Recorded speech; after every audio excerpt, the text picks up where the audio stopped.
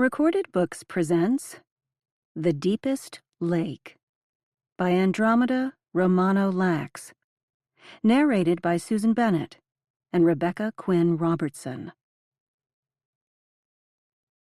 Prologue. That night.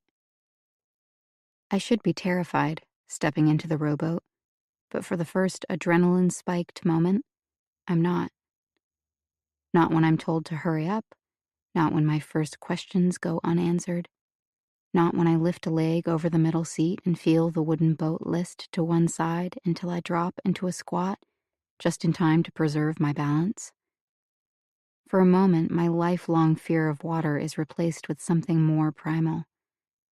I'm following orders both external and internal. The barking voice behind me, the quieter voice within. The volcano ahead is a gray silhouette against a navy sky. The lake is black. Don't think about it. Don't look down. But every glimmer and splash draws my attention. How many mimosas did we finish off? Followed by how many shots? Over how many hours? As the boat glides away from the dock, I try not to think about how fathomless the lake is, an ancient dark hole in a bowl of mountains. I don't want to be here. That's a selfish thought, and I shouldn't be thinking it, but I can't help it. All week I've managed to keep a safe distance. No daytime swimming, no nighttime skinny dipping. As few water taxis as possible, and then only reluctantly. My stomach flipping when the spray dampened my face. But now I've violated my own rule. And it's not because of a dare. It's not so that someday I'll have a good story to tell or to write. It's only because everything happened so fast. There wasn't time to make excuses or find others to help. No time even to get a life jacket or flashlights. There was only enough time to jump in the boat and hope we weren't already too late. Whether someone lives or dies is up to us. That's what I believe for the first 10 minutes as we move through the water, searching and silent. This task should allow us to patch up our differences, finally, bring us together. That's what I try to believe, still, as our trajectory incrementally shifts until we are heading out into the very center of the lake. You're taking us out too far, I say. No reply. I'm shivering. Alarm bells are beginning to ring in my brain. But I have to face the truth. There is no shared goal. There is no we. Herringbone clouds slip across the pale face of the moon. One more angry dig of the oars and then we are stopped in a pupil-black slick of still water.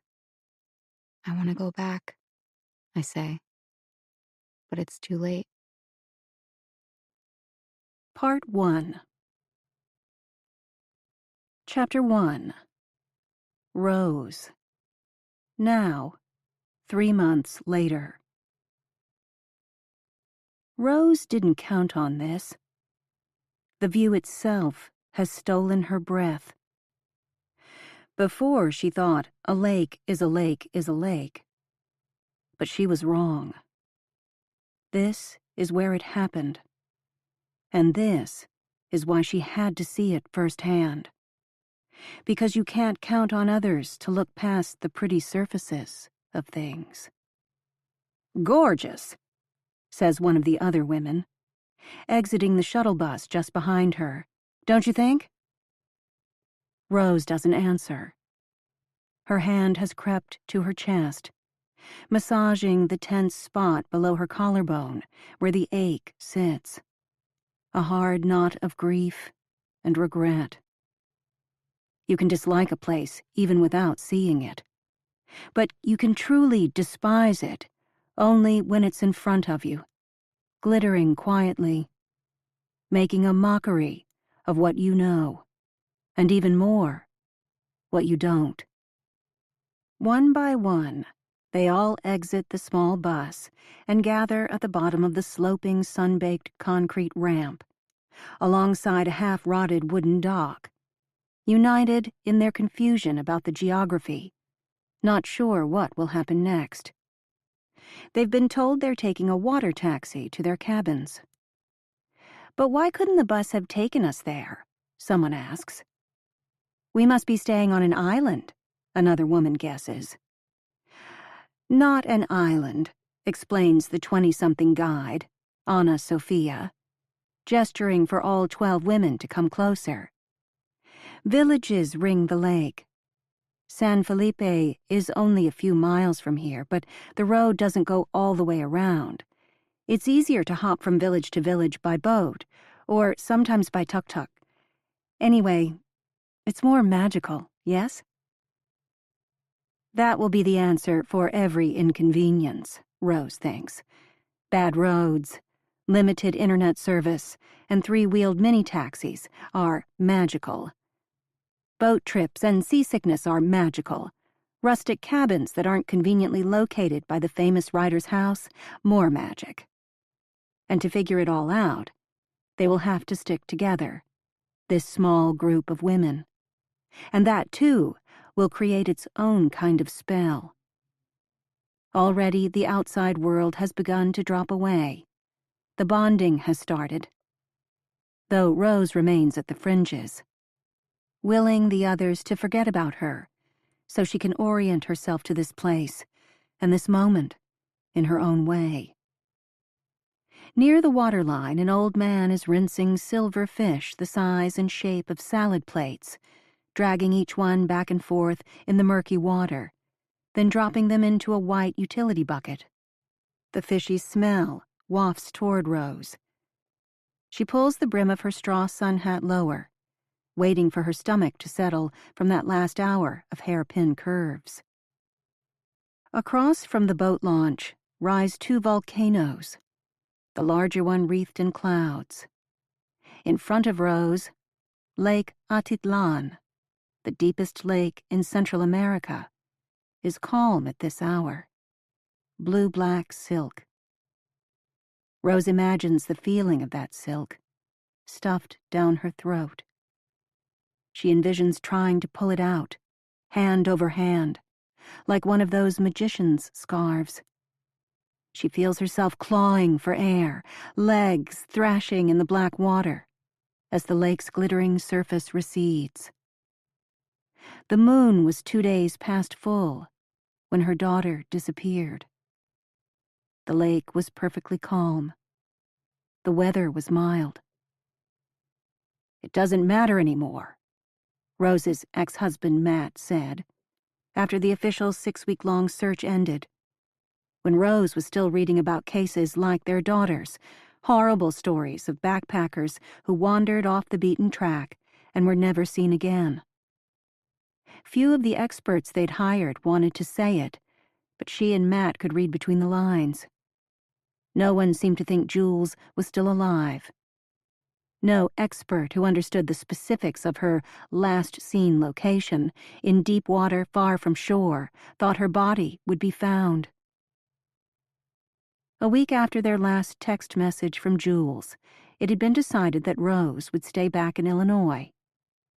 Making the most of his military background and comfort dealing with consuls and police, Matt flew to Guatemala and hired private helicopters for an overland search. With the cooperation of local authorities, he formed a separate team to drag Lake Atitlan the old-fashioned way, using lines and hooks. The first odd thing they pulled up, aside from beer bottles and soda cans, was a pair of white gloves. Rose remembers puzzling over the photo, snapped and texted by Matt moments before the police bagged the gloves as evidence. They weren't gardening gloves, and they weren't winter gloves, and they weren't for golf or cycling, much as Matt wanted them to be, because sport gloves were something Jules might have owned. The question paled in significance when Rose's phone dinged an hour later. A few 100 feet down the lake shore, a more important item was found. Jules's shirt, a pinstriped button-down Roxy cover-up. In response to Matt's question, Rose texted back with shaking hands, "Yes, I'm sure." She was in the bathroom throwing up when he replied with his typical reticence. "I thought so too." That same day, a Canadian retiree made his way to the police substation in San Felipe and filled out the report that Rose would reread every day for a month. The man, one of many North Americans who owned second homes on the shore of Lake Atitlan, had returned to his house one late afternoon in time to see a girl matching Jules's description swimming dangerously far offshore. He saw her once treading water, backlit by the sun, which was just minutes away from dipping below the far mountains. He went inside for several minutes to find a pair of binoculars. When he came back out, there was no girl. He forgot about it until he heard the helicopters and saw search boats amassing a full week later. While the boats continued to prowl every inch of Atitlan's lakeshore, Rose read more about drowning than her therapist would have advised. She learned that gases caused by decomposition force corpses to balloon, allowing them to rise to the surface within days.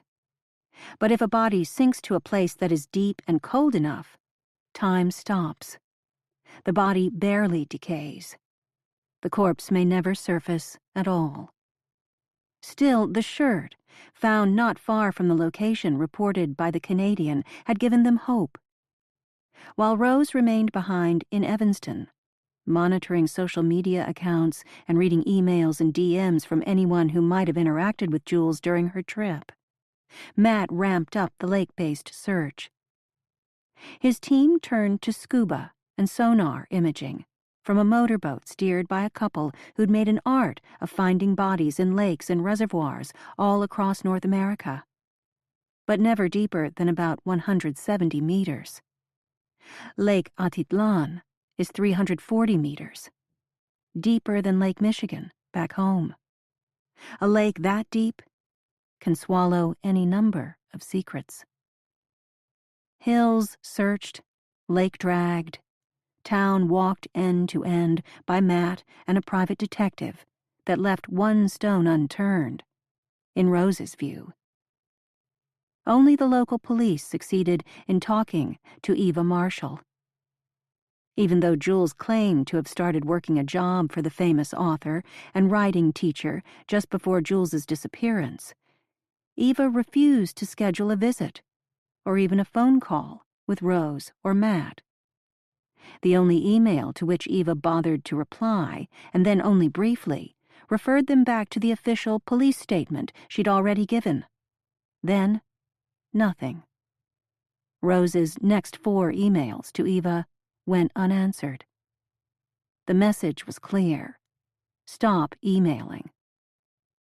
But what mother would? Finally, an admin assistant named Trish replied, informing Rose that Eva was busy running her memoir workshops and wouldn't be replying personally. The workshops. Before she'd even floated the idea to Matt, Rose was already signed up, using the maiden name she hadn't used in 25 years, McKenna, on the application form for the upcoming Lake Atitlan session. She already knew, from Googling herself first, that a search of her common name turned up hundreds of women's images, none of them hers, plus several Rose varieties. Someone idly searching wouldn't make a connection with Jules. Rose has no ambitions whatsoever as a memoirist, not even the tiniest desire to be published. She's not a good storyteller, and she's an even worse liar. But you do what you must after you've already tried everything else. Rose has stopped massaging the tight spot below her collarbone. She lets her hand rest there, feeling her heart's sped up staccato, trying to will herself into a state of serenity. The closest she can achieve is a tense, purposeful dread. Near the bottom of the concrete ramp, A cute little girl with ink-black hair approaches the women travelers and tries to sell them woven bracelets by tying them directly to their wrists, accepting payment after the fact. Even the guide gives in and buys one, allowing the precious little fingers to secure the knot. The little girl's dark eyes flit toward Rose, but she seems to know better than to approach. At the end of the ramp, Anna Sophia hands out bottles of water, warning the group about the mile-high altitude and the potential for dehydration. When the guide holds a bottle high in the air, shaking it in Rose's direction, Rose nods without hurrying over. She needs one more moment to take it all in. Out on the lake now, a small white dot motors toward the women and their pile of luggage, churning the silky waters into froth. Anna Sophia calls Rose and a few other stragglers closer, but before Rose can comply, her seatmate from the bus, a British woman named Pippa, approaches. She puts an arm around Rose's shoulder. The women are so touchy, as if they're all friends already. You've been quiet. Savoring every moment, are we? Oh, yes. Smart girl. Treat every day as if it could be your last. I do, Rose says. Stepping off the San Felipe docks, the women move slowly, despite Anna Sophia's attempt to rouse them with cheer. Someone else will get the bags. You're almost there, I promise. We'll gather in the reception area first. It's just up this little path and then into a garden. Past a stony beach is a low wall around some sort of compound, with several trees and lots of vines and big-leafed tropical plants. A woman behind Rose says, I hope they hand out those fragrant little washcloths. I've been sweating all day.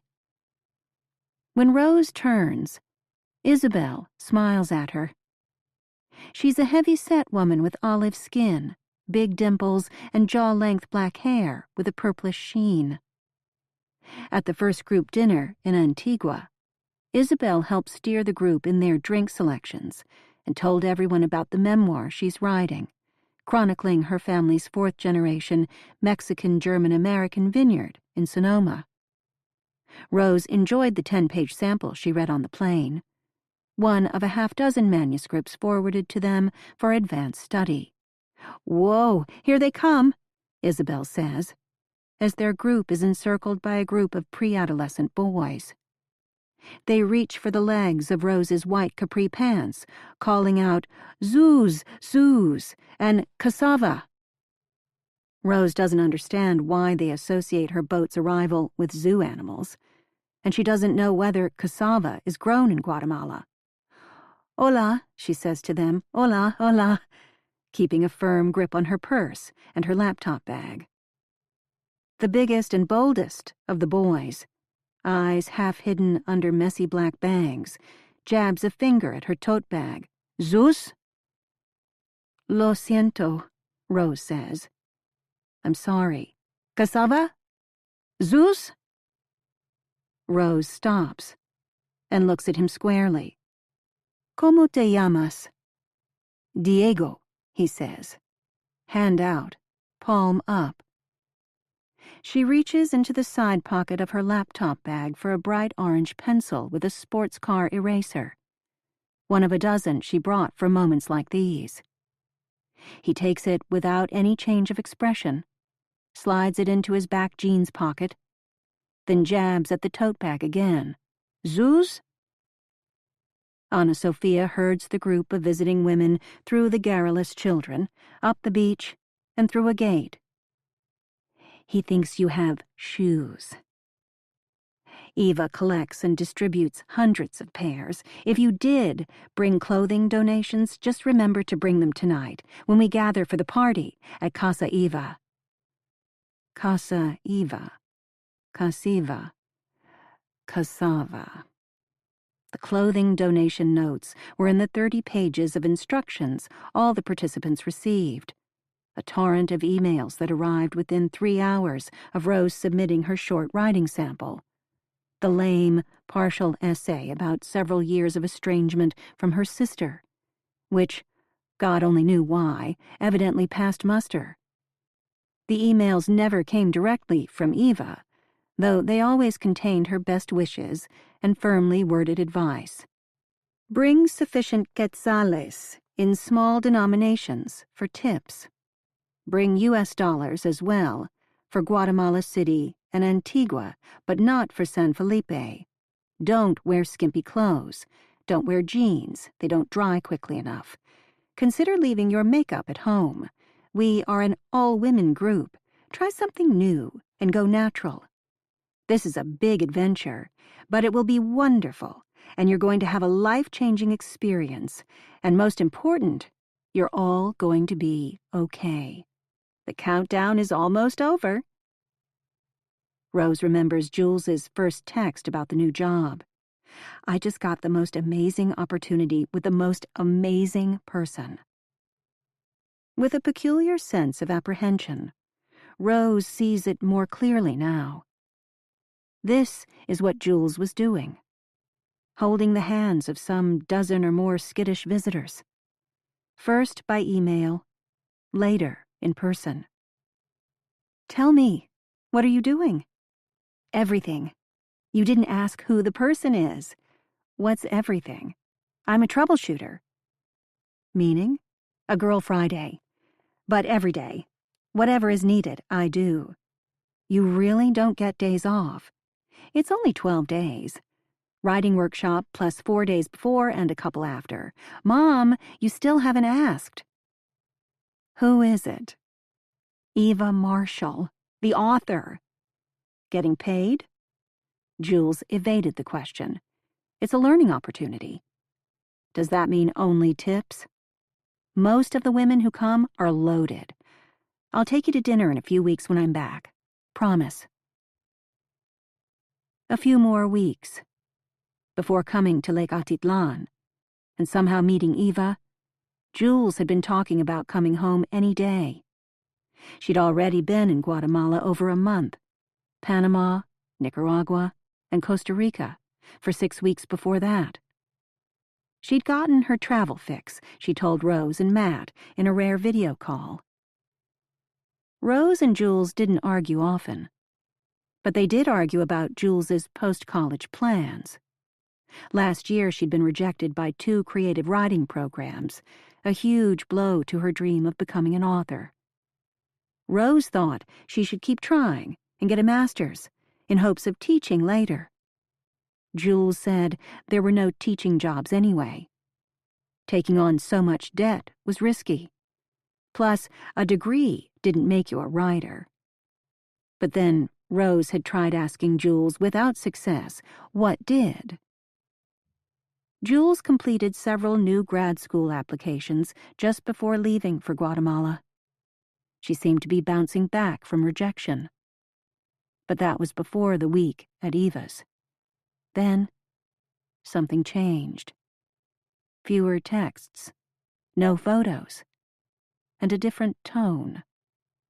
She seemed to be questioning everything, feeling both worthless and hopeless.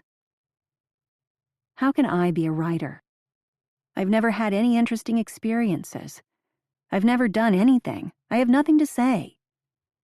A few minutes later, I'm pathetic. 2 texts, buried amidst hundreds of others that Rose noticed only later, in those frantic first days after Jules was last seen. Chapter 2. Rose. Even as they make their way into the simple hotel compound, Rose can still feel the lake behind her, always closer than she'd like. She tries to put it out of her mind, focusing for the moment on sussing out which of these women would have posed a challenge for a young, inexperienced woman like Jules, working as a girl Friday or personal assistant.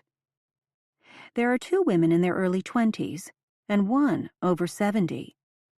Nearly everyone else is Rose's age, 40s and 50s. Lots of linen and cotton, crisp white blouses, chunky statement necklaces, flashy silver earrings, a few suspiciously smooth foreheads, many large-brimmed sun hats. Well dressed. Mostly fit. With a few exceptions, almost entirely white. Rose tries to figure out who is crazy rich, who is merely comfortable, who has spent her last cent hoping to untangle a knotted-up storyline or get an agent referral, something Jules often talked about, along with terms that meant little to Rose, like slush pile and blurbs. At the open-air reception area, they gather amidst their mounds of luggage. 3 hotel employees bring out pitchers of something red that looks like sangria, but turns out to be hibiscus tea. Is that alcohol? Unfortunately not. I'll pass. On the boat, they learn that their guide, Ana Sofia, is a recent college graduate from Mexico City, not Guatemala. But at least her Spanish is perfect. Now she hops from cluster to cluster, stepping over bags, approaching each new participant with a strange smile. Rose steps closer, and with the most sympathetic voice she can muster says, "I hope they're at least paying you well for this." Ana Sofia says only, "Not exactly." So she, too, is probably working for tips. "Are you a writer?" Rose asks. "No." Ana Sofia doesn't bother to look up, too busy focusing on the damp sheet of paper in her hands. Her smooth black ballerina bun has begun to escape its pins. Rose feels bad for distracting this young woman, who is busy doing the sort of thing her daughter would have done, a thought that makes Rose both uncomfortable and determined to keep talking to her. "Have you been doing this job long?" 2 weeks. Eva only has full staff when the workshop is running," Ana Sofia says, distracted, moving her finger down a list of names. "This is all wrong. Pippa can't do the stairs, so we'll have to switch her with someone. Diane, you wanted a private room, but the bathroom is broken, so I think you would be happier in a double." Other women huddle closer to hear what Ana Sofia has to say. One of them, an older woman with gray blonde hair, done up in an elegant twist, says, "Will you be staying at Casa Eva with us, honey?" "No," Ana Sofia says, focused on her sheet. "I am the town enlace. How do you say contact?" "Liaison, yes," the old woman purrs. "But whenever I come, Eva has a nice girl helping." Rose asks, "Were you here for the last session?" "No," the woman frowns, shaking off Rose's interruption. "Anna, I need to ask someone about my massage. And last year they gave me a special chair in the classroom. I can't sit on the hard ones." Ana Sofia shakes her head. "I don't know. You'll have to ask Eva later, or maybe Barbara?" Rose butts in again, stepping closer to Ana Sofia. "If you're in town, do you stay in the cabins with us?" The assistant looks up, visibly annoyed. "I have a friend who lives here. I stay with her. Now, please, I have to solve this." Rose backs away, making a mental note. A girl Friday works in town. Other helpers work at the house. Also, Ana Sofia is not a memoirist wannabe, which makes her situation slightly different from Jules's. They've always known where Jules stayed during her first nights in San Felipe, a local hostel. But then there was a week-long gap until she was last seen swimming away from shore. If she was working for Eva in town, Jules must have transferred to another small hotel or some informal town lodging. Rose has a list of all the places their bilingual investigator checked. He could have missed something. Rose hopes the frustration isn't written on her face. She can't even nail down the simplest things, like where her daughter slept once she started working for Eva. But Matt and the PI didn't do any better. She doesn't know if she's asking too many questions, but at least the other needy women give her some cover. Rose notices that Isabel has moved to the shady back of the garden, where she's chatting with a tall, fine-boned woman with spiky platinum hair. The woman's linen pants and matching vest are somehow unwrinkled. Her red lipstick is still fresh. Rose would prefer to find a corner where she can take out her e-reader and finish the Eva Marshall memoir she started reading on the plane, a book with such a heart-wrenching premise that she didn't hear her zone being called for boarding at her second gate in Houston. But meeting her fellow workshop participants is research too. She rouses herself to appear more social. "This is Lindsay," Isabel says, as Rose approaches. She arrived too late for the Antigua dinner. Isabel introduces them with eyebrows raised, as if she expects Rose to attach a story to the name, but she can't just yet. Lindsay is striking, half corporate, half rebel, if it's really possible to be both. An Emma Thompson look-alike. She has good hair. Isabel, with her black-purple sheen, has fun hair. Rose's shoulder-length brown lob is okay, at best. "Sorry I missed the dinner. I've still got jet lag," Lindsay says. Isabel winks. "I thought you said it was a hangover." "That's how long you can keep a secret? 2 minutes?" Isabel laughs and glances back to Rose again. Now, Lindsay, on the other hand. Rose is trying to decode the comment. Then she gets it. Lindsay's essay was the one about bluffing and conning people. It was probably the best among the half-dozen manuscripts forwarded to them. "You wrote the piece about being a card sharp," Rose says. Or is it card shark? Depends on whether you're in England or America. But cards aren't my specialty. It was just an easier thing to write about in a fluffy short essay. Rose doesn't think it was so fluffy. In a few pages, Lindsay told the story of a mistake she'd made. Having dinner and sleeping with an unfamiliar man she needed to beat in a poker tournament the next day.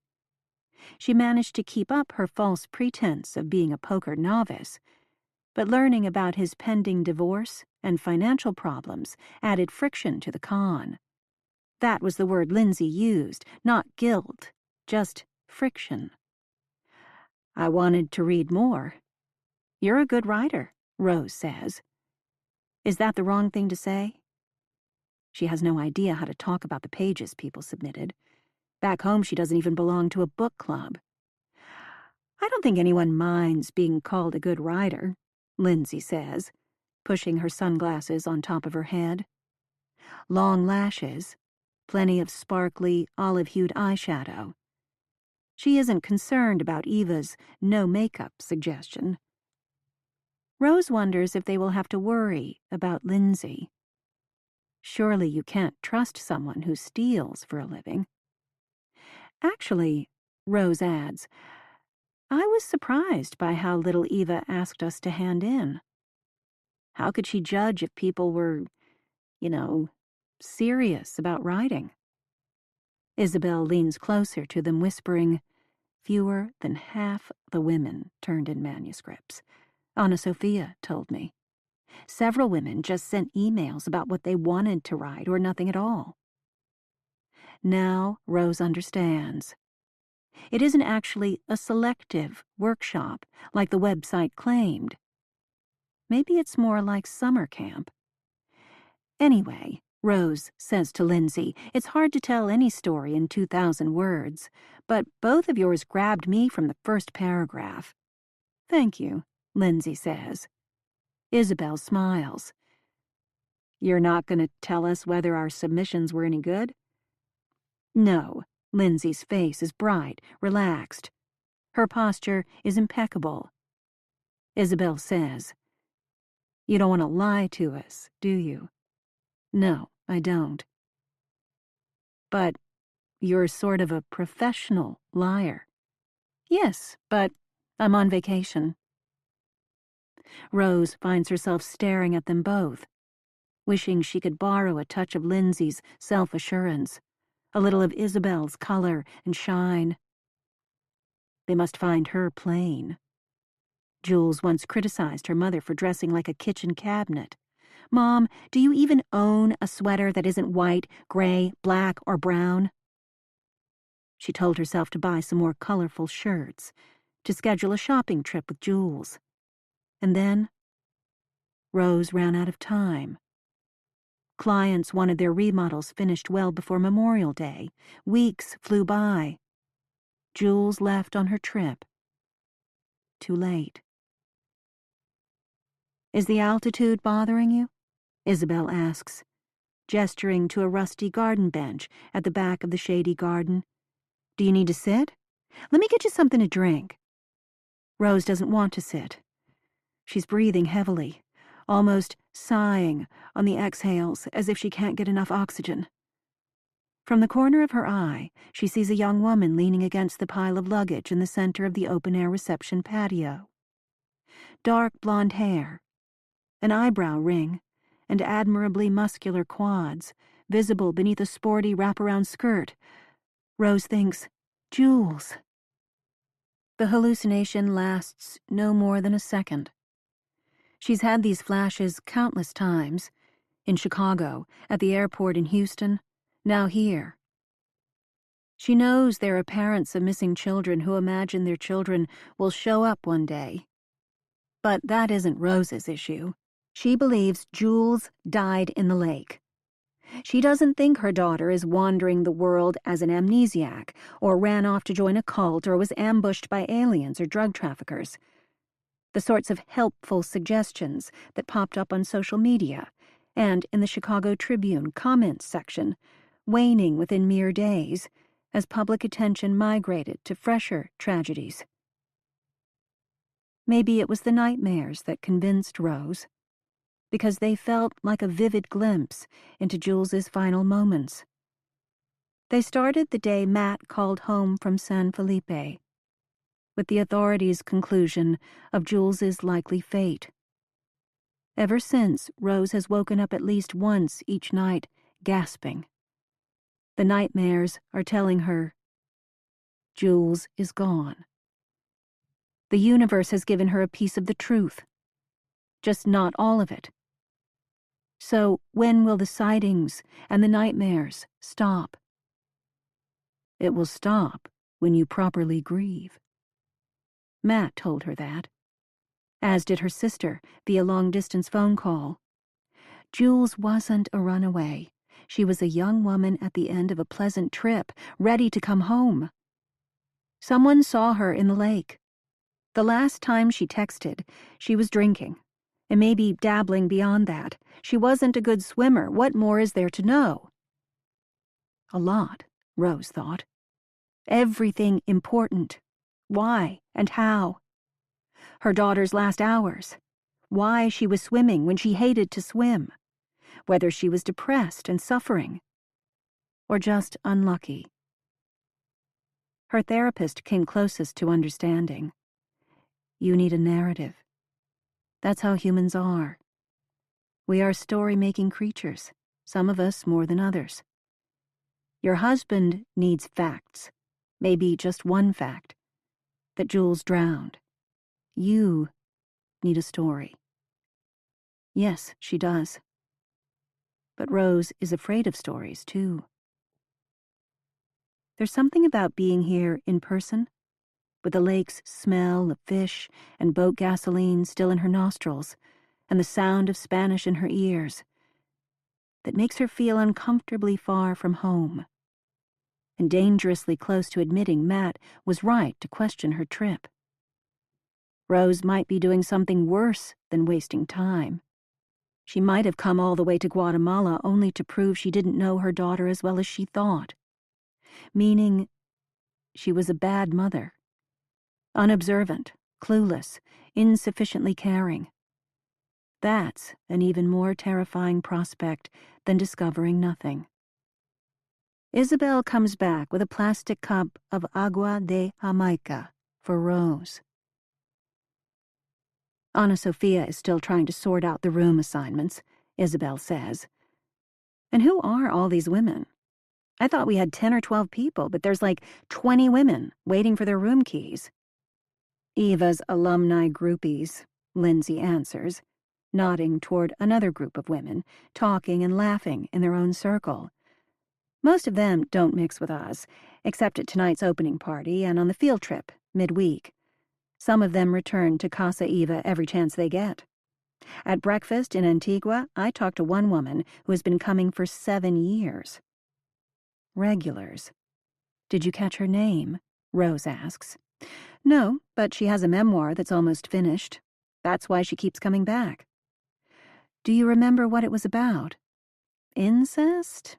Death of a spouse? Recovery from a rare disease? Maybe all three. That would be the winning ticket. You're terrible, Isabel says to Lindsay. Do you think she comes for every session? Rose asks.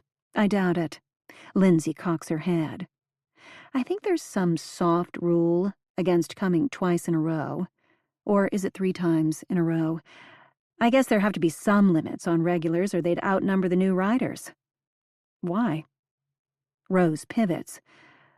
I've just always been curious how much work it takes to finish a memoir. More than a writer can ever bear to think at first, Isabel says. It's like childbirth. If you knew what it was really like, you might just skip it. Or so I've heard. Am I the only childless by choice woman here? Lindsay lifts a pointer finger. Rose looks down at her leg and gives it a slap, then proceeds to scratch furiously. No one seems to notice she's evaded the question. Isabel nudges a duffel with her toe. By the way, I've got good wine in there. Your vineyards? Rose asks. No, I loaded up in Guatemala City. They tell you not to stop anywhere in Zone 13, but I knew pickings would be slim in San Felipe. The minute we get into those cabins, I'm opening a bottle. And please, please join me. Rose ventures her next question carefully, not wanting to alert anyone that she'd dare criticize any aspect of the workshop. Can you believe we haven't met Eva yet? I thought she would come to Antigua, or at least meet our boat. I'm not surprised, Lindsay says. She's smart enough to stay out of the fray until we're all settled and somewhat happy. Timing matters. And territory. We go to her. She doesn't come to us. Rose reconsiders her description of Lindsay. Emma Thompson with a touch of David Bowie. It's the white pants and vest, the sharp cheekbones, and the prominent collarbones and the stance, but it's more than that. A certain fuck y'all look, Jules would have called it. Wow, says Isabel. Here's our human behavior expert. You'll see at tonight's party. I predict a grand entrance. Rose asks delicately, You think Eva Marshall's being phony in some way? Not at all, Lindsay says. She's a performer. I wouldn't have paid to meet her if she wasn't. We all come wanting the magic, and she'll help us feel it. You can't have an experience like this without a strong leader. Amen, Isabel says. I've been working on my manuscript forever. If I learn just one new thing that helps me finish it, this week will be worth it. Lindsay looks at her watch. She steps away and returns a moment later, shaking a key on a long wooden dowel. Come on, roomies. We're in the same cabin? Isabel squeals. We are now. Isabel grabs her duffel. You're the best. Come on, Rose. Me, too? She's lucked into one of the cool crowds without knowing how it happened. But she's grateful. Mom, when's the last time you met any women your age? What are you talking about? You make it sound like dating. Not dating, just friends. I've got work friends. You're self-employed. I have an office manager, colleagues, and clients. Fun ones? People you can really talk to? I've got you, Jules. I've always got you. Chapter 3. Rose. The cabin is rustic and dark. The only visible decorations, a few hand-woven striped blankets on the main floor's twin beds. A simple round table and 4 chairs occupy the center of the room. A ladder leads to a low-ceilinged second floor and 2 more twin beds. Isabel asks, "You're sure you don't mind taking the loft? You don't have a lake view. I don't want a view," Rose says, a little too sharply, thinking again of the water they motorboated across. How shaky she feels just thinking about its lightless depths. Thanks, really. It's quiet up there. I'll sleep better. After hauling her bags up the ladder, Rose stands in the loft, glad the window is covered by a sheer curtain.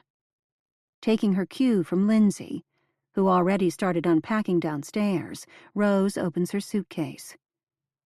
From upstairs, she hears the cabin's front door opening. 2 new women enter, chatting excitedly.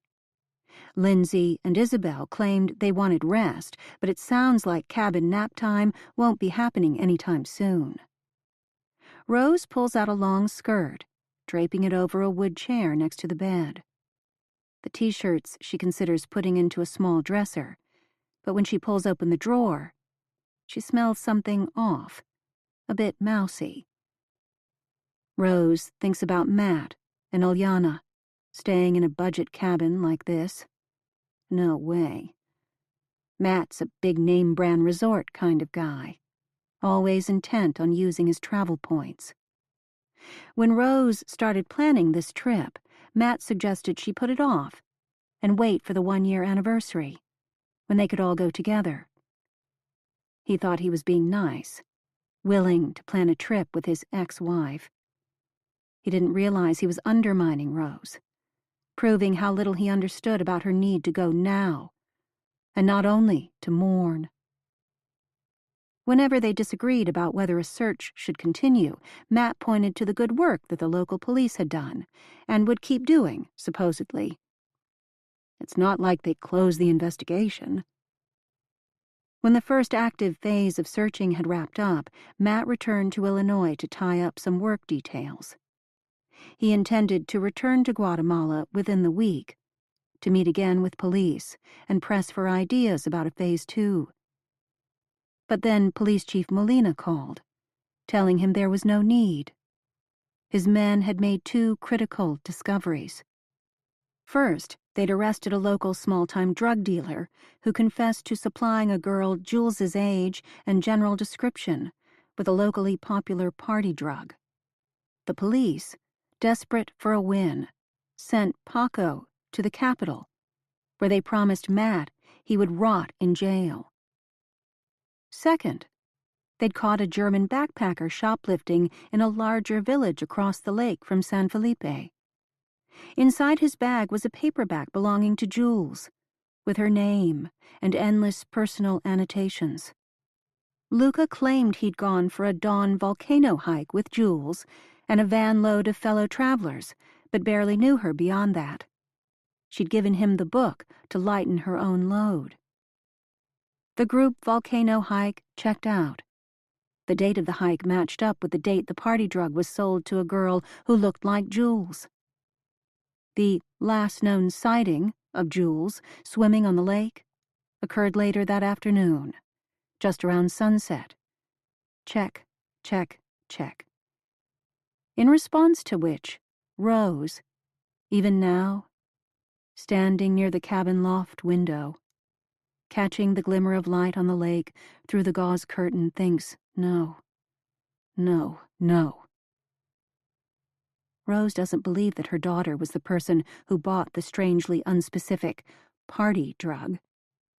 Rose also has a hard time believing Jules would have ever given away her favorite book, the Eva Marshall memoir she'd been rereading since high school.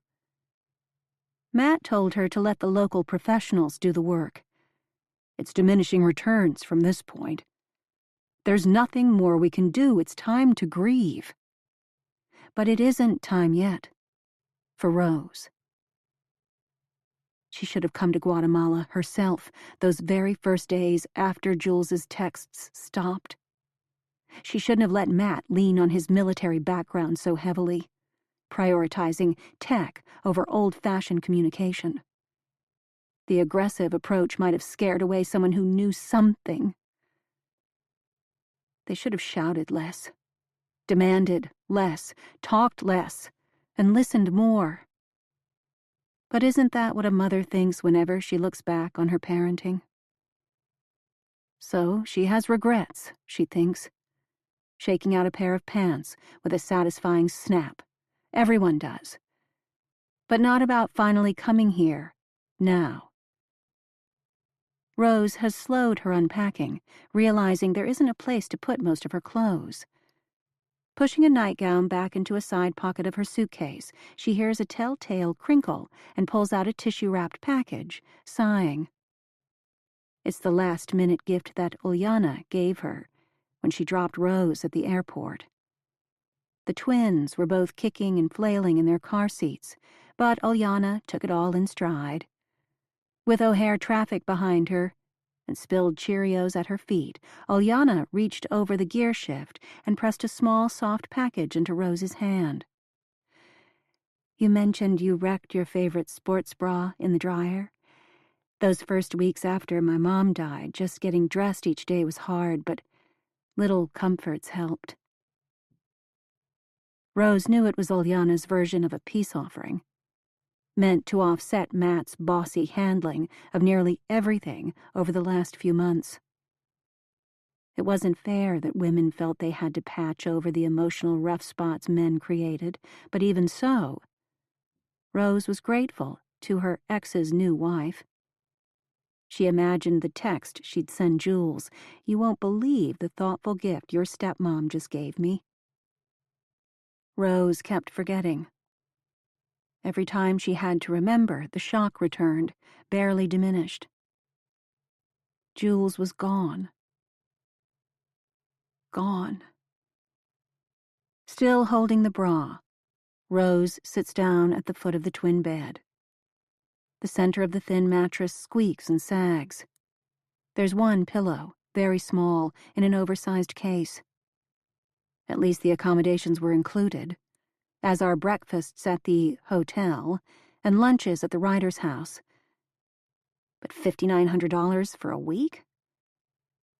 The truth is, that's a lot of money after the hundreds of thousands of dollars she and Matt spent together on the search effort. Not that she has any future weddings or grandchildren to plan for now. To make things worse, she isn't scheduling new remodels for the time being, despite her office manager's warnings that long-term clients are deserting them. But Rose can't think about design work. Kitchens are gathering spaces for families.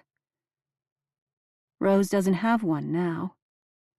She'll keep receiving occasional holiday invitations from Matt and Ulyana, and from her sister Christine, but really she's just the pitiful outsider looking in. "Hey, Rose!" Lindsay calls up the ladder, only the platinum spikes of her hair visible through the opening in the loft floor. "You coming down for some wine?" Rose rubs the tip of her nose and clears her throat. "No thanks. I can wait for the big party." "Suit yourself." Downstairs, the group laughs without her. She hears them quizzing Lindsay about her grifter life. She explains, as she did to Rose and Isabel before, that her submitted essay isn't representative of her normal jobs. "Then what do you do most of the time if not beat men at poker?" a girlish voice asks. "I give them what they want." Someone whispers, "Sex?" "With the big jobs, they never even meet me. I'm the new online girlfriend who suddenly has a car accident, or a son in rehab, or a dog that needs to go to the vet. They just keep paying and paying, getting deeper until they're too embarrassed to face facts. Sometimes we break up without them even knowing they were conned. Rose is glad to listen from afar and not respond. What would she say? How can you trick people like that? How can you lie about things that are so serious?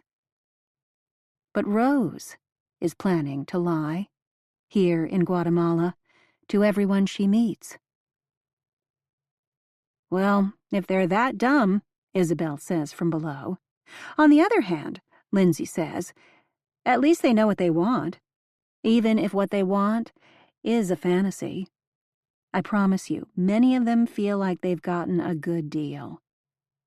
Everyone laughs again, a sound that makes Rose feel even more alone, and suddenly cold. Fully dressed, she pulls back the thin blanket and gets into the sagging bed, e-reader in her hand, intending to finish the second of the 2 Eva Marshall memoirs.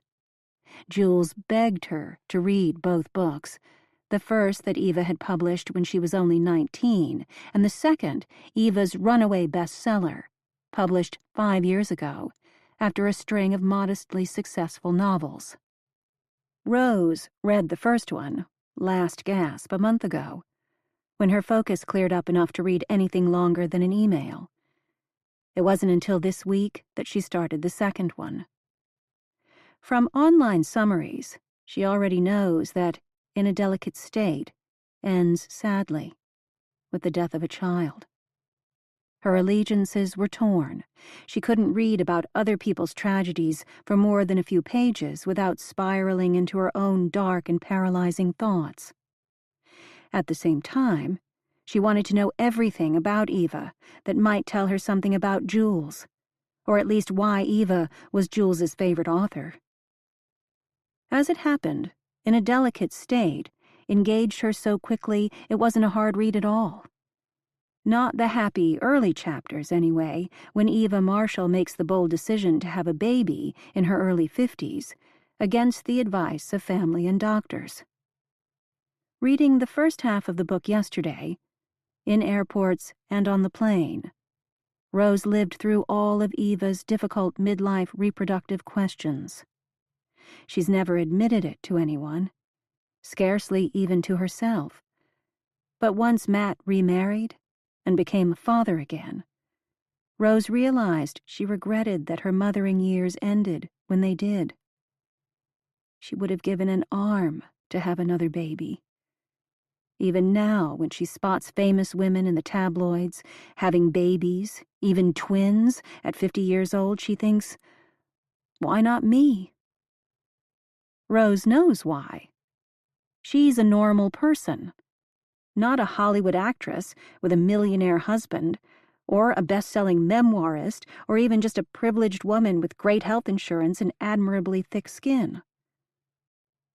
The sad part of In a Delicate State will come at the end. Rose hasn't gotten there yet. She swipes to the next page, reading slowly, knowing this is part of the process, connecting with a book beloved by Jules and facing the universality of grief. By the last page, she might even feel a special kinship with Eva. Once she fully understands what the author has suffered and survived, possibly even why she won't answer a grieving mother's emails. Downstairs, the voices continue. One of the younger women shrieks with laughter, about what, Rose has no idea. She can't read here. She needs to get out of this cabin. Rose packs the e-reader into her purse and descends the ladder. 4 faces look up, including the young, fit blonde from the reception area who reminded Rose so much of Jules, and an equally slim, ebony-haired girl who could easily be a model. In a workshop of mostly older, wealthy women, they're the young ones, tan, taut, and brimming with energy. They don't realize how beautiful they are, how fortunate. She shouldn't start resenting young women just for being alive, but she can't help it. "Scarlett and Noelani are here," Isabel calls out as Rose reaches the bottom ladder rung. "Come join us." Rose seizes the first excuse that comes to her. "I have to find the ATM in town. I couldn't get the one in Antigua to work. I want cash on hand before we all gather for the party." "I'll loan you some quetzales." "Thank you, but I really just need to do this." "You're from Chicago," Scarlett says to Rose, stepping toward her. "I love Chicago. I stopped there on my bike trip. You read Scarlett's chapter, right?" Isabel interrupts. "From her travel memoir? She biked across America on $10 a day. This girl is amazing." So was Jules, Rose thinks. She could have biked across the country. She could have climbed peaks in all 50 states. She could have written a memoir or a novel or screenplays. She could have done anything. If she just had more time. "I have to go," Rose says again, aware that her voice is trembling and that she's coming across like a killjoy or something worse. This is all too much, too soon. She's out the door before anyone else can beg her to stay. Rose opens the garden gate separating the hotel compound from a high-walled lane, off limits to most cars, and heads along the paved route toward the center of town, uphill and away from the shore. This isn't a vacation. She can't sit around drinking expensive wine. She needs to start searching. But she doesn't know where to begin. When she passes her first corner produce stand, she pauses, thinking of the 10 Instagram photos Jules posted over her entire trip. One was a close-up of limes, papayas, and some kind of squash, chayote, Matt guessed. The photo could have come from anywhere in Central America.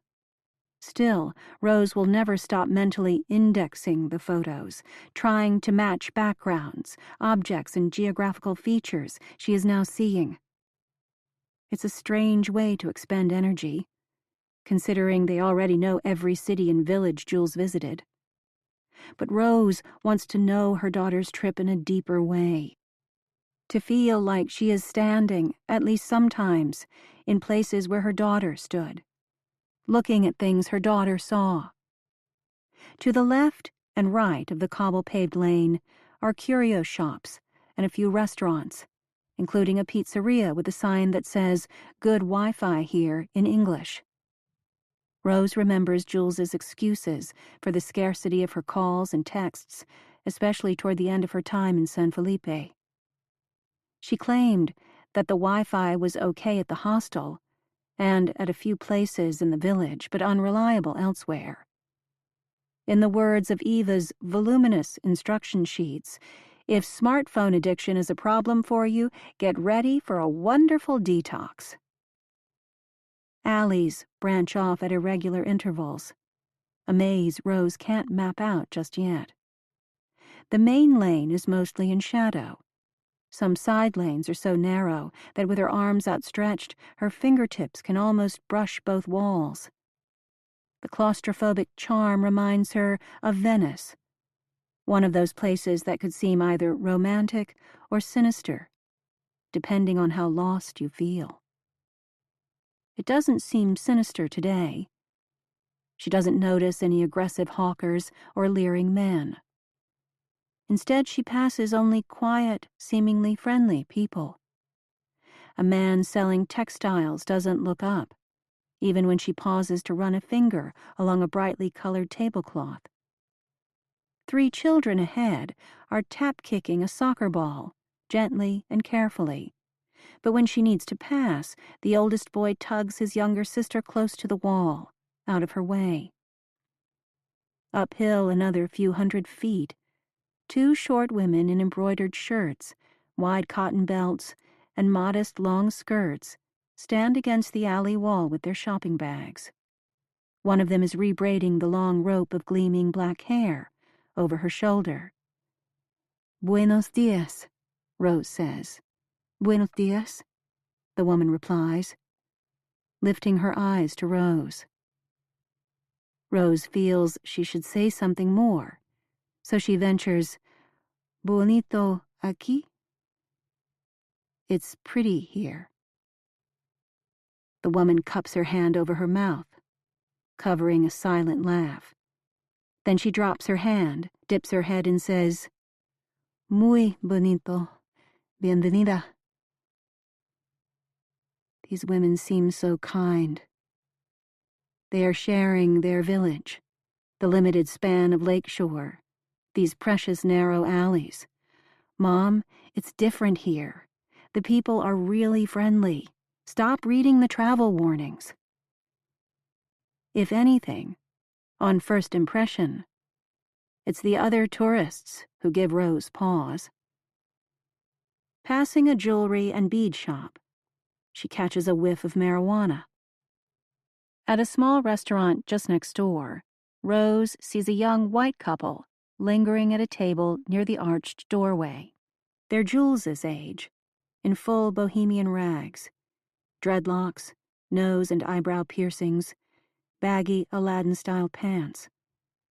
The man's outfit is topped with a roughly woven sweater, the same design sold in Mexico and Guatemala since the 1970s. Rose owned one of those a lifetime ago.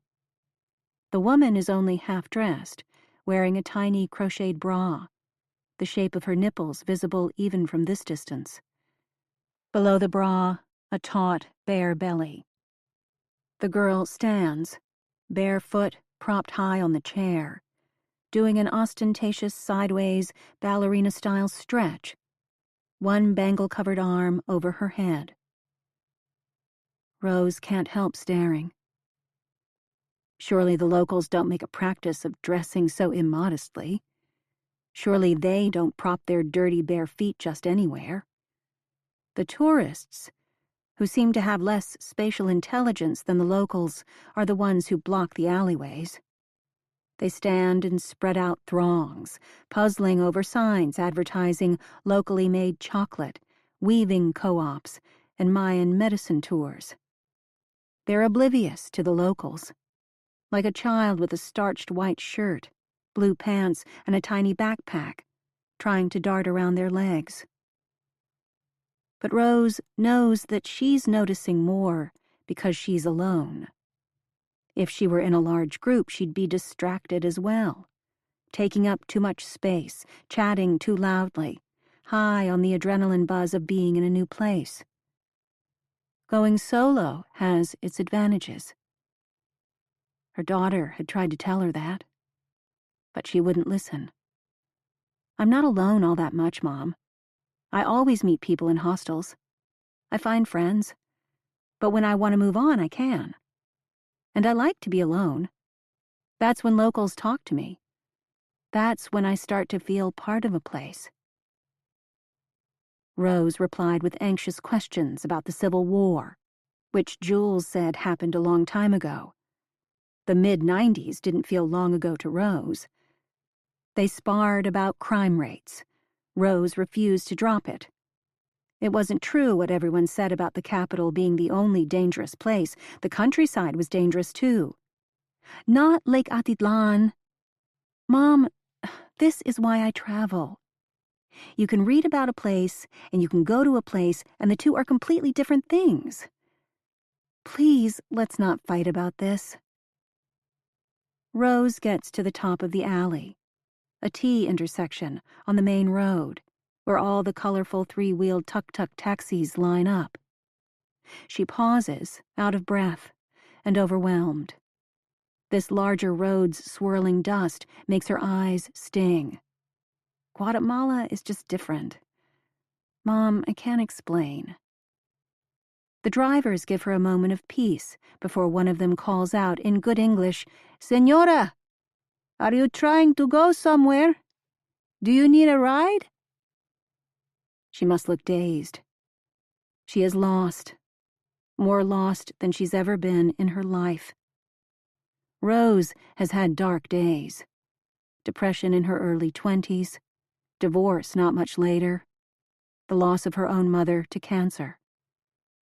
None of it came close to this. Nothing prepared her for the singularly devastating experience of losing a child. "Jules, I'm so sorry." Her vision blurs. She has to turn away, pretend to be studying the glass window of a small corner grocery, puzzling over the display of Coke products and a chalkboard boasting the currency exchange rate. She doesn't want to keep apologizing. She's here, isn't she? But this is a new apology and a new realization. One she couldn't have had back in Illinois. "Jules, you had every right to travel alone. You had every right to go out in the world, to see new places and talk to people and be yourself. You were absolutely right. Every place can be dangerous, and every place can be kind. We can't just stay home being afraid." And yet, how she wished Jules were home.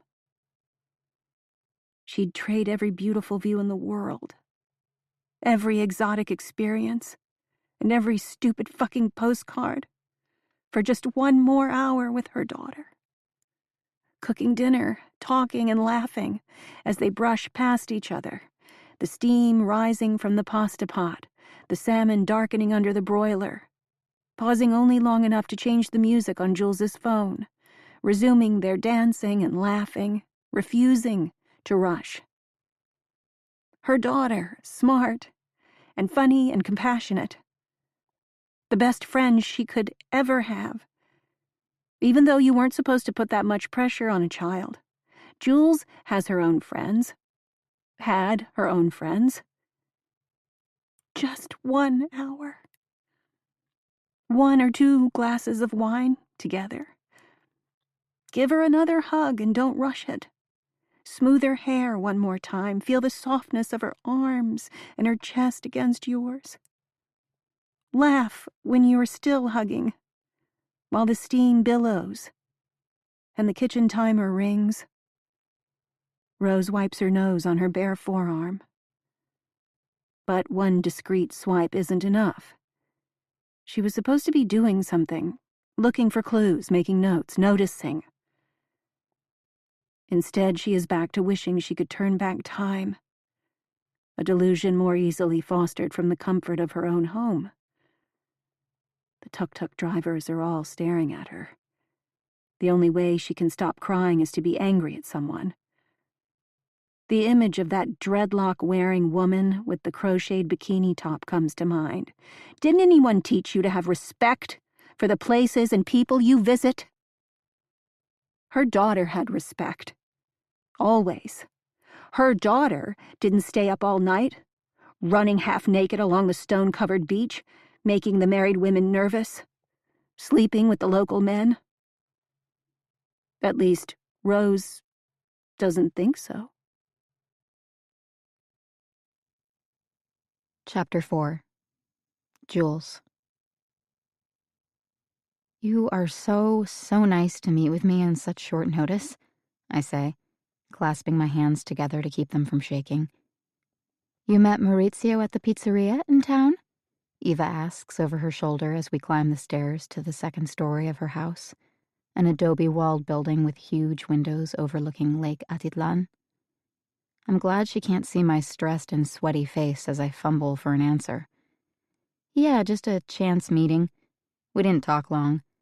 He said you're always looking for staff." In less than a minute, I've told 3 lies. First, it wasn't chance. Maurizio walked by my table and saw I was reading my old copy of Eva's first memoir, Last Gasp. He's never read it, but he recognized the cover, of course. Second, we talked all afternoon, ending up on the beach, where we finished off a 6-pack of Coronas, chatting the whole time in Spanish. Third, Maurizio didn't say Eva was looking for staff, only that the lady workshoppers were on the way, and everything was getting crazy. When I pressed for details, he got skittish. He wanted to see me again, in town, but he didn't want to lure me to Eva's semi-hidden lair. My words, not his. I have to assume it was for my own benefit. You're on vacation. Why would you want to work? But I don't need anyone, even a gorgeous 20-year-old guy with cafe au lait skin, hazel eyes, and dark, wavy hair, telling me whether or not I need a job. The answer is, I do. We're almost there, Eva says, gauzy fern green pants fluttering as she strides through the living room and toward a large bedroom, a corner of which is occupied with a desk, printer, and banker's boxes. Not the best layout, pardon the mess. We'll use the balcony. I swallow hard, eyes so dry that every time I blink it feels like I'm clicking the shutter of an old-fashioned camera, taking in the huge framed photo of Eva posing in an adoring crowd of 20 dark-skinned children, all dressed in matching t-shirts, like it's a charity event. Red dirt, acacia trees, Africa, probably. Another click as I try to capture the decor. Narrow kilim rugs from the Middle East, underfoot, Guatemalan tapestries on the wall, and folk art on low tables. A final click as I pass a framed photo of Eva standing in a one-piece bathing suit at the end of a weathered dock. I saw that one a year ago in the New York Times travel section. Eva calls out to some invisible helper. "Iced coffee, please. Out to the balcony." I hope she isn't calling Maurizio. He'd be appalled to see I'm here, carrying my backpack, having checked out of the hostel one night early. I'll settle things with him later. The truth is that I've fooled around with 3 guys, 4, on my Central American tour, but I've only met one famous author, and she happens to be my favorite writer of all time. A girl has to have priorities. I emailed you my resume, I tell Eva, following her through a combination bedroom office, then back out into the open sunlight, through French doors. On the balcony, she moves yellow legal pads and piles of paper-clipped printouts, clearing space on a white stone bench. Aside from the clutter and a few wilted plants that have seen better days, it's gorgeous up here. Red and turquoise throw pillows everywhere. A small table with an inlaid mosaic and sunset colors. "I didn't get the email," Eva says in a low, throaty voice. "Ever since Simone left me high and dry, I haven't been able to manage the inbox." She gestures to the stone bench. I sit. She doesn't. "You said you're a yoga instructor?" "Among other things," I say, ready to rattle off my resume. Planned Parenthood internship, various short-term secretarial gigs, tutoring. Eva glances toward the doorway where a teenage Guatemalan girl has appeared, wearing a traditional long skirt and woven faja sash. A tucked-in t-shirt reads, Gucci.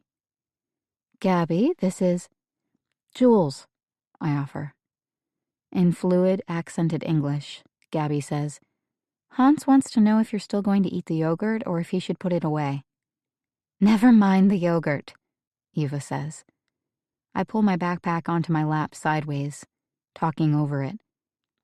"I saw on your website that you have a new workshop session starting in 4 days, which is awesome." "Gabby," Eva says, just as the teenager is turning to leave, "you're off the hook." Gabby's mellow smile fades into a confused pucker. "You don't want the coffees now?" "No, I don't need you to teach yoga to the women who are coming. We might have a real teacher." "Oh," I say, realizing what I've done, and only by mistake. "You were going to be the new yoga instructor." Gabby's shoulders droop. Now, Eva reprimands her. "There's plenty to do in the kitchen. We've got to prep meals for 30 people, and Mercedes hasn't been feeling well lately." Eva turns to me, explaining. "Mercedes came to us when no one else would hire her. Epilepsy and a developmental delay of some kind." "But you promised," Gabby says, pouting. "I've actually never taught adults, only kids," I clarify. "And you don't have kids here, right? So Gabby's probably the better choice." Eva doesn't seem overly offended by my transparent fib. Or does she believe it? I rack my brain for another way to pitch my higher-level skills, already second-guessing my attempt at altruism. Maybe I shouldn't have turned down the yoga job so soon. Maybe Gabby would have been happier in the kitchen. Eva turns to Gabby. Go get the coffee. Just one. With ice. Please. Just one coffee. Interview over. It's too bad, Eva says, still standing. I mean, you were the perfect package. Available right now, admin skills, plus yoga, but you don't do adult yoga.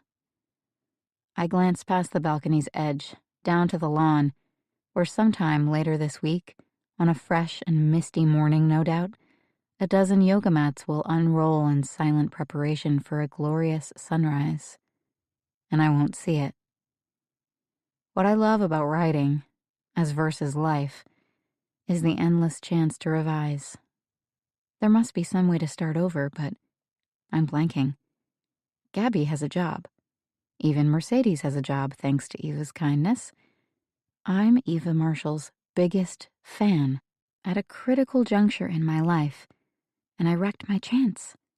I feel like I'm watching a drawbridge go up, staring at some fantastic castle, and I've gotten myself stuck on the wrong side of the moat.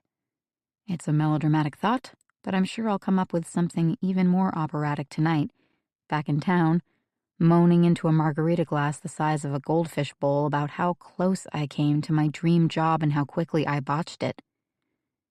Frazzled, I reach into my backpack and slide out Eva's first memoir, the one I was rereading at the pizzeria. Would you sign it before I go?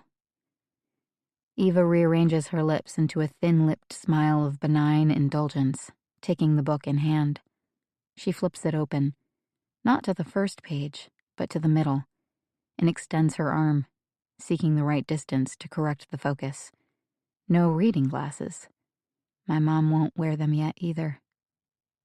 10 seconds pass.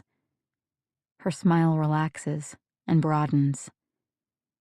I lean forward and see what she's seeing. My underlining and margin comments. The smiley faces are the marks I left when I was only 15. The more thoughtful scribbles and private codes are from early college. Oh my God, how can I explain? I've been making notes in this book's margins for 7 years. Is this the time to tell Eva Marshall that I first read Last Gasp when I was a sophomore in high school? Should I admit that, after losing my virginity to a guy I didn't like in the bathroom of a Subway sandwich shop that reeked of ham, I went home and cried, and didn't feel better until I'd reread the scene in which she lost her virginity on a London park bench to a man who smelled like glue? I get exposition and flashback, she says. But what's A? Awesome, I say, tongue thick in my mouth. There's nothing worse than letting someone see directly into your brain and discovering there isn't much there, but I have no choice. You write in your books. That's good. You can't believe how many of the women I teach think they're not supposed to. At a loss for words, I grin vacantly. Eva grabs a pen from the little table. So you're a writer, she says, signing the title page with a quick slash. She closes and hands the book back to me. I want to be. 4 words that can't begin to contain the dreams I've built up so dangerously large, I'm terrified of being crushed by them. Which you didn't tell me when you first asked for a job. I take a deep breath. It didn't occur to me that Eva Marshall would want to know about my small ideas and overheated ambitions. Even the word writer makes me uncomfortable. I haven't earned it yet. Interesting, she says. Sometimes what we hide is more important than what we tell. I want to think that she's right, that I might have depths hidden even to me, and strengths that could be nurtured by the right person in the right situation. Never mind that I feel like an imposter. Everyone feels that way, right? Eva leans against the waist-high adobe wall that encloses her second-story patio, an eyrie high up in the trees, and gestures to the stacks of paper-clipped pages which must be the work of the women writers on their way to Guatemala soon. You've got to see these manuscripts. There's practically no point in reading the first pages. They never admit what the real story is. They hold on to it. You have to wrestle it away from them. I believe that. All my creative writing workshops at Northwestern were the same way. Eva doesn't look impressed. She never went to college. She may even have a grudge against formal writing instruction. But I didn't really learn much there. Not about writing, I say, improvising. Travel and life have taught me more. They haven't. But I'm here. I'm willing. I've shown up. Eva seems to be thinking. Over her shoulder, 2 hummingbirds dart behind a bush and dance into view again. Flash of purple, shimmer of green. Stay focused. Don't mess this up. Julie? Actually, Juliet on my passport, but I've always gone by Jules. Eva narrows her eyes again, like she's tasting my name in order to decide whether she likes it. Behind her, the lake sparkles. I can't stop glancing from Eva's face, framed by her tasseled blonde bob, to the shimmering blue water, to the cloud-topped volcanoes. It's more than a view. It's a combination of things I never even knew I wanted, because I've never seen them all in one place. Natural beauty, timeless inspiration, and the signs of Eva's success. Everywhere. This place represents enchantment, but it's an earned enchantment. Eva deserves this. I know from following her life story a little too closely. I want to be the kind of person who deserves it too. Let's start over, Eva says, big green eyes fixed on me. I don't need just admin help. I need help dealing with everyday hospitality issues once the women get here. Stuff happens when people who are used to being comfortable leave their safe bubbles, and I desperately need social media too. You do that? Maybe it's time for a little truth at this point. I could learn. Let's have you learn right now. Okay, I say, letting the backpack slide down to the floor. I scooch my rear to the hard edge of the stone bench. Take out your phone. Make me a video. Tell me what you liked about one of my books. Do I aim the camera at you? Not for this one. Focus on the book cover or the scenery. Just make it casual and 1 minute or less. Something I can put on our feeds, which got way too quiet this week thanks to Simone going AWOL.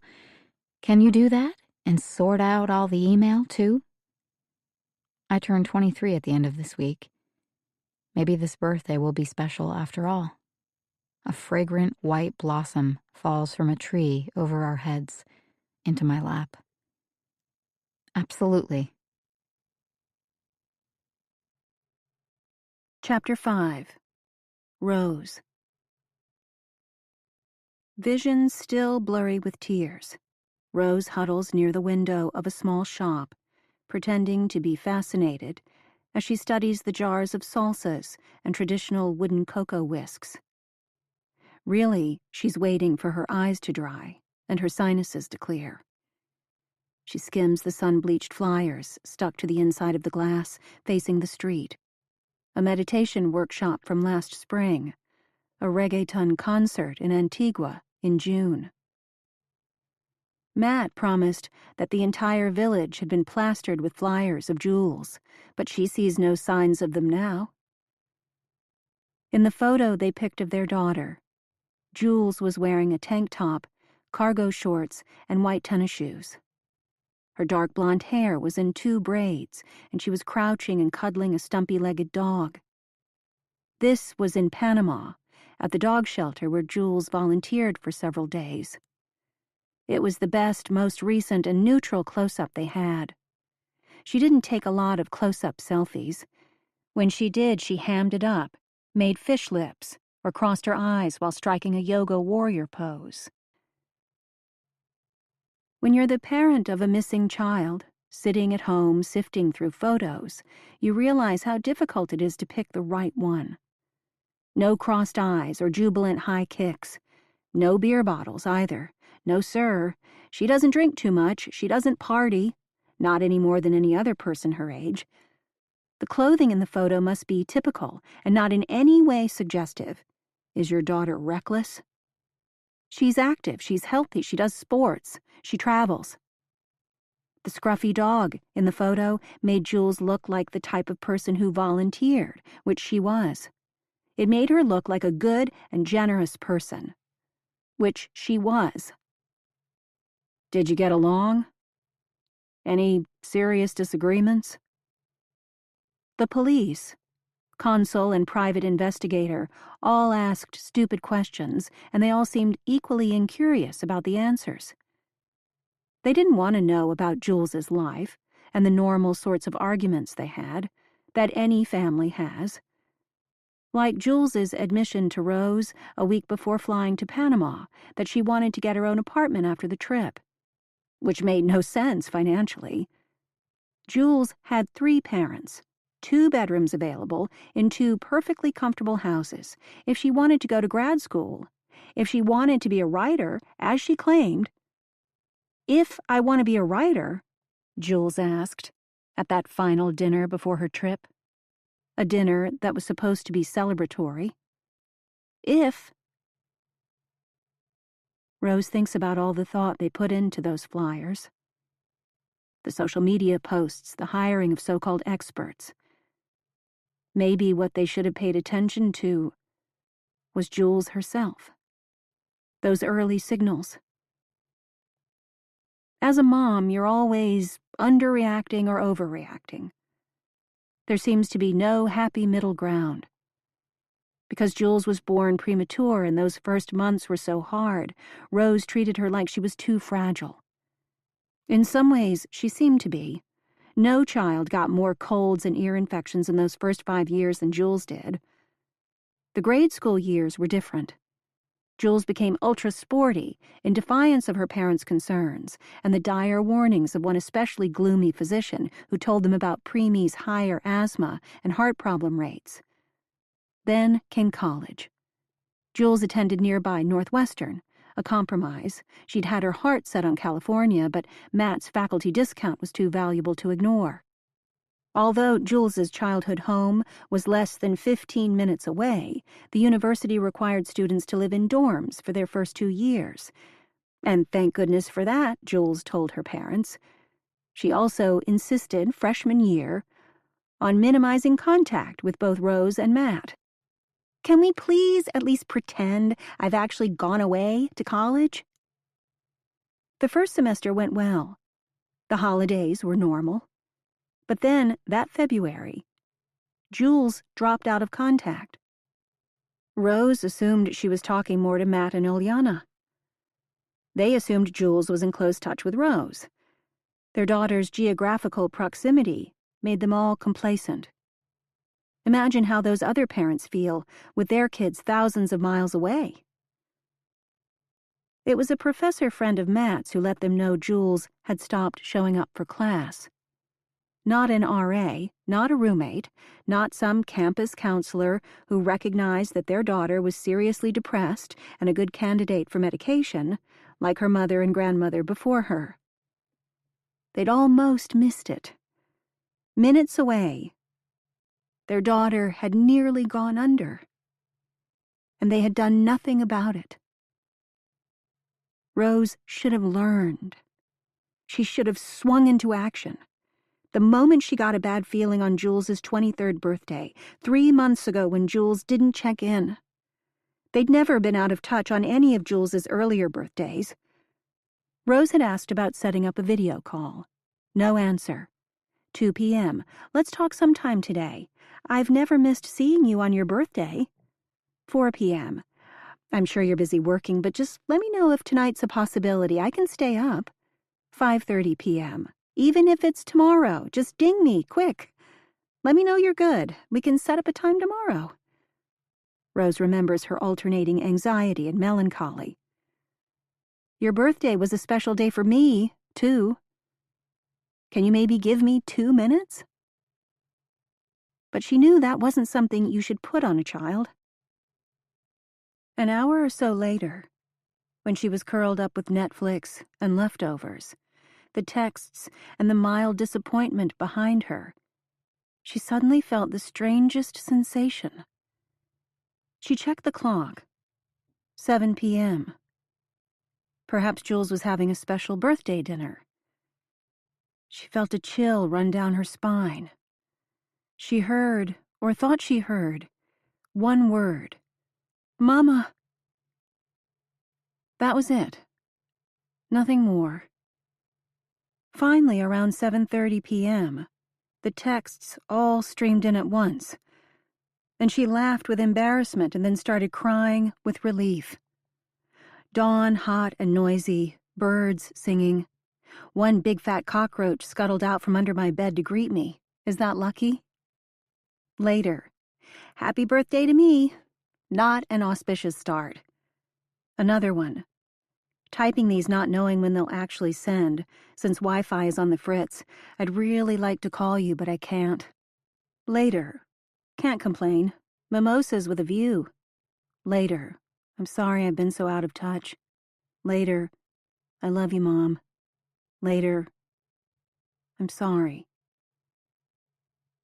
There were never any more texts. There was no information at all, until Rose and Matt decided that 5 days was too long to go without contact, that it wasn't like Jules to drop out of touch so suddenly with no explanation. It took 2 more days to launch a full search, thousands of miles away from home. 6 weeks later, that search ended. Though, according to the police, giving up on finding a body didn't equate to closing the official investigation. Still, it seems the same to Rose. No active search, no likeliness of getting significant leads.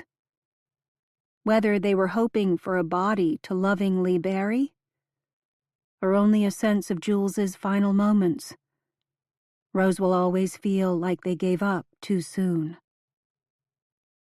Tired of wandering, aware that siesta is upon them and many of the shops have closed for the afternoon, Rose retraces her steps downhill toward the waterfront and stops at the pizzeria she spotted earlier.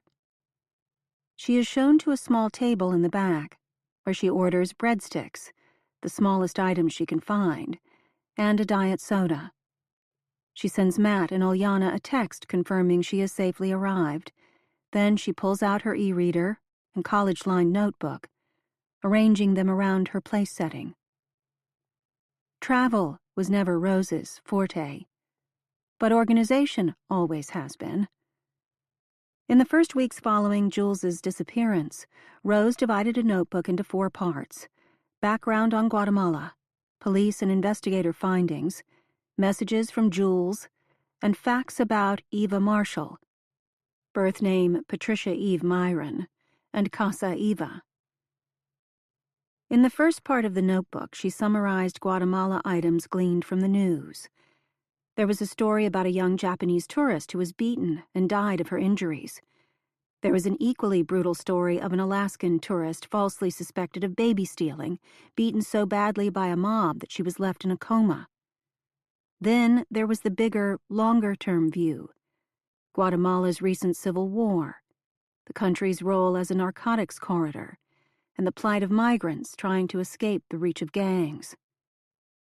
Rose's small reward for finishing her review of Guatemala background notes is to flip to the next section of the notebook, where she can review the findings from the police. Here's where they logged the cursory info on the arrested drug dealer named Francisco Paco Marroquin, and, in more detail, the arrest and later whereabouts of the German backpacker. Matt had pledged to keep an eye on Luca Bauer, via an American colleague who worked in the boy's hometown of Stuttgart. If he makes one wrong step, if he bothers any young woman, if he gets picked up for something as minor as riding the U-Bahn without a ticket, I'll find out about it. So that was that. A local drug dealer punished. A young man who spent at least a few hours with Jules identified.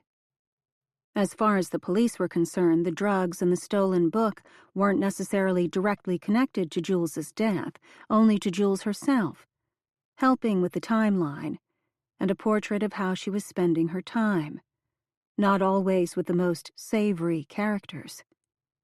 The nailed-down details made it possible to attach other smaller details, gratifying Matt especially. Rose turns the page, willing herself to see it as an objective observer, someone who might notice something new. She rereads the highlights of Eva's statement to police, including the overlap with the German backpacker's assertion of a key detail. Eva said she'd been forced to let Juliet May go when Jules insisted on her plan to go on the Dawn volcano hike with Luca, quote, regardless of her work responsibilities mere hours later. Jules had left Eva's orbit 12 hours before the hike, and a full day before she was seen swimming. None of these investigatory details are as important to Rose as Jules's own words. This is where the essence of Rose's daughter still persists. Her voice captured in the third section of the notebook. A patchwork of pasted emails, texts, and Instagram captions written out longhand. These are amazing women, Jules wrote, in a rare, longer email just after getting the personal assistant position. They've gone through so much, and yet they are strong, honest, generous, and resilient. I'm so honored to help organize their trip just a little, to give them some comfort and troubleshoot so they can focus and get the love and help they need so they can write and tell their truths. Knowing what some of them have gone through makes me feel I've led a sheltered life. I should feel lucky, but I don't. How lucky can I feel when I have nothing to say, no stories to share? I know you won't get that part. Moms are supposed to want their children to lead boring, safe lives. I get it. But let me tell you about Eva. She is the most beautiful and badass of them all. If you still haven't read her first memoir, the one I've been telling you to read forever, you should. Rose has Jules's copy of Eva's first memoir, the one taken from the German backpacker and returned to them. A treasure, because it bears the marks of Jules's many rereadings over the years. She read it soon after Jules disappeared, and has thumbed through it many times since, even though it's not her kind of book. It's her daughter's kind of book. That's what matters.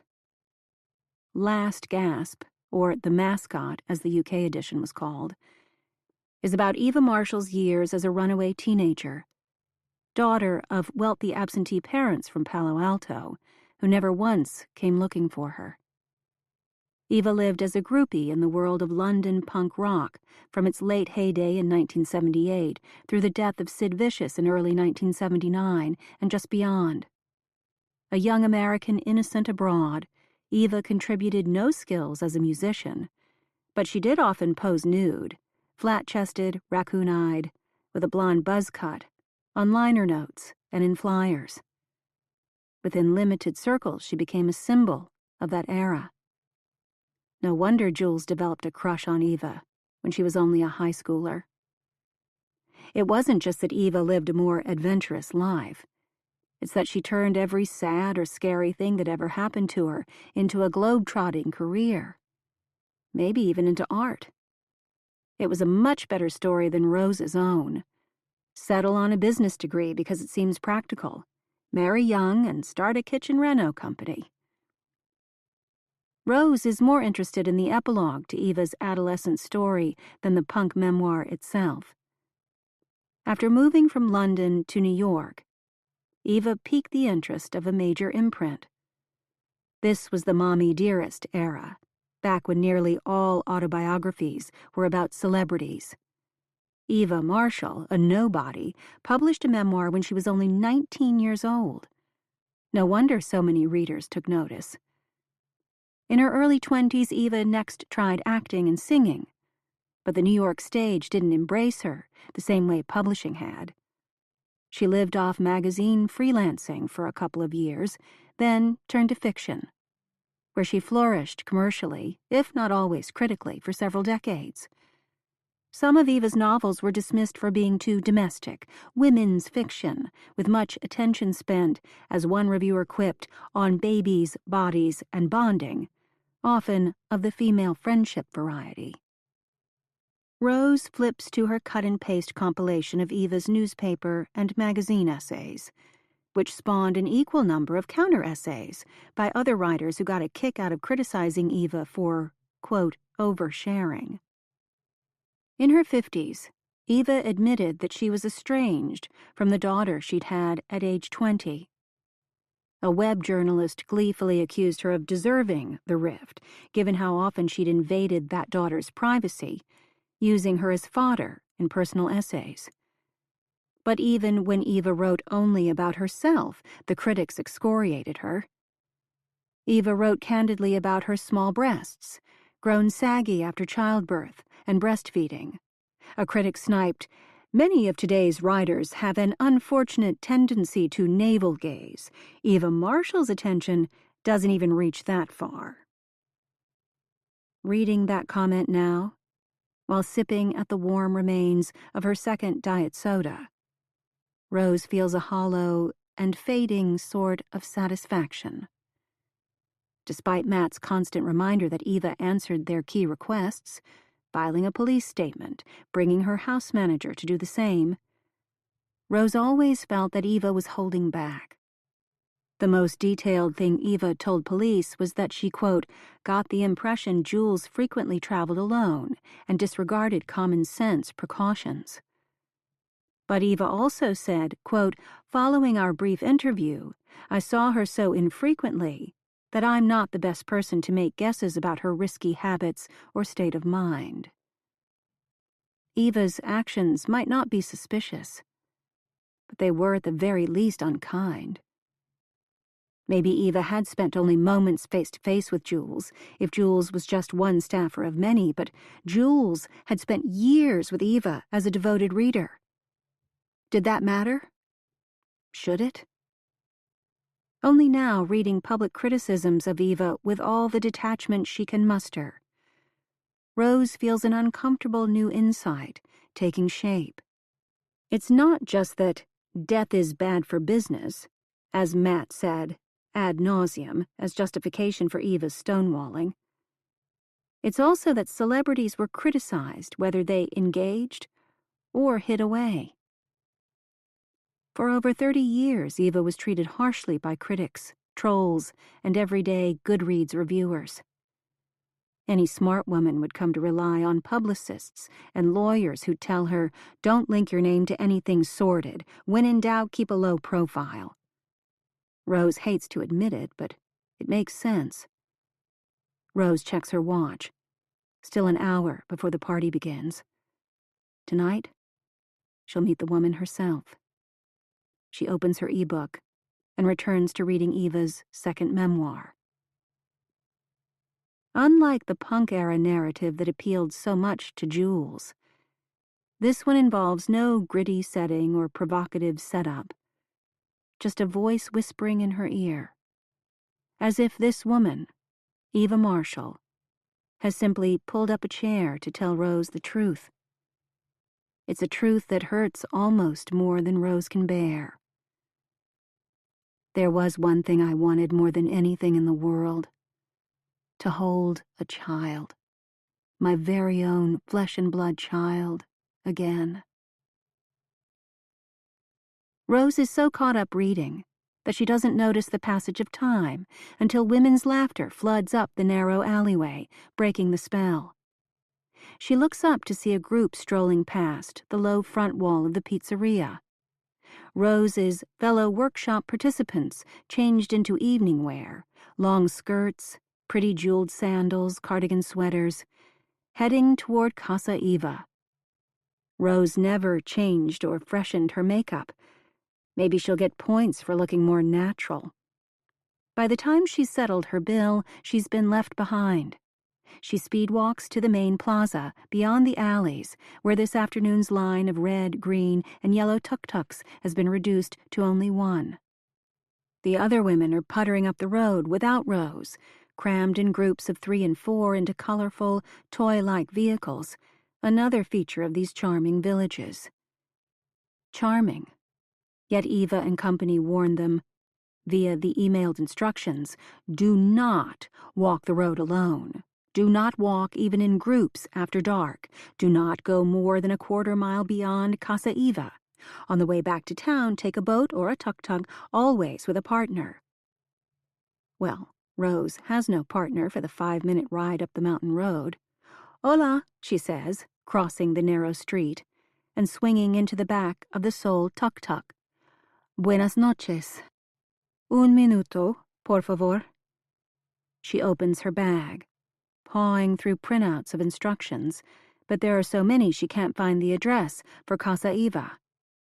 When she looks up, Rose notices an old, dark-skinned man with bowl-cut hair and a thick, boxy shirt, homemade, hand-woven, looking back at her from across the narrow road. He neither smiles nor frowns. He takes a step closer into the street. One of his eyes is filmy blue. The tuk-tuk driver shoos him away.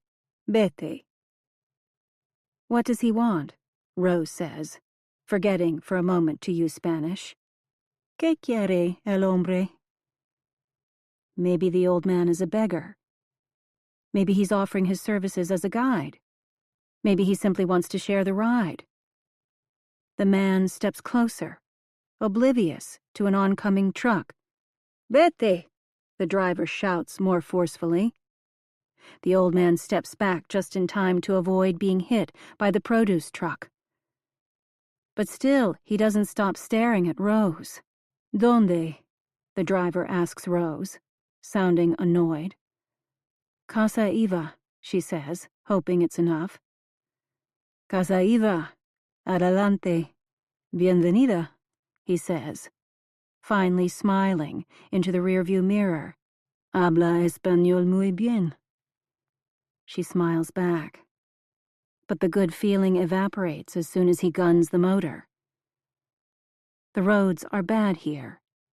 Even a short ride feels reckless, all the more so in a tiny, half-open vehicle like this one. She hasn't been here one full day, and she's already doing what Jules would have done. What she did, allegedly. Rose is ignoring local safety advice, wandering around town, and well beyond it, alone. That old man almost got run over. The same thing could happen to her if she keeps wandering around with her head in the clouds. Also, she's carrying too much cash. She feels for the bills in her pocket, the maximum quetzales she was able to withdraw. She was supposed to leave it in her locked cabin room, not travel with it on her person. Stupid. Rose imagines Jules's voice. It's okay. Geez, really. But it doesn't feel okay.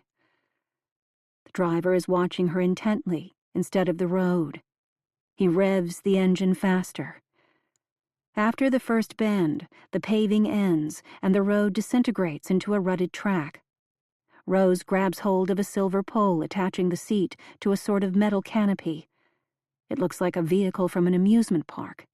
The tuk-tuk's wheels bite into gravel, throwing up clouds of gray dust.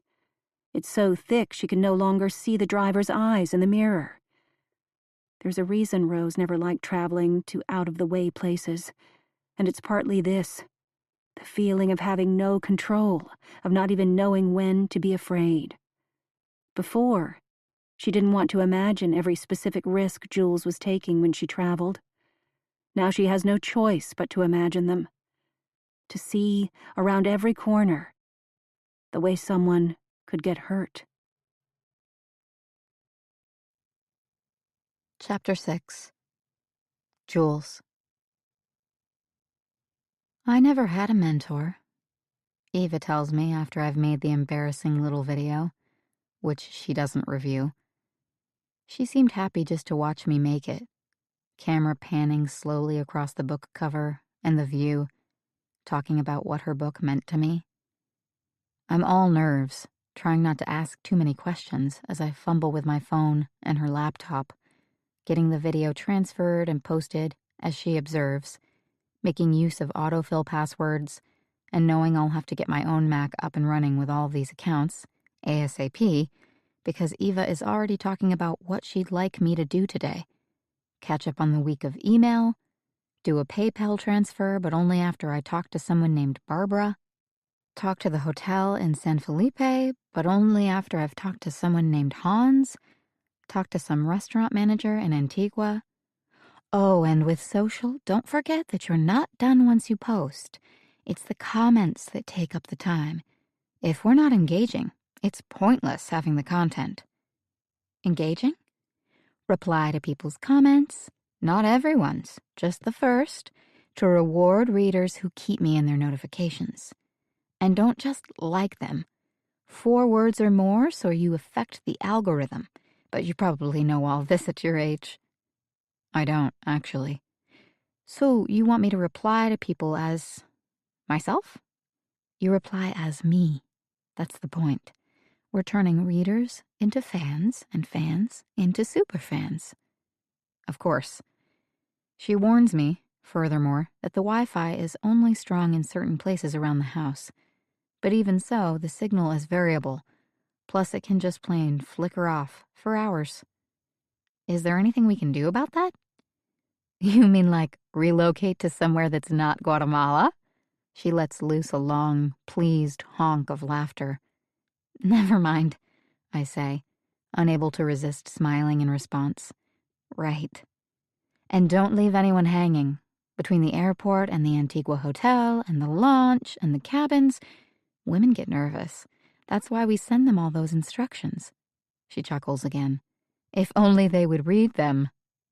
Those instructions. Find them. Antigua Hotel. Which one? Launch. She must mean the dock at Pana? Cabins. Must be the ones closest to the San Felipe dock.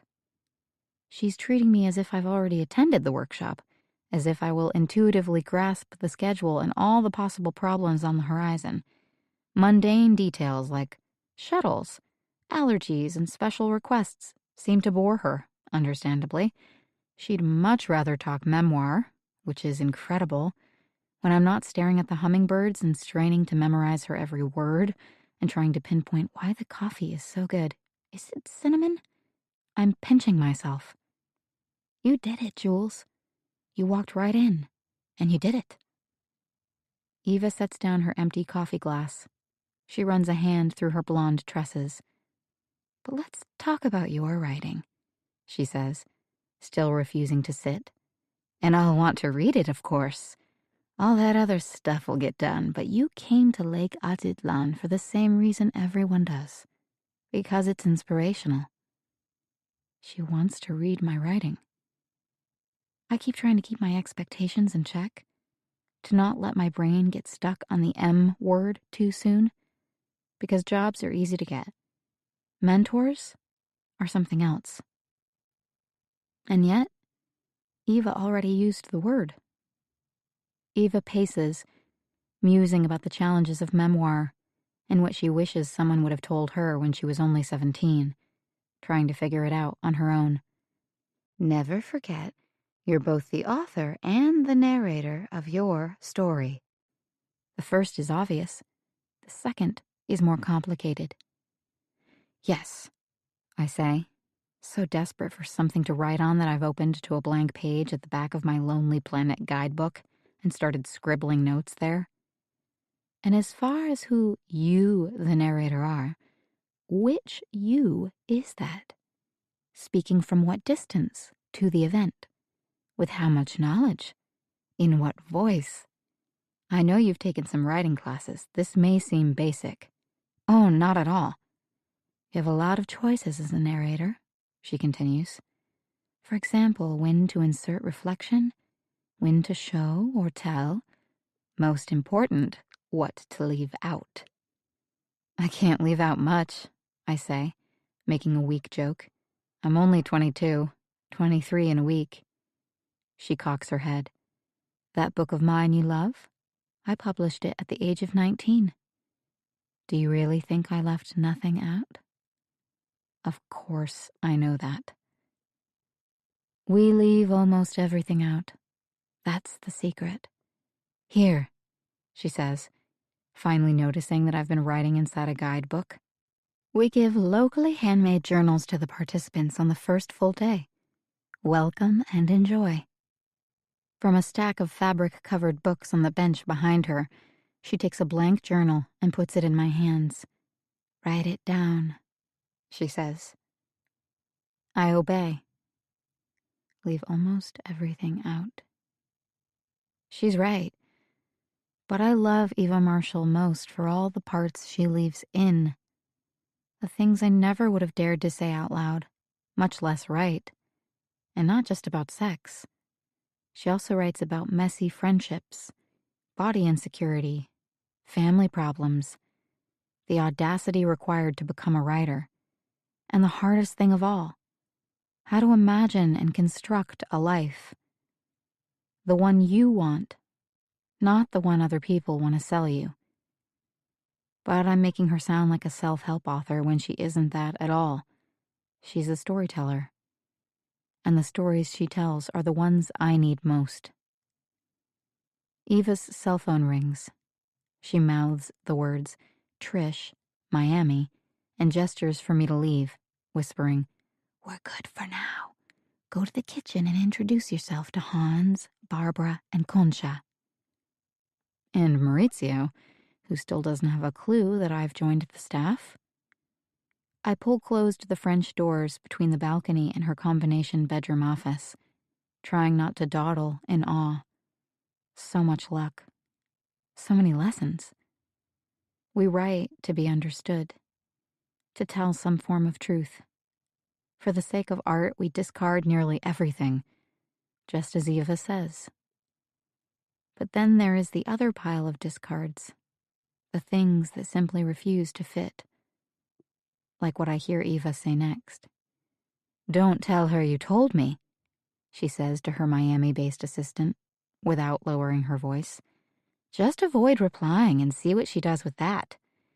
If she wasn't happy when she was here, she should have told someone on the first day. Anyway, she's stage 4. She won't keep following up. Trust me. The comment freezes me in an awkward posture, hands still on the ornate bronze door levers. Stage 4?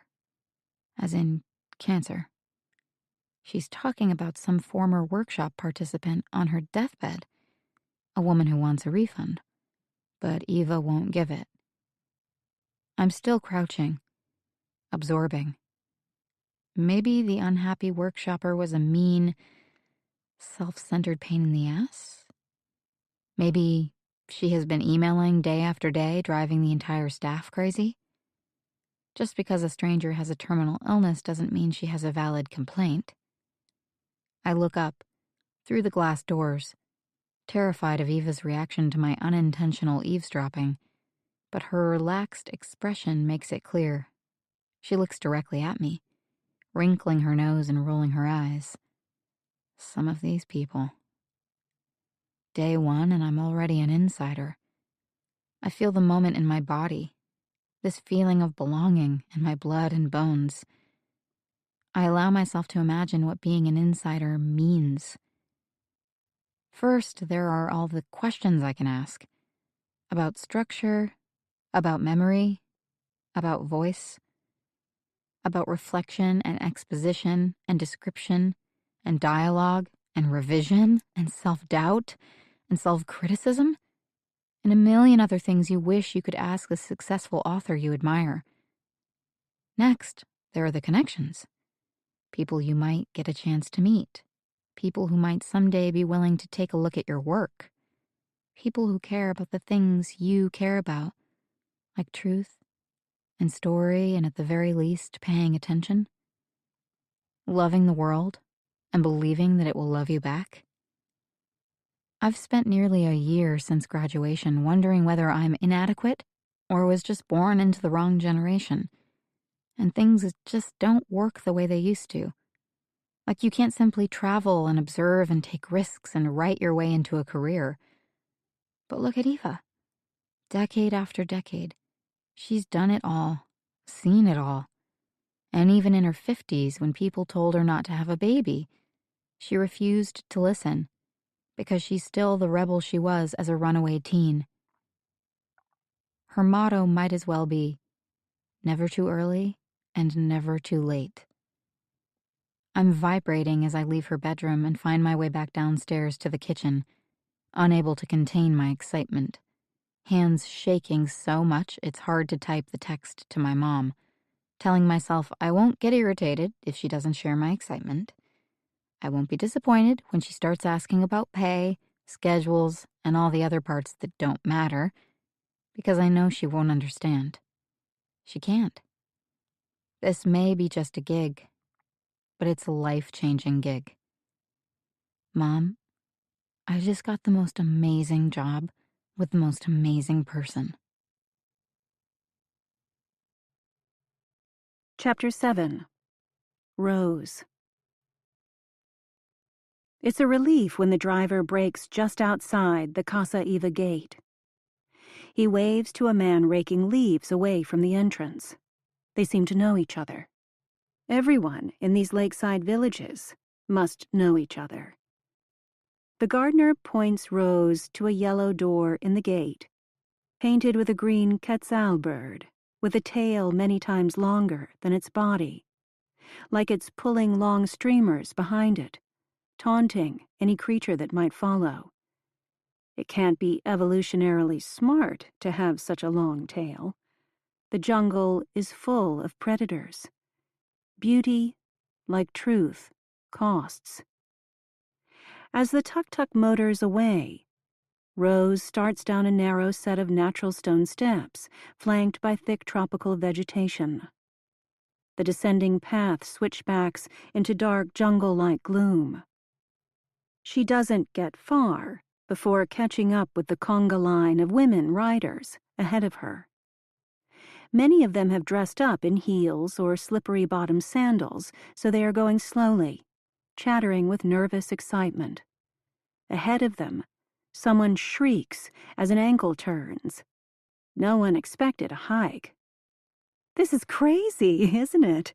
says the woman in front of Rose, smiling over her shoulder. "I feel like we're a long line of sacrificial virgins on our way to a volcano." A voice ahead shouts, "No virgins here!" As the dozen or so women all inch forward, they murmur appreciatively about the landscaping. Dense flowering bushes and tiny statues, a small golden frog, an alabaster maiden, tucked into rocky niches. "Hold on," says the woman ahead of Rose, reaching down to take off her shoes.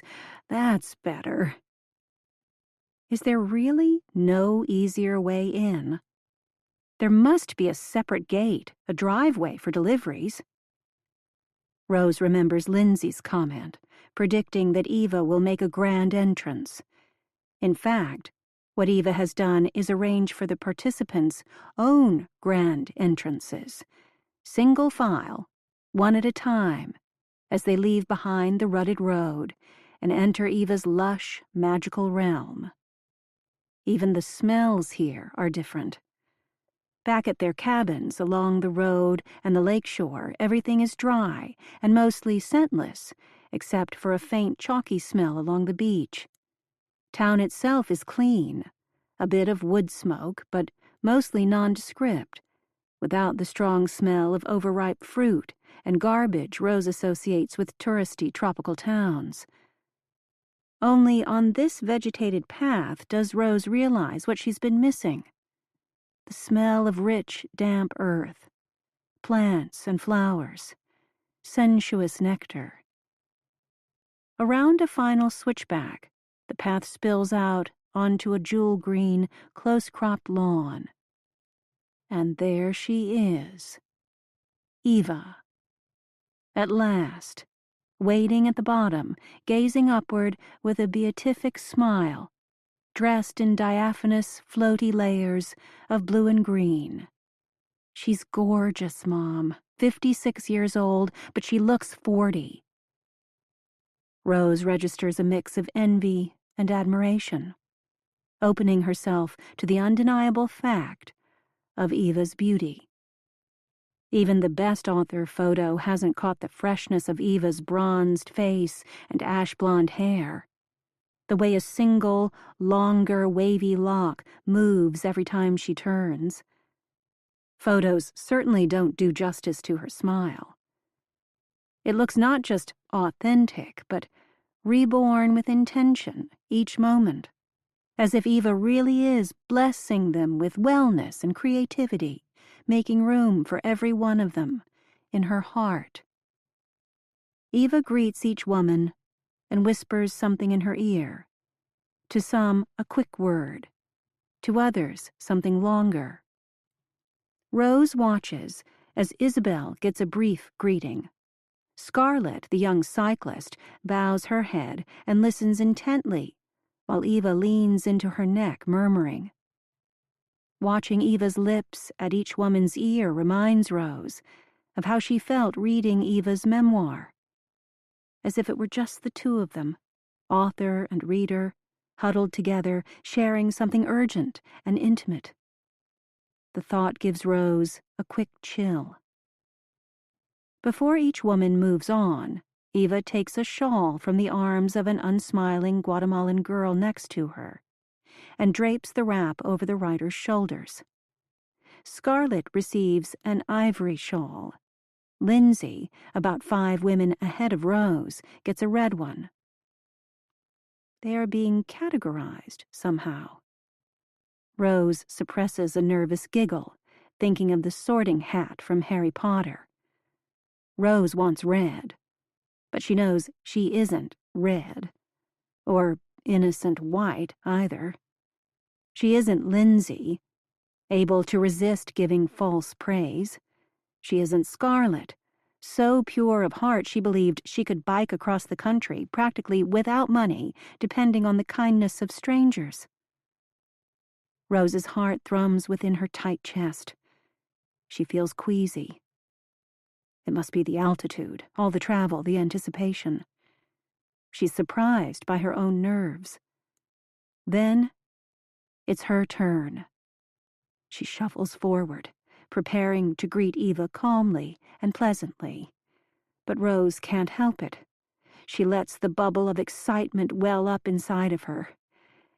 Beginning to grin, she notices how odd her cheeks feel. She hasn't managed a wide, spontaneous smile for months. "Welcome," Eva says. "And you are?" Eva's eyes are green. The eyelids at the corners slightly heavy. Her forehead, close up, is finely lined. These minor imperfections only make her look more natural, more approachable. Rose from Chicago. Eva's smile vanishes, a lightning-quick shift that makes Rose hold her breath. Does Eva know who she is? Rose banishes the thought. There's no way for Eva to know. Since she refused to schedule a call, she's never heard Rose's voice. If Eva suspected, she wouldn't have let her register. Matt was right. Eva knows that death is bad for business. Eva helped the police, but they never had reason to step onto her property. Eva's expression has softened, but she's still studying Rose. She leans forward, taking both of her hands, lips close to her ear. "You needed to be here, and we needed you." Rose freezes, still feeling Eva's breath on her neck as she continues.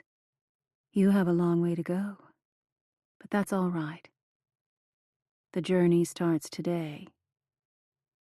Rose closes her eyes. "You needed to be here. We needed you." The words are a rope lowered down a deep well. Rose feels the warmth of the shawl being draped over her shoulders. Then Eva does something she hasn't done to anyone else in the line. She clasps Rose in a full embrace. When Rose opens her eyes again, Eva smiles and winks. "You need more hugs, honey. Now go grab a glass of wine." Rose nods, dumbstruck, then steps forward, getting her bearings. The wide lawn is situated on a low bluff overlooking the lake, with a stone-walled two-story house to one side. The entire property is lit up like a wedding. Strings of fairy lights glimmer between the trees. Candles and hurricane lanterns flicker on linen-covered tables, next to vase after vase of birds of paradise and stalks of wild ginger. At the back of the yard, Guatemalan cooks with wooden paddles tend artisanal pizzas baking in two enormous stone ovens. Young local women circle with large trays of appetizers, including prosciutto-wrapped melon, and the biggest, reddest prawns that Rose has ever seen. They look like small lobsters. Everything smells divine. Rose realizes that aside from a bite of breadstick, she hasn't eaten since breakfast. She hasn't wanted to eat for as long as she can remember. Suddenly, she's famished. In the distance, the volcanoes are dim gray silhouettes against a royal blue sky. The black lake glimmers, reflecting the evening's first stars and the blaze of lights from Eva's lawn. Just over the bluff, a pier jets into the lake, nearly obscured by the bluff's shadow, with one lone rowboat tied alongside. Rose heads toward the bar table on the patio. Vino tinto. Whatever you've got, gracias. Still disoriented from her 20 seconds with Eva, she looks down to see what color shawl she was given. Green. It must mean something. She's an inexperienced writer. She's a jealous person. She's desperate for growth and renewal. All of it's true. From Rose's short writing sample or from something else, intuition. Eva knew. Everything here seems to mean something. Every moment feels saturated, purposeful. The very opposite of the last 3 months, when life seemed random and cruel. You needed to be here. We needed you. This is a safe space. Perhaps even a sacred space, given how many difficult stories women share here. No wonder Eva didn't want police crawling all over. The boundaries make sense, only once you've seen Casa Eva firsthand. Matt won't get it, Rose realizes. But that's okay. He doesn't have to get it. He always had his own way to deal with what happened. She was the one with nothing. A woman standing next to Rose requests a Sauvignon Blanc. It's Pippa, the British woman who had no qualms sharing the details of her terminal brain cancer on the shuttle bus. She hugged me, Rose says to Pippa. Eva, she didn't hug everyone. Darling, she knew you needed it. I could tell that just standing behind you. You were trembling. I got green. I got black. Pippa laughs in response to Rose's look of shock. It doesn't stain. That's the color I requested. On the form, remember? She asked our favorite colors. Oh, right. The logic drains the moment of its full import, but a sense of kismet lingers. Rose gulps her wine, turns to the petite Guatemala bartender, and asks for the glass to be topped up. Then she looks out at the sea of shawls on the lawn, searching for Eva. I need to talk to her. I have some questions. Pippa touches the scarf wrapped around her stubbly black hair. Oh, dear, I think the serious writing talk starts tomorrow. And if it's a house tour you want, I already asked, not tonight. But the bathrooms are all inside, so every time you have to go, you can take a little peek. I love her folk art collection. Rose is still studying the crowd, trying to decide what to do next. She doesn't want to give away her identity. She doesn't want to trigger Eva's defenses or do anything to wreck this beautiful party. She just wants to absorb her presence, her strength, and her clarity. I just want a few minutes of Eva's time. All these women want the same thing, Pippa says. You should try tomorrow morning, ahead of the workshop stragglers. But enough about Eva. Tell me the truth. How do I look? Pippa is wearing loose tie pants, printed with elephants. Underneath the shawl, a bright blue sequin top winks in the light. Large hoops dangle from stretched earlobes. Black stitches are visible above one of Pippa's ears, through the stubble half covered by a scarf. You look spectacular. Definitely colorful aside from the shawl. Pippa laughs. My children would hate this outfit. That's why I wore it tonight. Anyway, I've never been good at cocktail parties. Me neither. But it's different here, don't you think? There's no small talk. You walk up to a woman and she says, I was raped in the army. You walk up to the next one, I lost every cent in the last financial crash and tried to kill myself. It's kind of refreshing. And kind of exhausting. Rose thinks of the stories she already heard on the bus and glimpsed in the writer's submitted pages. That was only a preview. But she can't keep trying to close her heart to others' tragedies. It's why they're all here. Except for you, Pippa adds. You're not writing anything like that. You seem to have led a charmed life. They are halfway across the lawn, each carrying a skewer that was handed to them by a passing waitress. The comment stops Rose in her tracks. You're a lucky woman. If the worst thing you could write about was the time your sister stopped talking to you. Rose winces. She tried writing about her divorce, but it was just as bland. Not enough conflict, no scandal. Obviously, she wasn't going to write about the last 3 months. Not for this workshop, not ever. Writing about Jules would be like stepping off a cliff. She isn't that brave. I'm not much of a writer, Rose says. There's my confession. Pippa takes a bite of shrimp and rolls her eyes with pleasure. I think you have other confessions. I'm really boring, Rose insists. And lucky, like you said. I think you're just dipping your toe in the shallows, to make sure it's safe first. Rose doesn't know how to respond. But you don't have to tell people very much. She is discovering. Most people, even the kind ones, are lost in their own stories. When dinner is served, Eva sits at the table farthest from Rose's. Stuffed on the first courses, Rose nonetheless manages to plunge her fork into a Guatemalan stewed chicken entree with green sauce and pumpkin seeds, delivered in an individual lidded ceramic dish, as well as rice and tortillas and a side salad, all produced in a flourish by the big bald chef named Hans and his half-dozen assistants, most of them women in traditional huipil blouses and skirts. More wine appears, not without a little finagling.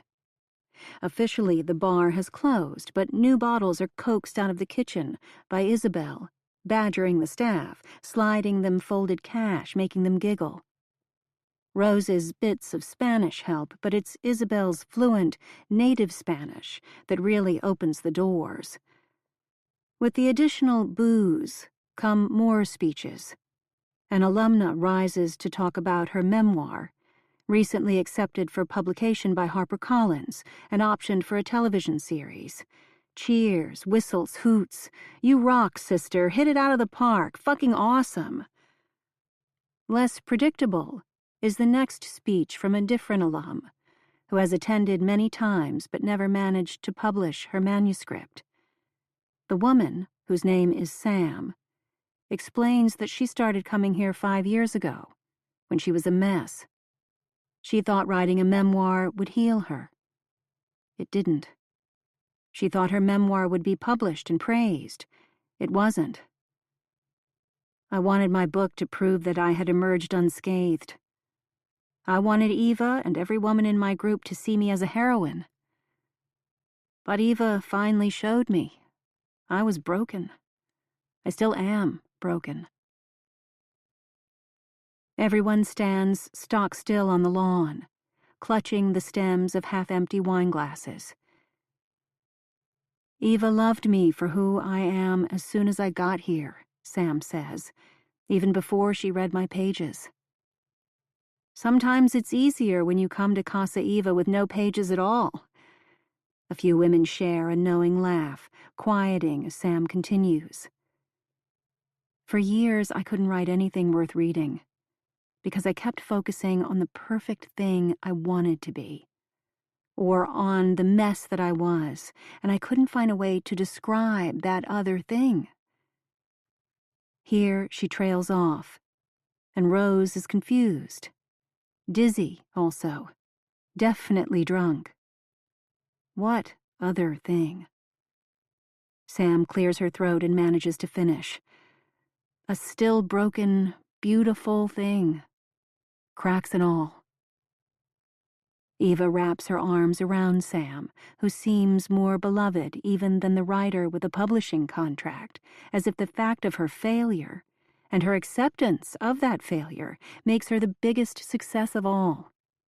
The two of them sway in a continuing embrace as Eva shouts, "Cracks and all!"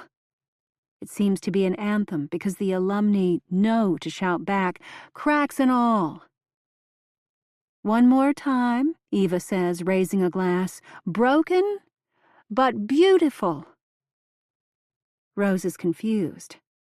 But still broken? Complete healing is a lie, in a sense? That's what her gut tells her, too. She will never fill the hole left by Jules. She doesn't want to. Maybe Eva means that you can heal and yet still be scarred, and you will fail at first but eventually succeed. Or you will succeed because you have failed. Or something that is just beyond Rose's ability to absorb. Maybe all of them will become the broken, beautiful things they were always meant to be if they only listen and pay good attention, and that's the problem. Rose is having a hard time paying attention. Her glass is empty. She wants more wine. "I didn't hear you," Eva shouts. All the women call back, "Cracks and all!" Rose tears up, knowing that she would probably tear up no matter what they were saying. It's not the words so much as the energy of the group itself. Women, united in a quest of self-knowledge and self-actualization, if people still use that word, embracing their flaws and espousing confidence in some hopeful, forward-moving effort. Rose doesn't go to football games and she hasn't attended church in over 20 years, but she knows why other people do.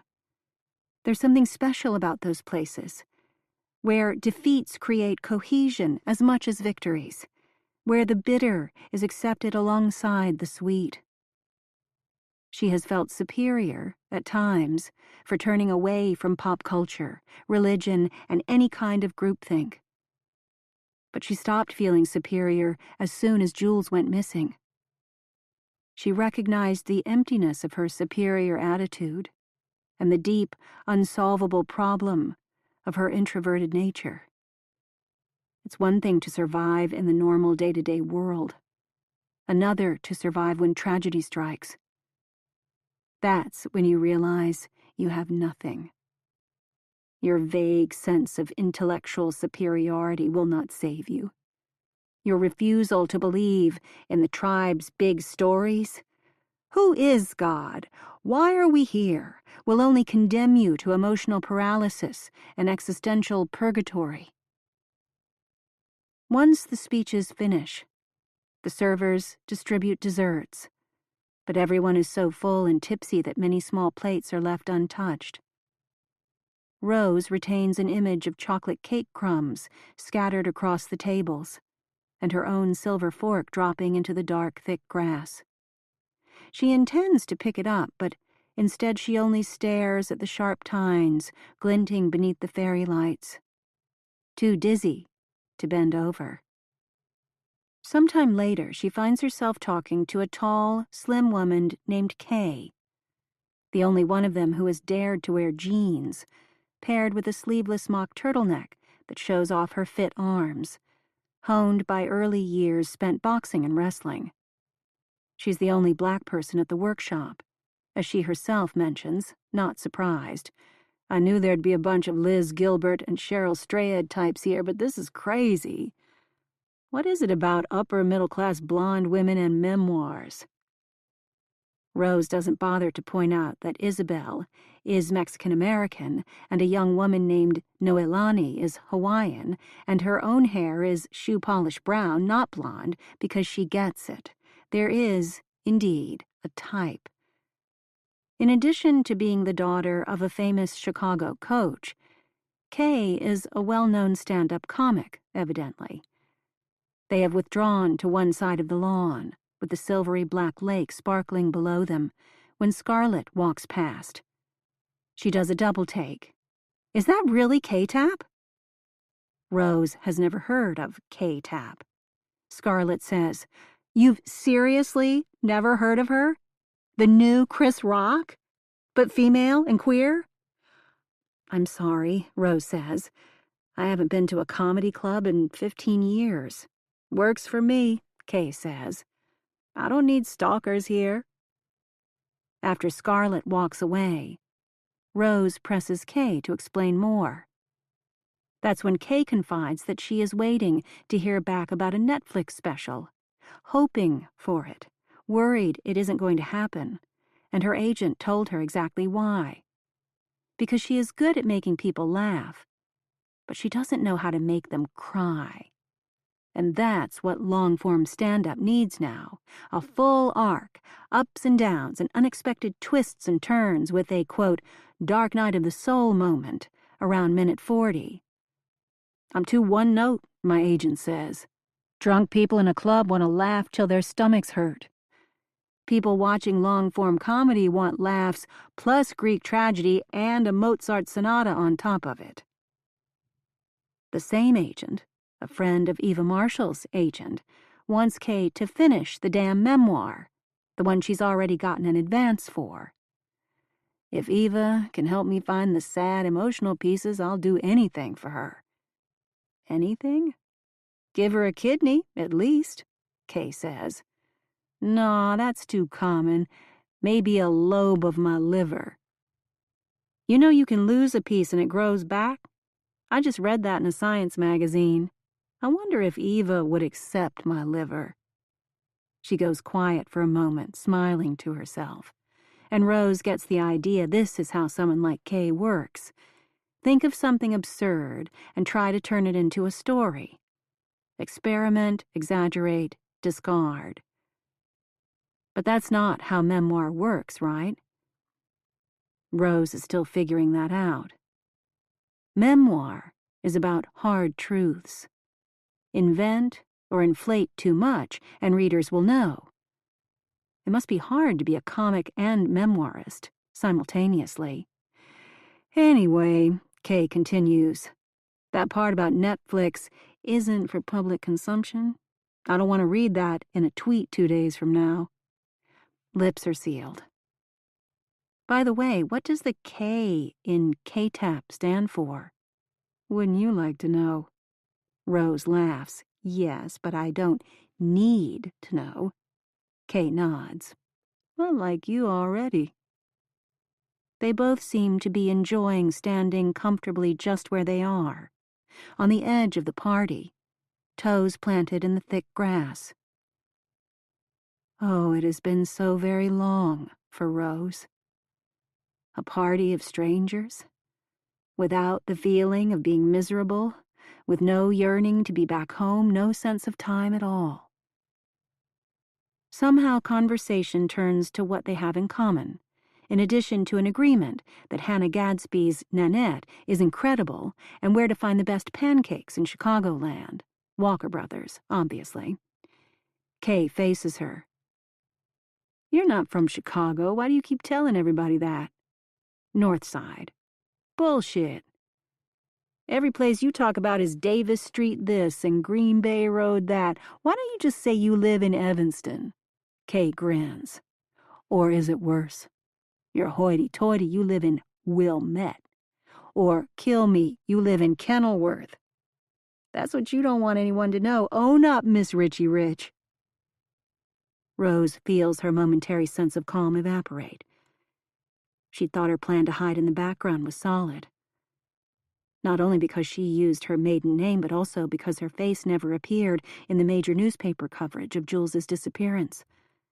The Chicago Tribune reporter had misidentified Uliana as Jules's mom in a prominent photo that spread to other papers before it could be corrected. Yet it had taken Kay only minutes to figure out Rose is a North Shore suburbanite. If she could start over, she wouldn't mention Chicago either. Too close. But then again, didn't the best liars embrace partial truths? A famous quote floats into Rose's head. If you wish to preserve your secret, wrap it up in frankness.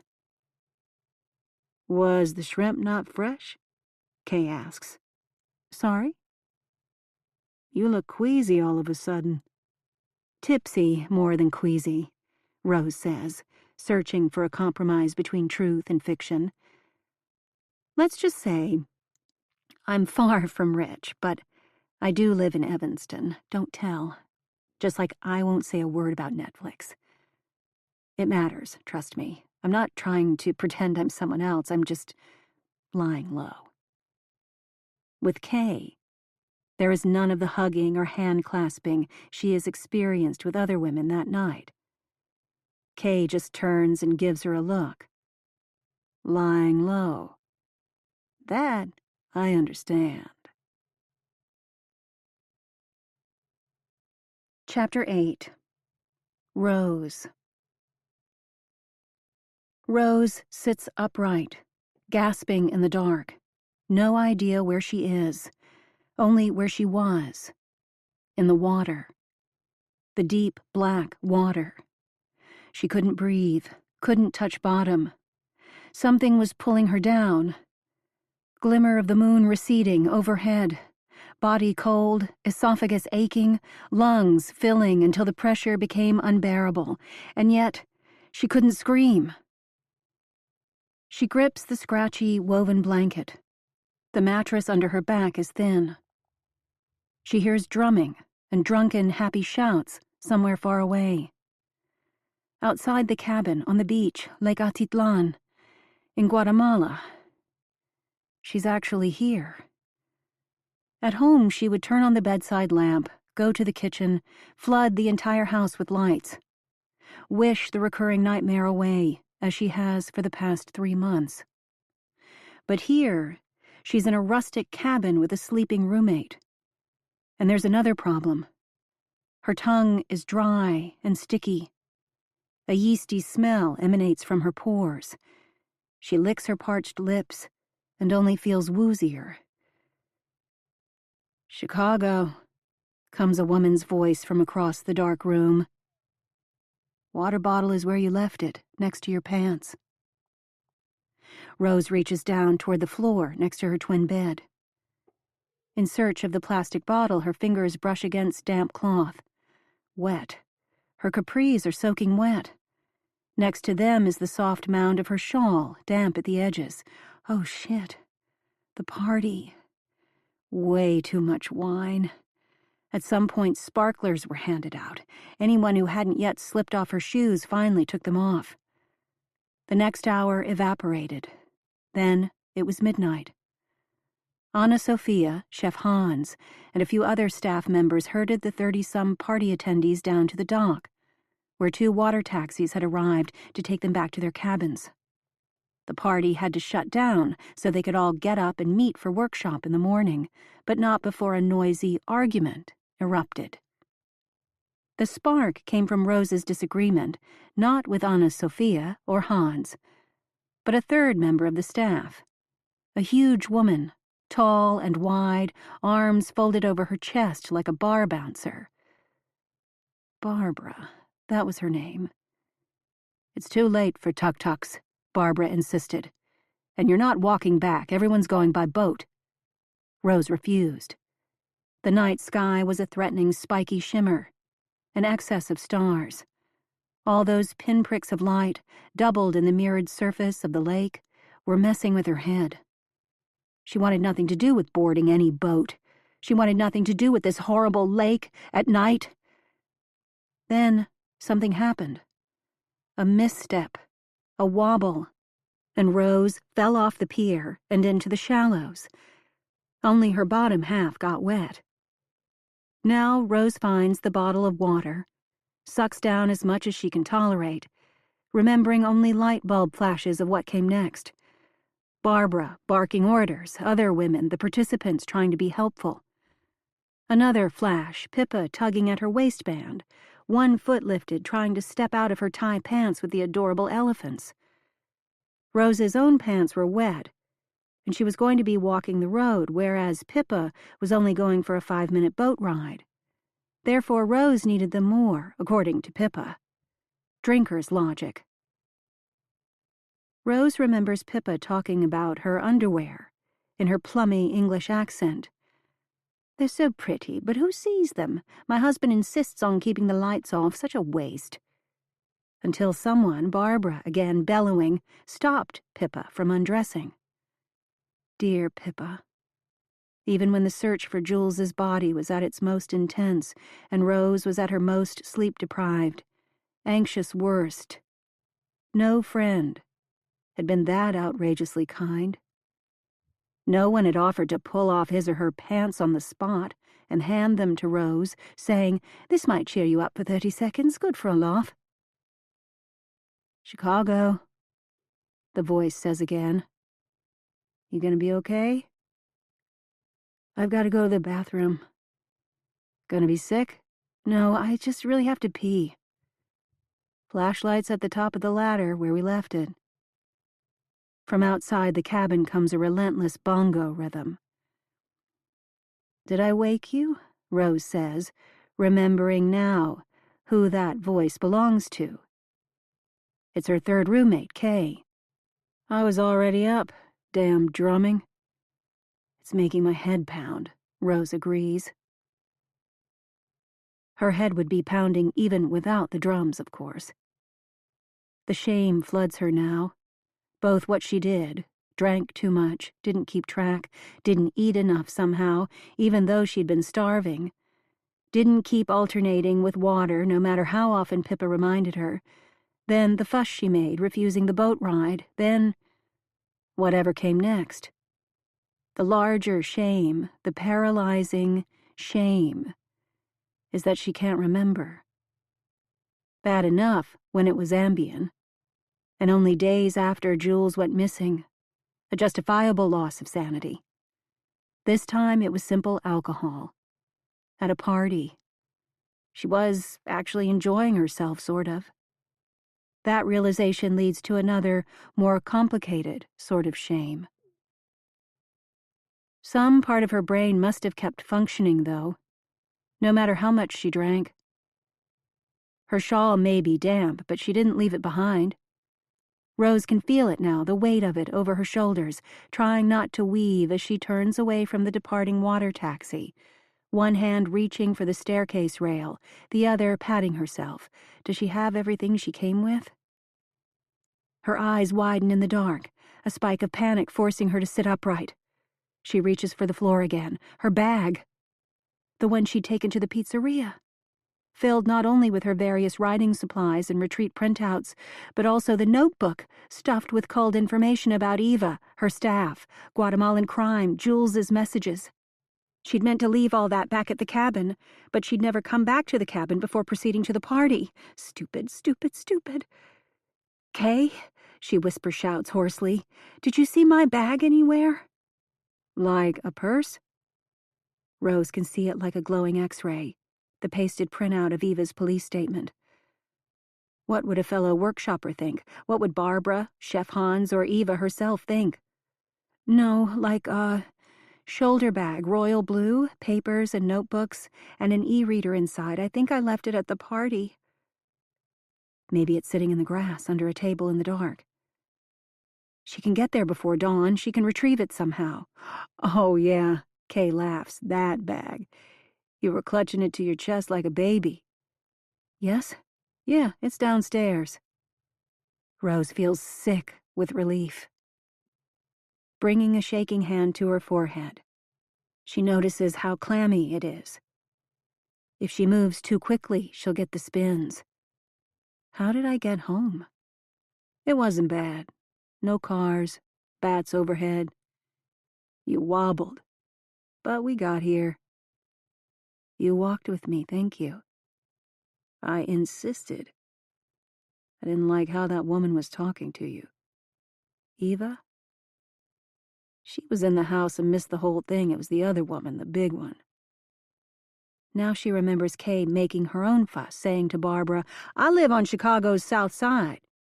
I'm not afraid of walking a mile on a road without traffic. Give me a fucking break.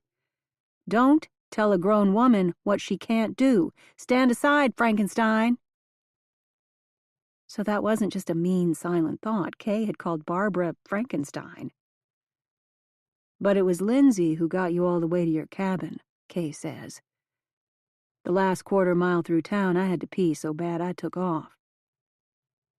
Rose tries to dig up a memory of walking with Kay, then Kay running ahead to pee, and Lindsay sticking with her for the final drunken ramble. Her mind is a blank, a complete blackout void of the type she hasn't experienced since college. Oh, God, is all Rose can say, horrified by her amnesia. It's fine. I mean, you were crying, but it was fine. Crying? It couldn't get any worse. She just hopes she wasn't talking.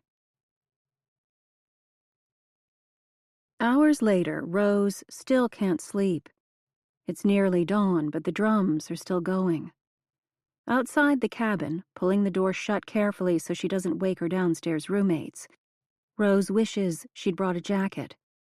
She keeps forgetting that Lake Atitlan is high altitude, dry and often cool, not steamy hot. Most of the stars are obscured by a high veil of thin clouds, but every now and again the moon becomes visible, sending its light down to the lake, making it shimmer. Farther out, in the middle of the lake, there's one ribbon of water that's glassier than the rest. Maybe that's a current of warmer water, Rose thinks, breathing heavily as she barely catches herself from falling a second time. She hops from the last of the big rocks to a flatter area of dry pebbles, just a little larger than beans. Grubby black beans. A beautiful sand beach, this is not. She post holes with effort, keeping her eyes fixed on the bonfire ahead, far down the beach. Shadows move. The bongo drums get louder. The flames brighter as she approaches. A loud pop, and sparks climb into the sky. Now she can smell pot. Voices rise above the drumming, blending at first, then breaking into the tinkle and squeal of a girl laughing and two boys talking over each other in good spirits. One pushes the other, and he staggers sideways, opening a gap in the bodies around the fire. Hey, a person says, as Rose reaches the edge of the circle, hands in her sweatpants pockets. Hey. Approaching from behind, she mistook him at first for an older woman, due to the thin gray braid down his back. Rose studies the glowing orange faces, lit up by the fire. Except for this man, they all look to be in their 20s, light-haired and light-skinned. A scrawny white guy with dreadlocks is pounding the biggest bongo drum. He's got big, spiral-shaped horn earrings in his stretched-out earlobes. Rose moves her chin with the rhythm, inventing a story in her head. She can pretend she's a solo backpacker. Gray Braid here? He doesn't need sleep, why should she? She loves drumming, tribal tattoos and ear gauges, loves mixing with strangers and inhaling their patchouli. God, has nothing changed since she was in college with a roommate who bathed in the stuff? Have some. Gray Braid passes her a joint. Okay, sure. He sways, bumping hips with her. Shit. He thinks she approached him on purpose. They're the only ones over 40 here. His eyes are closed and he's whipping his thin braid, the end woven with a bead and a black feather. Several times the bead strikes her lower back. Mom, you're uptight. Yes, I am, Jules. Just a little. She's startled when one of the younger men opposite her lifts his arms, screeches, and sprints for the water's edge. Heads swivel. One of the drummers loses the rhythm, finds it again, repairing the beat. Then a girl breaks the circle. She dashes to the edge of the lake, chatters like a monkey, flings her bikini top in the air, and dives into the water. Others follow, shedding clothes as they race. Well, damn, Gray Braid says. Rose, ever the mother and field trip volunteer, counts them as they go, 1, 2, 3, 4, 5, 6. With the first two, that makes 8 in the water. Which of these young people is smart enough to be traveling with a friend? Who will be missed in the morning if they don't show up at breakfast? Be safe. Come back to shore. Think of the people who will miss you. There, a flicker of white and another squeal before she sees gray outlines rising from the shallows, walking back to dry land. The water is cold. The moon is not yet full. Its most enticing phase. Half of the group is returning, but there will always be one who, in search of solitude or some kind of thrill, wants to see just how far she can go.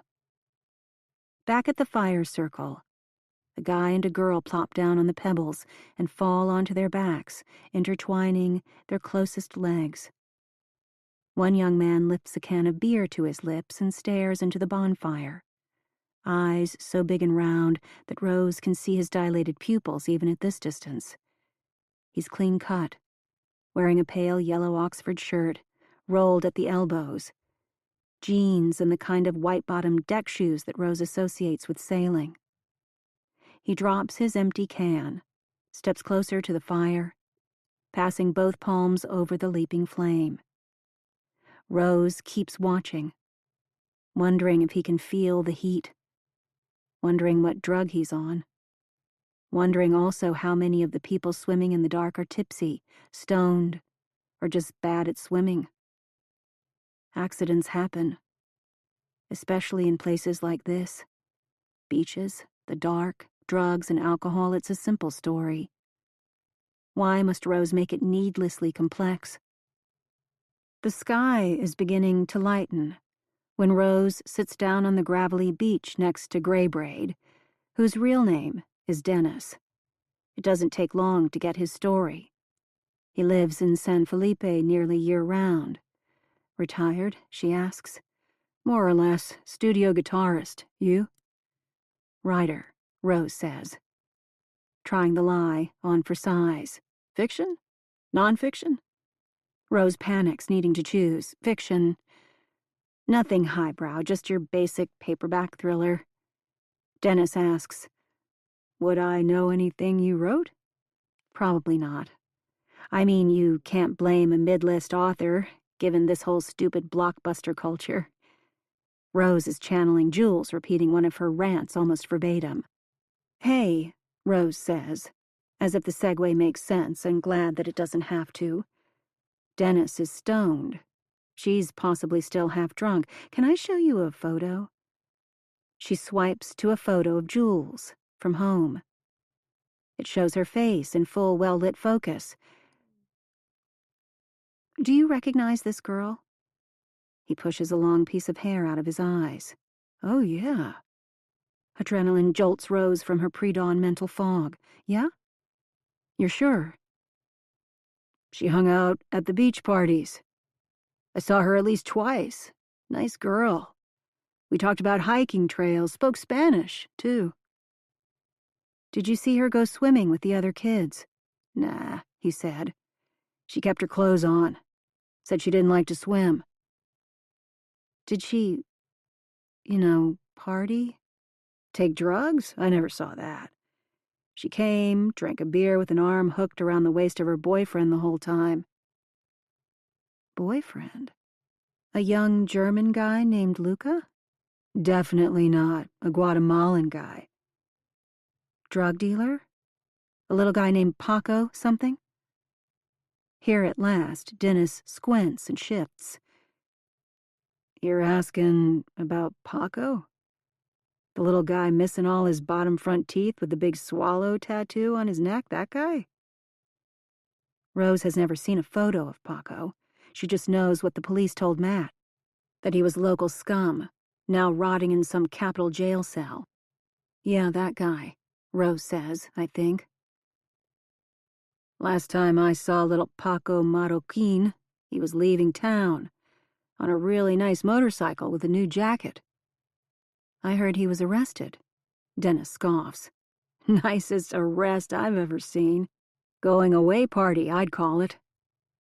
She resists the urge to ask why the police would do that. Let someone leave. Possibly even give them money to do so. Maybe his family gave him the money and the party. Dennis laughs.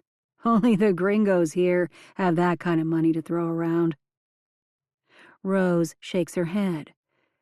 But you mentioned this girl did have a boyfriend. So you're sure he wasn't Paco. You're also sure he wasn't German. Definitely Guatemalan. Nice kid, just like her. Clean, polite, didn't swim. Didn't even take off his shirt. Drank one beer and then took off.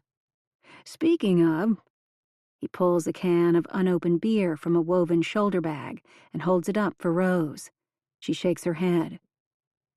You're sure he took off with the girl? Yeah, the two of them. They didn't hang out for very long. The girl said she had an early morning job she had to get to. I remember that for sure.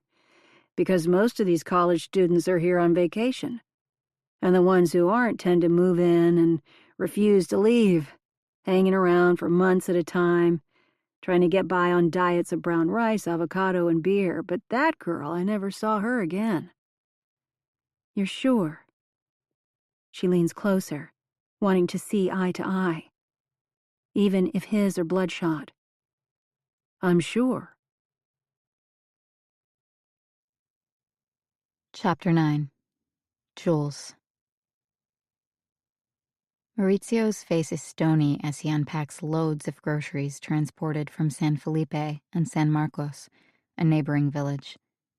I whisper to him, ¿Qué pasa? ¿Qué tienes? Cans of tomato sauce onto the shelf. Thunk, thunk. Industrial-size can of pozole. Thunk. I try again. What's wrong? It's not about me working for Eva. We settled that yesterday, and quickly, when Maurizio found out I got the job and would be moving into a cottage with Gabby and Mercedes, just across the yard from the guest cottage he shares with Eduardo, the head gardener. Maurizio's a practical guy. His surprise quickly mellowed to cautious acceptance. It's better for both of us if no one knows we are anything other than coworkers. In fact, secrecy adds spice. And yet, today, he is cranky at the whole world. El orfanado, he mumbles, head still stuck in a cupboard. So that's it. He's indignant about the 3 boxes of running shoes, collected from the last round of workshop participants, that he wanted to deliver to the orphanage before the other errands. Eva said there wasn't time before the guests' arrival. The priority is transporting food in, garbage out. The shoes have been sitting around forever. The new group of riders will arrive and bring yet more shoes and clothes. What's the point if they get pushed into a garden shed because the staff is too busy to deliver them? I know what Eva's answer will be. Cash matters more. She keeps collecting clothing because it makes the workshop participants feel good. but handing over a few $100s every few months would be much more efficient. With apologies to Maurizio, Eva's view makes practical sense. While he continues slamming cans around, Chef Hans and Barbara are going over printouts of emails. During moments like these, I remember that Maurizio is 3 years younger than me, which is fun when you're out dancing or hanging out, and less fun when you're working side by side. I'm glad I haven't raved about him to anyone yet, least of all Mom, who would want to prove her open-mindedness by acting happy that I'm having aventuras in both senses of the word. If I never see Maurizio again, post-Atitlan, there will be no reason for anyone to hear about our fling. Hans reads aloud, while Barbara, Eva's accountant and house manager, makes notes on a steno pad. Kosher, 1. Celiac, 1. Vegan, 2. Shrimp gives me hives, 1. I chuckle. So just don't eat them, right? Hans wipes his thick fingers on his apron. He looks at me, and I look down at his black Crocs, the biggest shoes I've ever seen on a human being. Food allergies are serious. No, of course. You're right. Hans ran kitchens in Ibiza. The raves must have been brutal. And opened his own restaurant in Los Angeles, but it went out of business. Then he spent some downtime in prison. A ridiculous trumped-up charge, Eva assured me. That's where she met him, at a one-time prison workshop on the power of story as liberation. Now Eva flies Hans into Guatemala 4 times a year for the workshop gig. Hey, Barbara, I say. Eva wanted me to make a video of you for the socials. Congrats on your memoir coming out soon, by the way. Barbara looks up from her steno pad. She has a square-shaped head, capped by thinning, mouse-brown hair. Scowling puppet lines connect her nose to her chin. I mean, you must be really excited, I say. What's it about? Barbara turns her steno pad around so it's pressed against her chest. She sighs.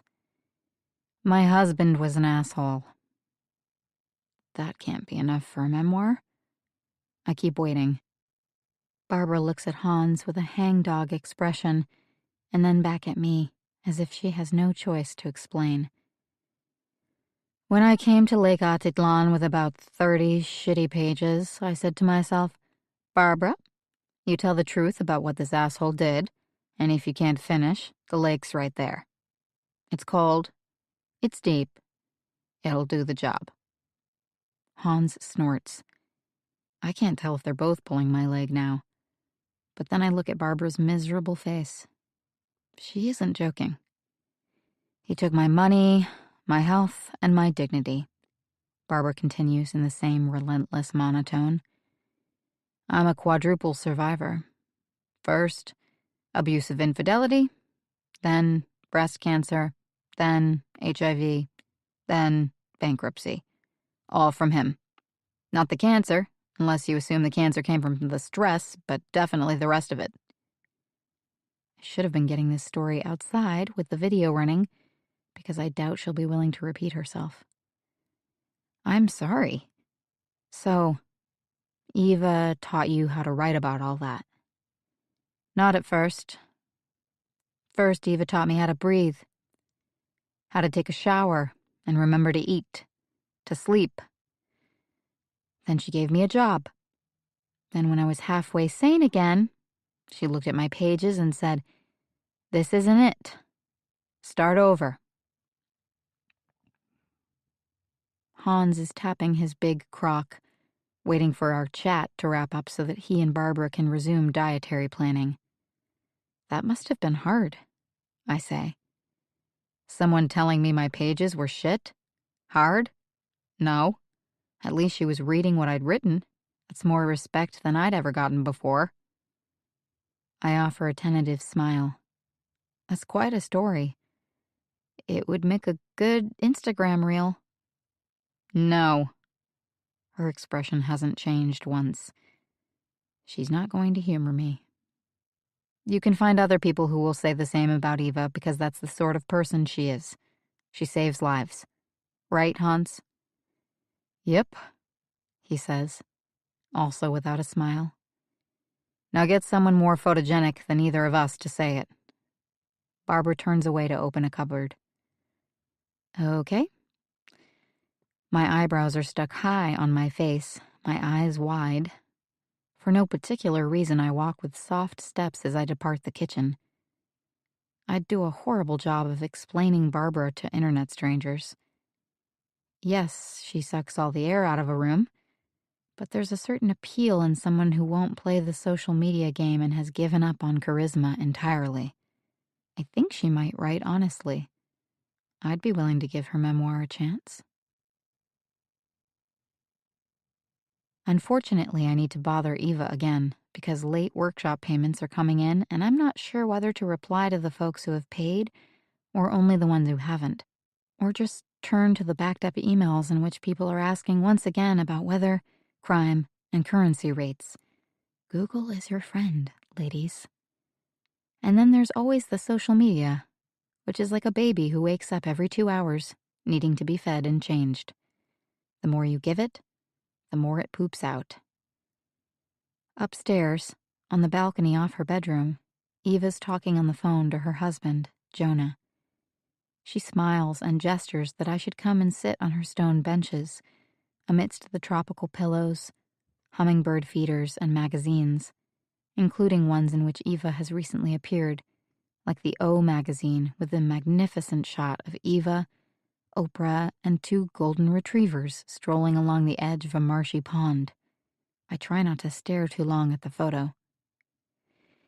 Yeah, we've got a couple cancer survivors, Eva says to Jonah while pacing, pausing only to pinch the spent blossoms off a potted plant with large, trumpet-shaped flowers. 2 incest, she continues. 1 kidnapping, 1 life saved by Jesus plus lots of cats. I don't know how Trish let her in, but now that she's coming, we'll deal with it. The usual. She looks at me and points at the flower, silently mouthing, needs more water? Take care of it. Meanwhile, Jonah has just said something that makes Eva laugh. No, honey, there is nothing new under the sun. She sticks out her tongue playfully, as if to reassure me that none of this is private. I can stay and keep listening. How many? She repeats back to Jonah while looking at me. 9? I mouth. 12. Her brow furrows. 12 riders, I guess. Well, they don't all stay. Maybe Jesus and cats will leave after the first day. She crosses her eyes, hamming it up even more for my benefit. No. The alums are here already as well, but they're not as needy. Only Wendy is signed up as a full workshop participant. Yes, that Wendy. No talent, but the lady doesn't quit. Eva likes the repeat visitors, alums, who hang around the margins, like pretty peacocks strolling her lawn, as long as she doesn't need to feed or talk to them too often. Are you kidding? Eva says to Jonah. That, my beautiful boy, is not my problem. When she hangs up, I ask, what's not your problem? She falls back onto the bench, fluffing the pillows behind her, though we both know she won't stay seated long. Whether any of these memoirs get published. Don't you think some will? Maybe 1 in 100? That doesn't sound like much. Look at Barbara. She worked on her memoir for 9 years, but it's finally coming out. Eva throws an arm over my shoulder. She smells like a subtle spice that isn't coriander or star anise, but something close. Barbara will be ecstatic when her book is published, even if it is a small hybrid press. But most women don't get to see their stories in print. It's kind of sad. Listen, I don't promise anyone publication. I think about all the social media posts I've seen advertising the workshop. Maybe she doesn't promise, but she implies that anyone who does the work, who is honest and open, will ultimately succeed. Eva says, I learned a long time ago not to talk about the commerce side of things. That's why I have a different agent come for a Q&A at the end. This session it'll be Marcy. She gets the publishing questions, not me. Speaking of agents, I need to call Richard. This, I tell myself, is the life anyone would desire.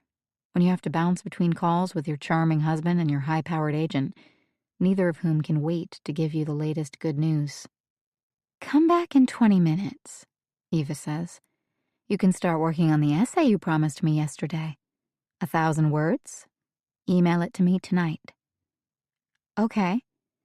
But wait, did you do a video with staff this afternoon? The interview I posted 3 hours ago with the alum named Wendy is old news. 10 seconds of Concha looking wildly uncomfortable. Barbara didn't seem eager to talk on camera.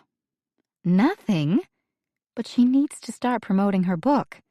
And she loves to talk about how much she's grown here. Get it done before the day's over. I reassure Eva that I can do little videos of more alums and staff, but none of it's a substitute. She's the one people want to see. You're right, she agrees surprisingly quickly. Let's do a quickie right now. Then I'll call Richard. Eva needs no time to prepare. She repositions her stool on the balcony, flips her hair, pats each cheekbone to rouse some color, and lifts each breast a little higher in its cup. I thought I'd ask about how you first got published. No, Eva says, gesturing toward my phone to let me know I should start filming. Let's talk about family conflict. Go. She already knows the questions that people always ask at readings. She launches into the story of how her sister didn't want her to write about their immediate family. The last time I spoke to my sister, she handed me my purse and opened the door and said, "And now you're probably going to go home and write about this." And I said, "Yes, I am. It's my story. It happened to me. You may have been present, but so was I. And I own everything that's happened to me. And if you want to write about it also, you have that choice. And if that means you'll never talk to me again, then don't." And she said, "But you only have one sister." And I said, "That's true. But also, I only have one life." Eva stops talking. She turns sideways, her profile to the camera.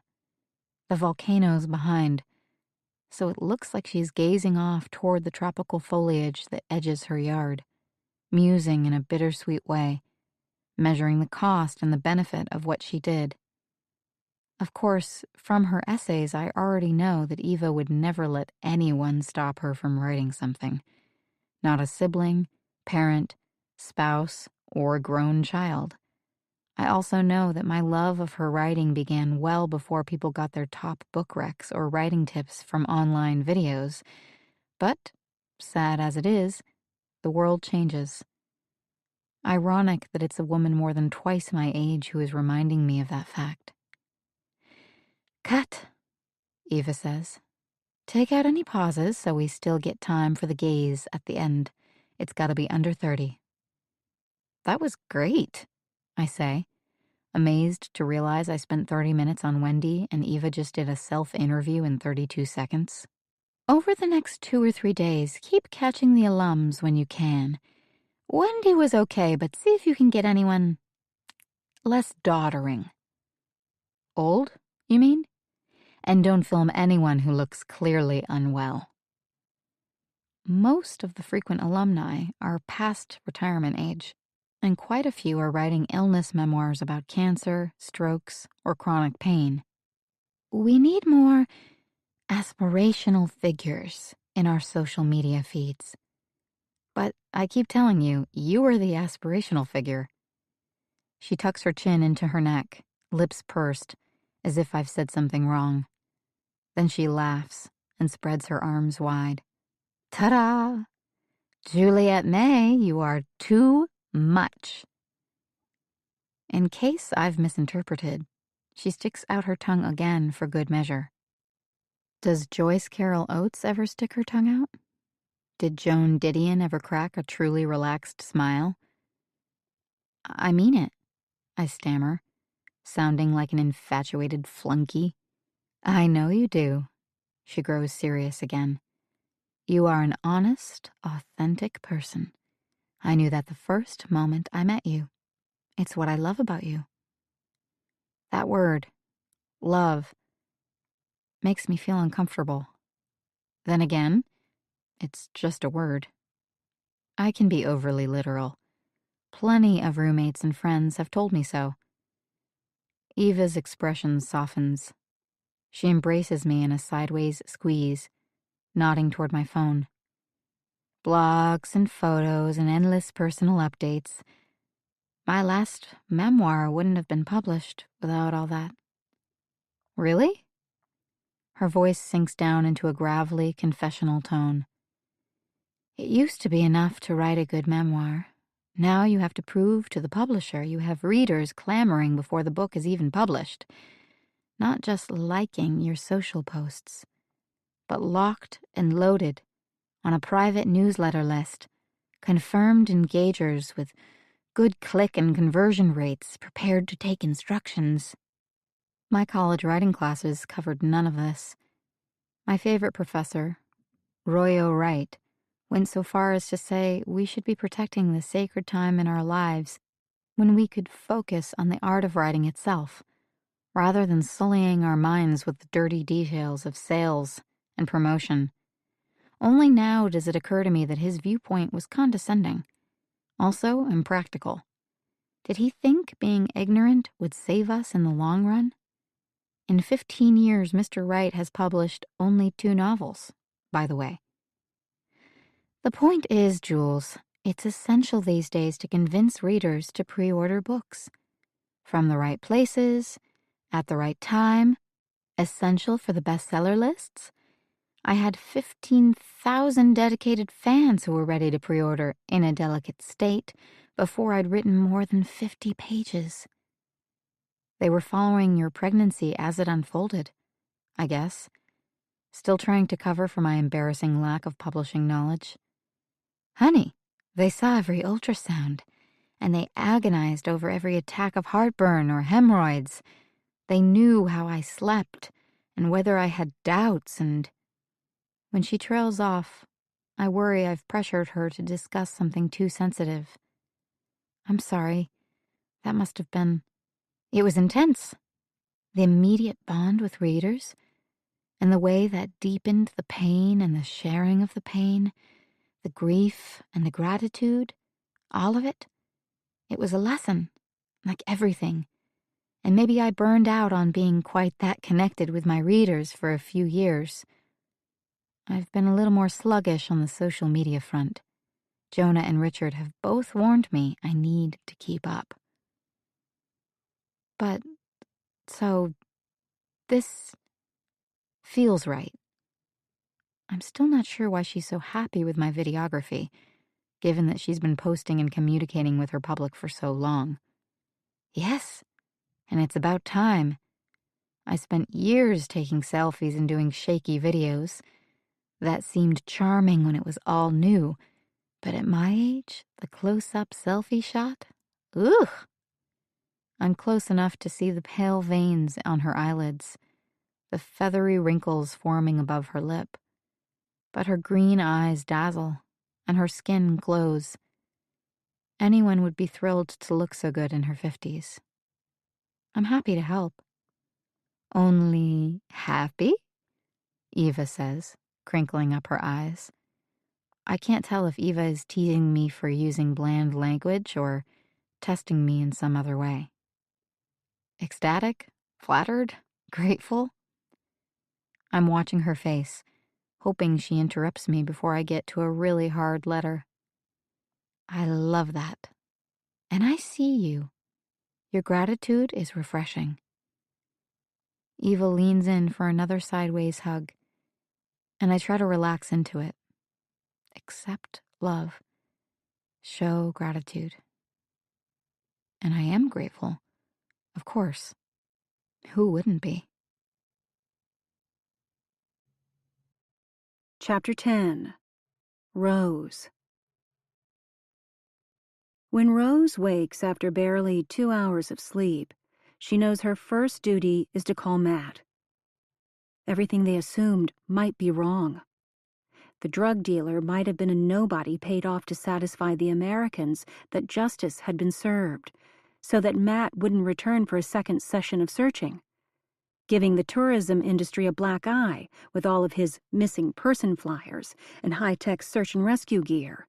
Luca, the German backpacker, really might have spent no more than an innocent few hours in Jules's company.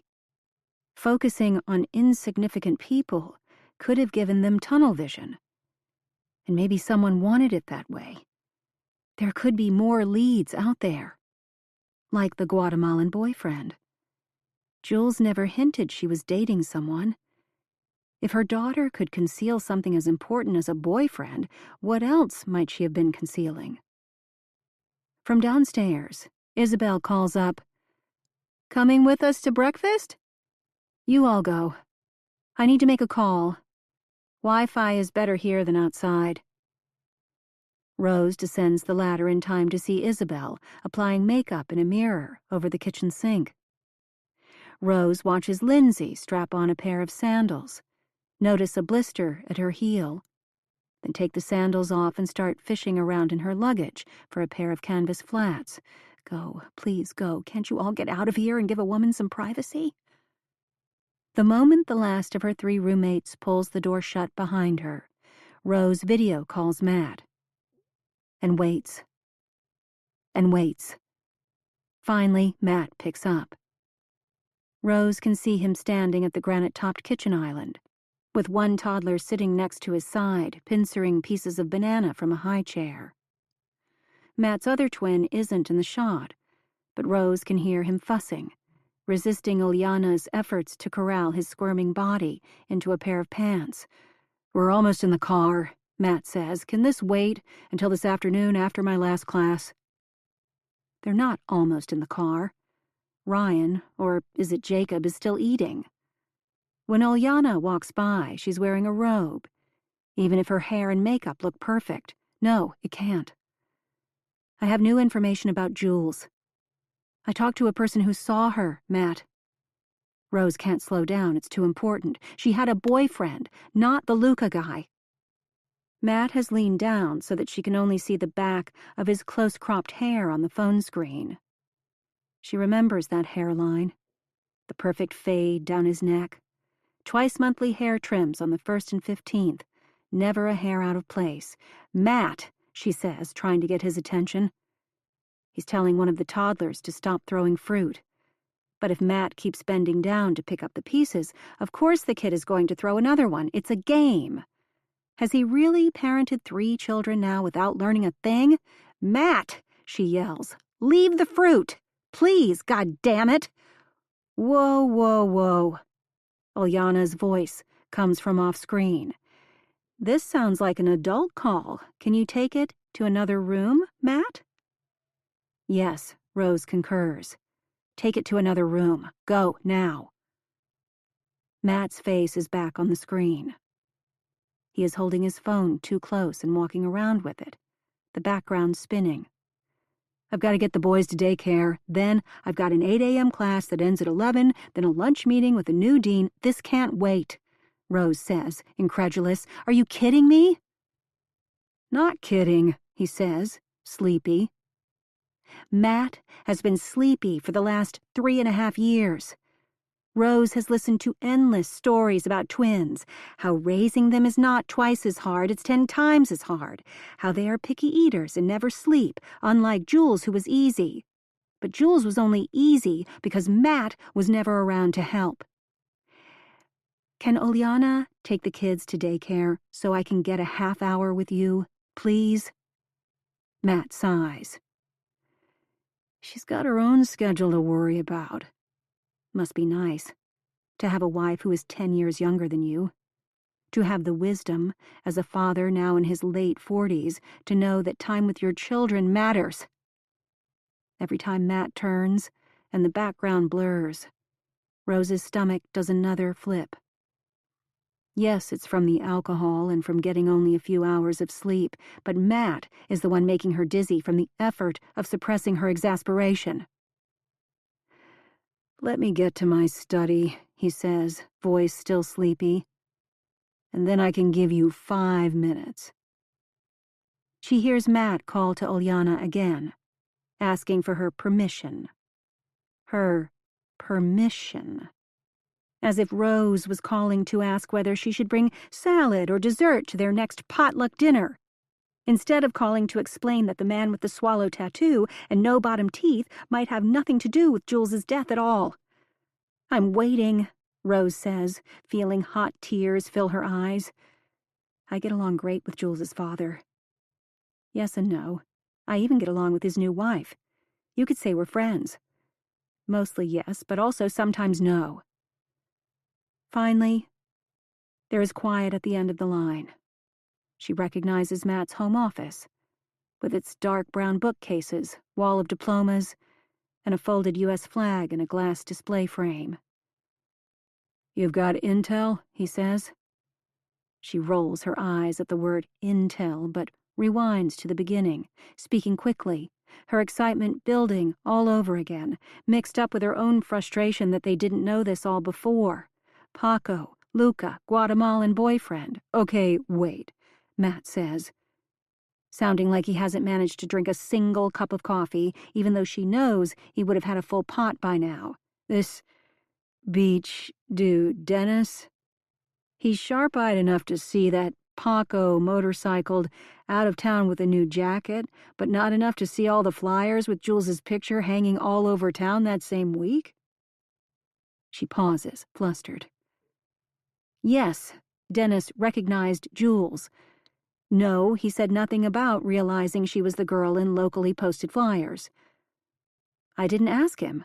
Matt smirks. "You didn't ask him." She can see the dimple in his right cheek.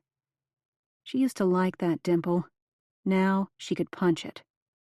Matt, he had everything else right. He knew Jules had a job to get to in the morning. He knew she spoke Spanish. He knew she didn't like to swim. He knew she was a nice girl. "A nice girl?" Matt laughs. "That's pretty generic." And that she had a nice local boyfriend, supposedly. Rose admits. She trusted Dennis's gut instinct when he called Jules nice. But Rose didn't extend the benefit of the doubt to the newly discovered boyfriend. Matt looks off to the side, like he's checking the time, or pulling up an email, or doing anything other than hanging on Rose's every word. She summarizes more simply for him. "We should be looking for a Guatemalan guy. Forget about the German." "The German had her book, but that's because Jules gave it to him." Matt turns his gaze to the camera again. "You told me Jules would never give away that book. You said she'd had it since high school. And when we got it back, we saw it was signed by the author. Jules wouldn't have given it away."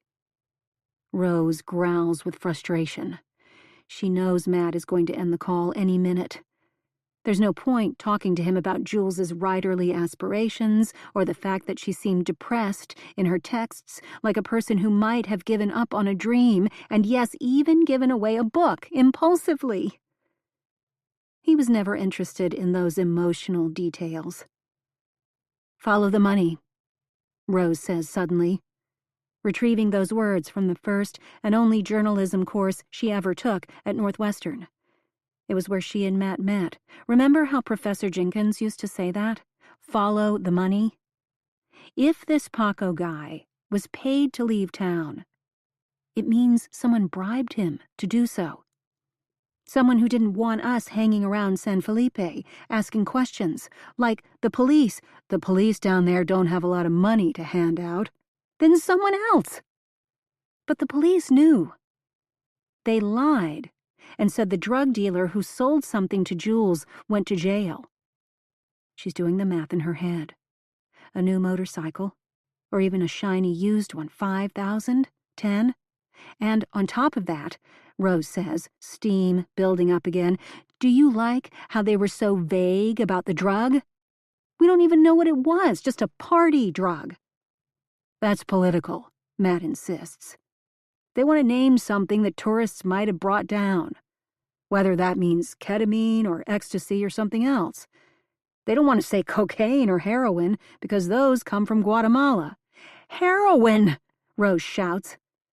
Catching herself, she whispers, I can't believe you're suggesting Jules did heroin. I'm not. I'm reminding you to flex a little intellectual muscle when it comes to culture and the government situation. Guatemala already has a bad reputation. It's a level 3 country, meaning reconsider travel, as I told you before you decided to go there alone. As we told Jules, she says, feeling the pressure of tears behind her eyes again. And hey, before you forget, the cops down there went beyond the call. They let us park the rescue boat in their guarded lot. They gave us day and night access to their interview room. They called in anyone we wanted to talk to, which made it so easy for everyone to meet and fill out statements in town, in a public place. Well, yes, obviously. Instead of where Jules was, minutes or hours before she died. That row of expat houses down the lake from Eva's house, the spot where the Canadian retiree said he saw a girl swimming. You should have talked to him at his house, not at the police station. You could have walked the beaches and talked to people who weren't asked to come in. Maids, gardeners, whatever. People who didn't see the flyers. She's never said any of this before. Never even put it into one private, coherent thought. Because it hurt too much to admit their compounding errors. But the truth matters more. It's what she owes Jules. The truth. Everyone saw the flyers, Matt says. Sounding not just tired now, but disdainful. Like what he's most tired of isn't feeling demolished by paternal heartbreak, but managing Rose. Except, evidently, your beach buddy, who is too nearsighted to see a flyer, but not too nearsighted to spot a man's neck tattoo. Rose feels stranded, no longer part of an evidence-sorting team. Was it always this way? Was she just too distressed to realize Matt didn't trust any of her intuitions? The white gloves, she tries, grasping at straws. We should have narrowed it down. Size, type. If they belonged to some boyfriend who, she can't say it, who might have killed her. We did, Rose, he says quietly. They were women's, a very small size. Whoever wore those gloves probably couldn't have subdued another person. If that's what you're still worrying about. Did you tell me that? I did. You even asked about 2 months ago if they were Jules's size. At the time I told you that yes, they were, more or less, but it didn't matter. I'm sorry, Rose says, deflated now. I don't remember that conversation. It's okay. Rose hears the sound of Matt's office door opening. Uliana calls from off-screen, saying she just put the kids in their car seats, and the car is running. She'll wait for him outside. Yeah, I know, Rose says. You've got to go. Okay, he half smiles. Good work. Fuck you, she thinks. But instead she says, I'll call again if I find anything else. After the video call closes down, Rose leans her head against the door, wishing away her headache, and that image of Matt with a toddler, the scene of domestic chaos, but also domestic contentment. I even get along with his new wife. You could say we're friends. She'd said it to her therapist as recently as last week. She said it within Jules's earshot many times when anyone expressed surprise that they all still gathered for Thanksgiving and the Super Bowl year after year. Now Rose remembers Jules's reply, the thing she said a year ago, just before Jules's graduation, when they were having a minor civil disagreement about where the graduation party should be held. The choices were Rose's house, with the new patio furniture she'd bought just for the occasion, or Matt's house because the twins might need to nap and it would be easier for Ulyana. Mom, you don't have to pretend to agree with Dad about everything. Even though you've had a so-called amicable divorce, Jules said. It wasn't so-called. We took pride in handling that well. And you don't have to pretend to get along with Ulyana. I'm not pretending. She's great. She is great. I love her too, and I like that you get along most of the time, but what? You're both moms. So? Put two moms in the same room anywhere, and they're going to compete. That's ridiculous. I don't compete with other moms. All moms compete with other moms. Is that what you really think? That's what I think. You're just too blocked to realize it. What does blocked mean? You shut out the bad stuff. You don't notice, you don't reflect. You'd know a lot more about yourself if you tried. Maybe keep a diary. A diary? At least she hadn't told Rose to write a memoir. Rose would have laughed her out of the room. Chapter 11. Rose. Rose doesn't want to eat, but it's the only way to blunt her hangover. 20 minutes after ordering, she is served breakfast on the guests' veranda, halfway between the cabins and the reception building. She's unable to eat more than 2 spoonfuls of yogurt, mango, and granola, but she makes up for it by sucking down vast quantities of water and caffeine. Other participants from the cabins puzzle over the breakfasts delivered to them. One woman's request for eggs somehow yields a delivery of French toast, while another woman's request for dry toast results in the production of a perfect omelet, topped with orange slices. Isabel stands with hands stretched over her head, working out the kinks aggravated by her bad mattress. Nothing can be as perfect as Casa Eva. We wouldn't be able to appreciate her standard of luxury if we got it here, in town. Contrast, Scarlett agrees. That's what I love about travel. When you've been pedaling through rain all day and you're starving, that free grilled cheese a person gives you at a campground tastes like heaven. Rose has interacted with Scarlett only briefly, in the cabin and at last night's party. Avoided her, in fact. But now she allows herself to look long and hard. There's no question. Scarlett is beautiful and fit. Though she started her cross-country cycling trip 70 pounds overweight, as her manuscript explained, she lost the extra pounds, leaving only curvy muscle.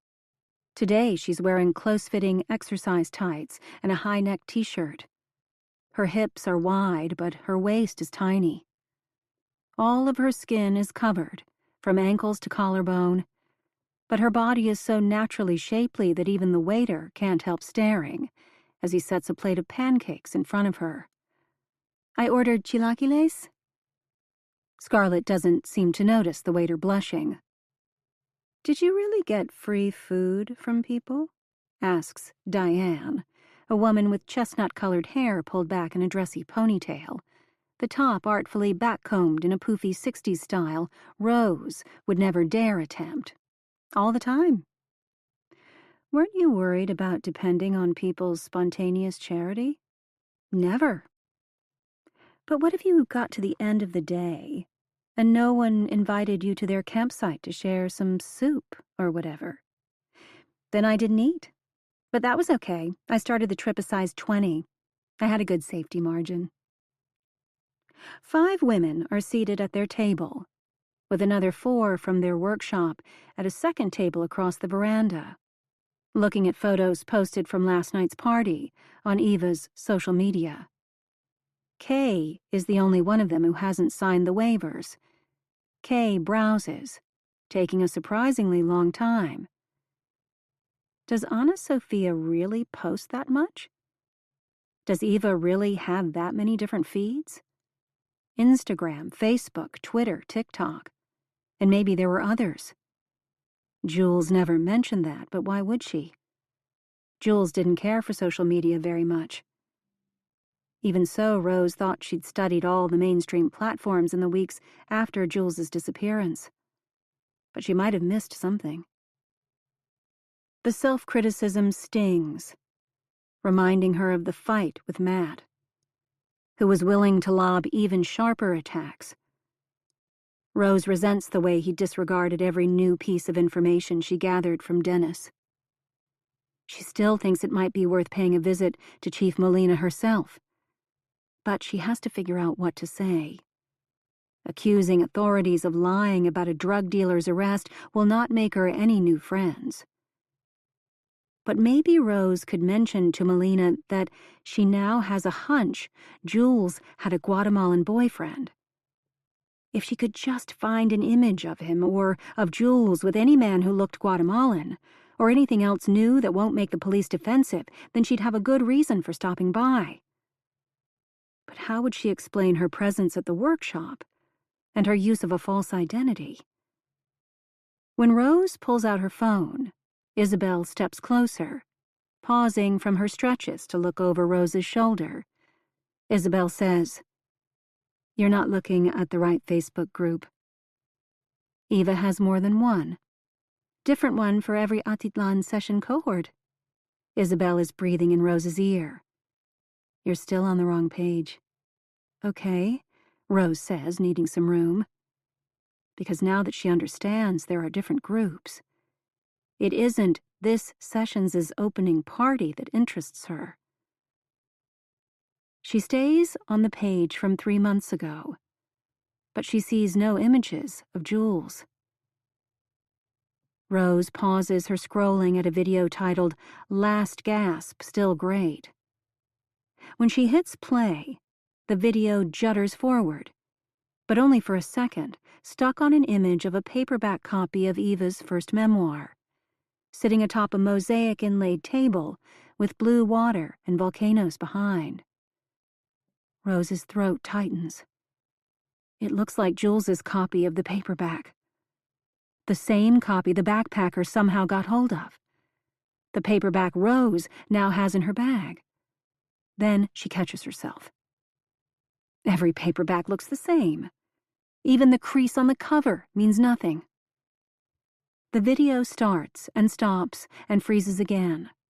The audio failing, the camera still focused on the book cover, with only 46 seconds left.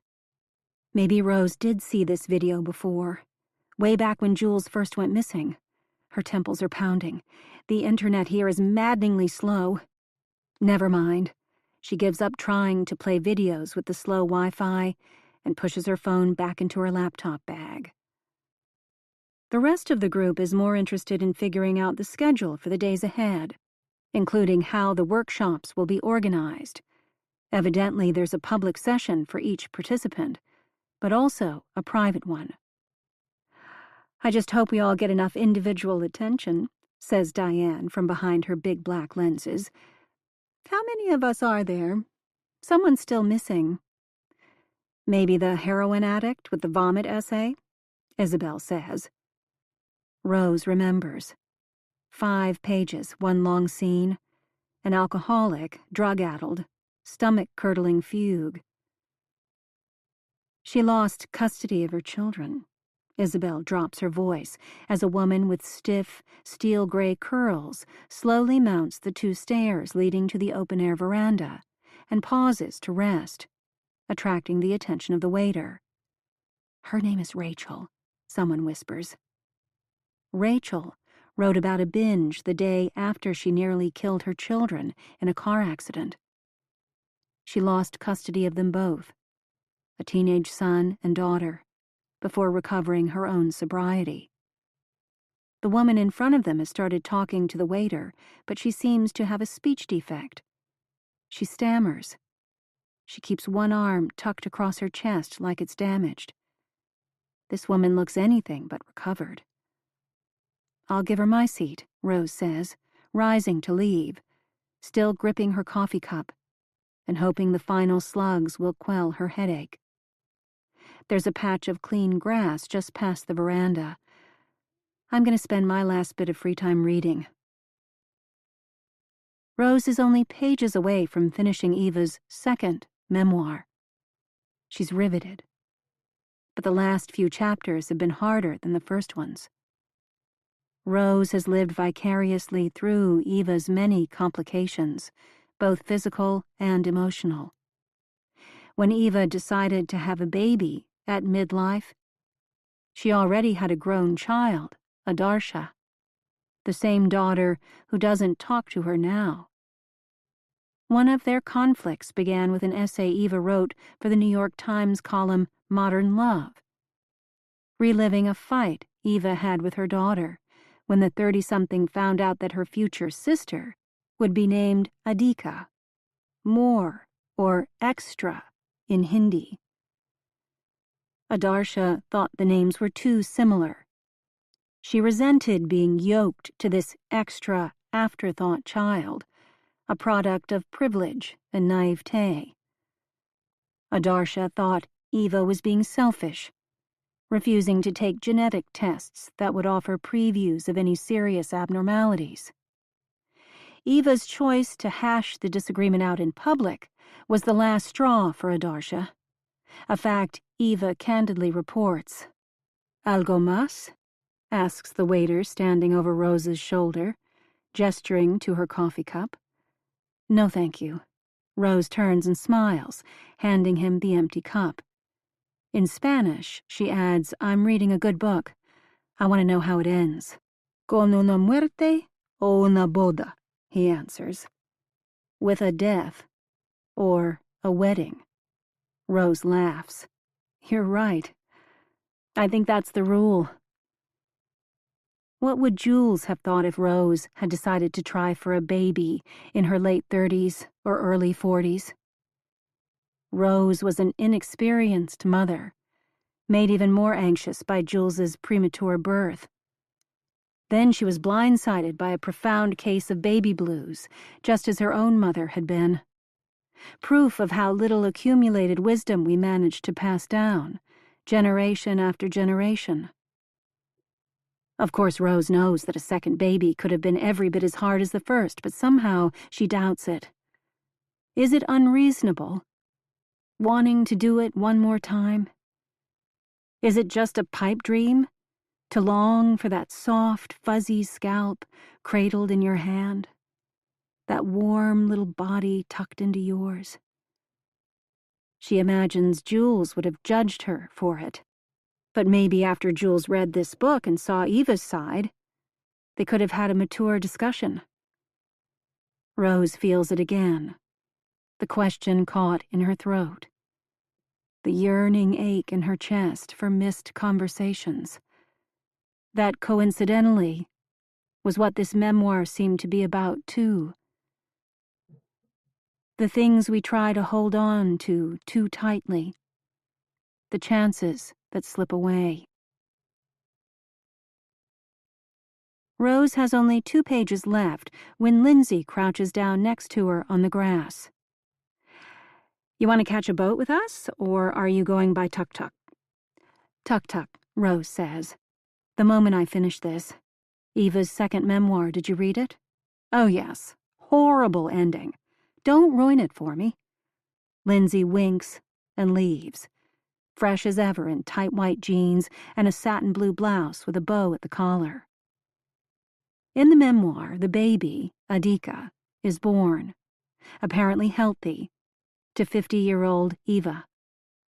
The second-time mother, bold enough to venture into the world of online dating while pregnant, carpe diem, has gotten involved in a serious relationship with a handsome lawyer named Jonah. He is a prince, especially during those first blurry, blissful days home from the hospital.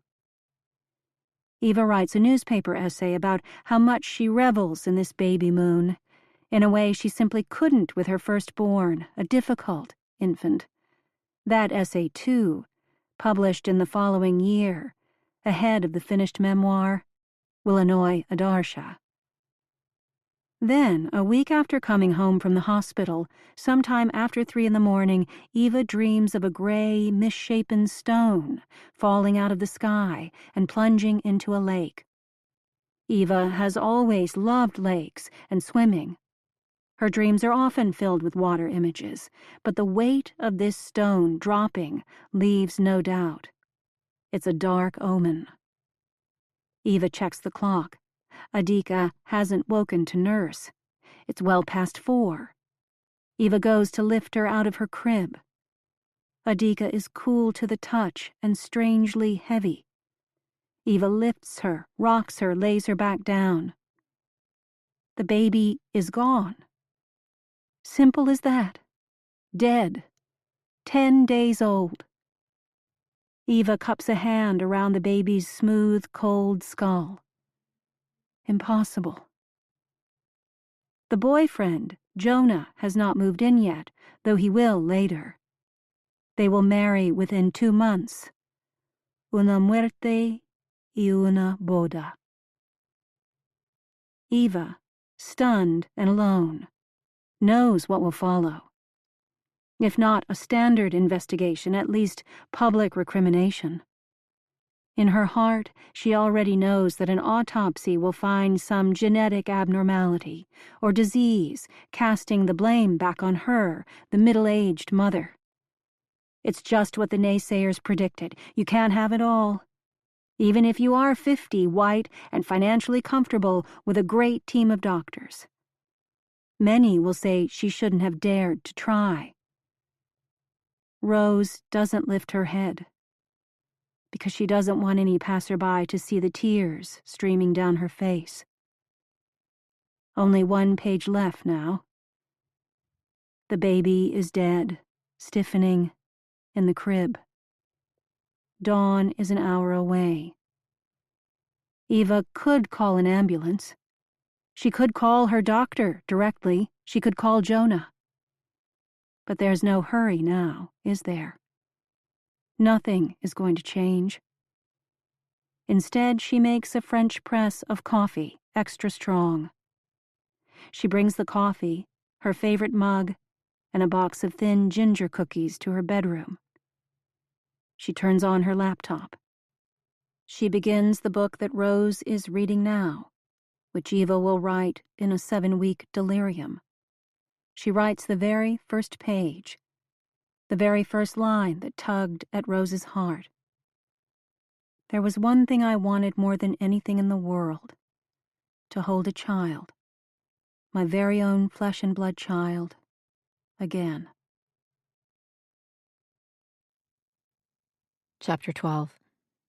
Jules. It's hard to wake up on my 3rd day at Casa Eva, even when sweet Gabby comes to my bedside at dawn with a cup of coffee. For our roommate, Mercedes, who has been granted the day off, Gabby brings a special sedative healing tea. It helps with her seizures, Gabby explains. I shouldn't be envious when I see Mercedes snuggle back under the covers, but I am. I jump up to dress, already anxious about the many tasks facing me today. Gabby watches me getting tangled in the overcomplicated straps of my sports bra. Tomorrow I can bring you a bigger coffee, she says. Is it that obvious I need it? She doesn't ask why I left the cabin in the middle of the night.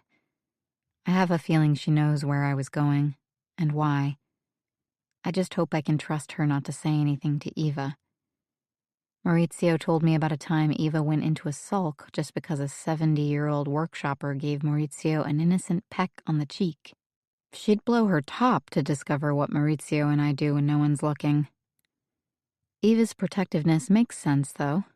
When she first met him, after losing her baby and while she was recuperating at Lake Atitlan, Maurizio was staying in the orphanage.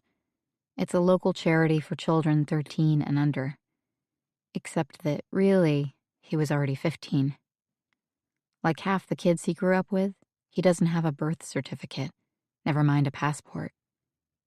Maurizio told me that he appreciates the employment and emotional support, the way Eva clearly took something sad, the loss of her own dream of becoming a mama again, and tried to turn it into something good. Royalties from In a Delicate State have bought Maurizio and other local kids lots of teddy bears and soccer balls over the years. But now that he's approaching the age of 21, he has to decide when to tell her his real age. She's often talked about Maurizio coming to live in the U.S. with her, and how that might be legally accomplished. It's all a bit intense. When I did finally sneak into bed last night, I couldn't sleep, worrying because I hadn't sent Eva the essay she requested, and at the same time, worrying that this was starting to feel like homework rather than a self-directed effort to create art, or at least truth. But maybe that preciousness was part of my writer's block since graduating. I'd always thought college was getting in the way of my creativity. Instead, the deadlines were helpful, and now, without them, I'd been flailing. Eva was giving me yet another gift. I didn't have to write something perfect. I just had to write. I pulled out my journal and flashlight and burrowed deep under the covers, intent on scratching out a few paragraphs. When I drilled some test wells into my subconscious, only a few topics sprang up. One was Maurizio, which wouldn't work, obviously. The other was Mom. I remembered an argument we had just before I left, the one after the restaurant scene where I expressed disdain for her spendy food habits, the one before our final discussion about my plans to search for my own apartment soon. The argument had been about clothes. She'd ordered me some travel pants and a long-sleeve matching shirt from a conservative retailer that sells ridiculously expensive outfits to women who evidently dream of going on safari. They certainly have a lot of pockets, I said, lifting the pants and shirt from the gift-wrapped box. And they are rather large. But do you like them? She asked. I think they might look good on you. They're quick-dry. So is skin. I mean, I just wear shorts and a t-shirt most of the time, or less. What do you mean less? Like a bathing suit, under shorts. But if you go somewhere nice, maybe in the evening? Mom, I don't plan on going anywhere nice.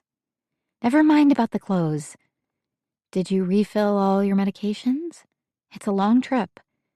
Are you sure you're bringing enough? And make sure to bring the prescriptions in case you lose the pills or some border agent takes them away.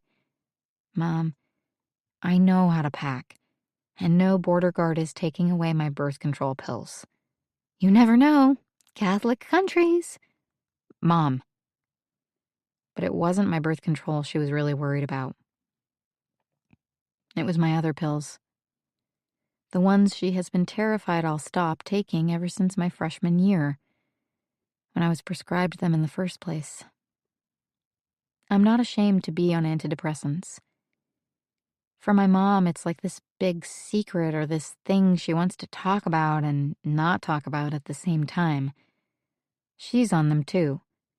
Nana wasn't willing to try them until she was already old, but she should have, obviously. What's the big deal?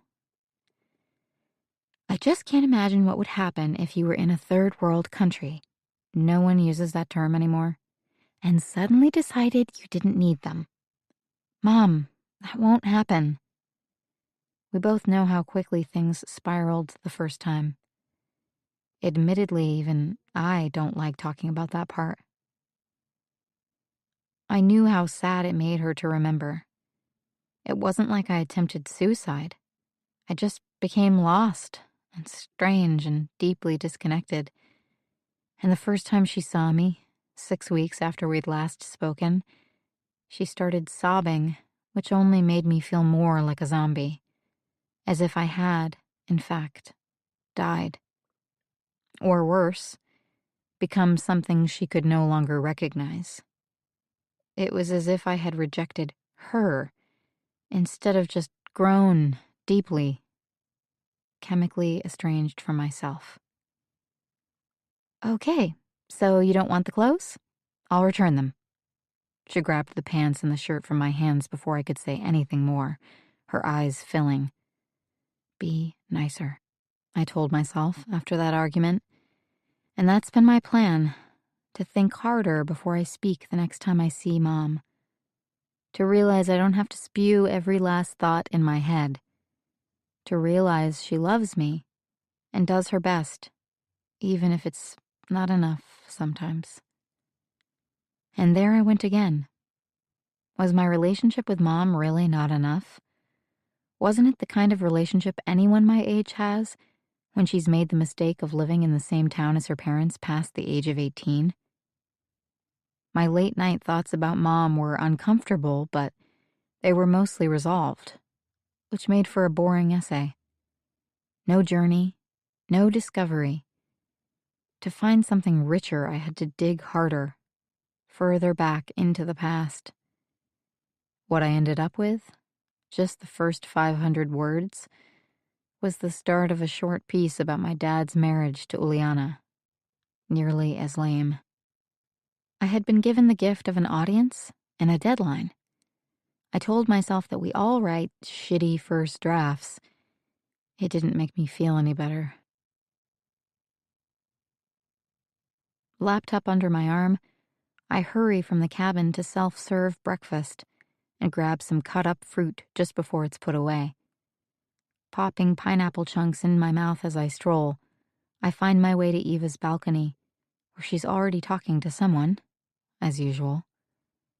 Phone pressed to her ear, she points to the stacks of paper-clipped pages I see on benches and the little bistro table, the same stacks that have cluttered this space since I first arrived at Casa Eva. Copy? I guess. She shakes her head. Recycle? She rolls her eyes. Eva pulls the phone away from her ear and says, Just wait. Sorry. Okay, waiting. Barbara's face appears on the other side of the closed glass door. Eva flaps her hand, making a go-away gesture. I raise my eyebrows and wrinkle my nose as if to say, Sorry, but I'm on this side of the door, and Barbara is on that side.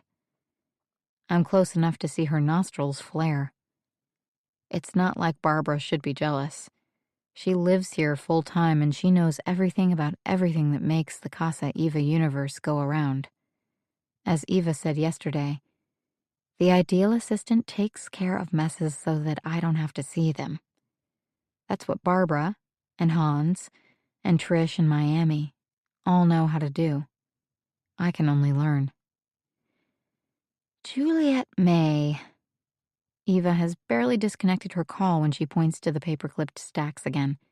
Have you read all of the manuscripts yet? I get to read them? Get to? You have to. She explains that she wants a 5-minute summary for each, plus anything I think she should know in advance about the writer, based on cover emails plus online searches. Online searches? Especially for the writers who might need extra hand-holding. This one, for example. She points to a pile of pages on top of the rest. Zahara is written on the footer. Eva's eyes brighten again. Is she still under contract with Glassnote? I've never heard of Glassnote. Trish read Zahara's cover email, something about a bad boyfriend and Las Vegas, but I didn't catch the rest. You get to sample her story first. Great, I say, scooping up the manuscript printouts. Is this all of them? We might get some emailed last minute. And remember, if you have only cover notes and no pages, focus on the writer. Okay, I can't pretend to understand that. In college writing workshops, we were always told to focus on the pages. I wouldn't want anyone to think I'm stalking them online, I say. Eva blinks and inhales, slowly. Sorry, I say. Initiative. Right. Eva's smile wilts. She puts her fingers to her temples, like she has a headache. Anything else you'd like to ask me today? You're here to help me, but you're here to help yourself too, right? Right, I repeat, as if it's that simple. Help her, help myself, and also help her feel good that she's helping me. That's why I asked you for an essay when I hired you. If you're going to audit any part of this workshop, I need to see your writing. I want to help you, Juliet May. I always have time for that. Every woman needs a mentor.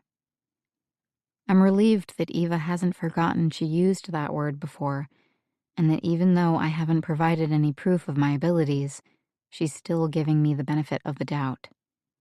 I think back to what I wrote and feel panic.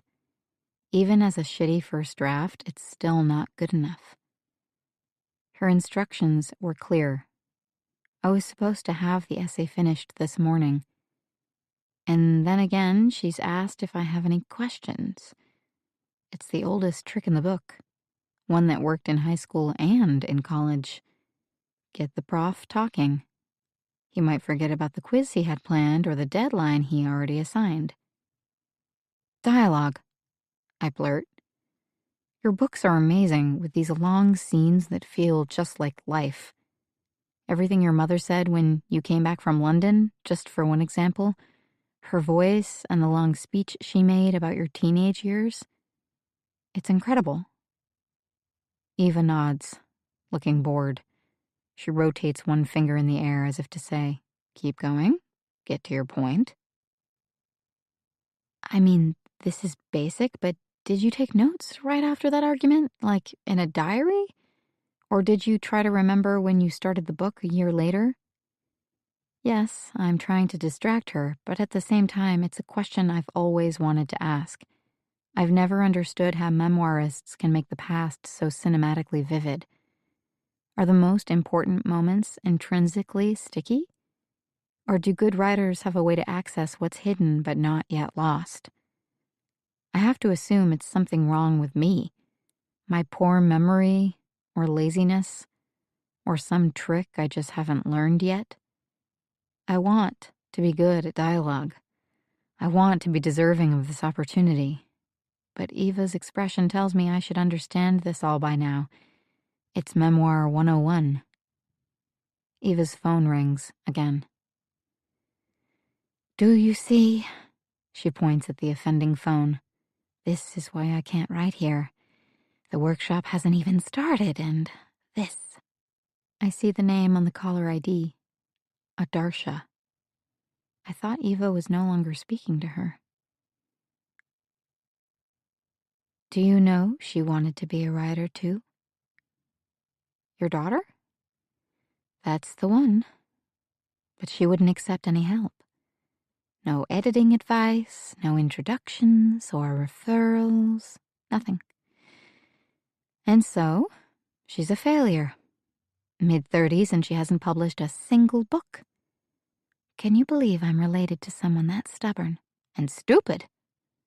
I shrug my shoulders, a quick, nervous twitch. The name keeps flashing. Adarsha. Eva has forgotten my dialogue question altogether. Now she's wound up, energized by her rant. She doesn't like the story of how I got started in the business. You think agents were all clamoring to read a memoir by a teenager? Absolutely not. You think the New York parties I attended and the men I dated the summer of 1980 didn't matter? I could tell you anecdotes that would make your hair curl. She refuses to benefit from what I went through. Adarsha. And none of that is to be shared, understand? Okay, so you'll get me that essay. I'm serious. This goes beyond our relationship. We are a community. Everyone here creates. Okay, I've got something halfway. Eva makes a flapping motion with her hand, like I should leave. I clutch the workshopper's pages to my chest. Let's talk about it later today. Perfect. Adarsha. I have to take this, Eva barks. I don't mean to mimic her volume, but I shout back, communicating my zest and my competence and my willingness to be a team player. Great! Chapter 13. Rose. Rose catches her breath only once she is settled in the back of the tuk-tuk, motoring up the dusty road to Casa Eva. Still thinking about the end of Eva's second memoir, both stimulated and bothered by it. Jules loved the book. Trust in Jules. She looks down at her gray scoop-neck t-shirt from Old Navy and the white capris that seemed summery when she bought them but now just seemed colorless. Is that how her daughter saw her? Colorless, conservative, boring. Not the type of person who would dare to get pregnant at 50. Not the kind of woman who would have come to Guatemala alone under normal circumstances. She sighs and gazes out at the landscape, trying to see it as Jules did, as an inspiring invitation to adventure. On the steep hillsides to the left, patches of land are aflame. The smell of smoke is faint, not the intense choke and pall of massive wildfire. But she can see individual rising wisps and flashes of orange. The women were talking about it at breakfast. The farmers use some kind of slash-and-burn agriculture. Los incendios, Rose calls to the driver, asking him about the fires. Todo bien? Fuera de control, a veces. Out of control at times. But only at times. The driver sounds relaxed. Rose thinks of California fires raging out of control, devastating entire towns. This isn't like that. It can't be. Don't underestimate indigenous knowledge. She hopes the locals know what they're doing. Maybe Rose worries too much. She's worrying even now about Eva's baby, dead and gone for more than 5 years. Rose hasn't nursed a child in over 2 decades, but at this moment, imagining the pain of a lost infant, she feels a tingle in her chest. That familiar pinch and prickle before milk lets down. It's been years since she thought about nursing problems, including her endlessly soaked shirts, no matter how many pads she stuck between skin and bra. It was like her entire body was just listening for Jules's hunger, ready at any moment to open the spigots. Maybe that's what's bothering her too. The failure to explain the breastfeeding aspect at the end of Eva's story. If Eva had slept later than usual, and the baby weren't alive to nurse, wouldn't Eva's milk be leaking into her shirt? Wouldn't Eva need to express milk and possibly change her clothing? Rose imagines holding the dead baby for an hour or more until dawn breaks, milk letting down, shirt soaking through. Then going to the shower to let the water wash away the milk and the tears. Standing under the scalding spray with puffy eyes, as hot as one can bear, an experience Rose knows well from the last 3 months. Then dressing again and waiting for the authorities to arrive. That's how Rose would have done it. Instead, Eva wrote. She spots 3 figures ahead, walking the road. Isabel, Diane, and Rachel. They got ahead of her after breakfast. Stop, she tells the driver. I want to offer them a ride. Diane is the first to hop in. Good, I wanted to be early. She smooths down her white slacks, gold bangles sliding up and down her narrow wrists as she rearranges herself. Don't wear valuables around the village. Few of them are being sufficiently careful. When the noise of the tuk-tuk motor forces Diane to turn and shout over her shoulder, Rose can see what she overlooked at breakfast. Behind the dark glasses, Diane's left eye is surrounded by yellow and pale purple bruising. Yet she's in a fine mood. We'll beat everyone coming by boat. We can get our names on the sign-up sheet. For being workshopped? Rose asks. No, today's critiques are already scheduled. Diane pantomimes, sticking her finger down her throat. I got an email this morning telling me I'm up first. I meant sign-ups for the other stuff like private feedback meetings and massages. Rose is confused. So to ask for a personal response from Eva, we have to schedule our own meeting? If it's up to them, Rose missed her chance to sign up early. But still, she'll get a one-on-one at some point, won't she? We were discussing it at breakfast, including the fact that we have to pay extra, Isabel says, lowering her chin to give Rose a meaningful look. Diane glances at them both, then snaps her head back. It's only another $100. But we already paid nearly $6,000 to come here, Rose says. I thought getting personal feedback from Eva was the point. The extra goes to charity, Diane says, pushing her sunglasses higher up her nose. It's, Rachel says, a little unexpected, Rose fills in, trying to help. Strange, Rachel says, finishing her own sentence. In this smaller group, she speaks more smoothly, as long as they don't rush her. I've taken workshops before. You talk in a group. Maybe you also get a private hour with the teacher. It's usually included. I don't think $100 is worth complaining about, Diane says. Isabel says, true.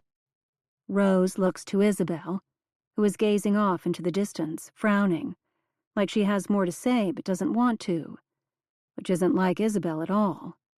It makes Rose wonder. Isabel seems financially comfortable. She wouldn't worry about $100, but maybe she's thinking of Scarlett. As they all heard at the opening night party, the young cyclist had to do a crowdfunding campaign just to come here. Last week, Scarlett was still $1,000 short. Before she could board a plane, she had to sell her bike. Rose asks quietly, did Scarlett manage to pay the extra fee? Isabel murmurs, I helped her. Oh, good. Rose gently taps the back of Isabel's hand, a private wordless gesture of appreciation. Rose doesn't really resent Scarlett's youth, of course. It was just a feeling.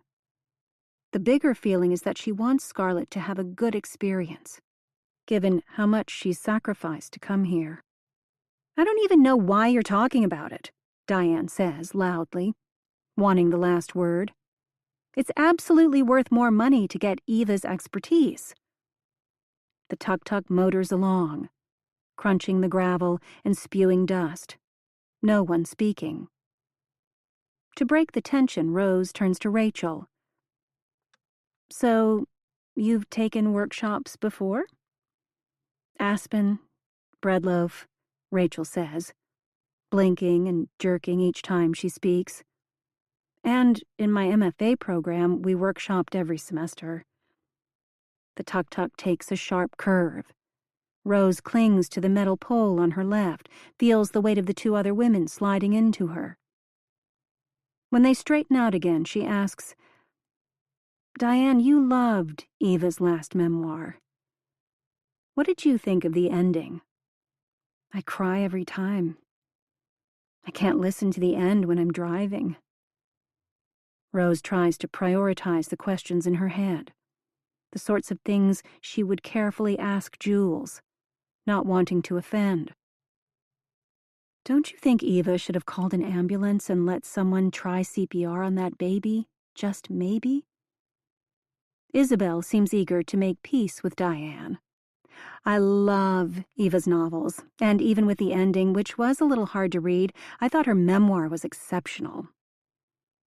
Up ahead, they can see Eva's gate with its bright yellow door. The tuk-tuk brakes. Rachel is trying to say something. It's interesting to think about the selection of details, the French press. Yes, Diane says, and the cookies, the ginger thins. But that's the second thing Rose wishes she could ask Jules. Would a woman who'd just lost a baby want to make coffee and eat cookies? For Rose, eating was one of the hardest things to do. When Jules went missing, her stomach started doing flip-flops. When they found out Jules' most likely cause of death, Rose's entire GI tract, from aching throat to doleful belly, rebelled completely. She can't imagine sitting peacefully munching ginger thins next to a blue-gray infant corpse. And then again, grief affects everyone differently. Some people retreat into paralysis. Some may disappear into work or a hobby. Rose thinks of her late mother, gardening with a vicious fervor the day of Rose's father's funeral, tearing at root balls, planting so haphazardly that half of the annuals died in a week. The difference with Eva Marshall is that she didn't make a mess of that manuscript she started writing hours after her infant died. In interviews, she still claims, that in a delicate state, emerged fully formed, requiring less revision than any of her previous books. They climb out, and Rose follows Rachel through the gate, hoping she'll say more. She doesn't. Maybe there's no more to be said. The telling detail, the French press. Rose simply can't connect what she knows firsthand with Eva's behavior. It bothers her, perhaps more than it should, as if her own sense of grief, or even motherhood, feels threatened by this alternate possibility. And then again, maybe it has nothing to do with those things. Maybe it only has to do with art, which is something Rose knows nothing about. The real artist, it could be argued, channels her fiercest emotions into productivity. At least, she thinks so. Jules must have thought about these same things. How could she not, after reading In a Delicate State? Stepping from one stone stair to the next, down the lushly vegetated path, Rose can only continue the discussion in her head, with Jules, the only person she'd trust to explain. Is writing what you would have focused on, Jules, if you just lost your own child? Chapter 14. Jules. At the water's edge, I'm all set up to read. The volcano is the color of an old brown fedora with the same crushed dent near the top. A light breeze etches delicate veins across the navy blue water. The stories in my lap are far from perfect, but they are stories.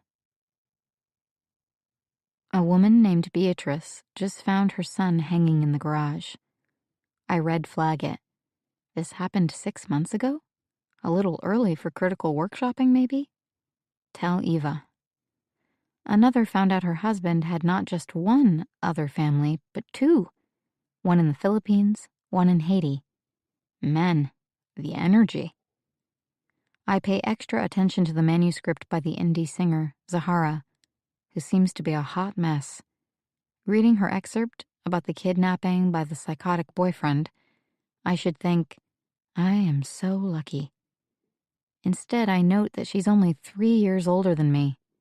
She already has a career, or rather, several of them. Her first side hustle in the years before her music took off was selling homemade purses covered in recycled computer keys. Her second side hustle is modeling. It's one thing to know that Barbara, an older woman with a long resume of life tragedies, including divorce, breast cancer, and bankruptcy, has a book about to come out. But Zahara is close to my age. What I lack most is experience, not only in writing, but in living. Mom thinks I'm reckless and antsy, which is ironic because little does she know how stupidly cautious I am. All trip, I've tried to take chances, but each time I get a little dose of adrenaline, I panic. The scrapes on my knee, that was from my first tumble while rock climbing. I didn't do it again. Obviously, I didn't get up the nerve to try surfing in Costa Rica. Doggy paddlers don't belong in surf zones, so why did I even bother going to the coast? But it's not just about physical risks. I know how my Instagram looks for those first weeks, before I basically stopped posting. Like I'm fearless. But the truth is, I kept moving because it was the easier thing to do, not the harder thing. If I'd stayed longer in Panama or Nicaragua, if I'd gotten to know any community or even one person, I might have had something to write about. And yet, still not enough. The proof would have been in the pages. I don't have stories to tell. I don't have anything to say. My reading slows, but I make it through the final manuscript pages. I sit on the end of the dock, letting the insignificance fill me, like gases in a bloating corpse, which isn't even a good metaphor, but I'm all metaphored out. Do I wish I'd experienced rape, incest, kidnapping, drug addiction, deportation, war, or extreme poverty at some point in my life? Of course not. Do I wish I'd started taking chances earlier, risked more, worked difficult jobs that helped me understand the heart of America, hacked through more jungles, cavorted with more lowlives, only the interesting ones, and maybe had just one eensy brush with death that ended safely? Possibly. I reach for my phone out of habit, knowing who'll try to help me feel better. Mom. But I don't want to feel better. I knew before coming here that I had a long way to go before I'd be a writer, before I'd earn that precious label. Now I'm starting to wonder if some of us just aren't meant to be read or heard.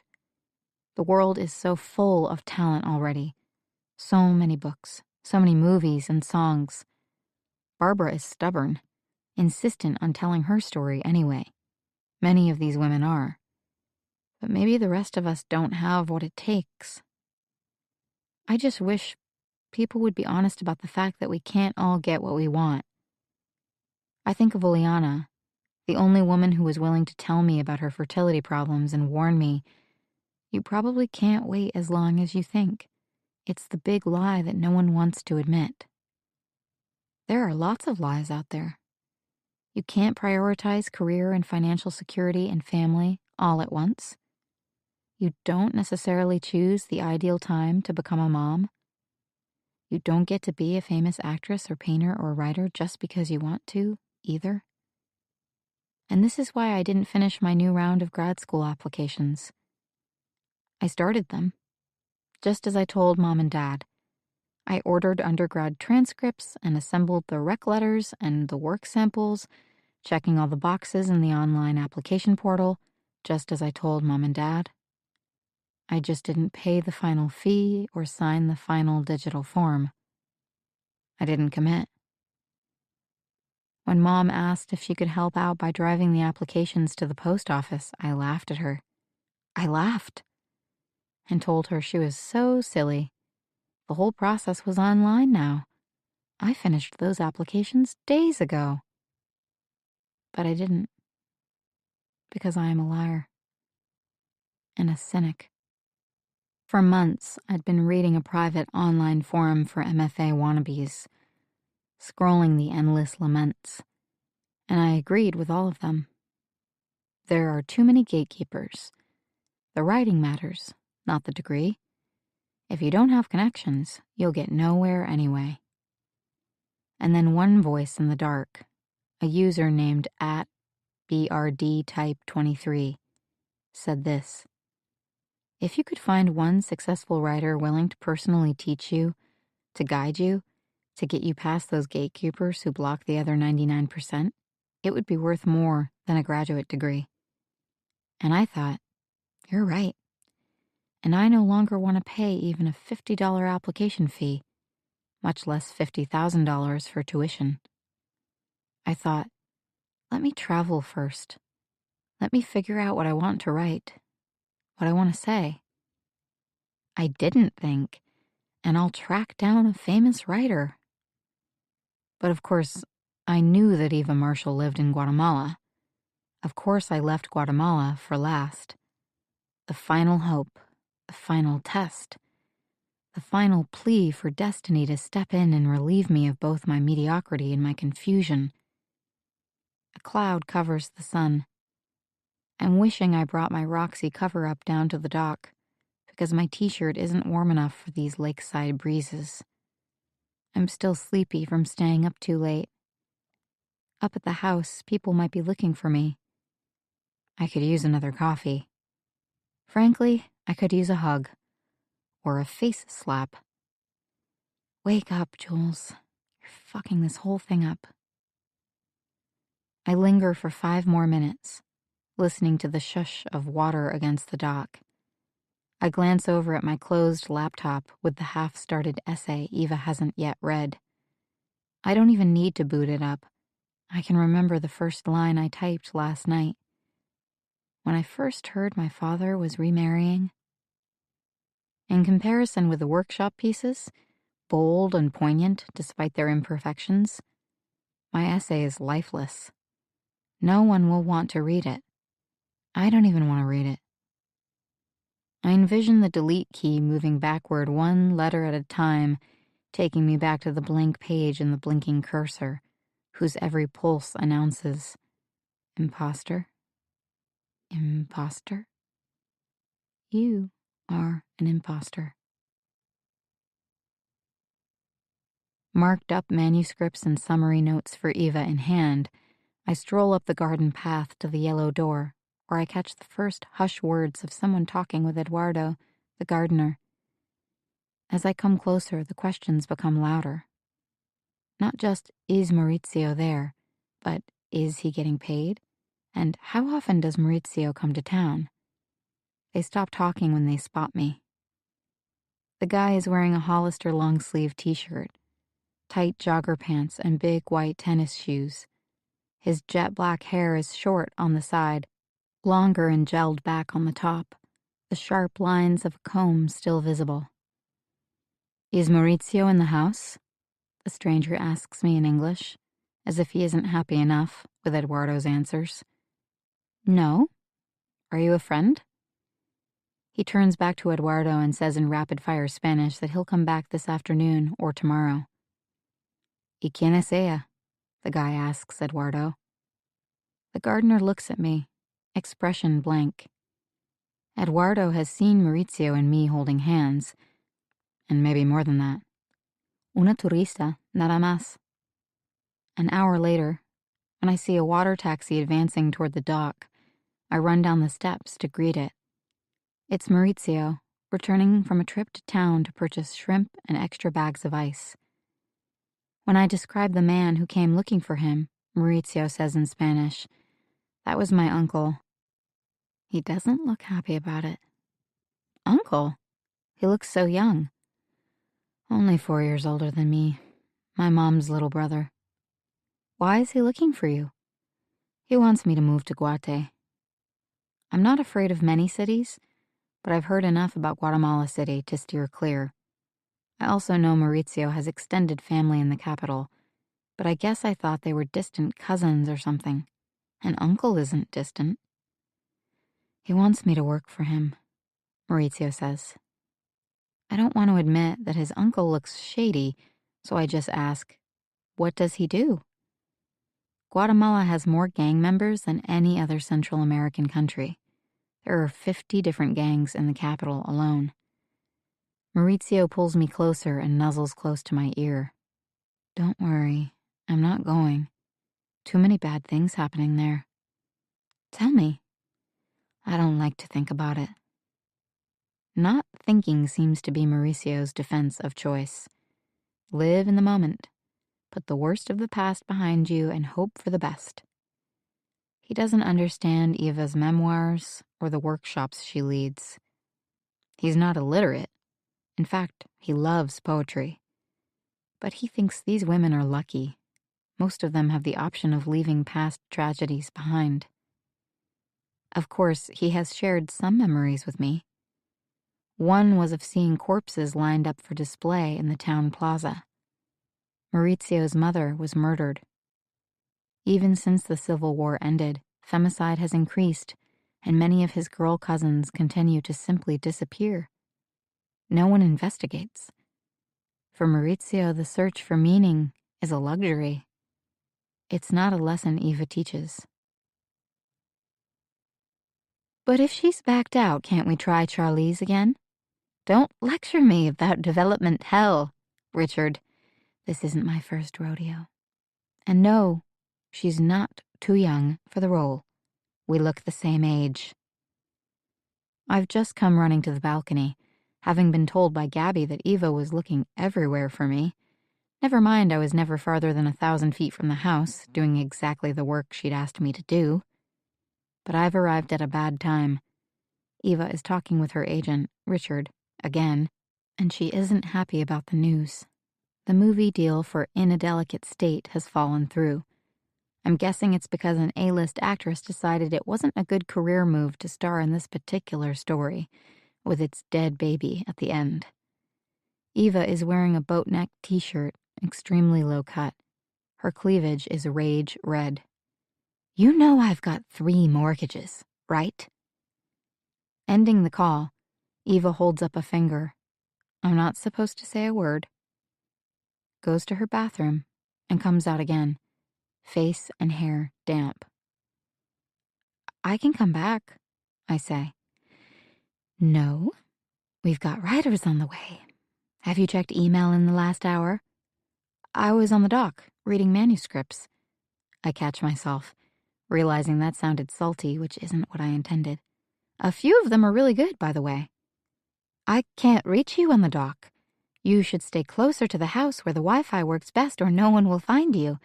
I have 10 women somewhere between their home airports in Guatemala City and Antigua, and you haven't checked email? 12 women, I think, not 10, but it doesn't matter. You told me that I should read the manuscripts and research the writers. I've made some notes. Juliet May. She runs a hand through her hair, nervously scrunching the wavy strands. Don't make excuses. It stings. And it should. I do make too many excuses. She can see right through me, beyond the issue of emails and workshoppers, to the very core of my failings. Well, Eva asks. If I don't get a moment alone, I'm likely to break down in tears. Why don't I get us 2 fresh coffees?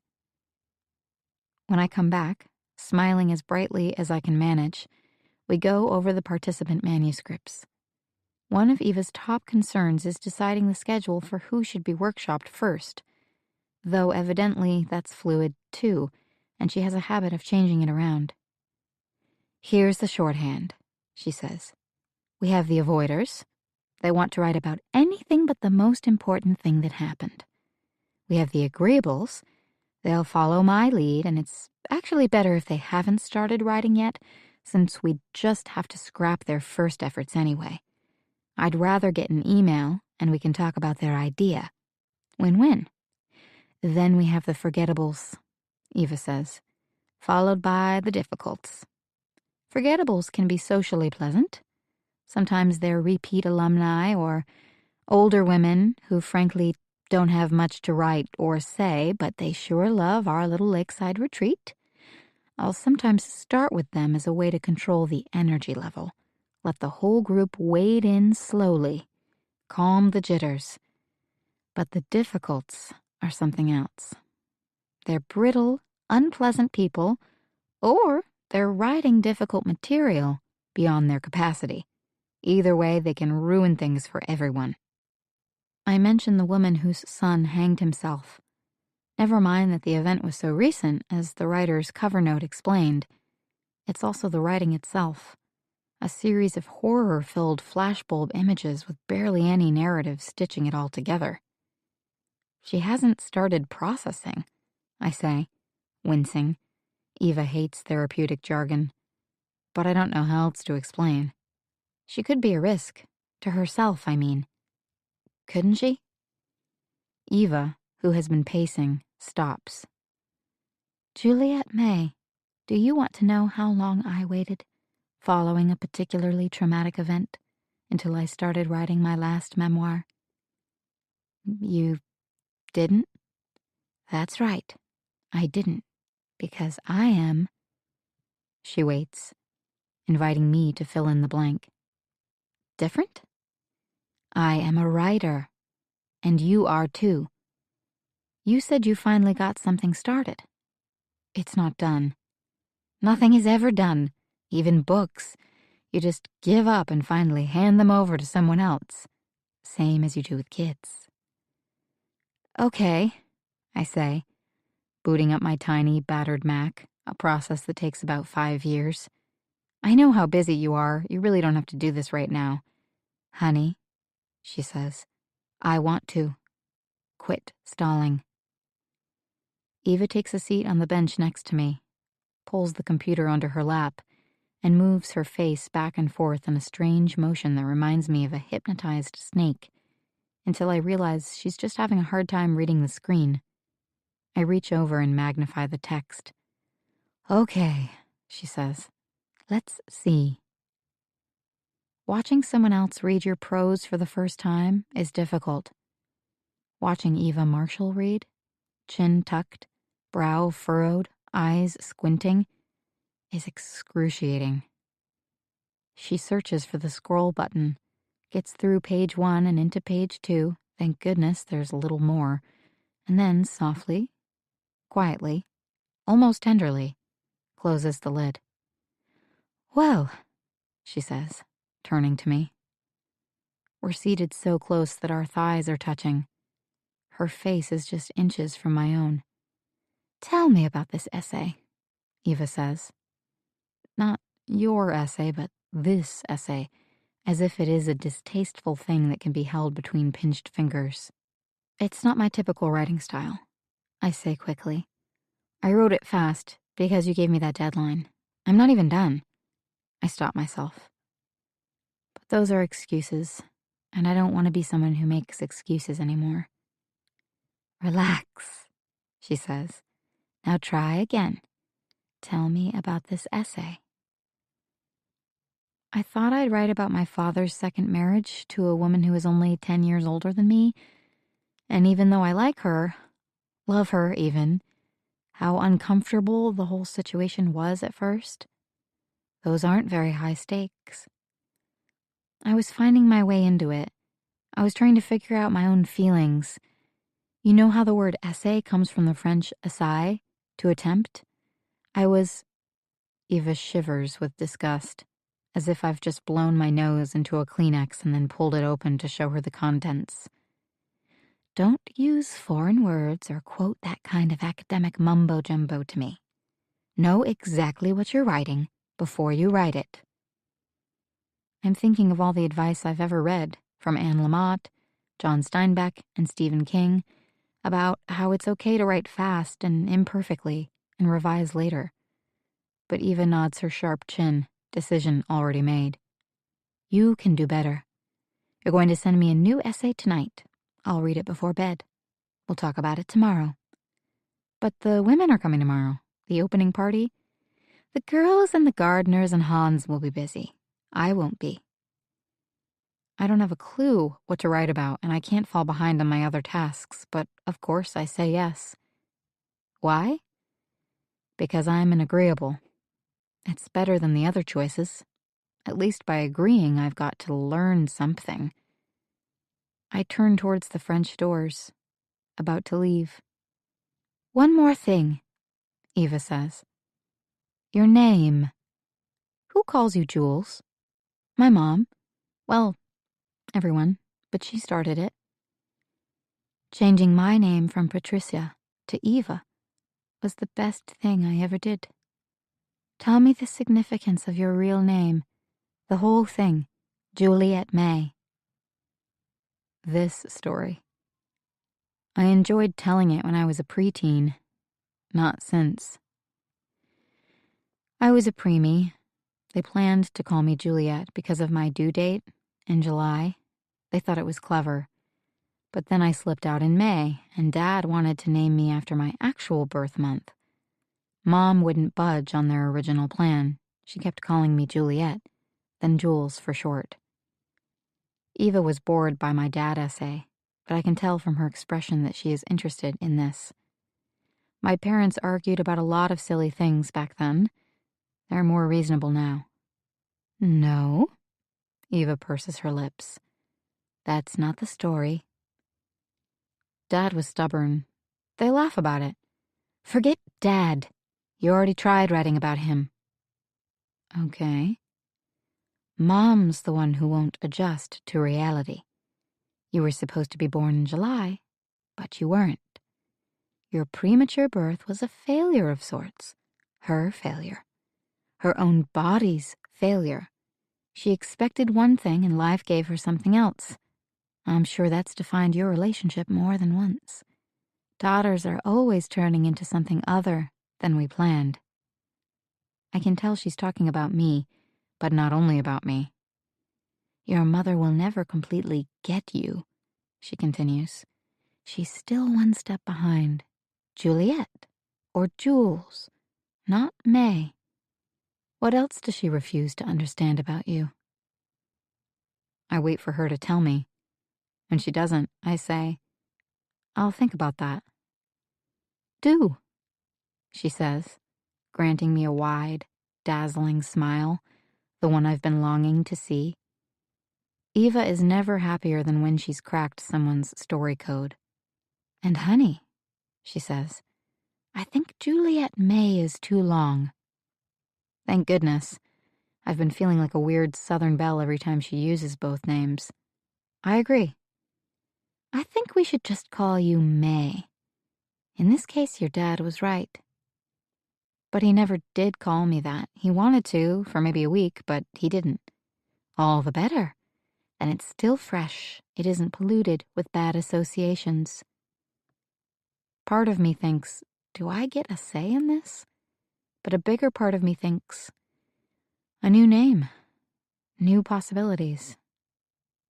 Energy surges through me. Family arguments, crap writing, wasted months trying to decide about grad school, all of it can be left behind. Not just left, like all those program catalogs gathering dust under my bed. Erased. You're smiling, Eva says. It's a different smile. You look different. I feel different. Even when I met you, I didn't think you were a Jules or a Julie or even a Juliet May. I think you left that identity behind weeks ago, probably back in Mexico or Panama. Do you think? I shrug.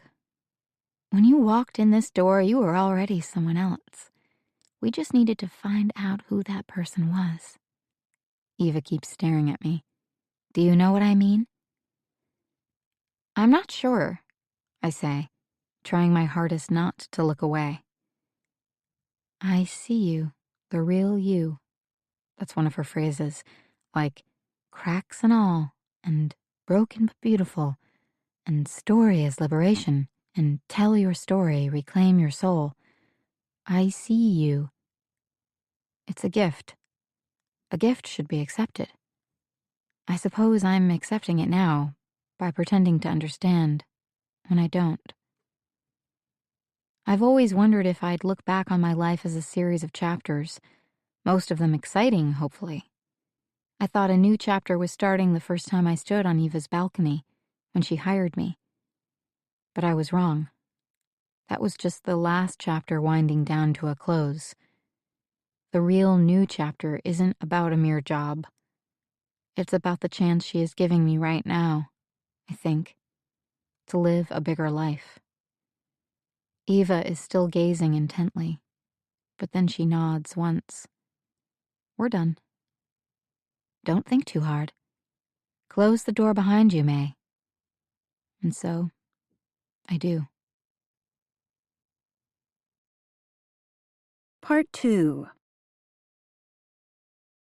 Chapter 15. Rose. Finally, Eva beams. After much travel, after much sacrifice, you're all here. They've gathered in the open-air classroom, to one side of the lawn. Last night's dinner party was only a hint of what's to come. It's here they'll truly get to know one another's stories. It's here that lives will change. Eva glances from face to face, pausing to smile, scrunch her nose, raise an eyebrow, make a connection. When it comes to Rose's turn, she feels it too.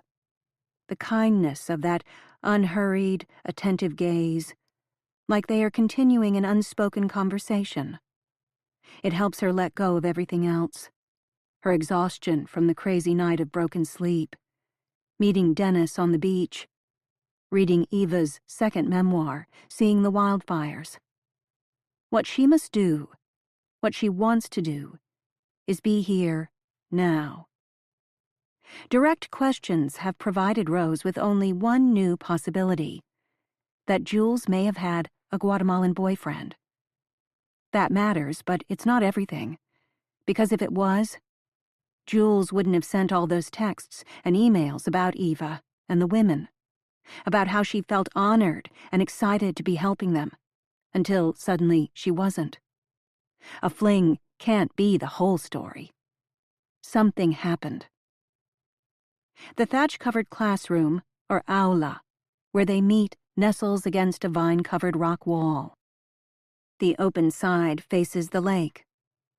Across the blue water, the volcanoes form a permanent and bewitching backdrop, today made softer by haze. The scenery, fused with buttery light, could be a photograph, especially with the water so dreamy and still. The day is holding its breath.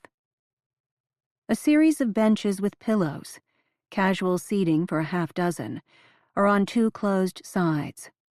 Most of the riders have already staked out their places in the other chairs, of which there are several kinds: directors' chairs with canvas seats, slouchier camp chairs, a few stiff plastic chairs with attached desks. A whiteboard and stool are at the front of the class, where Eva stands, arms as busy as an orchestra conductor's. "I hope you're comfortable," Eva says, gesturing to the open-air space with its mixed seating. A far cry from the typical boring college classroom, comfort is important, as is good food. You're going to be asked to do difficult things here, but in between those difficult moments, we hope to make you feel fabulous. That's why I encourage you to sign up for massages, to swim, to take breaks whenever you need them. I'll be working around the clock. You don't have to.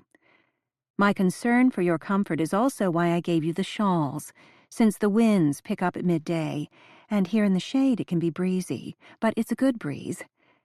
You'll see here that even the weather knows what you need. It gives you quiet when you need quiet. It gets stirred up when you need stirring.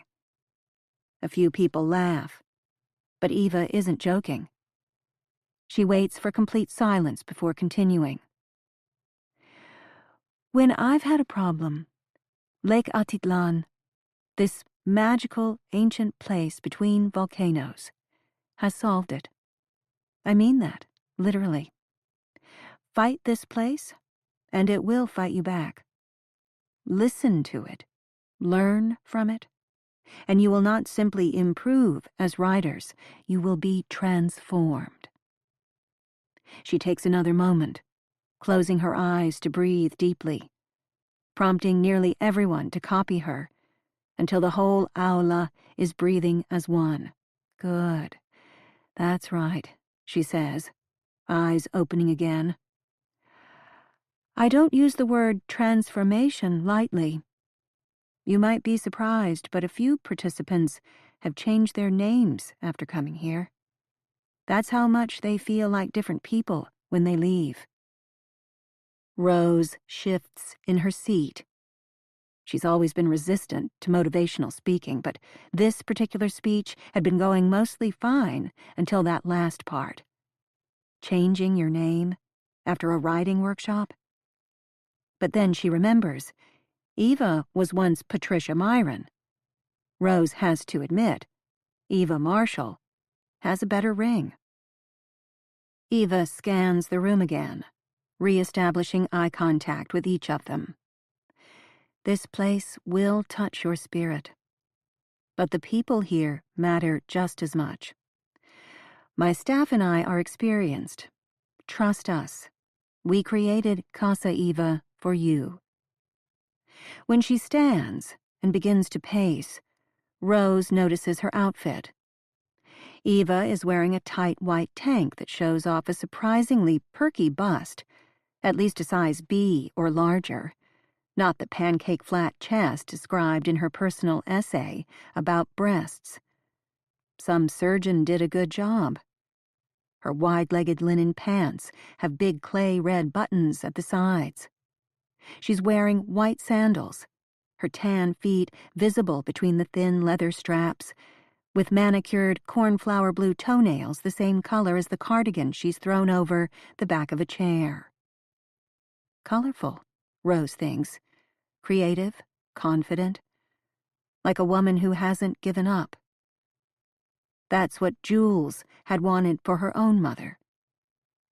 Eva says, "Let's begin with a sampling from the manuscripts."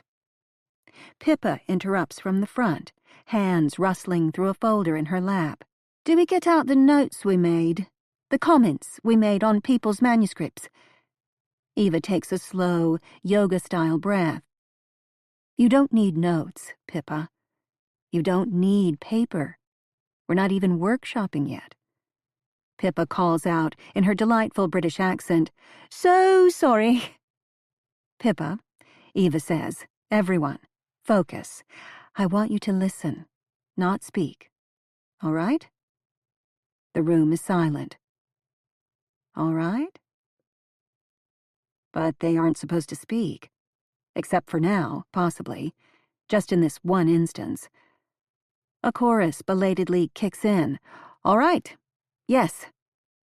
Good. As I read aloud, I want you to pay attention to the language. Try to find the common element in everything I read to you. Just take it all in. Holding a sheaf of printed-out pages in her hand, Eva begins to read single words and phrases. Some of the gathered participants close their eyes. One woman even reclines on a pillow-festooned bench. Rose can't do that. She sits at one of the schoolhouse-style chairs with an attached desk, pen gripped in her hand, notebook ready. "Here goes," Eva begins. "Depths of sorrow. Daddy issues. Damned if you do, damned if you don't." Rose is tempted to scribble, to try to capture whatever pattern Eva is revealing. But she's supposed to listen. The common thread seems to be emotions, unhealthy thoughts, alliteration using the letter D. Eva continues. Inferiority complex. Normalized. Reframed. Maybe the pattern is psychological labeling. Collateral damage. Mutually assured destruction. Maybe the pattern is militaristic or aggressive labeling. Compartmentalization. Emotional roller coaster. Rose recognizes the last phrase from the writing sample she submitted, describing a summer with her older sister when their mother was away as an emotional roller coaster. And it was. Extremes of happiness and melancholy, confusion and exhilaration. The roller coaster image would have made sense even to her 10-year-old self. A young girl with little access to complex metaphors. Well done, you. In her surprise at being singled out, Rose has missed several words, but she refocuses. Benign neglect. That was Rose's phrase as well, used to describe her parents' oblivious parenting. Yes! Determined not to sit up with too obvious pride, Rose does the opposite, slumping in her seat, pretending not to notice she has been praised twice. Twice! There, Eva says, setting her sheaf of pages on the stool. She finger-combs her hair, scrunching the damp longer bits at the front. giving them time to think. But not too long. I'm not going to make you guess. I'm going to tell you. Rose feels her face flush. So this is how it feels to be in a writer's workshop, in your 40s, having assumed you couldn't write, having told the world, your daughter especially, that you had no interest in writing. Dead language, Eva says. Every phrase I've read out loud, from your manuscripts, is an example of dead, abstract language. The kind of thing I don't want to read in this workshop ever again. Tick. The sound of a dropped pen hitting the floor. Then, silence. Rose begins to sink, pulling her head low between her shoulders, until her shawl prickles her earlobes. But wait, says Lindsay, her finger in the air. I mean, even compartmentalized? I get that it's abstract. Dead language, Eva says. Overused. Therapy speak. Dead. No value to any of us here. A lock of Eva's hair has fallen in front of her face.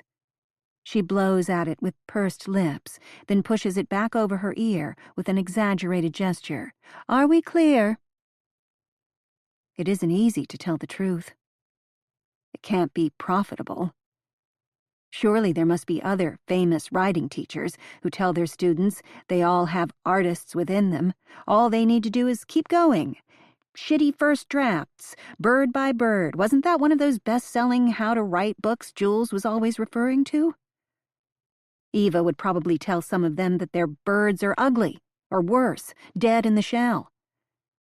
Eva turns back to the stool and blinks as if she's lost her train of thought. Does anyone know what time it is? Wrists turn, hands grab for phones, voices clamor, longing to model cooperation. 9:04, 9:05, 3 minutes after 9. Okay, Eva says, clearly annoyed by the multiple answers. That's our first craft talk. Now, we'll discuss Diane's piece. You ready, Diane? Rose can see Diane's profile. Her caramel-colored highlights, slightly upturned nose, and expensive Jackie O sunglasses. But even the oversized shades can't hide the thin worry wrinkles crisscrossing her forehead. Is there any possibility of getting my piece printed out somewhere first? Diane asks. I don't have a copy. I thought there'd be a printer. Eva takes a deep breath. We can only do printing for you in our shared office in town, but don't worry. We're not going to be talking so much about the words you typed. We're going to be talking about story. We're going to be talking about you. Everyone else is nodding, inspired by these bigger concepts. Story, yes, the Holy Grail. But Rose's hearing is getting fuzzy with white noise. There's an office in town? Eva told police that Jules worked from town, and Rose thought that meant running around to make arrangements at restaurants or checking on guests in their lodgings. But that couldn't keep an assistant fully occupied. It's part of why Rose kept imagining that Jules must have spent time at Casa Eva at least sometimes.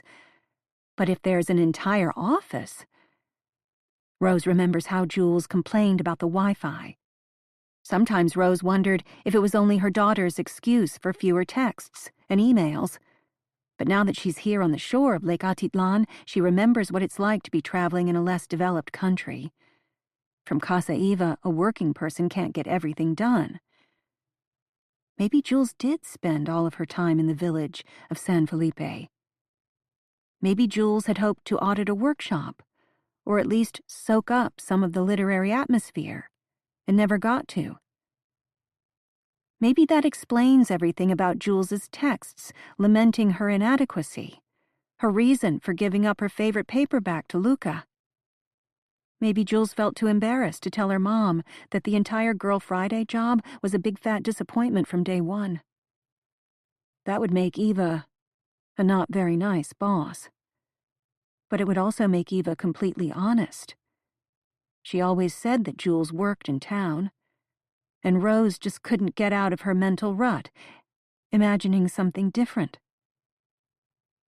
At the front of the classroom, Eva says, "Okay, we're ready to start. Diane, you stay quiet. I know it's hard. Just relax and let me guide us into this." Rose can't focus yet. She keeps hearing Matt's voice telling her she is wasting her time. She keeps hearing her therapist's reminders about grief and sleep deprivation. They both questioned Rose's judgment. They both warned her she wasn't ready to make this trip. She needs to get a break. But she doesn't want to walk out just when Diane and Eva are embroiled in a tense dialogue. In fact, Eva says to Diane, "Your husband has battered you. And last night, you told me that you feared him."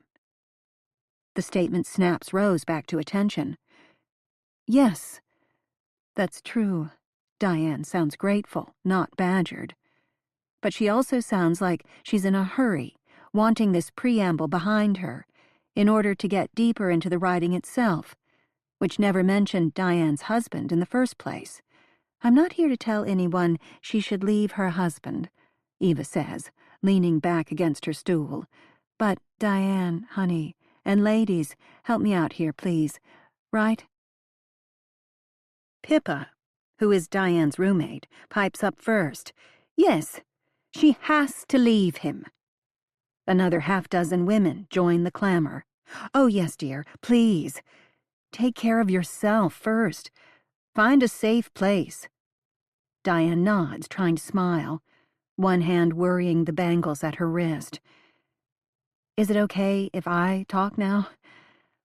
I have a few more minutes, I think. If each session is an hour." She holds up her phone so Eva can see the numbers. "I'd like to ask about what I actually wrote. I know it wasn't good, but what exactly could I do better? I mean, only if we have a little more time."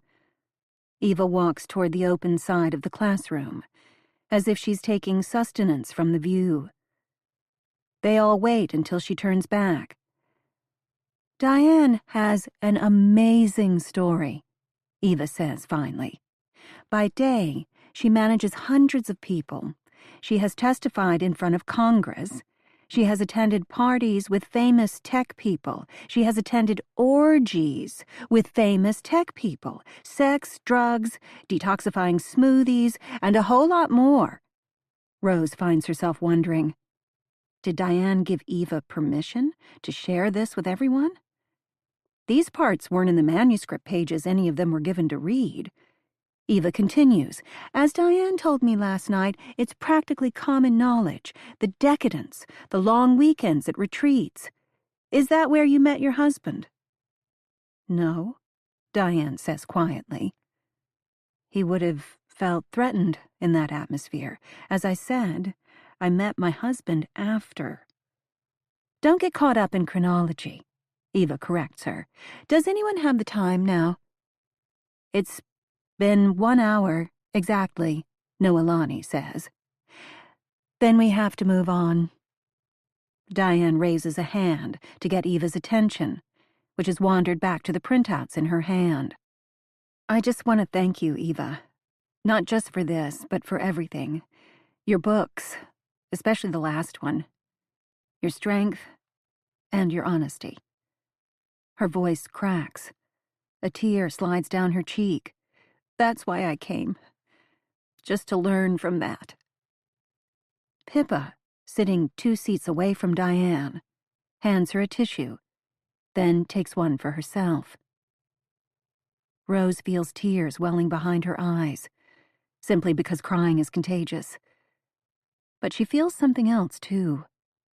A scratchy lump in her throat, like she's swallowed a sharp bit of food.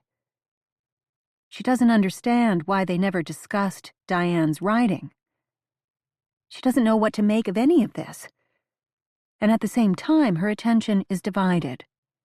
Half of her is trying to understand how these workshops actually work. The other half needs to settle the issue of whether Jules ever spent significant time here in the first place. The best people to ask are the people their private investigator never bothered talking to. Isn't bravery contagious? Eva says, looking pleased. Thank you, everyone. While the participants clap, Rose jumps up and trots out of the classroom with her head ducked low and a hand on her stomach. Let them think she's having traveler's tummy troubles, across the lawn and into the house. When she gets to the main floor bathroom, it's already occupied. Rose waits her turn, looking at her phone and thinking about the scarcity of photos during Jules's entire Guatemala trip. She scrolls through a few volcano shots that could have been taken anywhere along this shoreline. But there's one photo that's more personal, even if it doesn't show Jules's face. A girl who is undoubtedly Rose's daughter poses with an apparently female acquaintance, their kneecaps side by side, their hands splayed as if they're doing a before and after manicure pose. Jules's hands are tan, her fingernails short and uncared for, matching her scabby right knee. The apparent friend has perfect pale fingers, French polished nails, and slim, scratch-free legs. Rose closes the phone in frustration. Why couldn't her daughter have taken more selfies of her face instead of her hands and knees? Why couldn't her daughter have used social media the way everyone else does, to show off and make one's life look perfect, instead of posting an ironic mystery shot? After her turn in the bathroom, Rose pauses at the doorway of the kitchen, where Barbara stands with her arms over her chest, prohibiting entry. Are you lost? I need to talk to the kitchen staff. About? Food allergy. Didn't you put that on your registration form? I forgot. It's really important. Outside, on the patio, near the kitchen's side doors, an alumna is having trouble with the coffee carafe. She pumps with vigor and spills extra on the table, leaving the sugar bowl open to a circling wasp. Oh, for heaven's sake, these people, Barbara says, advancing toward the table, rag in her hand. Rose grabs the opportunity to slip into the long, narrow kitchen, past Chef Hans, who turns and frowns at her. He's big and wide, with meaty forearms and massive feet tucked into enormous, ugly Crocs. His head is large, too, a shiny bald pate with a blue and red Buffalo Bills insignia tattoo on the bulgiest part of his skull, and below that, on his neck, a tattoo of a cleaver. His hands are hidden in oven mitts as he tends a glass pan of enchiladas. Rose smiles and keeps moving, as if she knows exactly where she's going. Eva wanted me to tell the women in the kitchen that the workshop session is running behind. He rolls his eyes. They won't understand you. I'll do my best. Fine. Concha's back there. Rose focuses on the 4 Guatemalan women standing around the big butcher block table in the back, peeling scorched peppers and chopping ingredients for pico de gallo.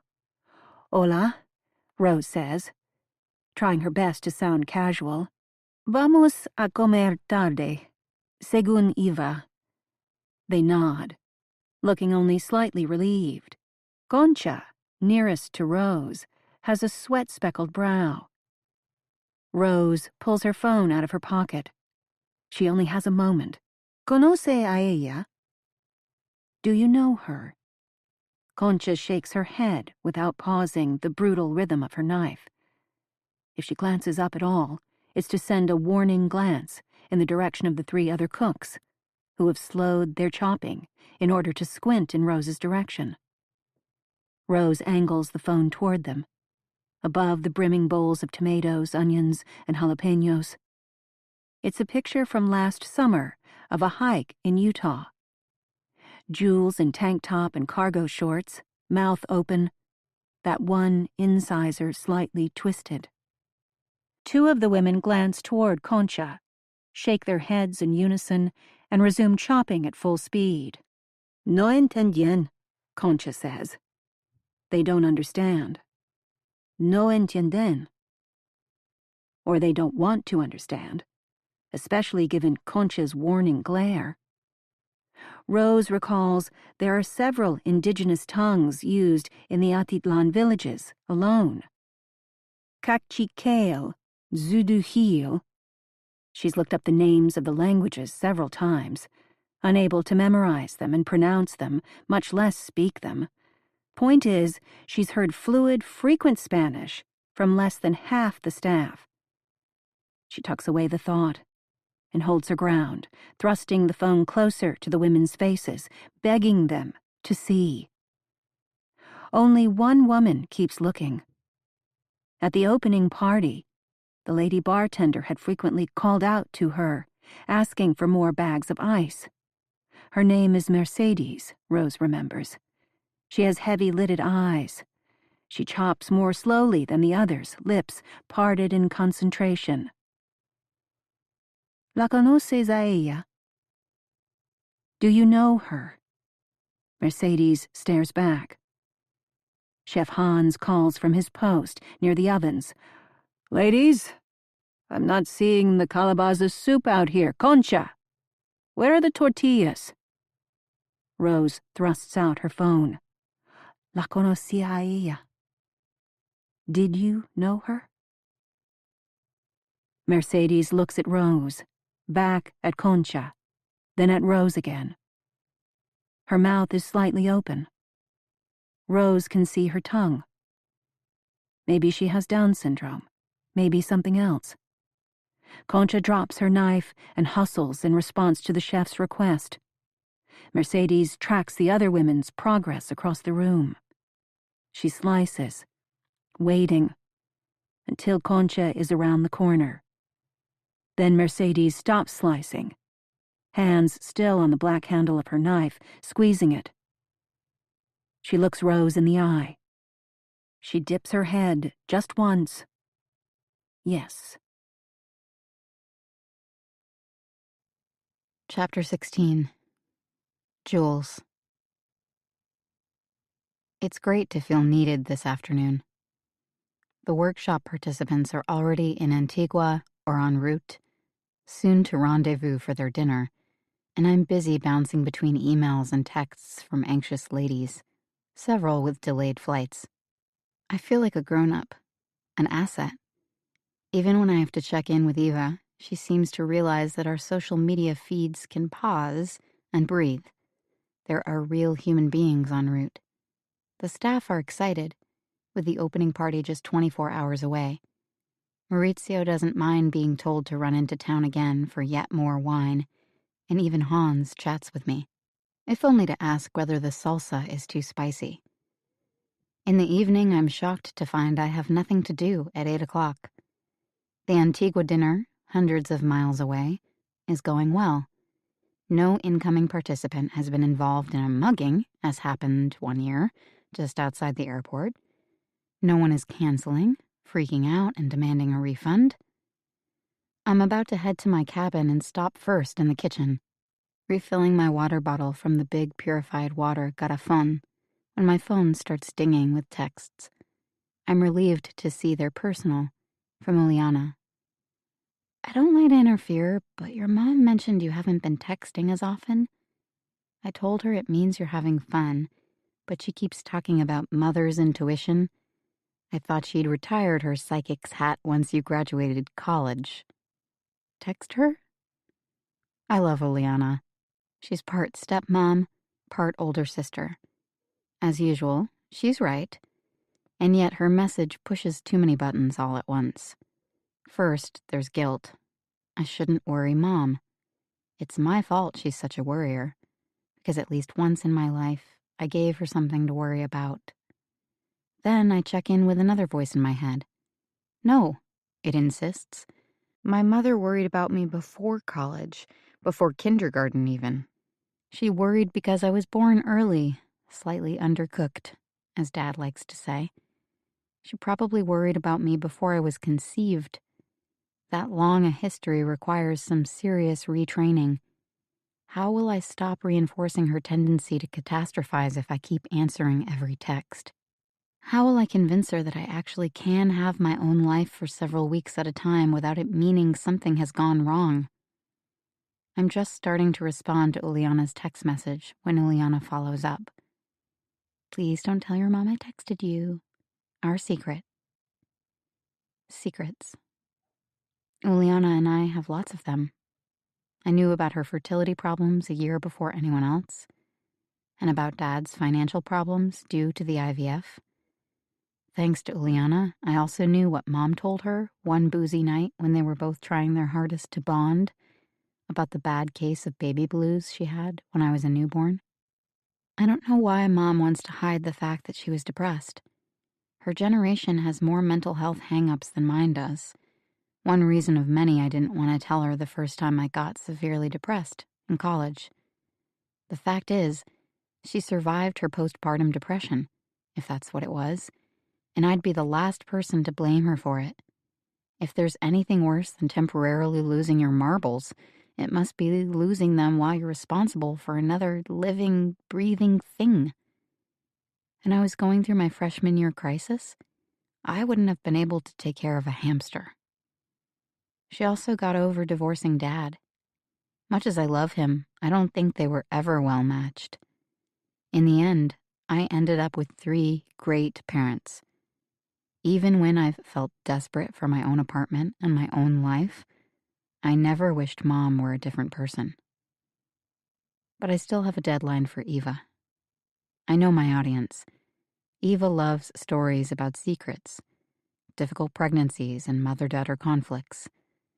It's time to apply what little I know about my mother's postpartum depression, with some embellishment, if necessary. You are so creative. Even Mom said it. Time to find out. 3 hours after emailing the essay in the middle of the night, I wake to the sound of roosters and the ding of my phone, a text from Eva. Brava. I stare at those 5 letters, feeling a warm flush of pride. Finally, I've done something right. My thumb hovers over various emojis. None of them will do. I keep my response brief. I'm glad you liked it. Her reply is swift. Liked it? I loved it. Another ding. And sorry for yelling at you after my bad phone call with Richard. For a moment, Eva's apology feels great, like she gets it, and gets me. That feeling, in turn, makes me want to apologize and hastily explain. I'm so glad you read and enjoyed my pages, but I may have exaggerated just a little. Or, the essay doesn't quite capture how I feel about my mother, but revision will fix that. Thanks so much. And that would be stupid. You don't respond to praise with a confession that makes the person doing the praising seem less perceptive. You don't respond to possibility with reflexive self-sabotage. Right, Jules? My thumbs hover.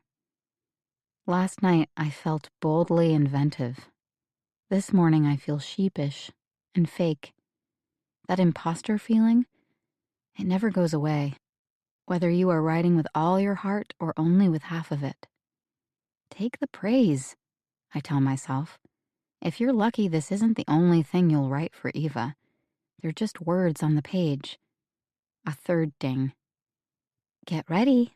I'm taking you into town. Breakfast and mud facials. I squeal, loud enough to wake Gabby in the twin bed across the room. Gabby mumbles. La señora? Does she need something? No, she wants to take me out. She never goes out the day of the big party. Today she is. Mercedes, who rarely speaks more than a word at a time, sits up in bed. Imagínate, she says. Imagine that. When Eva walks through the door, the spa receptionist claps her hands and presses them to her cheeks, giddy with joy. Paulina, Eva calls. A tiny girl with long black braids bursts through a pink curtain and runs to Eva, burying her face in the side of Eva's leg. Oh, darling, how's my favorite little girl? And how's your brother? The girl keeps rubbing her face against Eva, too shy to answer. "Now go up the street. You know what to get," orders the receptionist, who barely looks old enough to be the little girl's mother. Paulina breaks away, darting through the open door, just as I have my camera out, tempted to take a photo of the cuteness and slightly ashamed I'm already picturing exactly where I'd post it, which isn't like me. Not the old me, anyway. Eva flaps her hands in protest at whatever errand the barefoot little girl has been made to run, but she's clearly elated. "You don't have to do anything special. Our spa time is special enough."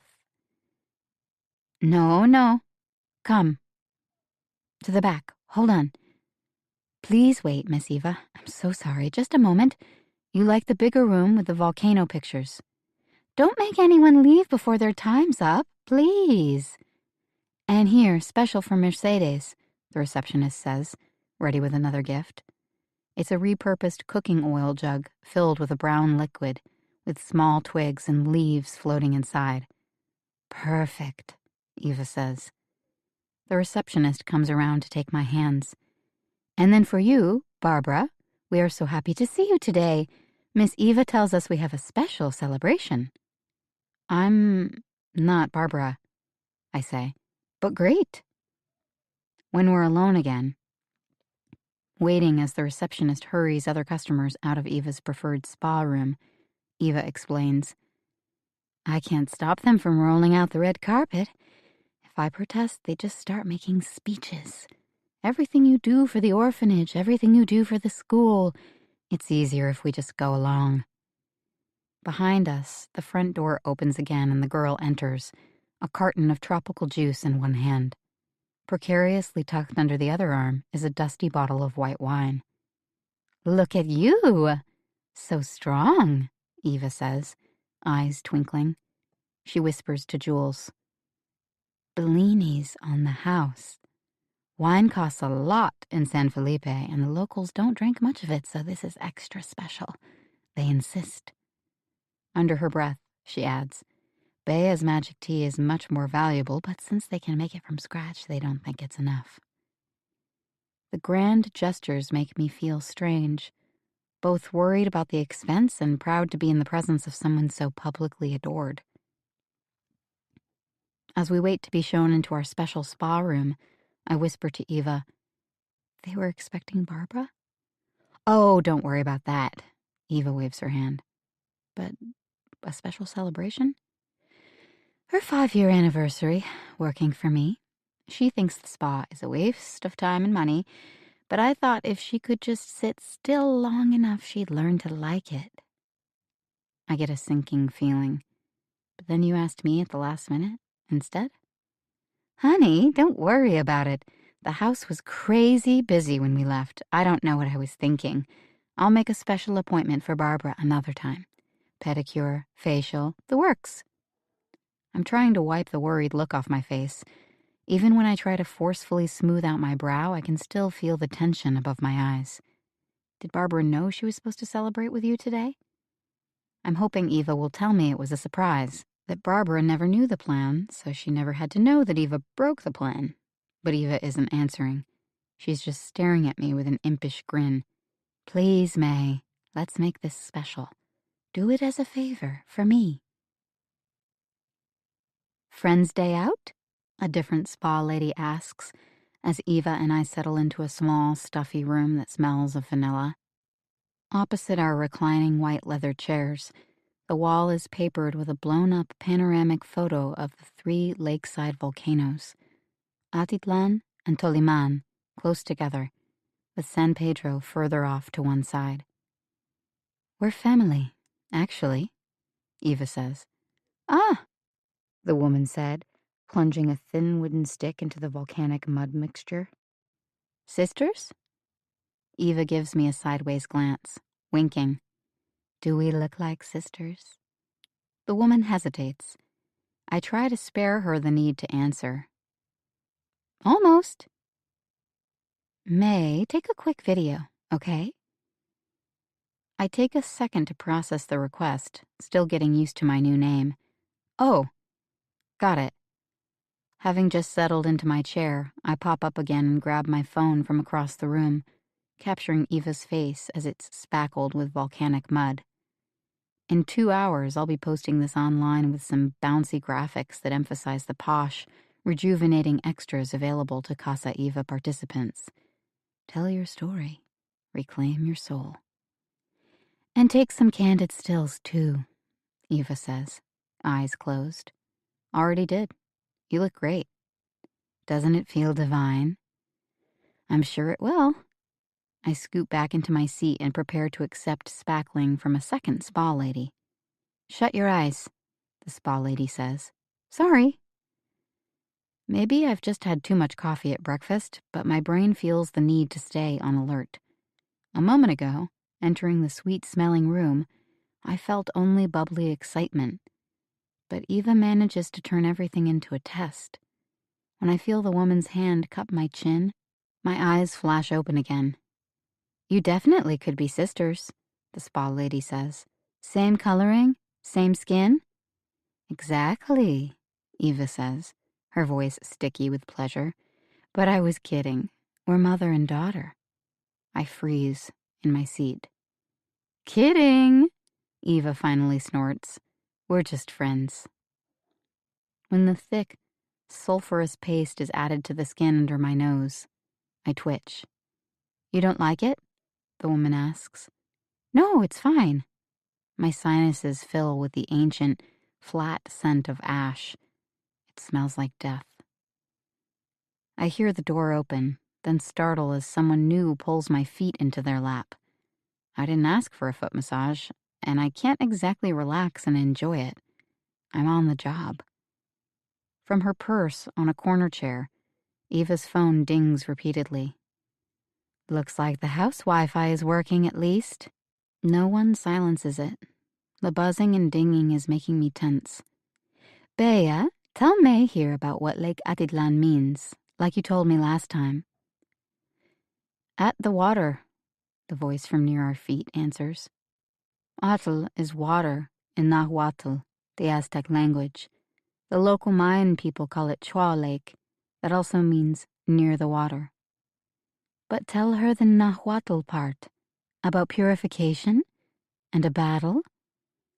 In the Aztec calendar, the day Atl is about conflict. You purify by having conflict.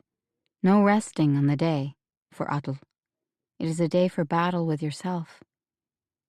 Eva's chair squeaks as she leans back into it, satisfied. Battle with yourself. It sounds like writing memoir, doesn't it? May, that's the sort of thing you should write in your journal. You're still keeping a journal, aren't you? Yes? May, what would you think if we organized future workshops according to the Aztec calendar? I take a deep breath while the traffic director in my head sorts through all kinds of thoughts.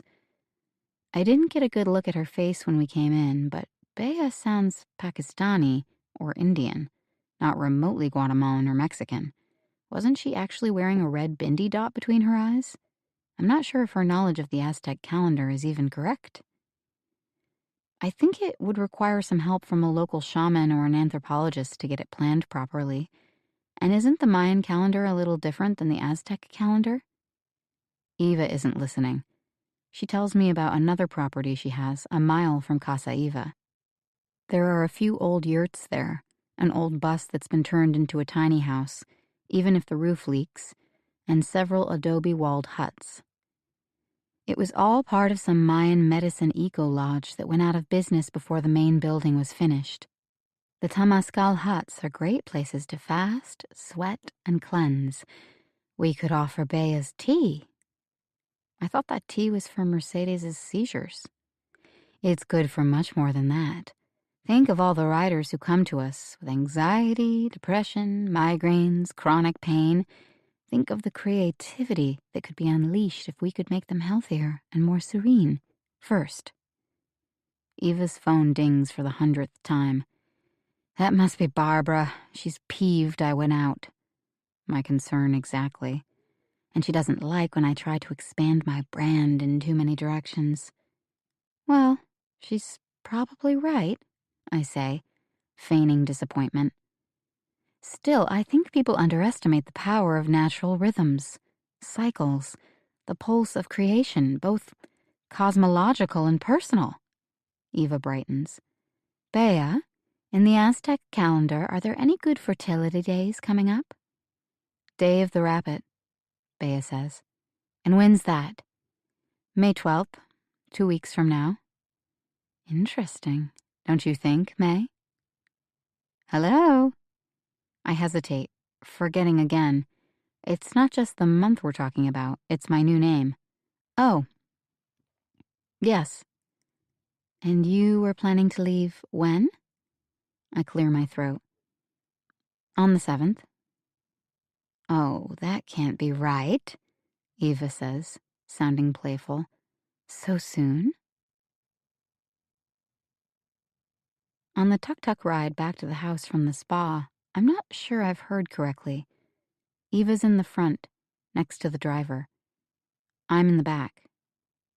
Sir, what? Surrogacy, Eva shouts over the loud tuk-tuk motor and the crunch of wheels over gravel.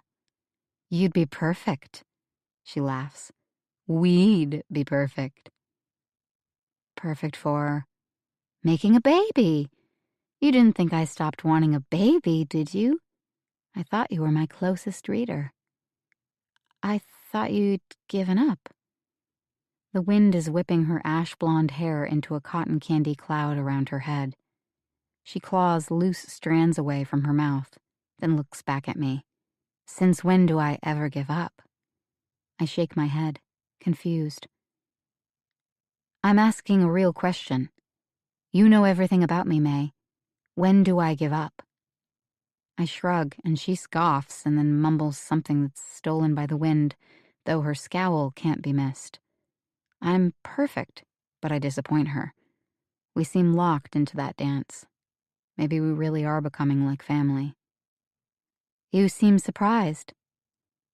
Yes, I say, trying to buy time. Well then? I'm shocked, and I'm not. The same way I felt when Rudy, my college newspaper faculty mentor, said he'd write me a grad school rec letter if we could go out to a bar and discuss the details first. Part of me thought, hey, he's just asking.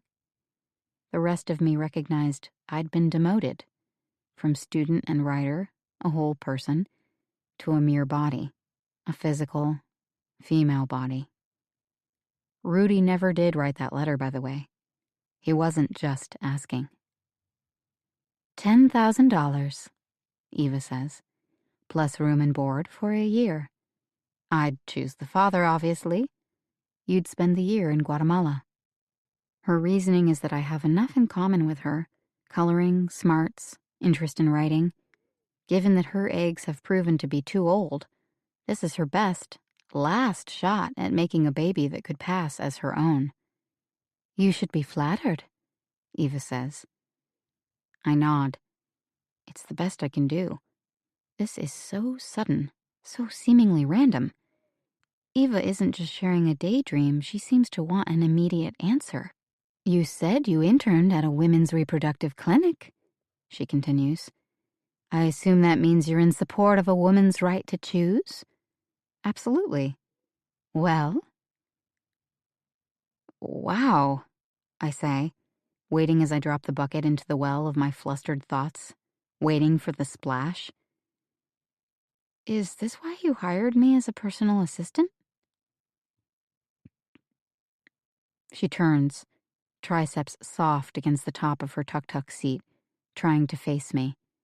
No, I just thought of it this morning after I read your essay. I said to myself, she's got some chops. She's a lot like me, which made me very happy. Eva's natural joy is undeniable. I believe her, and she knows I believe her.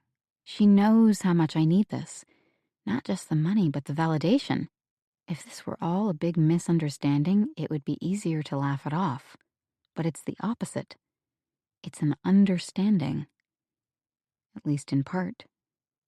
She adds, which isn't to say I haven't thought about surrogacy before, but everyone's always discouraged me, Even when they know everything I've gone through, how much I've already sacrificed, I don't think that's fair. Do you? I think of my parents' attitudes about my dream of becoming a writer. No. She points to her ear. I think about the 2 MFA programs that rejected me. No. She shakes her head, annoyed, still pointing to her ear, though I'm sure she can read my lips. I've managed to hear nearly everything she's said just fine. No, I shout, over the wind and the tuk-tuk engine. It isn't fair. She nods, satisfied. Jonah doesn't necessarily want to be a father. He had a vasectomy years ago and has no plans to undo it. For him, what happened might have been a relief in some ways. But Jonah's a good man, on the short side, with psoriasis, but a good man. My mind is reeling, still trying to assimilate the not very large cash offer for surrogacy, a huge ask, a potentially life-changing transaction, plus the news that Jonah might have been relieved about Eva's baby's death, plus the fact that his lack of interest in children, like his stature and his skin flare-ups, did not prevent them from marrying. A mixed bag of the poignant and the trivial, which one might say is Eva's brand. Why hadn't I ever noticed that before? Barbara says, "You're out of time. You'd be 74 when the kid's 18. But then I think, well, I would have been only 72 if you'd been more supportive of the idea 2 years ago." I'm grateful that we're having this discussion in the tuk-tuk, and that we'll be returning to a house in flux, the party only hours away. There won't be time for further discussion. Young writers leave MFA programs in debt, Eva says. Depending on the school, what? 30 or 40,000? 120,000 at a school like Columbia. Their own teachers can't make a good living from writing. It's a Ponzi scheme. You know that, right? Yes, I shout. I do know that. That's the problem. I wish everything about this were wrong, but it's only partly wrong, and it's the wrong part that has settled deep down into my gut where I can't take it out and examine it properly. Details can be worked out. Payments and timelines can be negotiated, but what I'm feeling can't be negotiated or silenced. It's a big, screaming air horn. Eva bangs on the roof of the tuk-tuk with her hand. "Slow down, will you?" When the driver ignores her, I say, "Más despacio, gracias." "See? Good with languages, that's a plus." She puts a hand to her neck, sore with the effort of trying to look and shout over her shoulder. If I were a young writer all over again, 22 with no publishing record, I'd find a way to make a quick 10 grand. Then I'd settle myself in a place just like this where I could live on less than 1,000 a month. That would give me a year to write a book. You know how long it took me to write my second memoir? 7 weeks. And they were good weeks. She looks wistful. When it's the right story and you're in the right place, both geographically and emotionally, it's magic. And my most recent novel? She quizzes me. 4 months, but really just 3 because during one of those months you were on tour and that doesn't count. I hear myself still trying to get the right answer, still trying to get the good grade and the recommendation letter and the someday blurb, still trying to please her. Good girl. Anyway, I'd be covering your room and board. You wouldn't spend 1,000 a month. You'd end the year with savings in the bank. Don't like Central America? Try year 2 in Thailand. Her cost of living math is sound, and I've Googled how much a woman can get by selling her eggs. That's how I know she's underpaying. If eggs are worth close to 10,000, surely surrogacy should be worth 5 or 10 times as much. It isn't like pregnancy is easy or risk-free, but it's not all about that. It's about much more. I want out of this tuk-tuk. When we come around the final curve to Eva's house, I say, "I appreciate that you think I'd be a good candidate, but you're scared." Eva flutters her fingers toward me, wanting me to reach back and take her hand, which I do. Pregnancy is a beautiful thing. No one tells you this part. Months 2 to 6, you're a goddess. Big breasts, waist still not too thick if you start out thin and athletic like we are. It's not that, I'm just not interested in selling my body. Eva starts to open her mouth and protest. It has nothing to do with selling, or even renting it out. Our hands separate. She faces forward. I lean back. Just past the yellow door in Eva's gate, the tuk-tuk driver stomps on the brake. A cloud of dust rises and quickly settles again. It reminds me of a magician's flash powder, the perfect bit of stagecraft to signal the end of one trick or the beginning of another. I see, Eva says, chin up with a girlish grin. I try to return her smile. Sorry? I don't have quetzales. She slides off the bench without looking back at me. Pay him? I dig a hand into my pocket, glad I happen to have the right coins. And jewels? Think about it. But I have. I've given her my answer. There's so much I need to tell you about my last pregnancy, she adds, turning back to give me an attempt at a smile, which really looks like a waxy grimace. The facial, instead of adding to her glamour, has left her with a shiny face and red eyes. I think it's about trust, she interrupts, her words smothering mine. Her need is an uncomfortably warm, pulsing thing. She wants to confess something, and she also wants my body. She wants my youth and my health. I wrap my arms around my ribcage, feeling the need to protect myself. It's not logical. She can't talk me into something I don't want to do.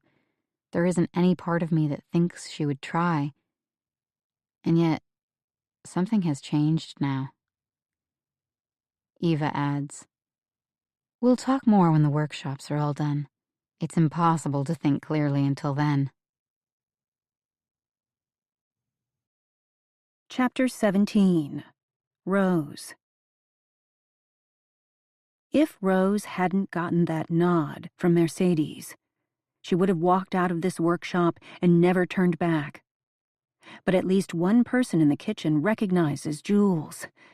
Her daughter might have worked in town, but she spent enough time at Casa Eva for a kitchen helper to recognize her. The other women's reactions were just as telling. Concha barely looked at Rose's phone. The other women looked to Concha before making up their own minds. Mercedes's reaction was cautious. Rose can't be misreading all of their body language. They've been told to forget Jules. Rose returns to the classroom, mulling over what she saw, and glad that she can sit without being called on. If the next workshop is like the last one, they won't be asked many questions. This next one is extra hard, Eva says, when everyone has finished their 5-minute break. It's Rachel's turn. And Rachel is not a weak writer. Strong syntax, active verbs, no dead language. Rose feels herself relax. She doesn't want to hear Rachel being interrogated about her present situation without any discussion of what she has written. To be honest, she struggled with Rachel's submission. The drugs and the vomit and the car crash in which Rachel nearly killed her own children. But now Rose has met Rachel. Rose wants to understand her story. She can imagine Jules here, wanting to listen and help, wanting also to learn.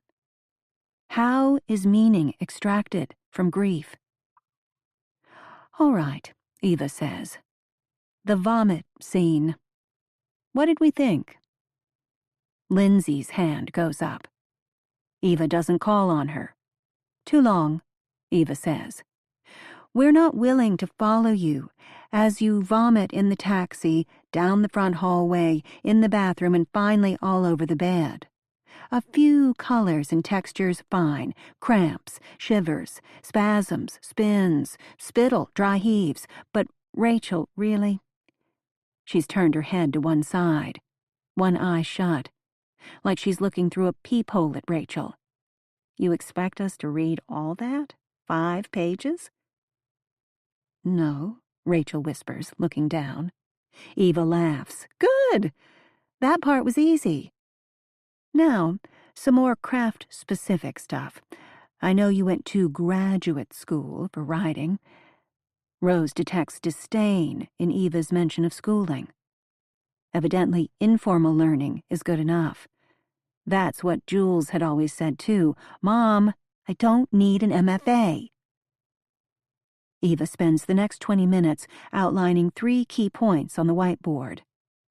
1. Scenes should be shorter. Condense. 2. No habitual actions reduced to boring summary.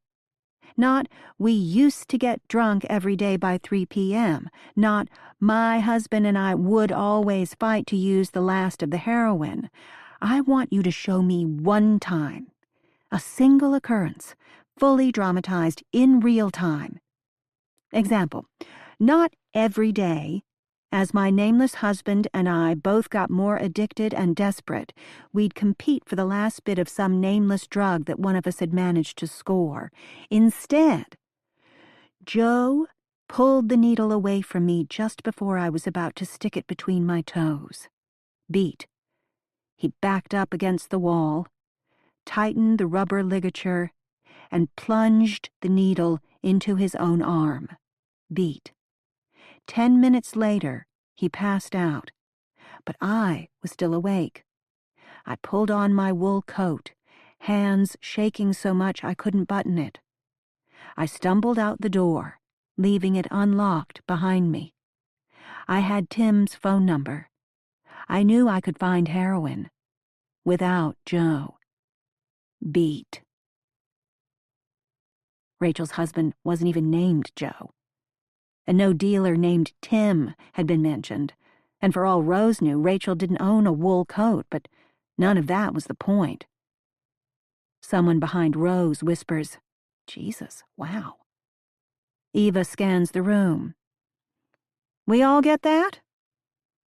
One time that stands for many times, she did the same thing. It can be seen. It could be filmed, should she be so lucky to have this memoir optioned. Basic stuff. Do you understand, Rachel? Okay, that's point 2. Point number 3, because we can't spend all day on this. Dialogue. Hello. I want to hear your voices, and your husbands, and your kids, and of course they all need names. Stop saying my daughter. For God's sake, she's a person. Give her a name. Give her a voice. Especially that moment when she comes in the door and sees you lying on the floor and thinks you're dying. Obviously, she said something. Don't make me slow down for every sensory impression of the vomit and then fly into fast forward when there are other human beings in the room.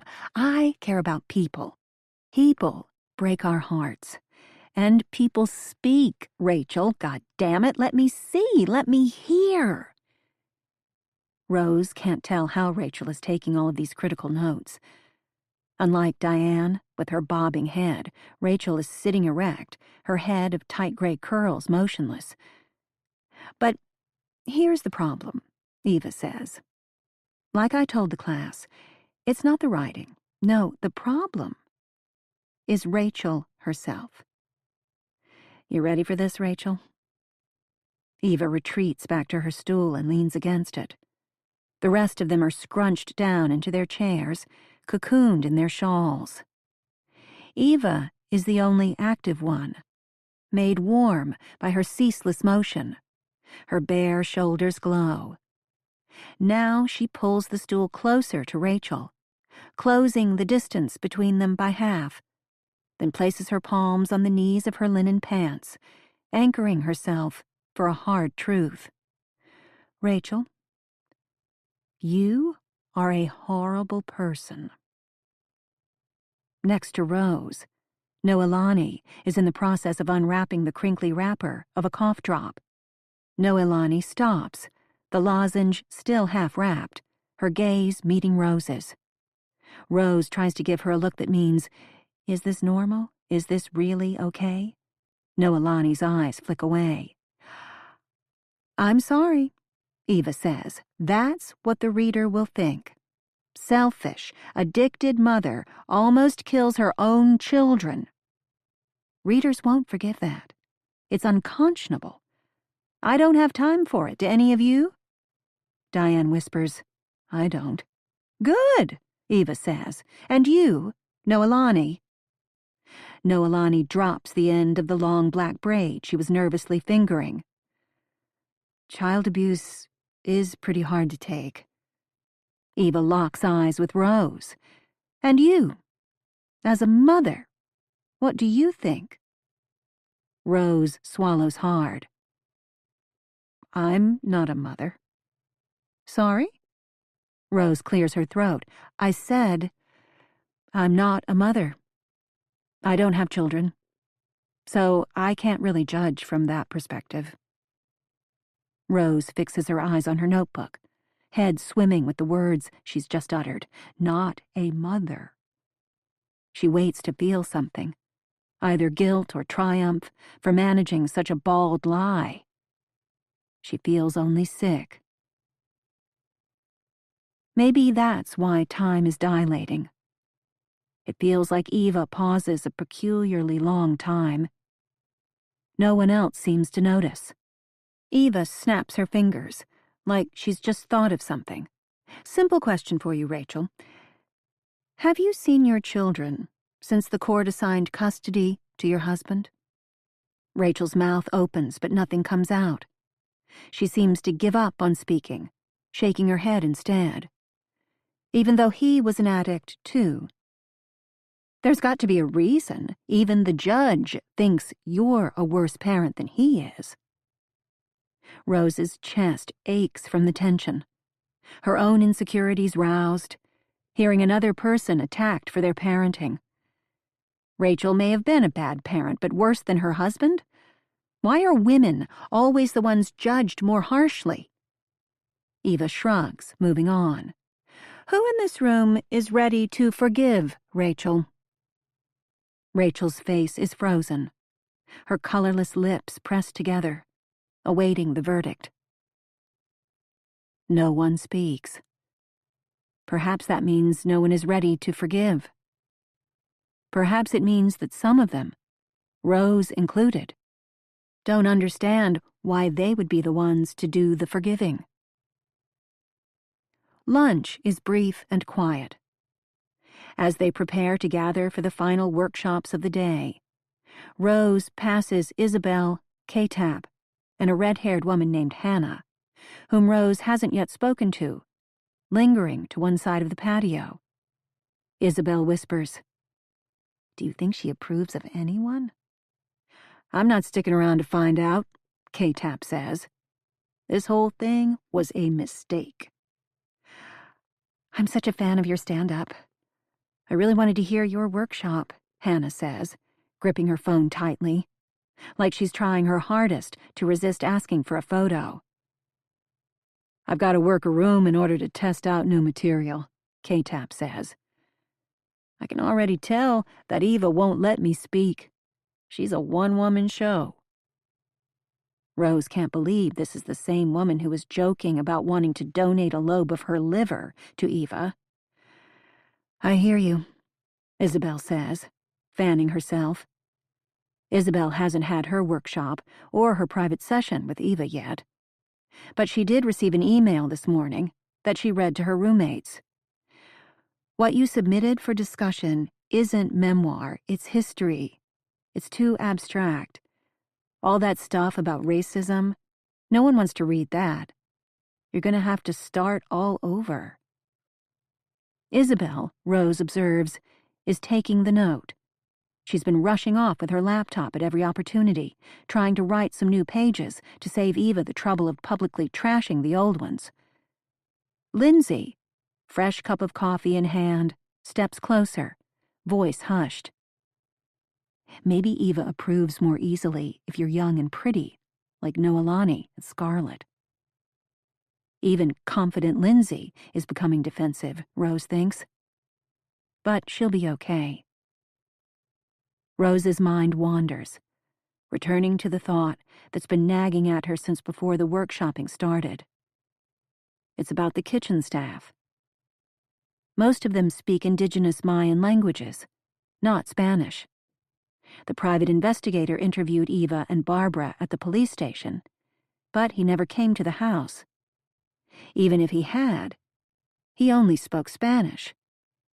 The staff are the ones who know something. Someone needs to speak to them. Someone needs to earn their trust. Rose's phone vibrates with a text from Matt. It's about Jules's mail. They decided to finally go through all of it, even the junk mail. I found something and followed up. It's not a big thing, nothing related to Guatemala, but it may upset you. Call me later.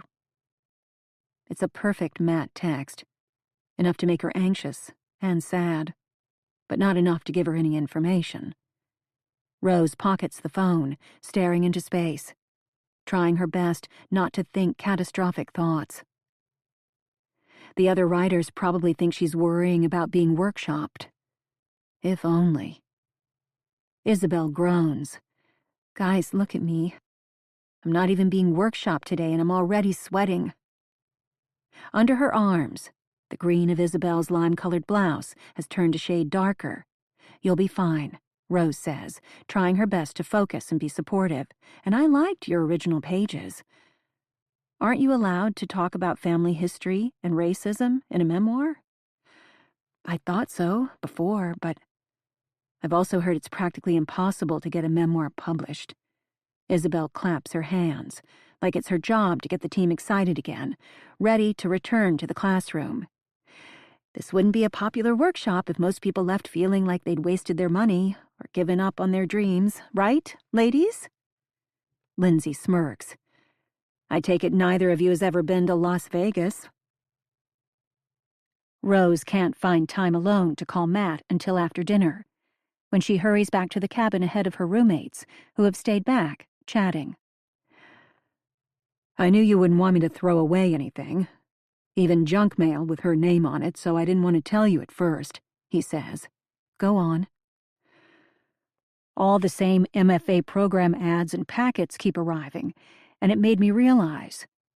In all this mail, we never got Jules's acceptances. Or, her rejections. True. For the first time since he answered the phone, Rose feels a touch of gratitude. He is still sifting for clues. Part of him knows this isn't over, either. Still, he's on the wrong track. But she used online portals. That's how the programs would have responded to her applications. Oh, I didn't realize that. He sounds humbled. I'm glad I didn't. Rose hears laughter outside the cabin. Her roommates have gathered on the small patio outside the front door, still chatting. I called 5 programs, Matt says. 3 of them wouldn't talk to me because I wasn't Jules, even when I described what happened and forwarded a screenshot of the Chicago Trib article. And the other 2? He names the programs, both low residency, one in Los Angeles, one in Vermont. Jules liked the multicultural emphasis of one, the woodsy flavor of the other. If she got into both, she'd have a hard time deciding, she told Rose. Jules never actually applied, Matt says. Rose closes her eyes to screen out the voices on the patio. The admin people must be confused. At both programs? He shifts into a lower register. I don't think so, Rose. So you're saying Jules lied to us? Yes. Or she omitted some facts. Just like she omitted the boyfriend. Who you believe in now. Matt sighs. Maybe. Maybe. The silence extends long enough that Rose is about to pull the phone away from her ear to see if the call was dropped. Matt asks, "How are you doing, overall?" He hasn't asked her that in ages. It doesn't matter that she can't articulate what she's been through. She's glad to be asked, just the same. Good, considering. He murmurs something, that vague sound of assent, half military, half professorial, that used to punctuate many of their phone calls, back when life was boring, safe, and good enough. "So, what do you make of this Eva character so far?" How does she explain? Bossy, but bright? I think she knows what she's talking about, but I don't know. Mean? Impulsive, sometimes weird, sometimes wrong, sometimes brilliant? Matt laughs, but it isn't a kind laugh. Careful there, you sound a little like Jules. Those girl crushes are powerful things. The gratitude she felt toward Matt moments ago vaporizes. Of course I don't have a girl crush. Were you even listening? Just be careful. You're in an emotional place. And when emotions are running high, it's even more important to stick to the facts. There's a noise at the door, as Lindsay, Isabel, or K-Tap struggle with the sticky latch. Rose heads for the ladder, so she can be halfway up to the loft before they see her weepy red eyes. It would be easy to make up an unhappy conversation with someone back home. Her roomies love a good story about family conflict, one that can be nailed down in black and white. But she can't stand the questions. Correction, she can't stand the questions without answers. Rose, the main thing I believe now is that we didn't know Jules the way we thought we did. I don't believe that, Matt. You don't? Or you can't? Chapter 18. Jules. The opening party is scheduled to start before dusk, 5 hours after we've returned from our spa day, but those hours are busy with preparations. The stringing of fairy lights, the folding of freshly laundered napkins, the arrangement of flowers and lighting of candles. I might have succumbed to the enchantment if the surrogacy offer weren't still spinning in my brain. I'm grateful there's no time for Eva and me to share more than fleeting glances as the whole team dances around the kitchen and yard. An hour before guests are expected, we're all dispatched to our cabins to change into clean clothes and nap, if we'd like. Even if I had more time, napping would be impossible. I'm too nerve-jangled.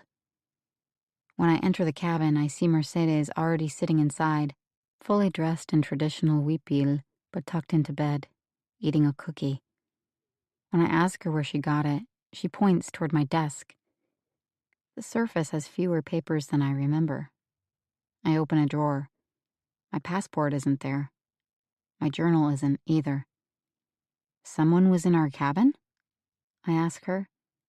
She lowers the half-eaten cookie, eyes wide.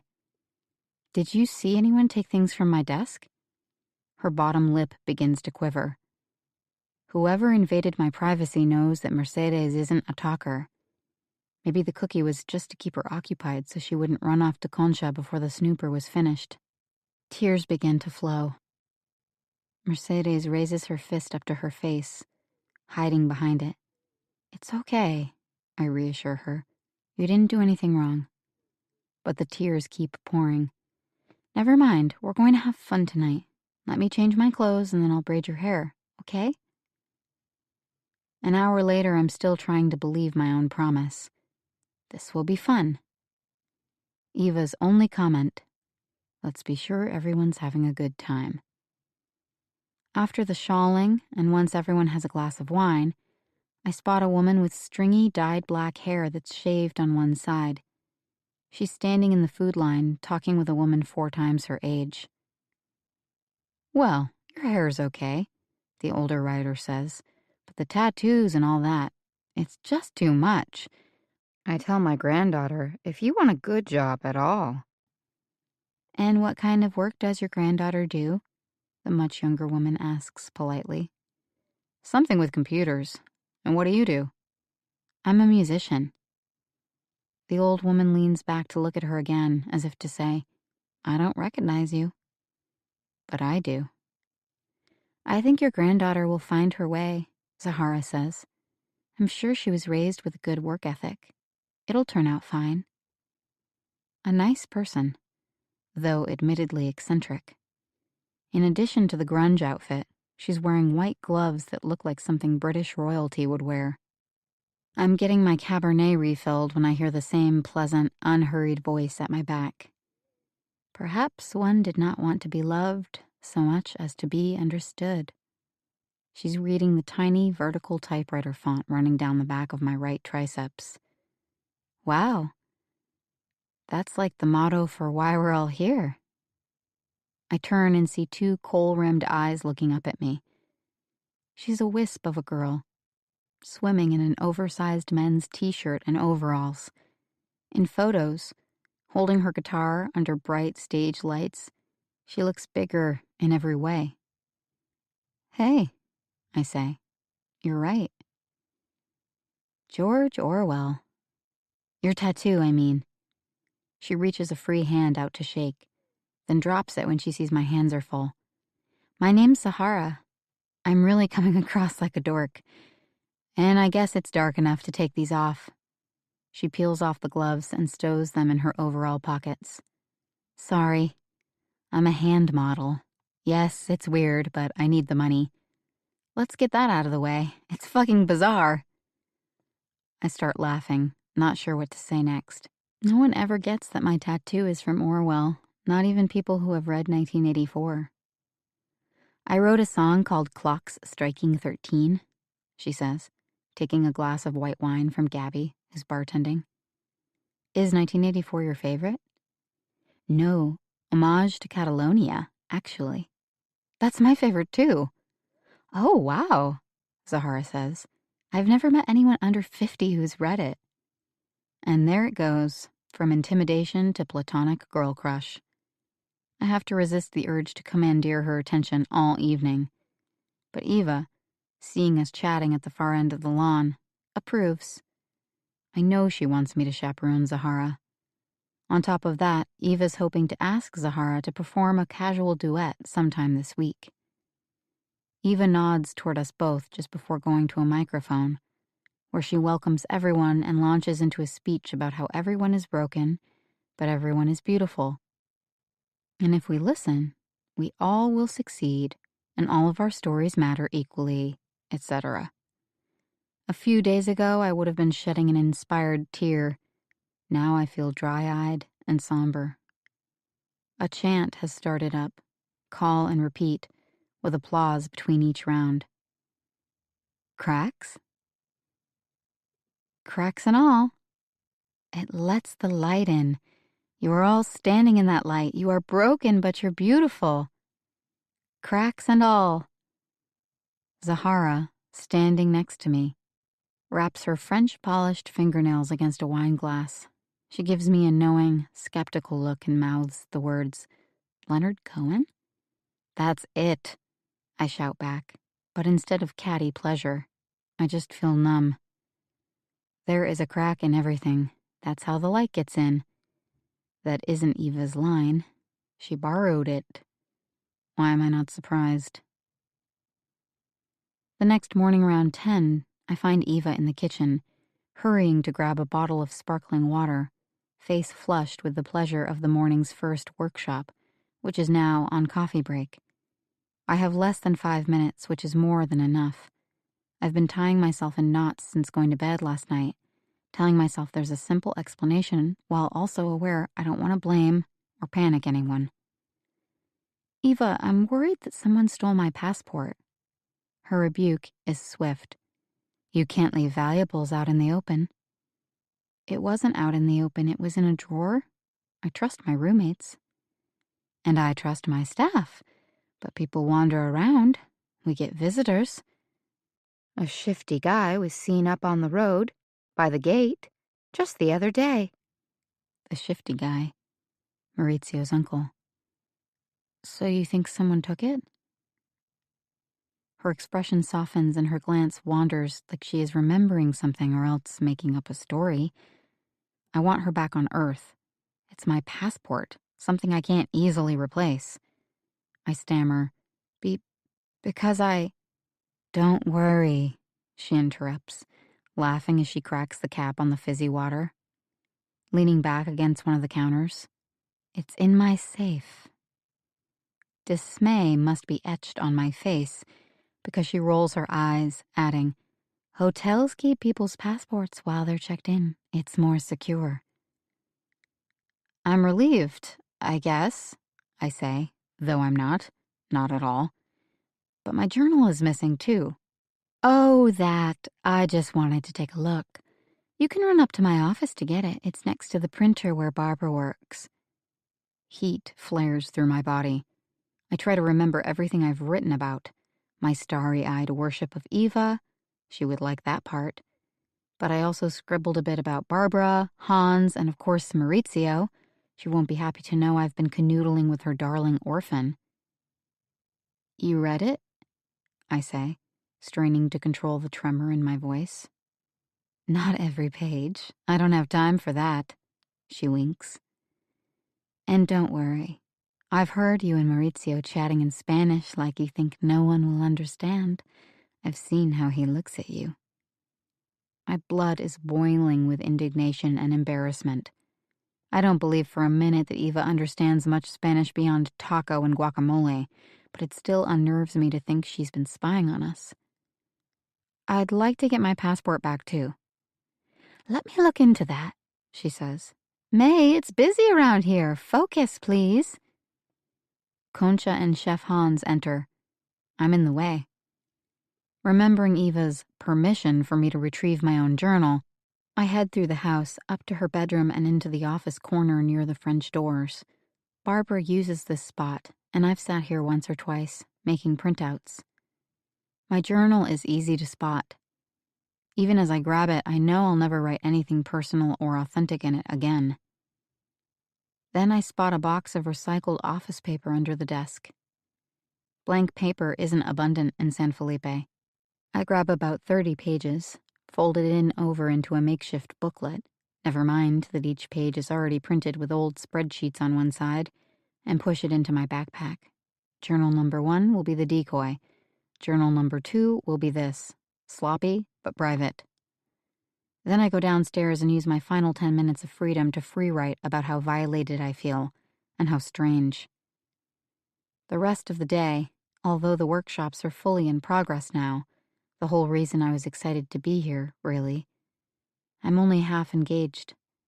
As I watched Eva interact with the participants, shutting them down when they simply want to explain or ask a question, probing sensitive areas the women clearly don't want to talk about and didn't write about in the first place, I can feel myself judging, deciding, emotionally retreating, giving up on the idea of a mentor, giving up, perhaps, on the idea of writing memoir altogether, at least at my age, cutting my losses.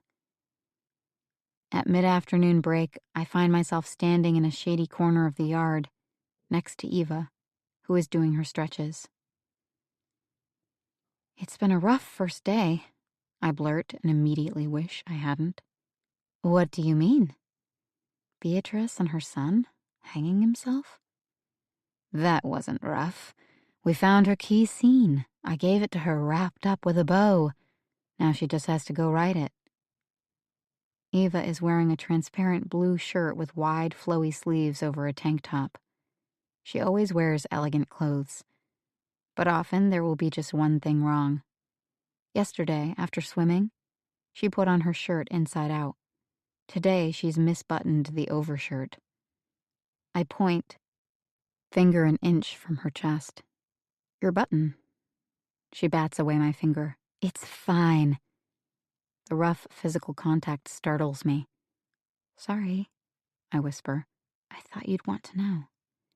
Not today, May. Not today. I feel nervous. And when I ask myself why, the only answer I have is that Eva seems nervous. I think of one workshopper's essay about her experience living with an alcoholic mother and how she learned to read her mother's moods, tiptoe when she was angry, and never, never say a critical word. Eva is not an alcoholic. Eva is most certainly not my mother. I can't blame her for my own anxiety. Though I can, the thought comes to me now, start Googling, the first free moment I have, the price of a one-way flight home. Home. There's always the moment on any journey when you start thinking of your own bed, familiar foods, liberation from the endless daily work of figuring things out. And that's for normal trips, not trips that have made you question your worth and your sanity.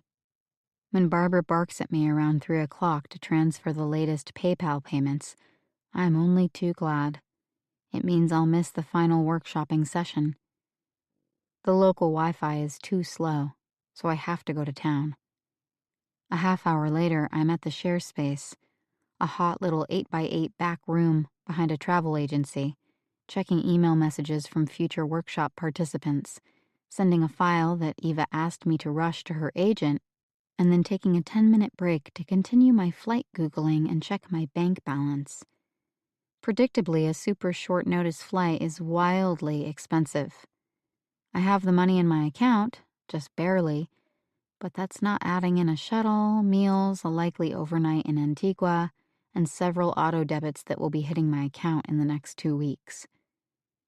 For a moment, I consider emailing my parents to ask for money. They'd give it, of course. They might not even ask many questions.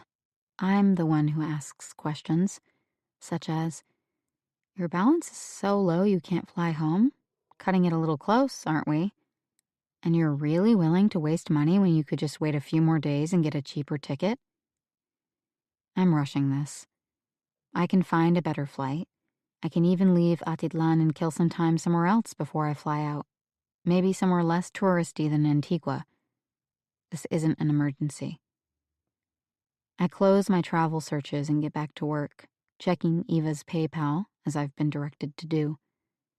I usually do admin tasks without paying much attention to names or numbers, but because I'm procrastinating, not eager to be back at Casa Eva, I spend a few more minutes at the desk. I run my finger over the sticky soda can rings on the desk while skimming. 300, 1,000, 5,000. I pause. A surprising amount of money is flowing through this account. They are round numbers, not the amount we charge for either first deposit or full tuition and board. One of the biggest is from Wendy, the first alum I interviewed for a social media post. It's one of the few with a memo line, "Blessings for those beautiful children." Most of these have to be orphanage donations in quantities larger than I ever imagined. How much did Astrid say the total was this month? $300? God, it's hot in here. I feel a tickle on my hand and brush off an ant. I can see an entire line of them, crawling up the shaky table leg, attracted to the sticky soda rings. It's one thing not to deliver the latest donated shoes and clothes, another to do this. And even I'm not quite sure what this is. It would be way too easy to divert money given by grateful women writers into personal accounts, to cover the costs of keeping up Eva's many houses. Barbara is an actual accountant. She oversees all this. She knows better. Eva could get in trouble if someone doesn't clean this up and do right before it's too late. Then I stop and realize none of this is my problem, technically. I'm not a long-term employee, not an ally or a whistleblower. I'm just a girl who worked a handful of days and will be moving on soon. On top of all that, tomorrow is my birthday. It would be nice to spend just one day not thinking about Eva, her plans or problems or moods. I've got no way to celebrate it, but maybe something will come to mind. I try to corral my thoughts in that one practical direction, leaving the hot little office behind me and forcing some bounce in my step as I head up the alley into the heart of San Felipe. When I pass the pizzeria, I stop short. Maurizio's inside, at one of the front tables with an indigenous man whose bowl-cut hair and woven shirt mark him as more traditional than most San Felipe men. My grin spreads from ear to ear. When I get to the table, they're just getting up to leave. The man, who has the deepest wrinkles I've ever seen and one eye covered with a bluish-white film, smiles at me, but Maurizio doesn't introduce us. Have a seat. He needs to catch a water taxi. Let me walk him to the dock, then I'll be back. Giacomo brings me some breadsticks. On the house. A few minutes later, Maurizio returns, alone. I'm sorry, he says, dropping into the booth next to me. I just didn't expect to see you. My father and I were having a difficult discussion. Your father? It seems like everyone I've met at Casa Eva has an odd relationship with the truth. First I find out you have an uncle, then you have a father, so you're not an orphan. I never call myself that. Eva calls me that. But you lived in the orfanato. So did lots of kids whose parents were missing or just far away. 1 million people were kicked off their land during the Civil War. Some fathers had to flee or be killed. Some mothers were left behind. When my mother was murdered, my father had too many enemies to stay. Then I had a cousin who got a tourism job in Pana. He brought me to the orphanage and left me there. You were born 3 years after the war ended, Maurizio. The death squads didn't go away. Some things are worse now than when I was born. Maurizio focuses on the knots he's been tying in a straw, looking down to evade my face, which I'm sure looks childishly furious. What the hell am I doing needling him about his life in a war-torn country, something I know nothing about? I just want to know why you didn't tell me. I showed you photos of my parents, I read you my mom's texts. Meanwhile, your dad is walking around San Felipe and I think you're an orphan? So, he lives here or not? He lives in a village 6 hours away by boat and bus. He only came because he heard through cousins that my uncle was bringing me to Guate. My father doesn't want that. Is he bringing you to Guate? You said it would never happen. Jules, he says, resting his chin in his hands. It's so easy for you. I want you to be safe. That's what Eva always says. But you know, I'm tired of being her project.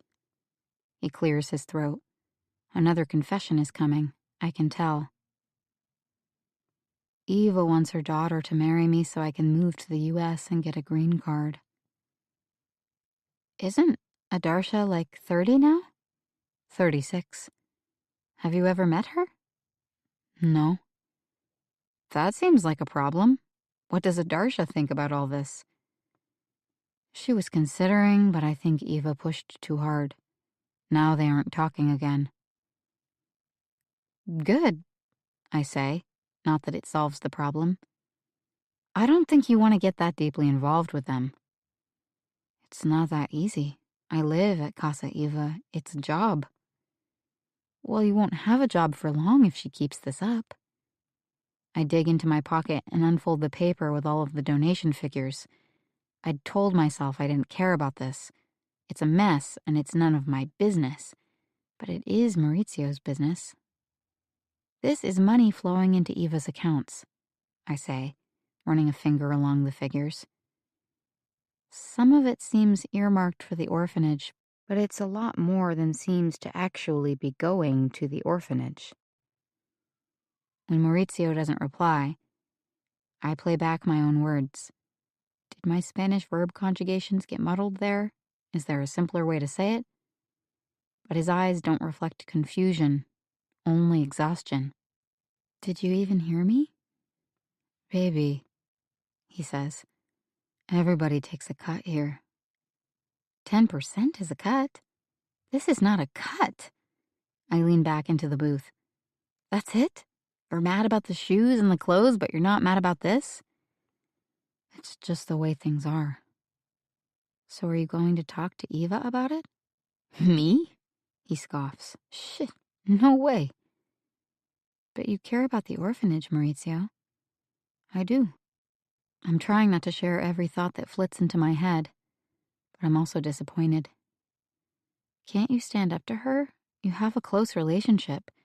She treats you like a member of the family. His head shaking intensifies. You don't get it. That makes it worse. She's sensitive about betrayal. Listen, it's not just about what I'd say, it's about the timing, too. With all the guests here, Eva gets really stressed. You sound like Barbara. Barbara's right. When Eva's dealing with the workshops or when she's had a fight with Adarsha, she gets a little weird. When both are happening at the same time, I know to stay clear. Until she's normal again. Which takes... He's turned away, jaw stiff, eyes fixed on the tourists passing by the pizzeria. Maybe there's a pretty American out there, fresh off the water taxi, a girl who won't keep bothering him about accounting issues and ethics, one who will actually listen when Maurizio says, "Trust me, you don't want to work for Eva." It takes what it takes. Last time it happened, Eva had to be alone in one of her meditation huts down the road for close to a week. She didn't eat. His look of concern irritates me. It's called a cleanse, Maurizio. It's what rich white ladies do. It doesn't mean she was having a nervous breakdown. But then I stop myself. Maybe she was. And worse, maybe it wasn't just one breakdown. Maybe Eva's life is a series of breakdowns springing from some larger untreated disorder. It's good that Wi-Fi is so spotty everywhere, or I'd probably start Googling personality disorders, narcissism, psychosis. I'm not trying to label or judge. I'm just trying to understand. Maurizio expels a frustrated breath, back to tying more knots in a straw, still not looking at me. She was in a really bad place. When everything goes her way and she gets what she wants, she's happy. When she loses control, it's something else. You don't understand, Eva. You're right. I don't. But it's not my job to make her happy. I'm leaving soon. And then I remember again. No, I can't leave yet. Not without my passport.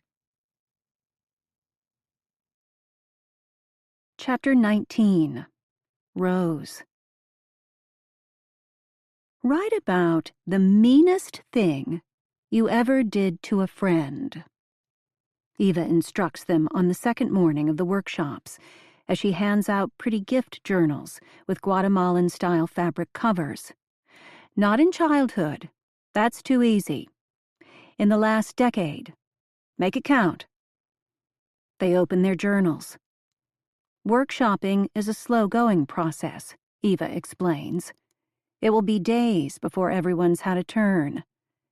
Eva wants them to be more candid, to take more risks, and have more energy. I'm giving you only 5 minutes for this prompt. Be brave. Rose gets stuck on the friend part, which bothers her tremendously because it only underlined what Jules had told her, that she didn't have enough friends. Then she remembers a time when Ashley, her office manager, admitted she wanted to open her own kitchenwares boutique. Rose agreed to critique her business plan. Her notes for Ashley were all doom and gloom, predicting her business would fail. The facts were sound, but the motive was suspect.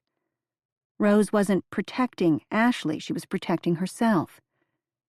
Rose has filled a page when Eva calls, "Time! Now, pass your journal to the left." They all look up, stunned. She didn't explain they'd be sharing these entries. If she had, maybe Rose would have written something different, less self-incriminating. At the front of the room, Scarlett shares a loud, unconvincing laugh. "My handwriting's too messy for anyone else to read." "Nonsense. Pass to your left. Hurry up. Pass, pass, pass."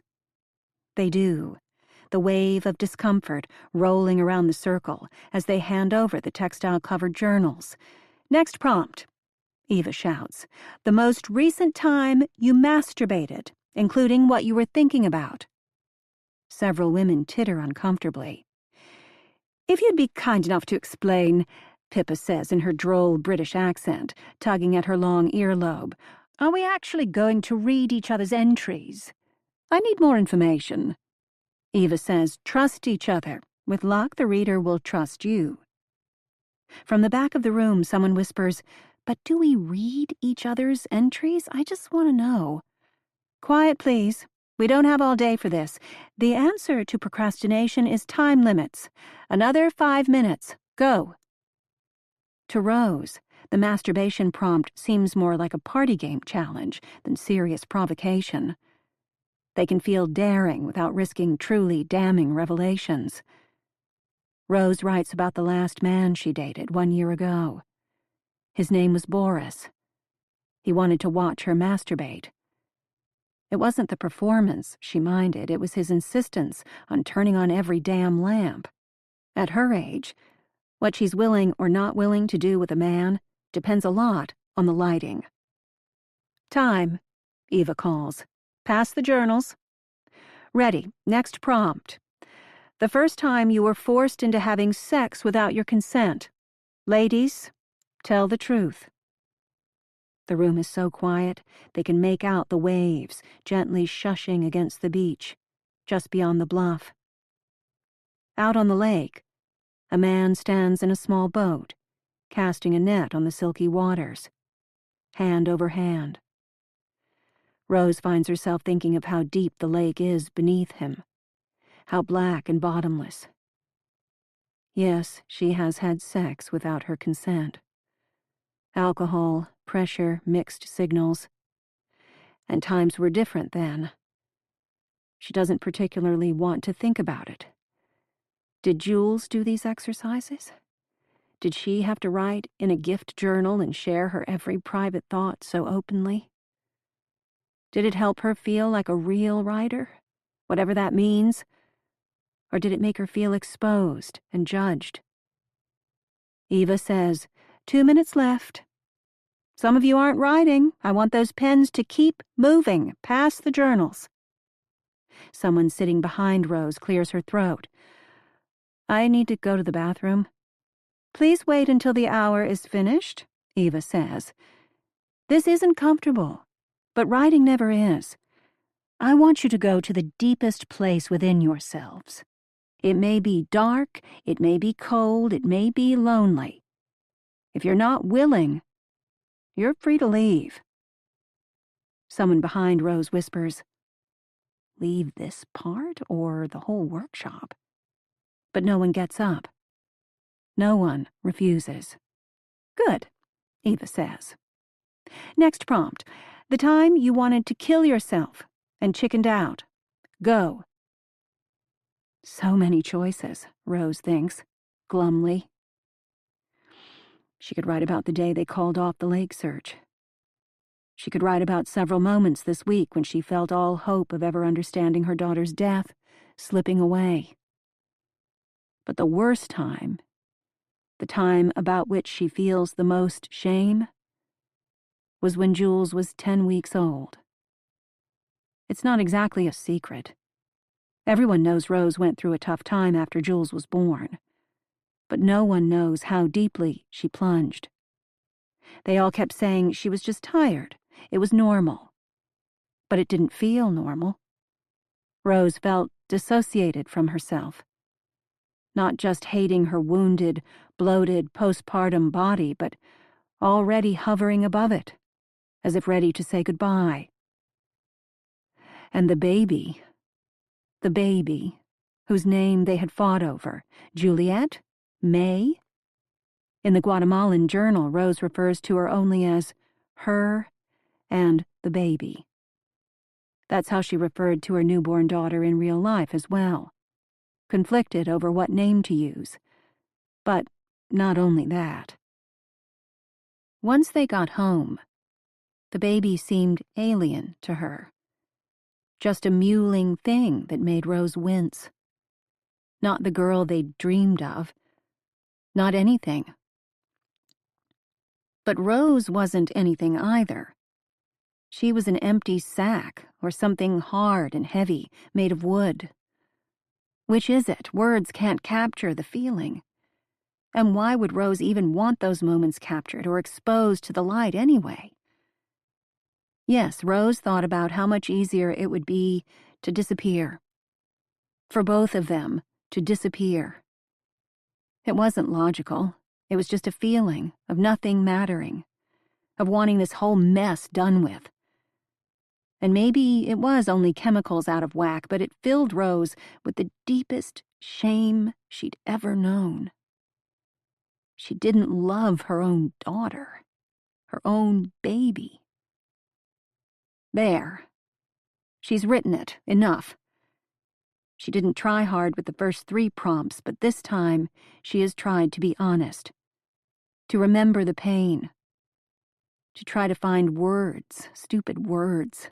And they are stupid, because they fail to capture the fact that things changed. 6 months later, everything was different. 6 months later, she was madly in love with her daughter, and at home in her own body again. Why go back? And then again, if she'd ever been forced to journal this way a year or 2 after it happened, would the topic of depression have been easier to talk about? If she'd spoken earlier and more openly with Jules, could certain periods of suffering have been avoided? This hurts too much. It isn't bringing Jules back. It's just making Rose realize how many mistakes she made, all along the way, and those moments can never be relived. There is no revision in life, there are only consequences.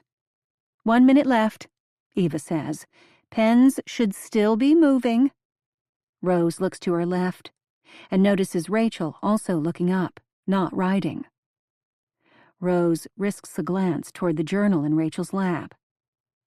The page is blank except for a single sentence, the handwriting blurred.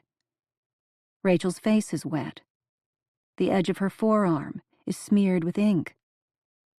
Rose whispers into Rachel's shoulder. It's okay, you don't have to do this. Eva, who has been flipping through some printed-out pages, snaps to attention. I'm sorry, you don't have to do this. Well, if you're not here to be part of our circle, our community of women, then you don't. She glares at Rose, then softens her expression, pushes away from the stool, and approaches Rachel. Are you all right? Rachel looks down. Yes. Eva passes her a tissue. I'm glad. Keep writing. After a few more seconds, Eva shouts from the front of the room, Better! She's gathering up the journals, but she's looking directly at Rose. See? That wasn't so hard. Chef Hans and 2 Guatemalan women enter the open-air classroom with big wooden trays of freshly baked cookies and 2 glass pitchers of some kind of home-brewed Mayan tea. Rose looks around for Eva, who has swept out of the classroom toward the house. Keeping her voice low, Rose asks Pippa, What did you think about those prompts? Pippa brings her hands together in a gesture of prayer. 2 years, working on this shitty memoir, and I just revealed more in 20 minutes than I've dared to reveal in 200 pages. From the row of seats ahead of them, Scarlett says in a quiet voice, I'd like my journal back. But which one is even yours? Pippa asks. We had to write in several of them. Scarlett doesn't turn to face Pippa. Eva didn't explain the rules before we started. Well, Pippa smiles. Now you know the rules. Anything goes. Chapter 20. Jules. It's 5 o'clock, and the second day's workshops are finally over. There were tears of sadness and moments of stunned shock, and brief upwellings of joy, or at least that pleasure that comes when the pain stops. The lady who was writing about Jesus and cats did end up stalking out, as Eva hoped she would. 2 hours later, the woman whose son recently killed himself also left. Eva doesn't mind. They've already paid. It makes everything easier. I noticed the little mood boost that happened each time one of these difficults left. The people who stayed shifted their chairs into closer arrangements. At lunch, it was easier to fit everyone at 2 tables instead of 3 plus overflow on the lawn. I briefly thought it was my job to warn Eva if workshoppers were having a hard time. Now I know Eva wants it to be hard. The tension brings down people's defenses. It opens them up to what she has to say. It knits the remaining group together. But I don't want to talk about any of that now. I'm looking for Barbara. If Eva is as sensitive and controlling as Maurizio claims, maybe it's smarter just to talk to other staffers. One of them must know the code to the safe where my passport is being kept. Reaching the edge of the bluff, I smell cigarette smoke. "May!" Eva calls out, smiling with slitted eyes through an expelled cloud. Her hair is damp from a post-workshop swim. "Did you ask Zahara about doing a duet with me at staff night tomorrow?" I did ask. Zahara was absolutely clear. She wants to stay out of the limelight while she's here. Ask again. And have you thought about the other thing we discussed? I hoped Eva was ready to drop it. Part of me even fantasized she'd apologize for pressuring me too hard. But now I can see that she's expecting contrition from my side. No, when you offered me that opportunity, I felt pretty sure right away. Long pause. My underarms prickle with nervous sweat. I'm going to interpret that as indecision. You are an indecisive girl, May. Actually, I'm not. Eva says, we'll talk about this again after the workshops are over. When the workshops are over. Maurizio warned me. The workshops are stressful. She can't see past them. I have to stop treating Eva as if she's guided by logic.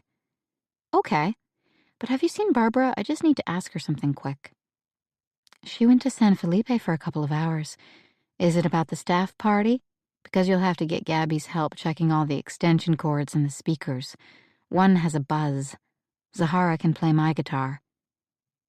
I'm really sure that Zahara doesn't want to. But we don't have enough content without her. The videos you've posted weren't very good. You promised you'd be a fast learner doing our socials. I'm sorry. I mean, it isn't hard, is it? Telling a story? Here. She drops the cigarette on the stubby grass, grinding it with the toe of her sandal. We need more content. Take out your phone. Another video now? The lighting is beautiful right now. This whole goddamn place is just beautiful. She flicks her chin toward the volcanoes across the water. Toss me a question. You know I'm quick. It's as if her good mood and the sunset and the serenity make her hungry rather than satisfied. For more attention. For a way to make this aesthetically perfect moment permanent and shareable. Fine, I say, holding my phone up to record. I can do this. I can perform. And then by tomorrow or the next day at the latest, all of this will be over. In a delicate state, was it written here at the lake? Oh no. She smiles for the camera. I came down here after I finished the first draft. Atitlan feels like home to me now, but I was just getting to know it back then. So you spent your final trimester where, exactly? Something happens to Eva's face. Her smile, which was a little lopsided but natural, becomes a stiff, unmoving line. She doesn't blink. I don't want to keep asking questions because I'll have to edit them out of the video. It's better if she just keeps talking. But she isn't talking.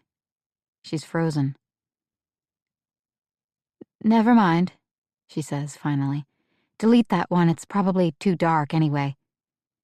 No, these phones are amazing, I could see you just fine. She holds out a splayed hand in front of her face. Delete. Delete, delete, delete. I press stop with an exaggerated gesture and slide my phone into my back pocket. Sorry, you're right. It was too dark. Nod, smile, pretend that wasn't a weird moment. Why doesn't she want anyone to know where she spent her third trimester? Eva smooths her hair back. I wait until she's lit up a new cigarette. Let's just focus on the staff party. I don't think you're cut out for social media. Possibly. Some of us learn faster than others. Anyway, Eva says, Astrid will be our MC. Astrid, I say. That reminds me. I feel in my pocket for the paper scribbled with PayPal figures. Maybe it's because Eva keeps bouncing between insulting me and giving me new trivial things to do, on top of pressuring me about the thing I am absolutely unwilling to do, as if I'll simply get flustered and give in to all of it. I promised myself, and Maurizio, I'd stay out of this. But it's just too tempting. I don't want to rattle her cage so hard she freaks out. I just want to poke. I pull out the paper and hold it between us without unfolding it. I'm sure Astrid plans to announce where you are with the orphanage donations. It looks like there might be even 10,000. I know she's not expecting that. It will knock her socks off. Eva looks startled. She takes a step backward. So close to the bluff, I reach out without thinking and grab her arm. Don't grab me, May. I brush her forearm apologetically and keep going. I just think you should know that your accounts appear a little problematic. Eva hasn't taken the paper from my hand. It's obvious now that she doesn't even want to look at it. So Barbara was right, Eva says, surprise replaced by a dark smirk. She found confidential documents in your cabin, stolen directly from my office. Stolen? The word, however ludicrous, makes my heart quicken, even though I've done nothing wrong. So much for poking her. Financials. It clicks. Eva's talking about the paper I borrowed to use as a new journal once I realized that my Guatemalan gift journal wasn't actually private. If you mean paper from the recycling bin, the shredding bin. I know Eva's office is a mess, her standards low, but I've spent some time in nonprofit offices. A lot of them are disorganized. I know better. I'm sorry, Eva, that was sloppy on my part, but I really wasn't thinking of that paper as confidential. I was just looking for something to write on. And besides, the paper I took to write on from your bedroom office wasn't how I found out about this. I hold out the PayPal figures one more time. She cups her hand around mine, closing my fingers tighter around the folded paper. She doesn't want to see, and clearly I am supposed to take this lack of curiosity as a blessing. Good, she says. Relationships matter to me more than administrative details, which is why I have staff. The point is, I didn't want to think badly of you. You have to understand, we take theft very seriously here. She looks over her shoulder as if someone might be listening. Remember when I told you about Simone? The last personal assistant? She lowers her voice. Took off with about $700 in petty change from the safe. Felt she was entitled to it. I was the stupid one who gave her the code. Eva makes a fist and raps on her temple. Now we have a new policy. Only one person knows the code. Barbara? Nope, she says, flashing an enigmatic smile. But then she's serious again. May, it was terrible. The worst part was that we accused 3 locals first. Concha, Eduardo, Eduardo's brother. He won't even work for us now. I felt so bad. I was the one who let Hans off his leash. Not a good idea. Off his leash? I ask, but she doesn't elaborate. Then we brought in the police, embarrassed everyone. Thank goodness Chief Molina is such a gentleman and a real friend. And don't you know he'll get an extra Christmas gift from me this year? I'm absorbing it all. Chief Molina is her friend. She gives him gifts. Mentioning the financial stuff was a mistake. I just wanted some sort of validation, proof that she knows that I know. Terrible, she whispers. I hate thinking about how we badgered innocent people. It isn't easy running a business in a foreign country. The cultural differences alone. She reaches forward to push a strand of hair out of my eyes, and the tender touch surprises me. It also reminds me of how much I wanted her to like me not so long ago, even love me. Eva says, "That's why I get so attached when I have someone here I can trust." She laughs like she's just so glad we got all of this out in the open.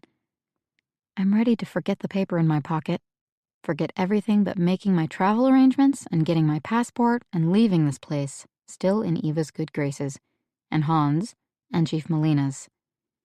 I wish, she says dreamily, that I didn't have to waste so much energy worrying about people.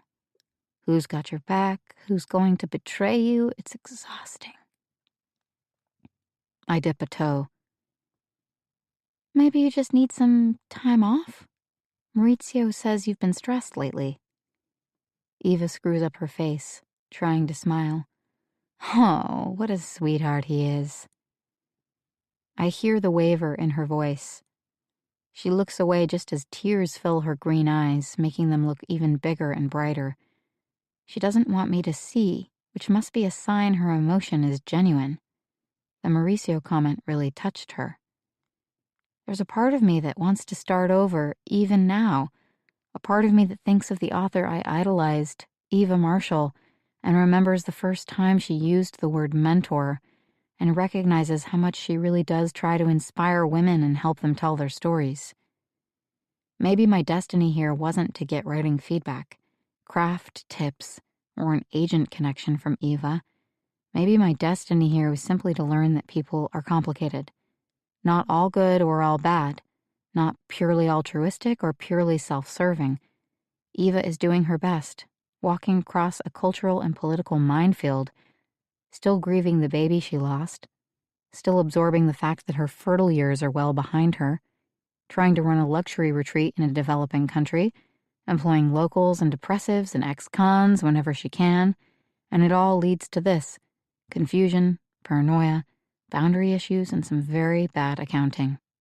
Eva wipes her face in her sleeve, then she nods, with an I'm all better smile. But back to the party tomorrow, and you and Zahara.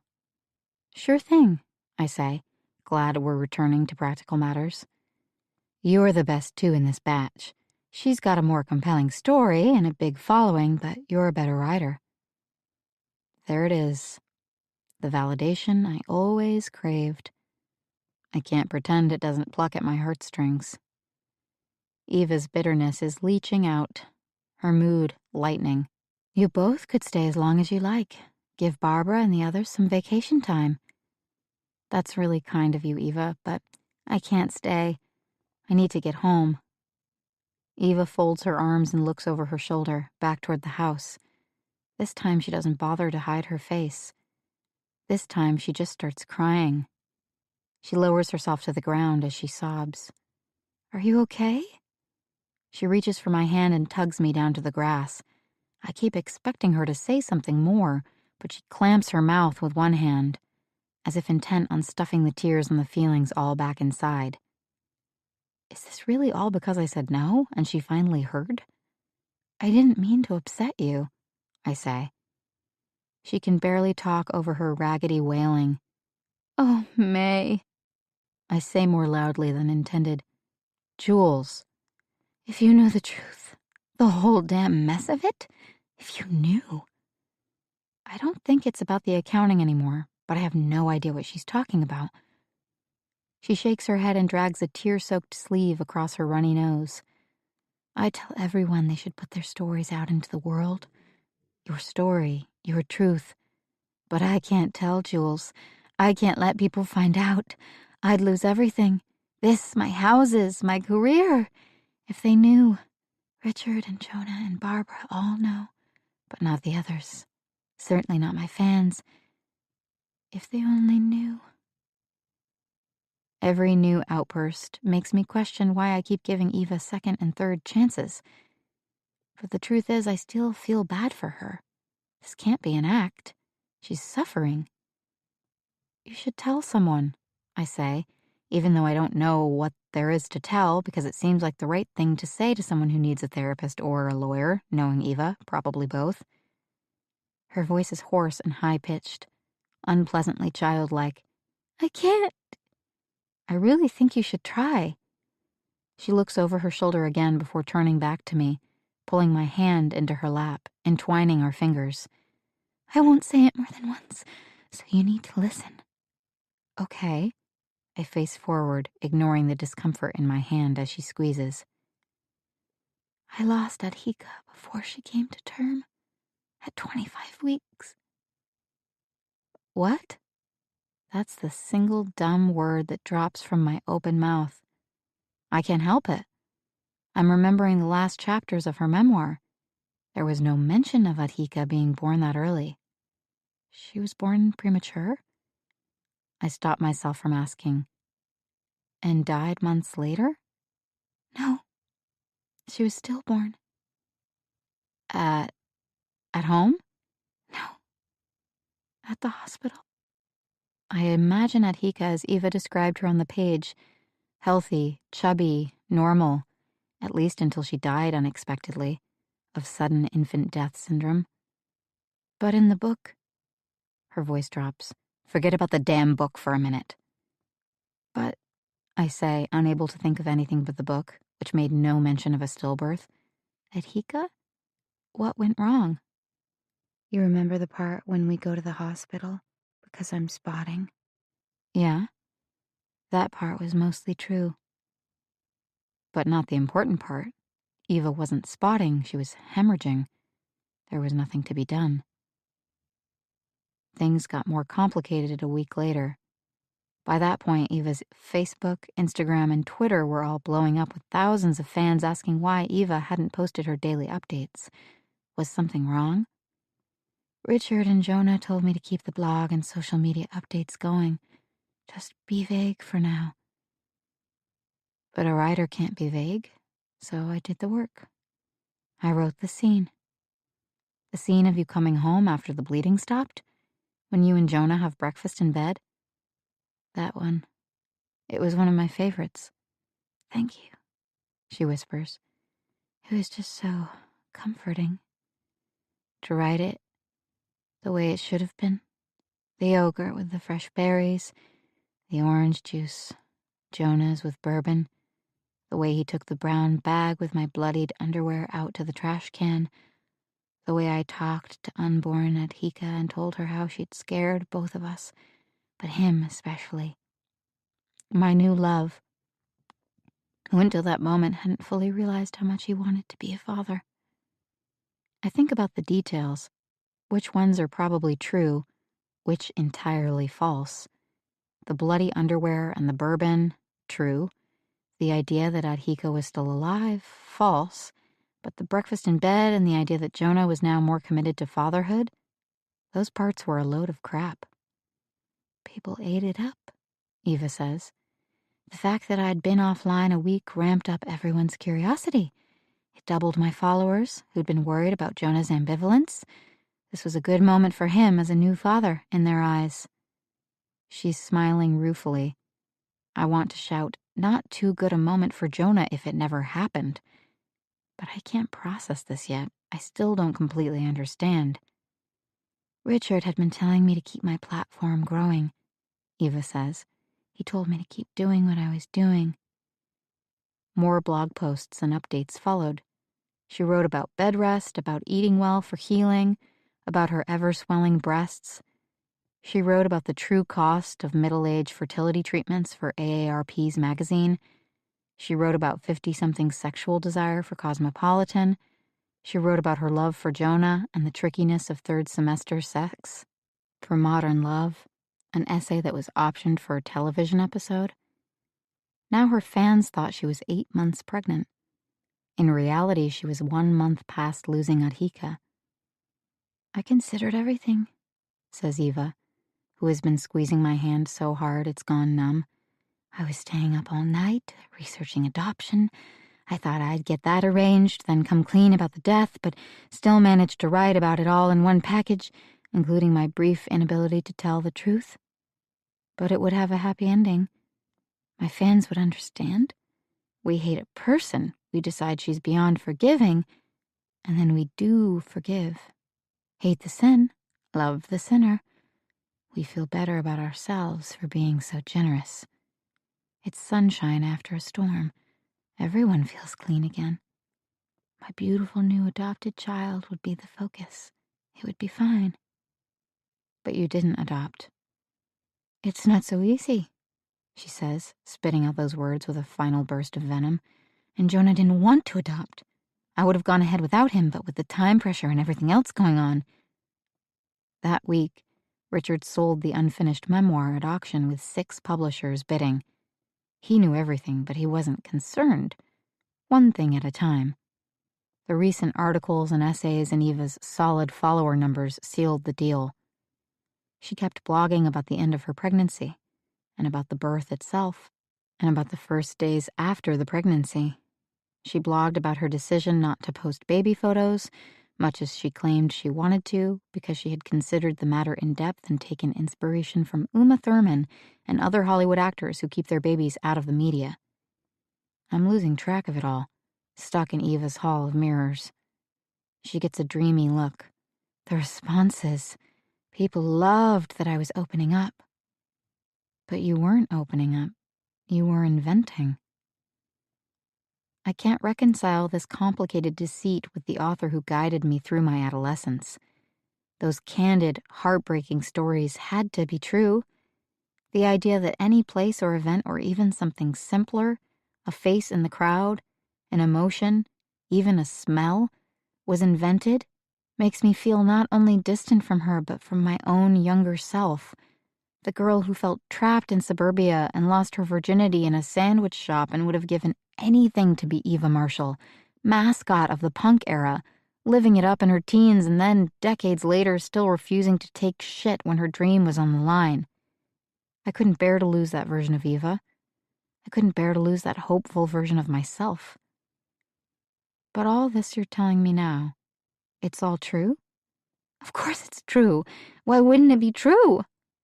Eva is pulling so hard on my right arm that it's impossible to sit up straight. I'm awkwardly hunched, my back aching, my expression frozen. Even now, she talks about the death of her baby at home, as if it were real. So you didn't find her that way. You weren't at home. You didn't sit down and start writing the book with her next to you. But that's what I would have done. And even that tender portrait of a mother's grief was enough to make people write terrible things online.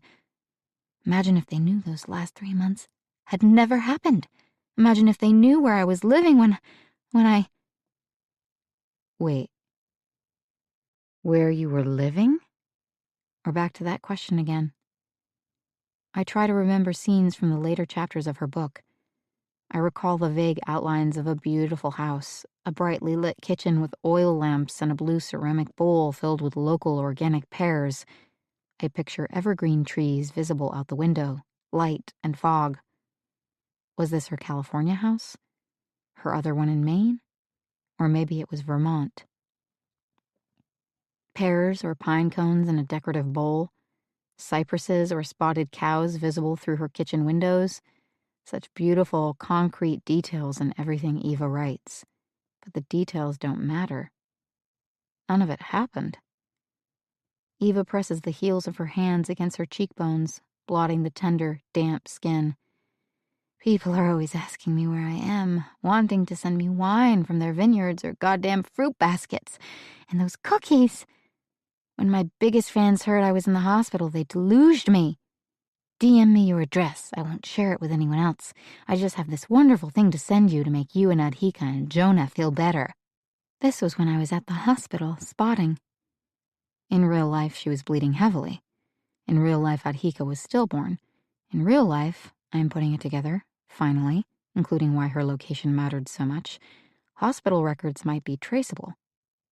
Individual records are private, but what if someone could determine that in a certain small town or county, not a single infant died on a certain day, week, or even month? That video you asked me to delete when I asked about where you were, when you wrote in a delicate state, and just before, That's right, she sniffles. It all got so complicated. It wasn't my fault. The lake is a shiny black mirror beyond the bluff. A band of bright stars is visible through a break in the cloud-streaked sky. We've been talking for over an hour. I smell cigarette smoke. I know someone is nearby, but I'm focused on Eva. I have no idea what to say. I don't feel sympathy. I feel robbed. I wrote my first book without anyone watching, Eva says, straining to control the tremor in her voice. No one cared. I was already at the end of the experience. I had time to figure out the story and tell it on my own terms. But now, in today's publishing climate, with today's technology, a book can get away from you, and then what do? Return the advance? Pay back the royalties? Apologize to every reader personally? But, I weighed in carefully, you got away with it, right? Got away with it? Her shout veers alarmingly into a sobbing, animal-like grunt. I still don't have a goddamn baby! Then she looks up. Eva smells the cigarette smoke, too. She must sense that someone's been listening because she finally stops talking and squints toward the house, then back at me, with a somber finality that fills me with dread. I've already received her confession. I can't do anything more for her, but she seems to think I can. She whispers, I can't imagine anyone else who would understand. You're a better version of myself 30 years ago. We have so much in common, Jules. You'll do this for me. I know it. That's the only reason she's managed to confess. Not because she cares whether I understand what she's done.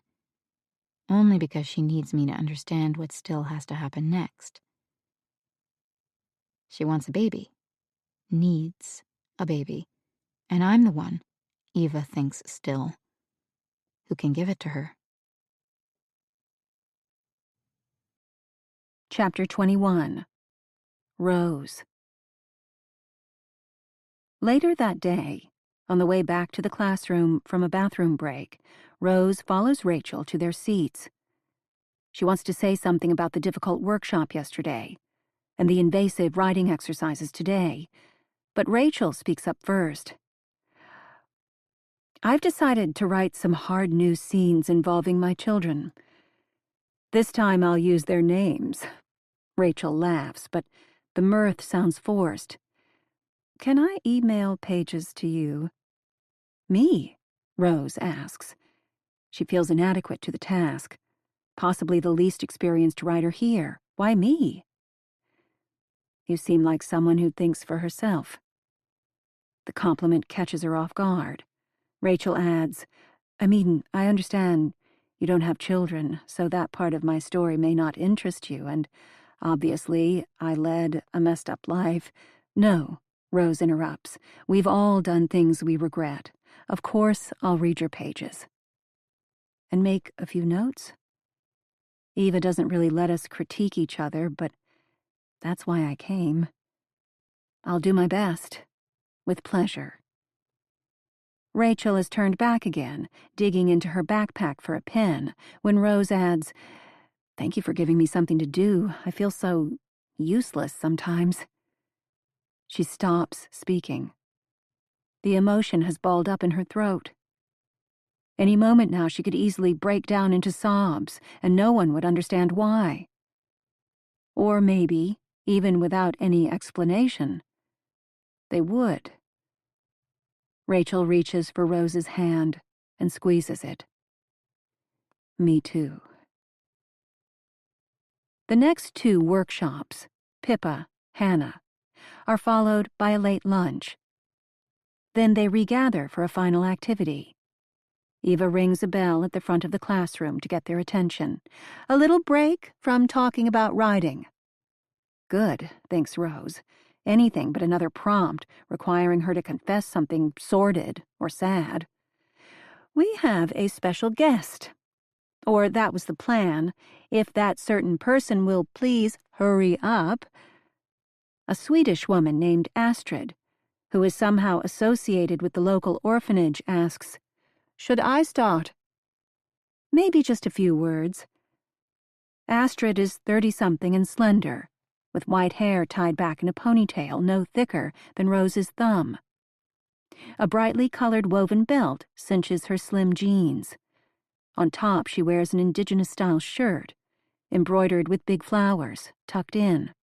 Guatemala, as you know, has spent many of the decades since its independence in 1821 struggling through various periods of conflict. Let me just go see what's keeping him, Eva says. Astrid, go ahead. Beginning with the United Fruit Company, Astrid starts. Eva interrupts. Maybe skip to the Civil War? Not the U.S.-backed coup first, Eva says.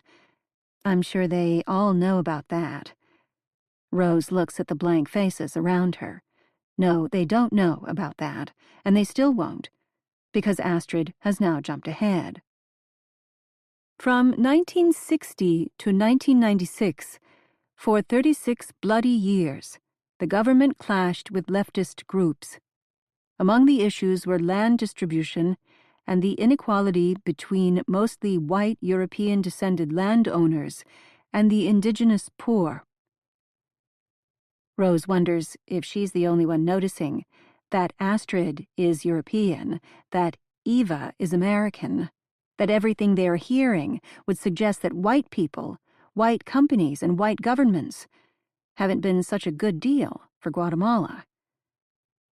But that's where money comes in, right? This is a fundraising spiel, she realizes. Does donating offset the fact that they're enjoying this foreigner's home on a beautiful lake shore that once belonged to the Mayan locals? A figure emerges in the kitchen doorway, separated from the open-air classroom by 300 feet of lawn. As soon as Eva sees him, she spreads her arms wide, like she's greeting someone at the airport. There he is, Eva interrupts. Astrid stops her speech mid-sentence. To all the women gathered, Eva says, I mean, you get it, right?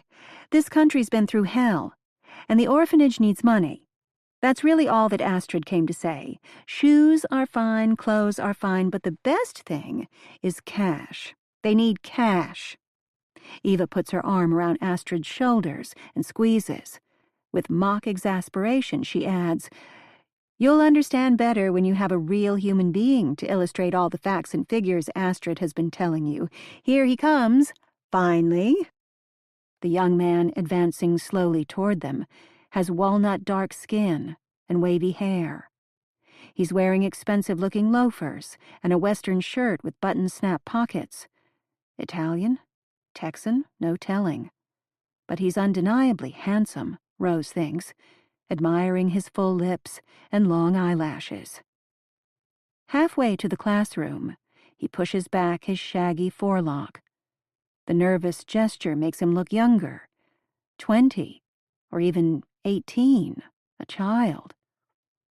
Eva's entire body is wire-tight and quivering, willing him to walk faster, but the young man refuses to hurry, like he's not eager to be trotted out for public inspection.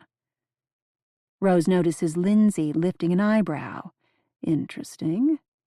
Eva's boy toy? This innocent young man was orphaned by war, Eva explains.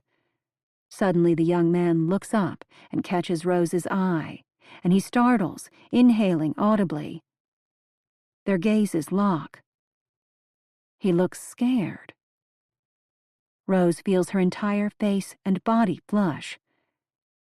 Is anyone else seeing this? It takes less than a second for him to look away again. Less than a second for her to distrust her own interpretation of that one intense moment. She's losing it. She really is.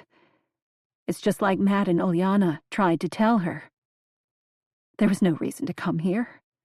She's too fragile. The young man's gaze stays conspicuously diverted from Rose from that moment on.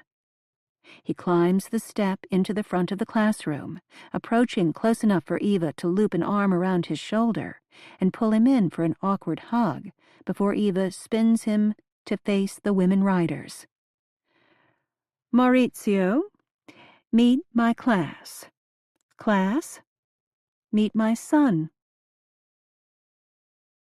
After Maurizio has left the aula, and Astrid has taken the names of 5 writers who are interested in pledging donations, Eva says, "And one more thing before our final activity. Dinner tonight is on your own, in town. Anna Sophia emailed you a list of preferred restaurants. Dress code, modest. The men here don't see much, do you understand?" Pippa deadpans. "I'll put away the backless dress I plan to wear to the pizzeria. That isn't funny.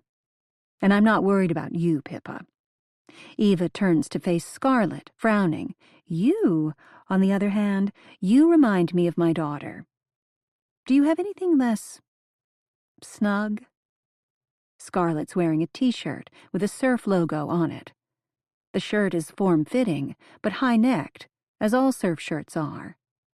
Above the white collar, her face turns a sort of papaya color, the flush visible despite a thick layer of foundation. "You don't need the eye makeup, either. You're already beautiful." Scarlet says nothing. "Good," Eva says.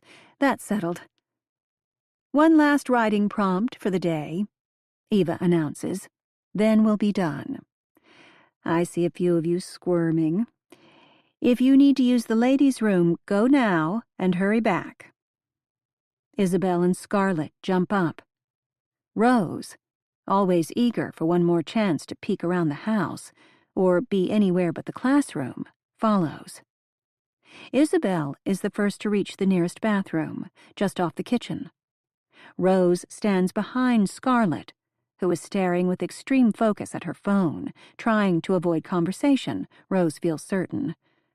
Rose copies the gesture, flipping through her photos. But her real attention is riveted on a quiet discussion between Chef Hans and Barbara, about 30 feet away, at the doorway to the pantry. They're talking about how the landscaping and maintenance has gone downhill over the last few months. "That's Eduardo's fault," Barbara says. "You can't have a gardener who needs to be supervised every minute." Hans mutters, "I caught him having a siesta in the maintenance shed an hour before the opening party when the rest of us were working our asses off. We had a little chat." Barbara scoffs. "If I catch him, we'll do more than chat." "And napping isn't the only thing," Hans adds. "I went looking for him earlier and couldn't find him anywhere. His truck was gone, too." There's a pause before Barbara says, "Don't worry about it." Rose closes her eyes to listen better, trying to understand why the mention of the truck seems to have killed Barbara's appetite for bullying gossip. Hans continues, oblivious. "This morning, Eva was saying she needs someone to gas up the truck. The tank usually lasts 2 weeks. She must know Eduardo is using the truck too often if she realizes he's emptied the tank. Unless they're going somewhere together." Rose waits for Barbara's reply. It doesn't come. Hans says, "You don't think that's weird?" Rose wishes she could see their faces to get a better sense of whether Barbara is simply ignoring Hans or actively shutting him down. Eduardo, the old gardener, and Eva. It's hard to imagine they're having a tryst. Barbara looks up and catches Rose staring. Rose takes a step closer to Scarlet, pantomiming renewed interest in her eyebrow piercing. "I just noticed the area around your brow is swollen." "Oh, yeah." Scarlet acknowledges Rose over her shoulder with a slight smile. "It gets that way." "Is it new?" "Mom, what do you think about my piercing?" "I'll get used to it," she thinks. 2 years. It gets infected when I travel or when it snags on something. I've caught my shawl on it 3 times this week already. Rose looks right and left. Hans has stepped deeper into a pantry. Barbara has stepped out to the patio and doesn't seem to be coming back. Conversation over. Rose asks Scarlet, Have you tried salt water? 1/4 teaspoon to 1 cup warm water. It has to be non-iodized. The table salt has chemicals that will irritate the skin worse. I'll try that. Rose misses giving advice, even if that advice was usually ignored. She misses, too, letting her daughter know how beautiful she was. Though how many young women are ready to believe it? Scarlett is gorgeous in that same effortless way, with hourglass curves on top of it all.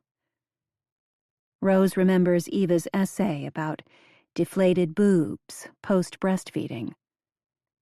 But looking at Eva now, you'd never know it. She's no longer flat. She's no longer saggy. She wears close-fitting outfits. But evidently, a young woman like Scarlett shouldn't.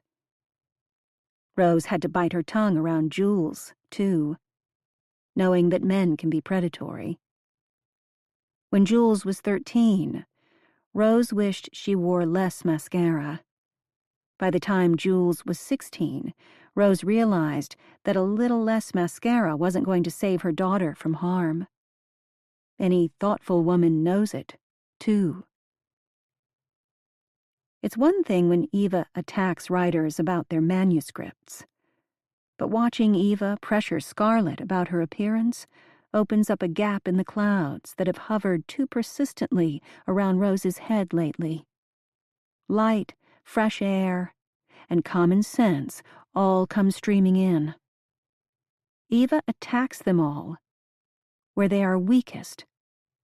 Sometimes about the writing, sometimes about the serious life mistakes they've made. But a woman as young and vibrant as Scarlett hasn't had time to make many mistakes. Like Jules. Even when Rose tries to care about someone else, even for a moment, it always comes back to her daughter. She can't help it. "Can I ask you something?" Rose asks Scarlett. "It's just that I saw you looking at your Instagram." "Oh," says Scarlett, snapping the app shut. "Bad habit. One I almost kicked before coming here. When my anxiety flares, I go right back to it." "I didn't mean you shouldn't be on Instagram. I was just wondering. I have this cousin, about your age. She used to post lots of travel photos, and recently she's stopped. It made me worry, like she might be going through a rough patch I don't know about." Scarlett, who until now was addressing Rose over her shoulder, turns around with a concerned look on her face. "Not necessarily. But if someone your age goes off social media, doesn't it mean they took a mental health break? Maybe they realize that social media is a ploy to make us compare ourselves to each other and feel bad?" Rose laughs. "I guess it could mean that. I'll be honest, I posted a ton of photos at the beginning of my cross-country bike trip.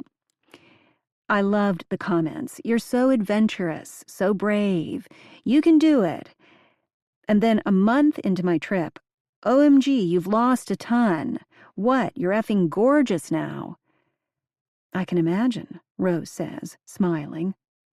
But Scarlett doesn't smile back. "I'd take a shot of my strong calves or do a selfie with a bicep curl. Nope, not 'you're a beast,' just 'you're so pretty now, you're skinny. Now we see what was hiding under there.' By the time I got halfway across the country, I refused to post anything with my body in it. It was all barns, bridges, and water towers. Even my best friends kept saying, 'Show us what you look like now. Gels.'" Scarlett pauses to explain. "That means jealous." I guessed. The bathroom door opens. Isabel steps out, wincing. "Sorry, ladies, I should have let you go first. I think I was trying to avoid the final prompt." "Understandable," Rose says, with a conspiratorial wink. But Scarlett doesn't hurry into the bathroom just yet. Her eyebrows knit together. She might even be tearing up. Sometimes, when you stop posting, it just means you finally got a fucking grip on what matters in life. Rose hesitates, wanting to put her arms around Scarlett. She doesn't. Thank you. That makes a lot of sense. But really? Scarlett says, with her hand on the bathroom doorknob. You could just ask your cousin directly. That's always the best thing. Walking alone, back to the open-air classroom, Rose feels heavy. Poor Scarlett. Smart Scarlett.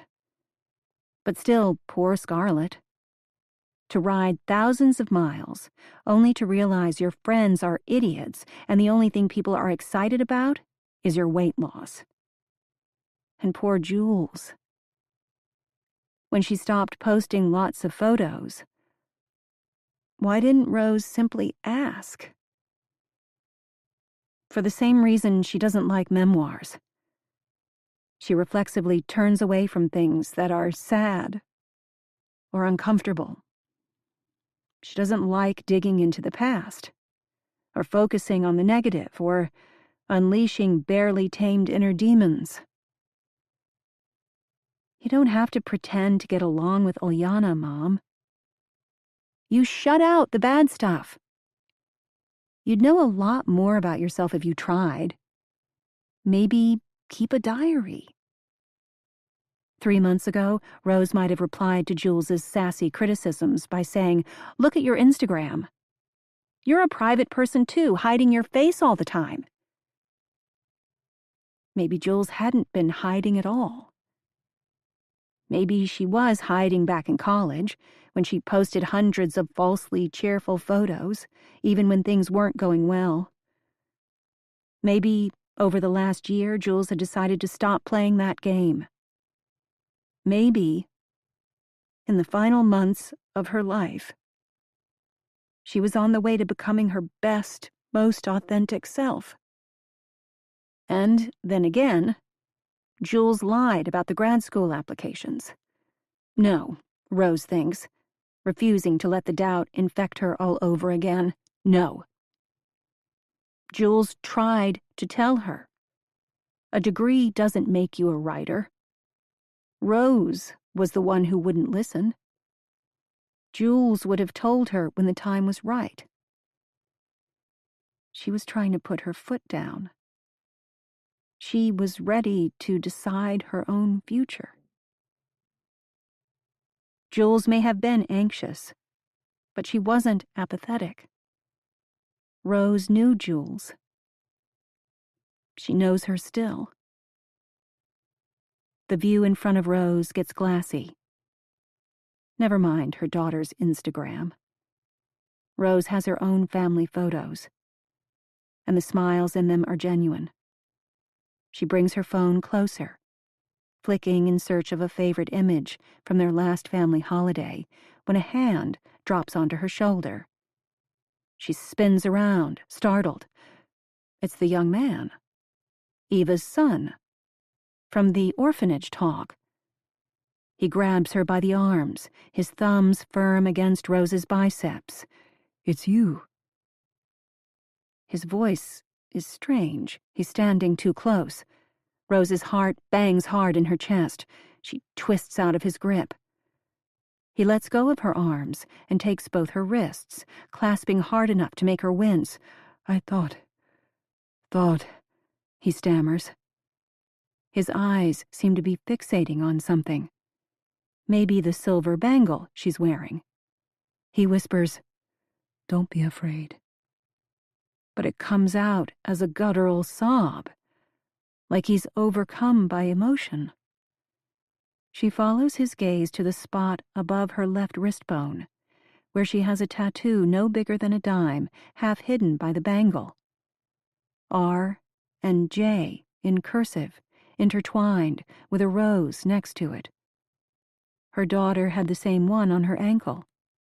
It was Jules's idea to get matching tattoos for her 21st birthday. At that moment, Astrid comes walking toward them from the house.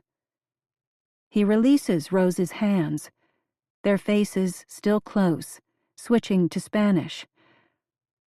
"I have to talk to you. Do you understand me?" She nods, her biceps and wrists still registering the pressure of his fingers.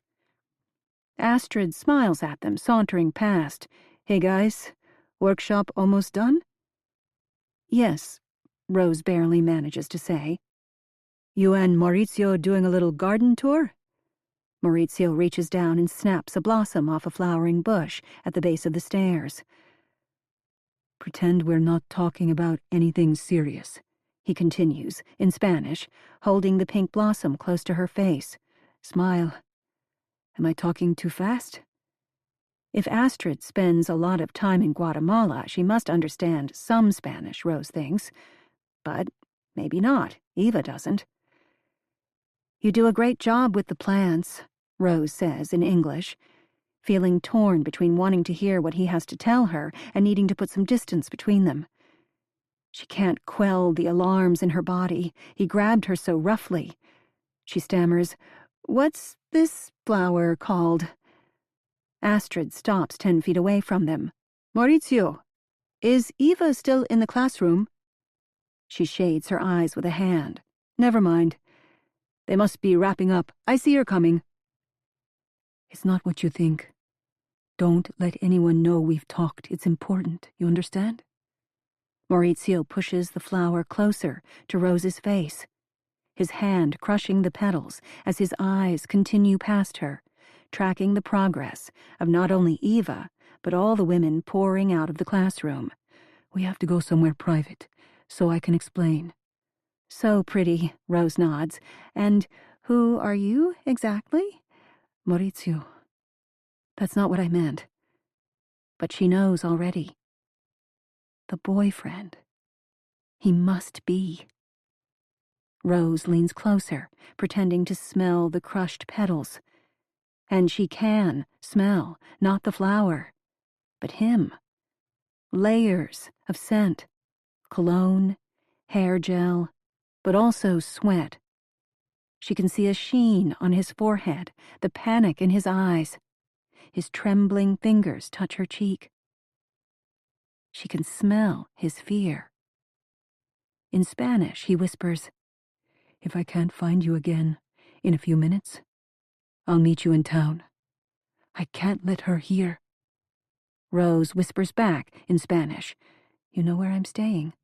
He nods. "I'll find you, please." His face is reddening, like he's about to shout or cry. "You're her mother." That last phrase weakens Rose so suddenly she almost falls to the ground. "Su madre."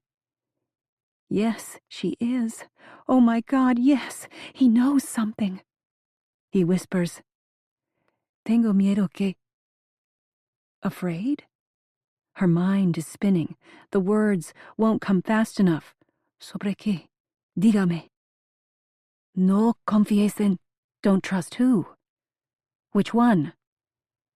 "Please," Rose manages to say, and then it's too late.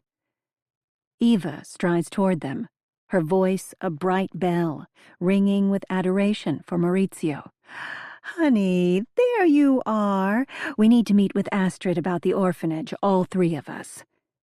She steps between Maurizio and Rose, physically parting them. To Rose, she says, "You missed the prompt." Eva might as well be talking gibberish. Prompt. Not on your life. Rose has found someone who wants to talk. Someone who knows. Even the most gripping tales need a moment of rest. Let this pause refresh your senses.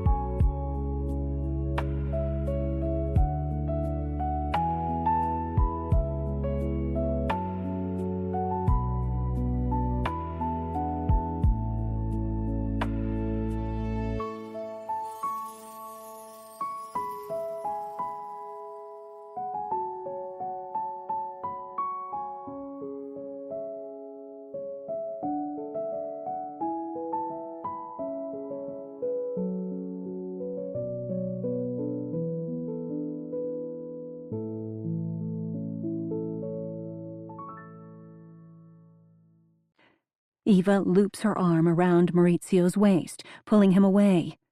Rose stays a moment longer, wondering if he'll look back, wondering how she'll find him again. Watching as Eva guides him toward the house, hoping he'll be smart enough not to look back. But he does. He looks, and he mouths something that she can't decipher completely.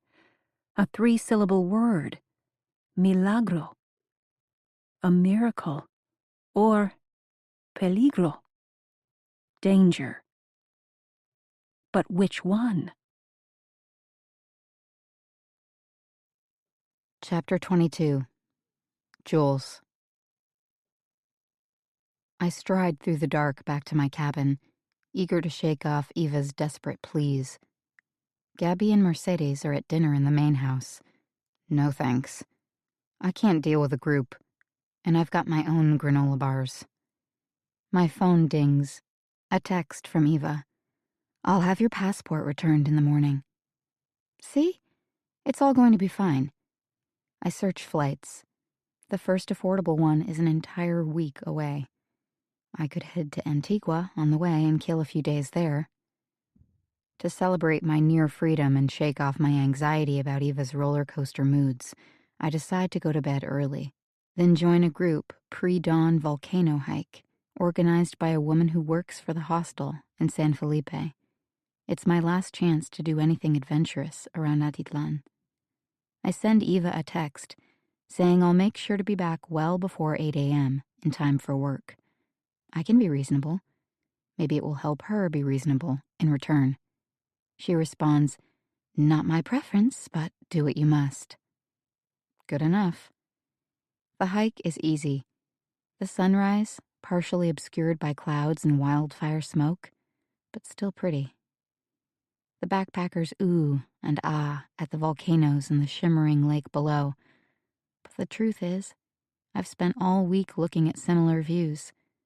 I've started to associate the landscape less with magic and more with illusion, even if it is a beautiful illusion. Our hiking group splits into two. Half want to walk slowly down, even if it means joining a different shuttle van for the ride back to San Felipe, and half want to move fast. I remove and distribute some heavy extras from my backpack. An unopened bottle of water to a Japanese hiker, a book I no longer feel the need to keep to a German guy who is complaining San Felipe has no bookstore. My heart feels lighter. I take off with the fast group, scrambling down the mountain. When the shuttle van drops me back at Casa Eva, I'm groggy, but there's little point trying to nap. On the bed in my cabin, I find a note from Eva, inviting me to swim. It's the only message to greet me. I keep my notifications on, eager for the first burst of intermittently functioning Wi-Fi, when I might hear some birthday messages ping in. I put on my suit under my loose Roxy cover-up and jean shorts. I bring 2 cups of coffee from the kitchen and take the steps from the bluff down to the rocky beach. The volcano ahead is navy blue and even darker, velvet purple, at its base. The sky is cantaloupe-colored, the rising sun hidden behind a low bank of clouds. Even before I reach the end of the dock, I call out in the most pleasant voice I can muster that I have no intention of going into the water. "Not my thing," I say, trying to hand her the mug. "But here." "Not now." She ignores the coffee. "You sure you won't swim?" I pull off my baggy shirt. "No, I'll just get a little sun. Feels great." In truth, I've got goosebumps on my arms. I lower myself to the edge of the dock, dangling my feet over the side. Eva laughs with exasperation. "I can't even talk you into swimming. Juliet May, I don't believe I've ever talked you into anything." When I don't reply, she asks, "You really haven't changed your mind about our important decision?" I'm fascinated by the mess she's made of her life, and as someone who idolized her from a distance, I feel cheated. But I don't hate her, and I don't want her to hate me, even now. "I'm sorry," I tell her. "I will never, ever tell your secret, but I can't help you make a baby." I wait as she lowers herself to join me. She's wearing only her bathing suit, and when she sits, her thighs are narrower than mine, the skin loose around her knees, but the line of her hamstring defined, all the same. She's fit and strong, a woman who has constructed a life that includes most of what she wants. Daily swimming, multiple beautiful homes, a swarm of adoring, loyal people catering to her whims. I wish it could have been enough for her. "I want to clear something up," she says. "I'd rather talk babies, but I guess we are really, truly not destined for that. You'll have to forgive me for being so obstinate. I'm like a dog with a bone." "It's fine." "Good. As long as that part isn't happening, let's just make sure your visit here hasn't created other problems. Barbara says I'm stupid sometimes." Eva swings her legs next to mine, playful again, like we're just friends or sisters passing a summer morning together. No one else has my back the way Barbara does, not even Jonah. So I put my trust in her to keep it all straight. But I also talked to her about the donation question. Thank you for alerting me. I turned toward her, surprised. She had a very good answer. "Can you maintain confidentiality?" When I nod, she says, "Pedro, the local man who runs the orphanage, likes to skim off the top. Big donations make him greedy. We give 100, he takes 10. We can't possibly wire him $10,000. He'd jump in his truck and go on vacation and never come back. See what I mean? You're trying to parcel the donations out over a long period of time. I knew you were a smart girl. Like all the shoes stored in the gardening shed." When Maurizio told me about that, I looked in the little scratched window to see for myself. All those running and basketball shoes piled up because Eva couldn't let her employees take the time to deliver them. "That's different. The minute this workshop is done, we'll get Maurizio to drop those off. We just got busy." My expression must betray me because Eva grabs one of my hands the same way she did last night. This time, though, her fingers are dry and cold. "You are such a sweet girl. You know that we do amazing, life-changing things here. A few things fall between the cracks, but life is not the cracks, Jules. You said there was a crack in everything. Cracks let the light in. Cracks and all. Wasn't that supposed to be a good thing?" "Well, that's all true. But now you're telling me to ignore the cracks. Ignore the things your staff does that aren't right, but only when it's convenient for you." It feels good to say it, not hard at all, like I'm just warming up. She releases my hand forcefully. "Why do you have to make things so difficult?" "Because the differences matter. Words matter." Eva has lifted one hand like she's preparing to slap me. I stare at it, incredulous. Then we both hear someone clear her throat, up on the bluff behind us. I see Eva's face rearrange itself into a semblance of normalcy. She turns and waves to a thin figure up on the bluff. Zahara, scheduled for a private meeting. "I need to swim before my next appointment," Eva says. The offending hand returns to where it belongs. "You stay and think a bit. Cool down." I close my eyes, trying to let the irritation pass. "You were right about Barbara, by the way," Eva adds quietly. "She really is upset with you. She's worried you're trying to replace her, and she still thinks you might spill the beans about the orphanage money." I remember Maurizio's lack of shock about the missing money. I remember, too, how Eva referred to her good friend, Chief Molina. Not that anyone would do anything about a little missing money, right? Well, people will donate less if they have concerns. Most of all, it would be a distraction from the good work we do here. The good work. She still believes, despite everything, that her moral ledger balances. I promise not to talk about the money stuff. And you can definitely let Barbara know that replacing her is the last thing on my mind. Even so, she feels threatened. When she gets like this, I can't talk her out of it. Anyway, I had your passport returned to your desk drawer. Nothing can stop you from going home tomorrow. I've already let Hans, Concha, and a few of the kitchen girls know. You can say goodbye tonight at the staff party. One last fun evening. Wow, I say, genuinely surprised. First, she wouldn't let me go. Now she can't wait for me to leave. And today? I want you to stay here. Hang around in case Zahara needs some company. She's already told me she doesn't want to go on the field trip, but I can't have her just hanging around. It's her day for workshopping. She might be a little, well, you know, fragile. Usually Eva won't even admit it, which probably means that Zahara is even more of a mess than I realize. If it was anyone other than Zahara, I'd resist. But not only do I like her, I feel protective. Everyone's tried to get a piece of Zahara, from her ex-boyfriend to the music producers, and now Eva.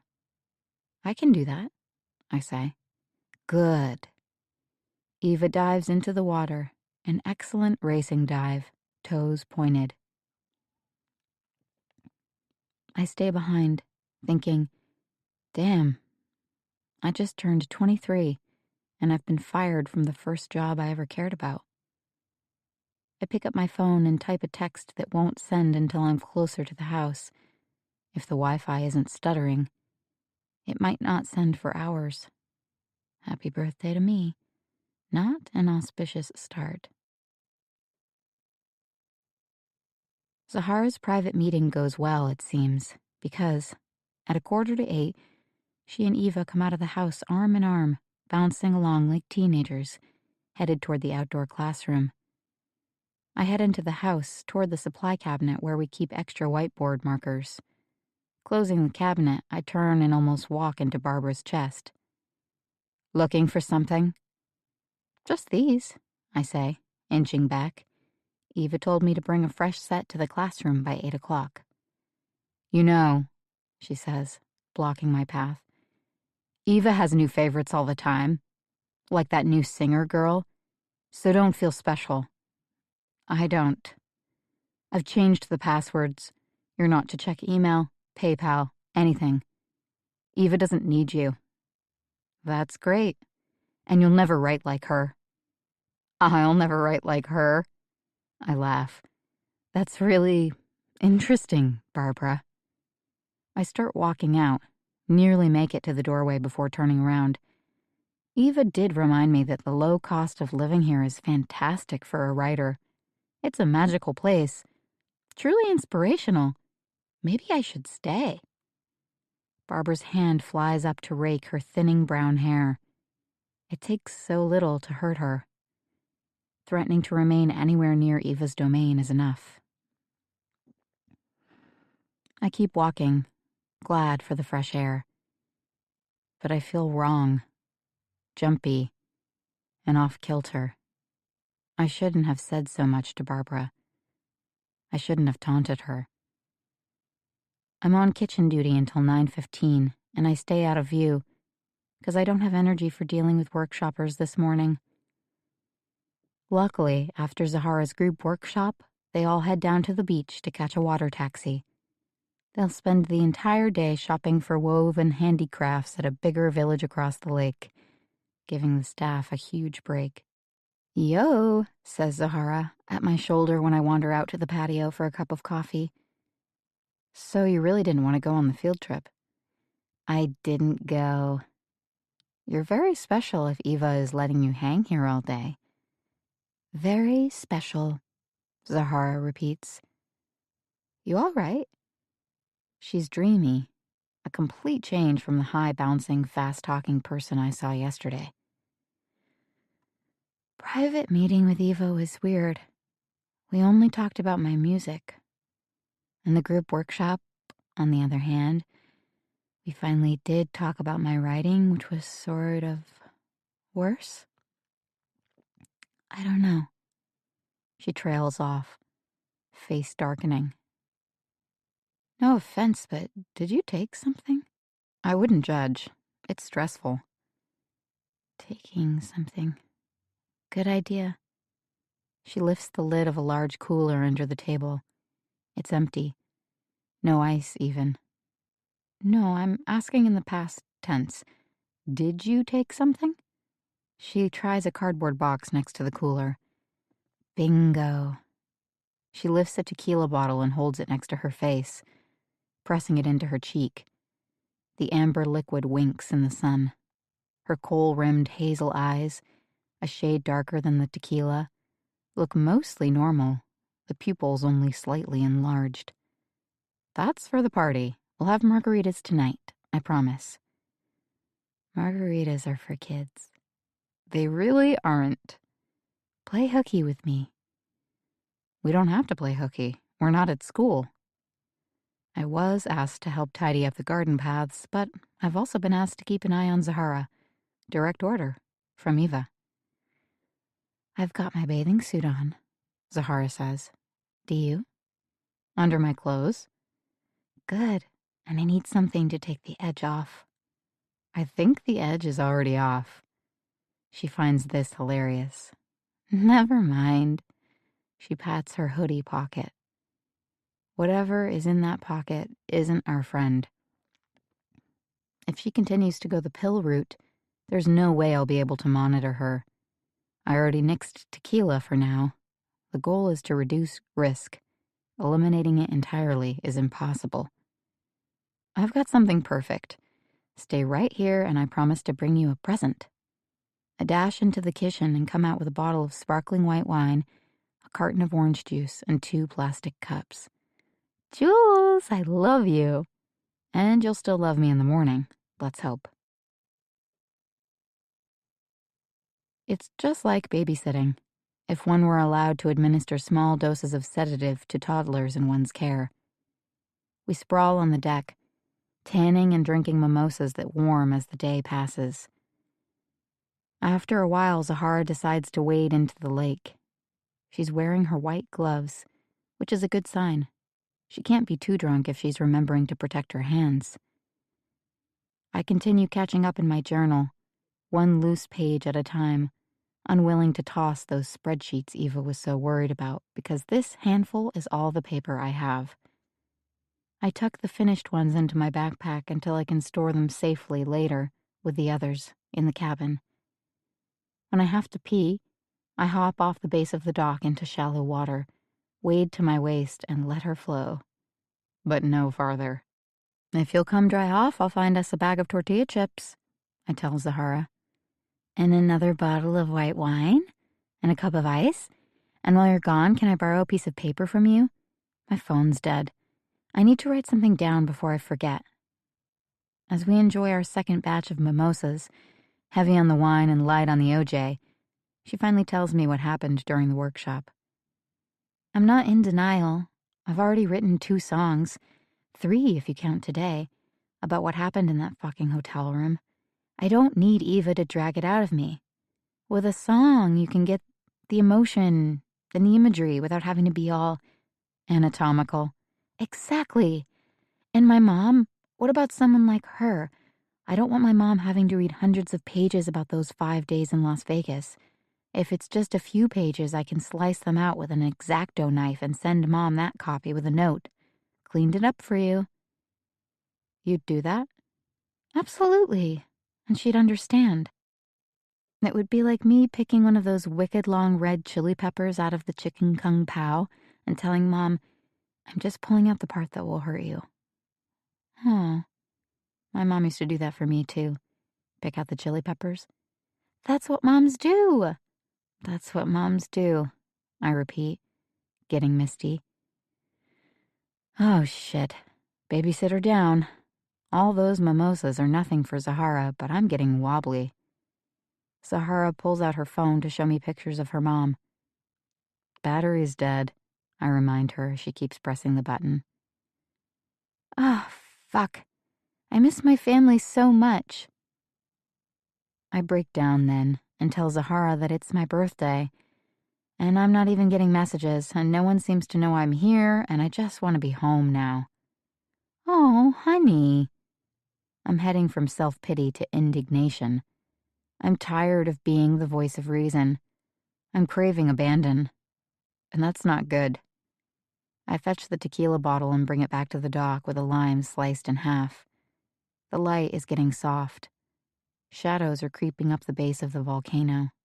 The lake has turned from bright blue to a flatter, silkier navy. Sahara wishes me a happy birthday every time we drink. She tells me more about her life as a musician. I tell her about my own career confusion. Look at you, writing all the time. She gestures to the pages sticking out of my backpack. Doesn't mean. That's the only thing that means. Trust me, if you write, you're a writer. If you make music, you're a musician. Identity comes first, and it's yours once you claim it and start doing the work. Not when you're published. Not when reviewers say you've done a good job. Not when you get awards. Not when you have 1 million followers. We're not going to see each other after this week. We might. Girl, get real. We won't. But this is my gift to you. She kisses me on the lips. Not sexually, I don't think. She hands me the tequila bottle again, and I drink. Several more shots later, Zahara gets a funny look. If you're still missing your mom, try smoke signals. She extracts 2 cigarettes from her pocket and hands me one. One itty-bitty social cigarette on my 23rd birthday can't hurt. Now do this, Zahara says, blowing perfect smoke rings that hover over the water, dissolving slowly in the soft light. And now when you blow out, think of your mother hard. Put the thoughts into the smoke. That's the last thing my mom would want, me thinking about her while I ingest carcinogens. Just do it. She'll forgive you for the cancer part. My head's getting lighter and lighter as I try to get at least one good ring to form, thinking of my mother the whole time, knowing I'll tell her the story later, even knowing what she'll say. That's great, Jules, but maybe bubbles next time? Or a pretty floating lantern? She's receiving your thoughts right now, Zahara says in all seriousness. How do you know?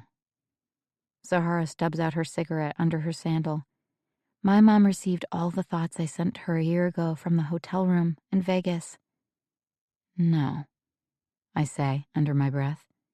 Yes, she knew something was wrong after just the first day. She had a racing heartbeat and an upset stomach. Day 2, she started trying to contact Brad. That's the asshole's name. Day 3, she was on the phone with my producers and 2 of my friends. My fuckhead ex-boyfriend said I'd gone on a silent retreat in Joshua Tree.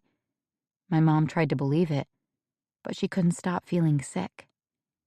Meanwhile, Brad was ordering room service and refusing to let any maid change the sheets. That's awful. They're used to that shit in Vegas. If the toilet hadn't backed up, I think he would have kept me tied up for a month. I'm so sorry. Yeah, it happened. Anyway, this works too. Zahara cups her mouth and starts howling out across the lake. Mom! Mama! I can't do that. It's too embarrassing. Have you noticed how it's the same sound in so many languages? Spanish, Chinese, everyone likes to say it. It's a sound that makes you feel good. 1 billion babies can't be wrong. Okay, fine. I try it, glad for a reprieve from her sad story, wanting to share a few moments of silly joy. Louder, like this. Mama! Mommy! I double over with laughter. Mom! Mama! Mommy! It feels so good, so ridiculous, and anxiety-purging. Zahara switches into a wolf howl, but I stick with the basics. Mama! Mama! Mama! Awoo! Awoo! Mom, I miss you. I really do. I love you, Mama. My cathartic session with Zahara, howling for our mamas across the lake, doesn't go unheard. Maurizio comes down the bluff to wish me feliz cumpleaños. He remembered. And check in with us. But I tell him that neither Zahara nor I are performing at the staff party tonight. I wish him the best of luck on the poem he's planning to read, by the Guate poet Isabel de los Angeles Romano. It's about complicity, the ways in which we are all guilty. I like to imagine Eva listening to it, eyes narrowing as she wonders if there's a message in it for her. But that will never happen. First, because she doesn't understand Spanish. Second, because she's always so damned sure she hasn't done anything wrong. When I look back from Maurizio to Zahara, she's just popped something small into her mouth and is closing her lips over 2 fingers, smiling like some naughty cherub. Be careful with that. We just had a lot of tequila. I squint at the bottle, only 1/3 full. A few minutes after Maurizio leaves, I smell cigarette smoke coming from the bluff over our heads. I'm certain it's the person who's been eavesdropping on me and Eva. Eyes closed, Zahara mumbles, "Can you go get me one of those?" Cigarettes are bad for your skin, even the skin on your hands. Go back to sleep. I feel dizzy from the drinks, but I also feel like I've done my job. Zahara's napping. We've shared some personal shit, but she hasn't gone overboard with anxiety or melodrama, and by tomorrow this day will be behind her. Then she can decide if she wants to stay or cut her losses short. Of all the women here, Zahara is the one who needs Eva and her connections the least. I spend 10 more minutes journaling about the tragic death of Rogelia Cruz, the subject of Isabel de los Angeles Romano's poem, The Closed Silence, about anything I can think of, and it feels good. I follow my thoughts as they wander, without forcing them. I essay and test out thoughts, leaning into the permission given by essayists like Montaigne or Philippe Lopate, the writer whose best-known anthology introduced me to Montaigne. All that old stuff that Eva dismisses. Nonfiction writing that doesn't fit into a box. Memoirs that aren't about best-selling trauma topics. I enjoy personal writing for what it is. Personal.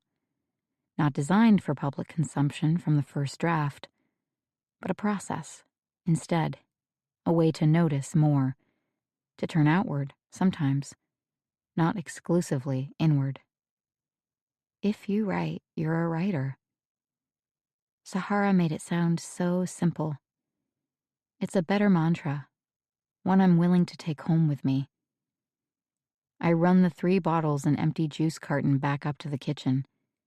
I come down again and make a few more notes.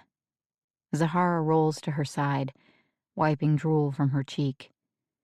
Sweaty. Need another swim. This late? It's cool now. The sun is only minutes from dipping below the horizon. Going in, she says, groggier now than she's been.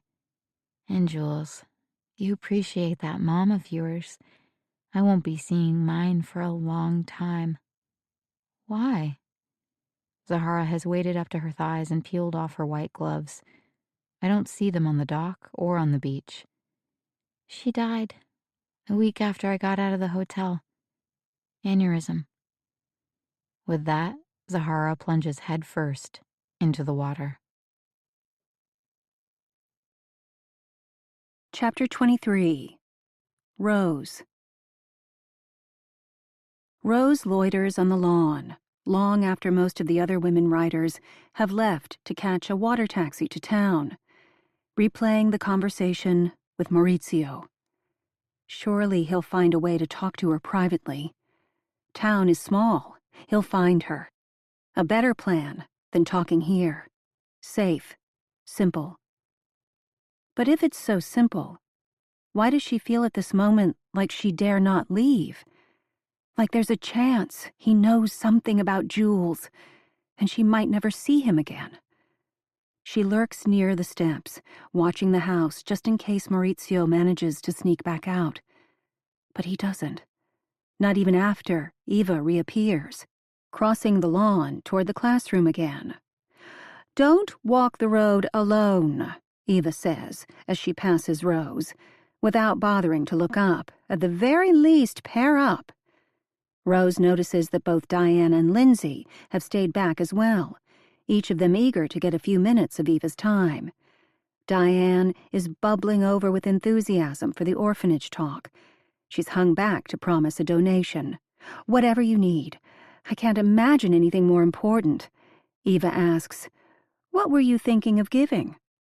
Rose strains to hear Diane's answer, but Diane has lowered her voice, murmuring with Eva, who seems much more interested in chatting with the workshop stragglers than she was just a minute ago, now that a donation is at stake.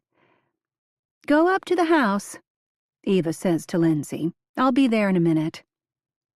Lindsay follows the order, winking at Rose as she passes, stage whispering, "My private session." "Good luck," Rose says. "I'll wait for you." Eva and Diane chat a moment longer before Eva returns to the house, leaving Diane standing alone, gazing off into the distance with a blissful smile on her face, as if everything has gone her way this week, when it hasn't. She never had her pages reviewed. She was told to leave her husband. Clearly, it doesn't matter. She got what she needed. Attention.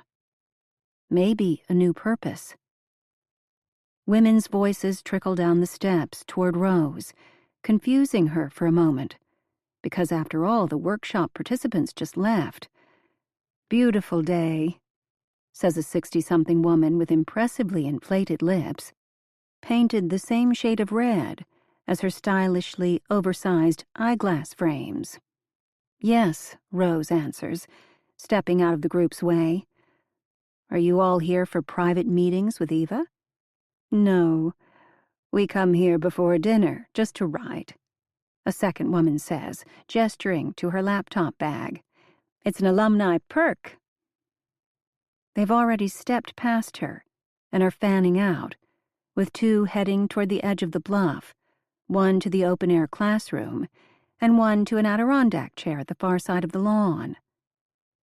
That moment with Maurizio, unnerving as it was, has fired her up. She doesn't expect he'll have all the answers, but she realizes how many people might be out there, still holding back something they'd share if they could only be approached the right way. Desperate not to lose her chance, Rose calls out, "Anyone here last May?" Only the woman in red glasses turns back, curious. Rose splutters, "I'm thinking of coming again next spring, but I want to know if the weather's good enough." "Oh, it's always good," the woman says, unhelpfully, before turning away again. Diane, who has been watching Rose's pathetic failed attempt to chat with the alums, strides over. "Nice try. They're a bit cliquey, aren't they?" "A little." Rose is still rattled, worried about whether Maurizio will return, and equally frustrated that she hasn't managed to extract any useful info from the regulars. They seem to avoid the first-timers. "I made a few inroads," Diane says, with a self-satisfied smile. "They're more welcoming when they find out you're not a one-and-done kind of person. So how about you? Do you think you'll come back?" "Why not?" Rose improvises. "I mean, if that's what it takes to finish." Diane nods with approval. "Some of us understand what it takes." She looks out over the lake, her face blissful again, adding, "I can imagine having my own cabana here. I suggested to Eva that she should build some guest structures so we don't have to stay at those dark little cabins in town. She owns a separate piece of land down the road. I'm thinking of little adobe casitas." Rose nods, unable to concentrate, her mind wandering the moment the information isn't essential. "I'm sorry," Rose says, interrupting Diane in the middle of a tedious explanation of straw bale architecture. "I wonder if any of the alums have their own organization, even an unofficial one." Diane raises her palms to her cheeks. That's brilliant. Think of the fundraising possibilities. I mean, I pledged $5,000 before I came, and I just told Eva I'd gladly give another $5,000. That's so generous, Rose says, swallowing her surprise. $10,000? Hadn't Jules told her that most of these visiting writers were incredibly well off? For some of them, the workshop fees are nothing. Do you wire it to the orphanage? Rose asks. I hope they don't make it complicated. Not complicated at all. You just send it to Eva. The same way we sent our trip payments, PayPal, 2 minutes. Oh, good, Rose says, hoping her smile looks genuine. And you know, that's really kind of you, Diane. I'm sure Eva will be grateful. Some women give more. Diane narrows her eyes in the direction of the alumni clique. Rose follows her gaze and mirrors her expression. Well then, I'm thinking of donating 20,000. I mean, the orphanage is such a deserving cause. Diane's self-satisfied smile fades, like she's not happy being outbid. Maybe Rose should have pretended she was donating 50,000 just for fun. Shame, though, Rose adds. It would be so fun to tell Astrid and Eva right away. But even if the PayPal part is easy, my financial advisor will have a fit if I don't do a little research first. Have you checked out the orphanage's nonprofit profile on Charity Navigator or any of the other charity sites? Oh, no, Diane says, with enthusiasm. It's completely different with a small foreign charity. They're not on any of those websites. They're probably not even an official nonprofit. How convenient, Rose thinks. Then Eva should form one for them. They'd get much bigger donations that way. You and I know how this works. Never mind bothering Eva first. She's too busy. Let's set up a little meeting with Astrid. This is the most creative Rose has felt all trip, and her inspiration isn't yet spent. And you know who else we need at that meeting? A few other alums who have donated in the past. Any ideas? Diane gestures to a bench on the edge of the bluff, where a white-haired woman is sitting with a walking stick across her knees. Wendy tells me she gives a few $1,000s every quarter to the orphanage. I was just talking to her. The older woman has been taking part in the workshops, but always silently, from the farthest back seats. Rose never guessed she was an alum. Every quarter, Rose repeats. Is that how frequently Wendy attends the workshops? I doubt anyone comes that often, Diane says, but her expression has changed. But maybe. I asked her the same question and she was vague. But not vague about her donations. No, completely proud of those. Rose remembers something Lindsay said about a soft rule that didn't allow alumni to come back 2 or 3 times in a row. But maybe it was soft because it all depended on which alum you were and whether you reliably opened your purse every time you were asked. Maybe she's just embarrassed how long it's taking her to finish her memoir, Rose says, keeping her eye on Wendy, and equally focused on gluing herself to Diane, at least until she's figured out everything Diane might know about the money that is conveniently routed through Eva's organization to another one. The question, Diane says, is really how much the orphanage needs. Well, I plan to find out. I have a site visit scheduled, first thing in the morning.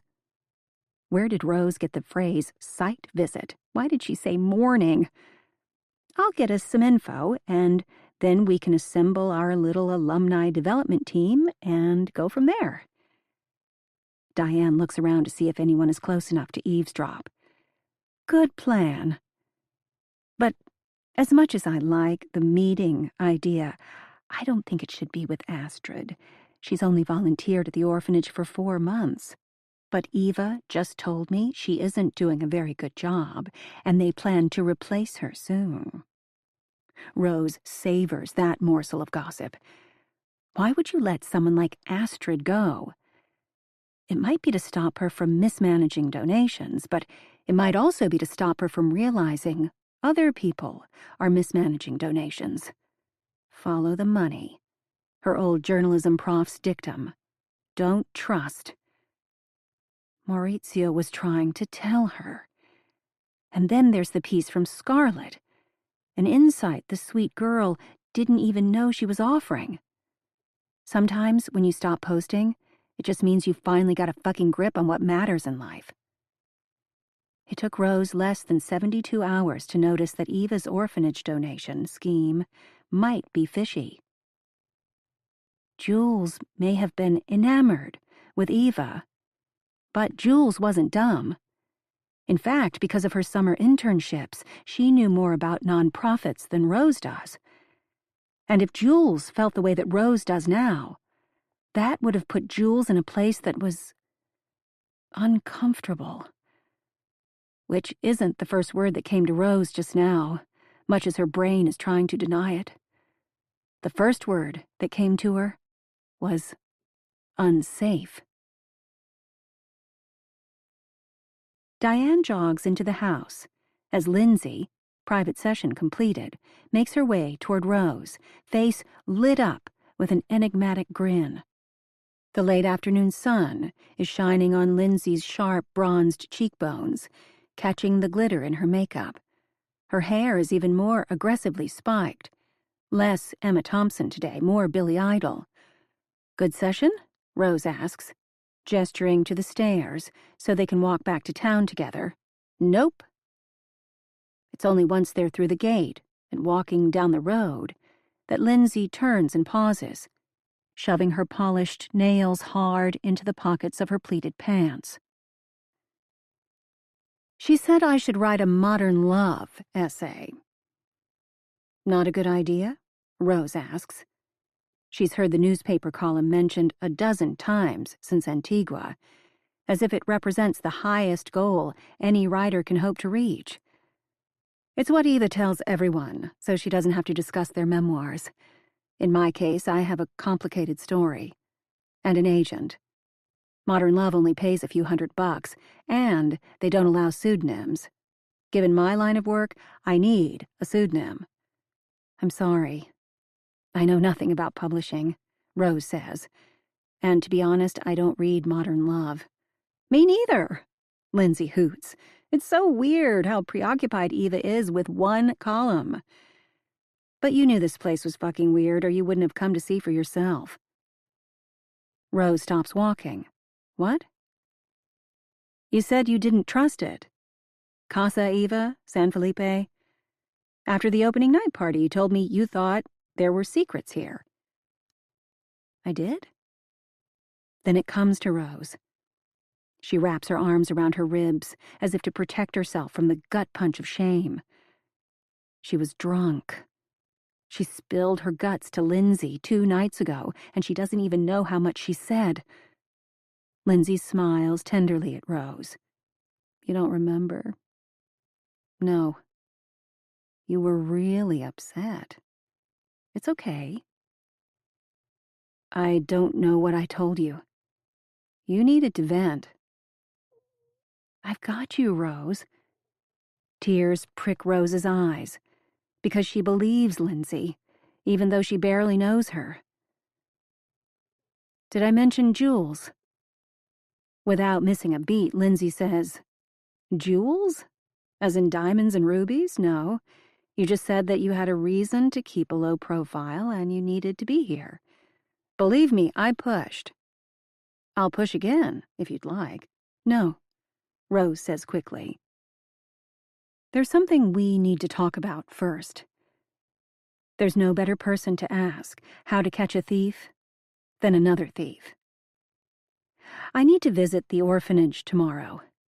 I think there are big donors who are handing over money every session at Casa Eva, and I think it's a really easy way for someone to skim money.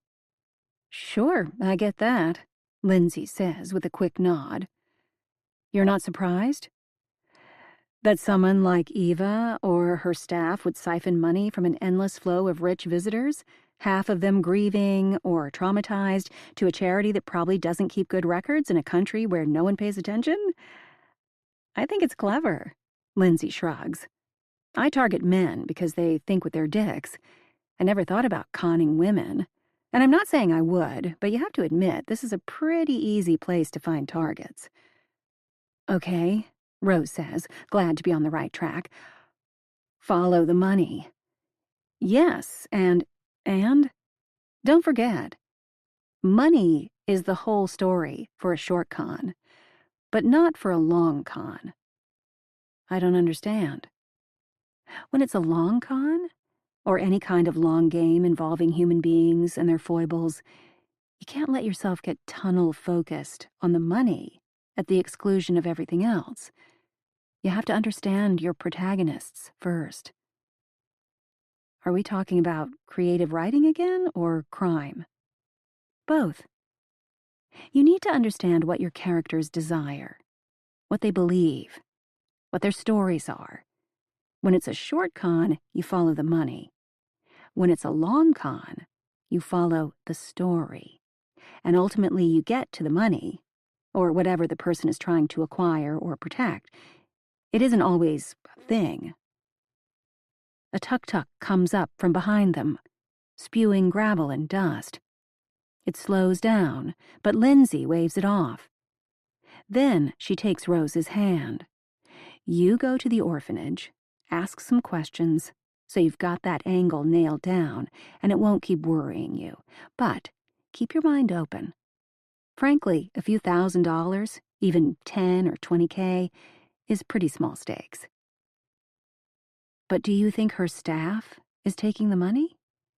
Barbara or Hans or Astrid? Astrid is a hippie do-gooder. Hans doesn't even wear a fancy watch. Barbara looks like she bought her wardrobe at Target 10 years ago and hasn't replaced it. On the other hand, you never know when someone has an expensive addiction or too many alimony payments. And Eva? Lindsay's eyes narrow. Good question. If I had to come up with a word for Eva, it wouldn't be greedy. It would be sloppy. She seems too distracted to be stealing systematically. Diane would have been just as happy to donate thousands of dollars to some kind of alumni scholarship fund, and it would have been nearly impossible to track those donations. Instead, Eva was thrilled Diane wanted to give to the orphanage. So, it's not Eva. She wouldn't be my first guess. And if you were someone working for Eva who knew this was happening and didn't like it, then I'd have to be careful, Lindsay says.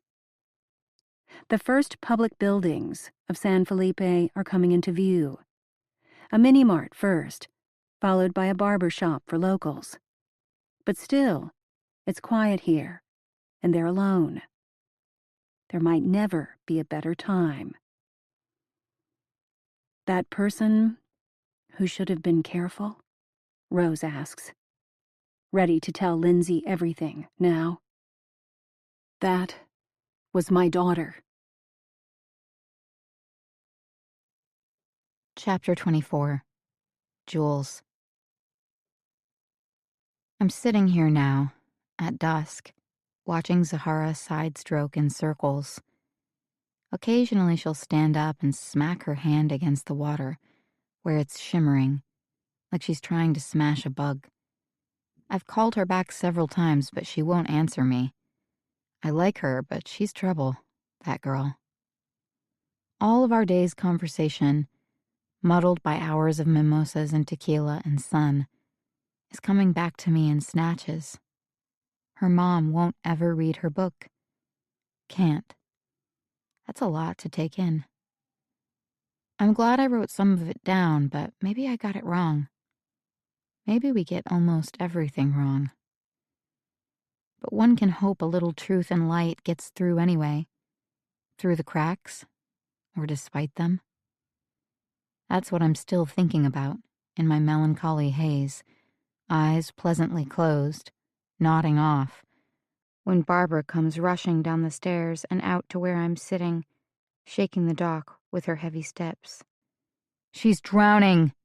Barbara yells, her thick forearm flexing as she undoes the rope from the cleat. "I saw her from the bluff. She went under." "What? Where?" I'm too confused for the guilt to fully hit me, too confused even to think about whether we should get help or start looking for Zahara ourselves before it's too late. "That girl shouldn't have been allowed to swim so far," Barbara shouts. "You were supposed to be watching. Get in the boat." The last bit of orange has leaked out of the sky. It's so dark now. I don't remember it getting this dark. My knees are shaking as I jump into the rowboat, careful as I step past an extra detached oar and a rock attached to a rope. "The bow seat," Barbara yells.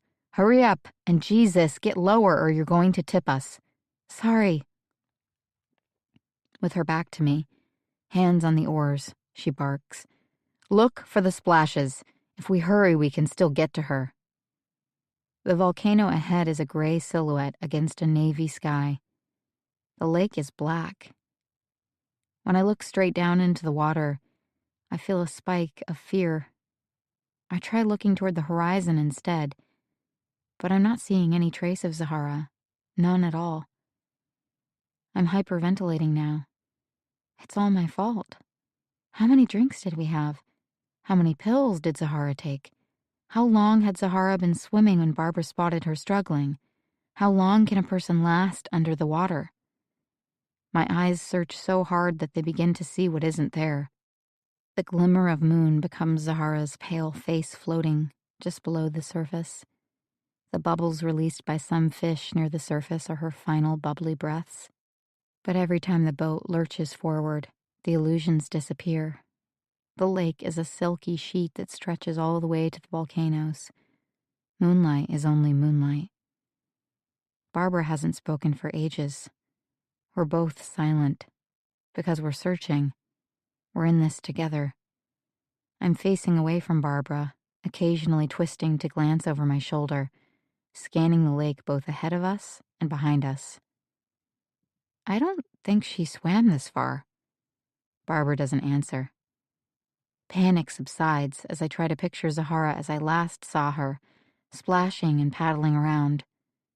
Time and fresh air are clearing my head. "She's not that good a swimmer," I say with more confidence. "If she went under, she'll be in shallower water. We need to turn back." So why doesn't Barbara turn back?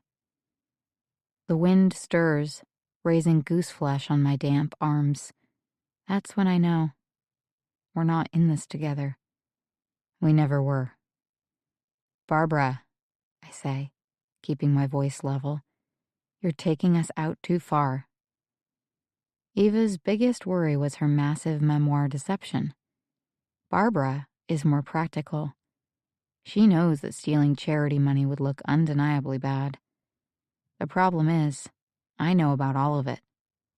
"I want to go back," I say. I know. Barbara knows that I know. As much as I hate to stop searching the lake's waters ahead, just in case Zahara is still out there, I turn sideways, hand reaching for the gunwale so I can steady myself as I change position. I'm about to speak again when I sense movement. Barbara has risen to a low crouch and she's reaching for something at her feet.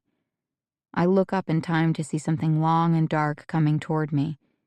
I push to a half-standing position, confused, eyes on the oar as she lifts it like a baseball bat. Then a blur. My legs buckle. I scream, falling forward. There's a second horrible crack. Fireworks blast across my skull. The taste of metal as blood fills my mouth. I'm grabbing for something, anything. I'm trying to keep my mouth closed, though every part of me wants to inhale.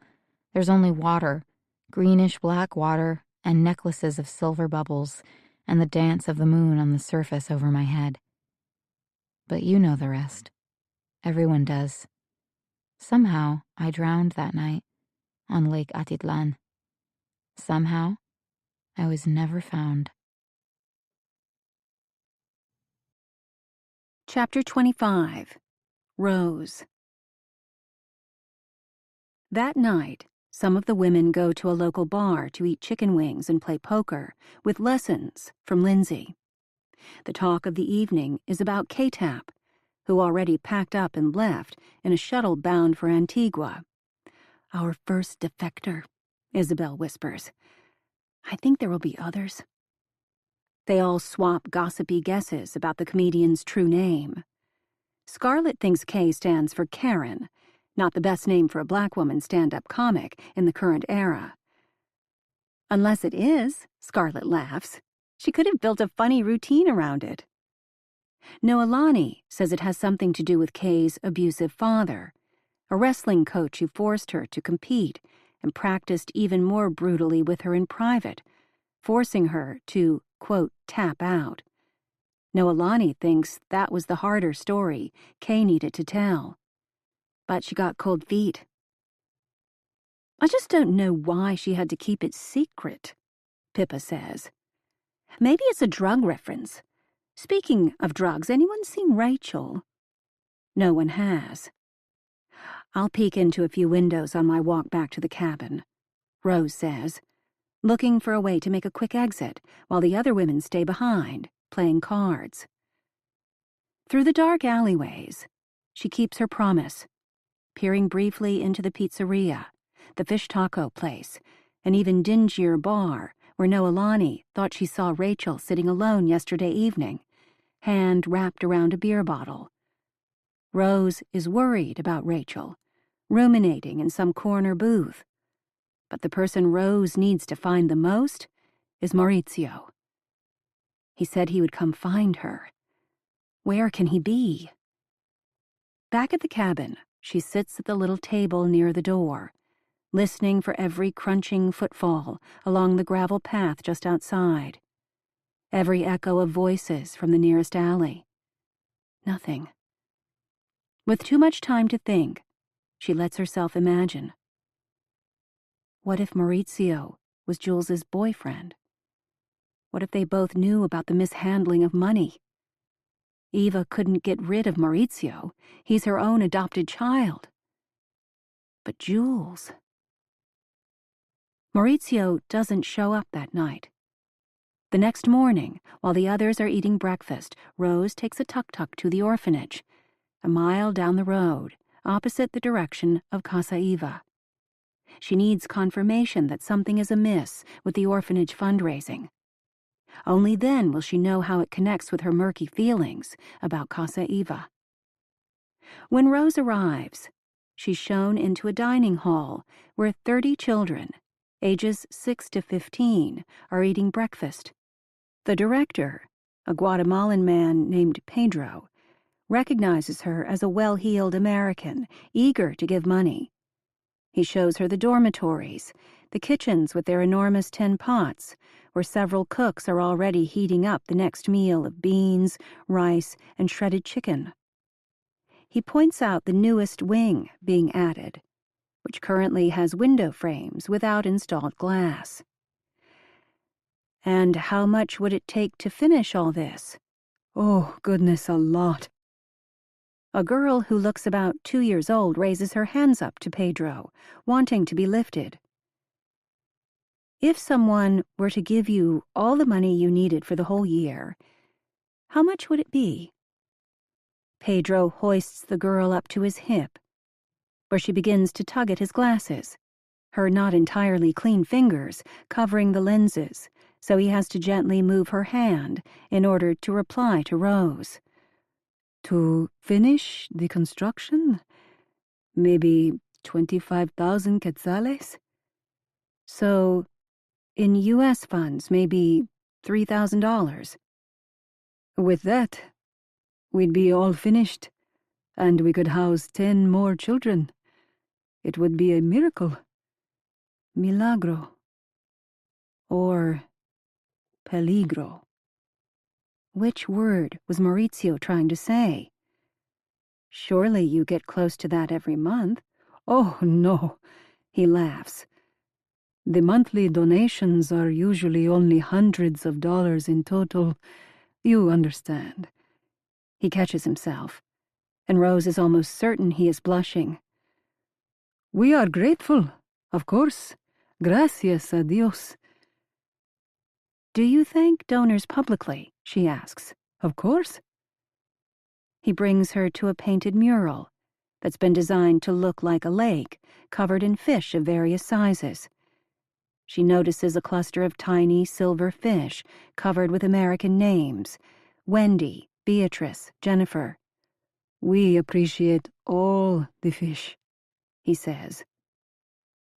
These are the small donors, she says, pointing to the distinctly Anglo corner of the mural. There are no small donors, he says, smiling. She has to trust her intuitions. He doesn't have a clue. And she has more clues than she requires. 1 cup of coffee later, Rose is shaking hands goodbye when she thinks to ask Pedro, "Do you know Maurizio, the local boy who was adopted by the writer Eva Marshall?" Behind still smudged glasses, Pedro's eyes widen. Adopted? A Guatemalan child can't be adopted by a foreigner. It became illegal over 10 years ago. Maybe I misunderstood, Rose says, remembering how giddy Eva was to introduce her son. But I do know Maurizio. He delivers clothing donations from Casa Eva. Are you trying to reach him? I could give you his phone number. Oh, that would be perfect. I have sort of an emergency question. I can call him for you from here, Pedro says, pointing toward his office. They get no answer, only voicemail. Rose fumbles to leave a message in Spanish with Pedro watching. Soy Rose. ¿Necesitas hablar conmigo? Espero verte en San Felipe. After she disconnects, Pedro says, He'll get right back to you. This place has always meant a lot to him. Especially with your interest in donating, Maurizio will be grateful. Rose pays the waiting tuk-tuk driver to take her back toward San Felipe. This has all gotten too big. There are still details she could uncover as long as Eva doesn't know her real name. Follow the story, Lindsay told her last night. But it wouldn't hurt to let the authorities know she's onto something. The tuk-tuk stand runs along a small plaza, at the back of which sit 2 offices: the Tourism Bureau, with a bold blue sign written in English, and the Subestación de la PNC, or the substation of the National Civil Police. Foreign police stations always make Rose nervous, more so in Latin America, where there always seem to be 3 or 4 different types of police, not always on friendly terms with each other. Rose stops under a shady tree, flipping through her notebook, trying to remember if the police station so helpful to Matt was here in San Felipe or in a bigger town just up the shore. Are they all called substations? Is there a main station nearby? She already knows that the moment she presents herself, ready to make a report, she may have to register, using her real name, and she doesn't want to start showing identification, or mention Melina's name in the wrong place. Playing the dumb tourist, she darts into the tourism office first, where a young Mayan woman in a pale blue button-down blouse grabs for a map the moment Rose enters. "Can I help?" the woman says eagerly, like she doesn't get many opportunities. "I'm looking for the local police chief." "The wrong door," the woman says, "but you are very close." Her smile broadens, broad cheeks dimpling. Rose smiles back, a little puzzled by the enthusiasm.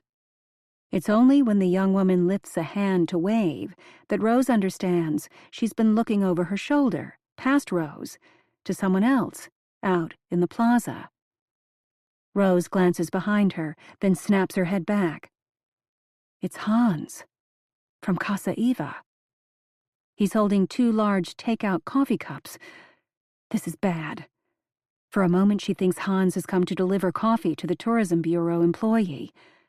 But as Rose steps to the side, pretending to be fascinated in a carousel of volcano postcards, she notices he isn't coming in. You need any police, like to report a crime, or the police chief? The jefe, Rose says. Molina, yes. Okay, the woman says. I show you. Bringing out an unnecessarily detailed photocopied map of the plaza, showing an ATM, a jewelry shop, an ice cream stand, 2 separate entrances to the police station, the first only 50 feet from where they are now standing. Rose feigns confusion to buy time, hoping Hans will have moved on. She can't exactly walk into the police station while he's watching. When the tourism woman's face lights up again, Rose cringes. Go away, Hans. The woman comes around the desk. Never mind, I just walk you over. No, you don't have to, because look, you don't even have to go far. There he is. Rose can't believe her eyes. The man being pointed out is surprisingly light-skinned and light-haired, with a ginger mustache that Rose remembers without question from one of Matt's photos. Chief Molina, in the flesh. She has seen him before. And worst of all, he's the one lifting a hand to receive the coffee from Hans. Both of them grinning and chatting, like old friends. Rose runs, crouched over, holding the plaza map in front of her face for cover, toward the nearest tuk-tuk. First, because a tuk-tuk is the easiest place to hide. Second, because Casa Eva offers her the only remaining chance of running into Maurizio, as well as Wi-Fi, so she can keep calling him on the hour. And third, because the police station is now completely off-limits. When Rose creeps into the classroom 20 minutes later, smiling with her head down to signal that she's sorry for arriving late, Eva finishes writing, "Show, don't tell," on the whiteboard, then sets down her black marker. Come here. Rose has just made it to a seat in the back of the aula. Me? Yes. Come to the front. Eva's pinched expression relaxes into a forgiving smile. Rose whispers apologies as she moves to the front of the room, where Eva stands, waiting. Breathe, whispers Isabel, as Rose passes. When Rose is directly in front of Eva throws her arms around her shoulders, squeezing tight. Relieved sighs and tender exclamations fill the classroom.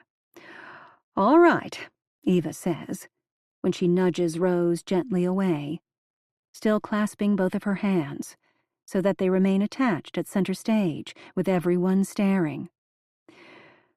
When you didn't show up on time this morning, I was worried. I thought maybe those prompts yesterday morning overloaded you emotionally. Rose looks around, notices that others have failed to show up as well. K-Tab, who has left town. Rachel, whom no one has seen lately. But Rose is the one Eva claims to be worried about. And yet, Eva says, you did it, didn't you? You dug deep. You found a story. A real story. A story about motherhood. One that matters to you, more than your little essay about your sister. Rose scrambles to remember what she wrote about. The man who wanted to watch her masturbate. That's not it. The one about... She flashes hot. The one about postpartum depression. Oh, God. But she never named Jules. She only said the baby. She probably mentioned Matt, though. But there's no way for Eva to know who Matt is. And she might have mentioned Uliana toward the end when her defenses were down, and the words were pouring out of her. Uliana. Rose remembers how glad she was that her own photo didn't show in the major news items about Jules's disappearance, because it made her confident no one would recognize her here. But Uliana's face was in those photos, along with her highly recognizable name. What was she thinking? Eva winks at the other riders before locking eyes with Rose again. Cracks and all. From the front of the room, someone whispers, "Cracks and all." Eva hugs Rose again, rocking back and forth in a locked embrace that Rose can't break away from without offending Eva. "Cracks and all," another rider calls out, and then the wave spreads as everyone joins in, chanting the anthem, "Broken but beautiful, cracks and all." Once the anthem dies down, Rose duck walks back to her seat, face burning. The craft talk continues, but Rose can't hear a single word. White noise is fizzing in her ears. Rose thinks of Rachel's workshop 2 days ago. That strange moment when Eva locked eyes with Rose and asked, "As a mother, what do you think?" Rose said she wasn't a mother. She actually said it twice, because Eva made her repeat it. At the time, Rose wasn't worried about Eva's question, but she's worried about it now. Eva knows. Because of the prompt. Worse. Eva knew. From the very first morning of workshops, if not before. Rose snaps to attention now, because Eva has called on her again. "Rose, can you go ask the kitchen staff what time they'd like to serve lunch? I know how much you like to interact with staff, and your Spanish is so good." The compliment feels forced, but Rose answers the only way she can. Sure." With her cheeks and chest still flushed with nervous heat, Rose gets up again, walking past Isabel, who is fluent in Spanish, and past Diane and Noelani, both of whom like to help. Rose has been given this task. Why? Certainly not to make it easier to eavesdrop on Barbara or Hans, who probably returned to Casa Eva 10 or 20 minutes after her, or to walk around hoping to catch a glimpse of Maurizio. It makes no sense.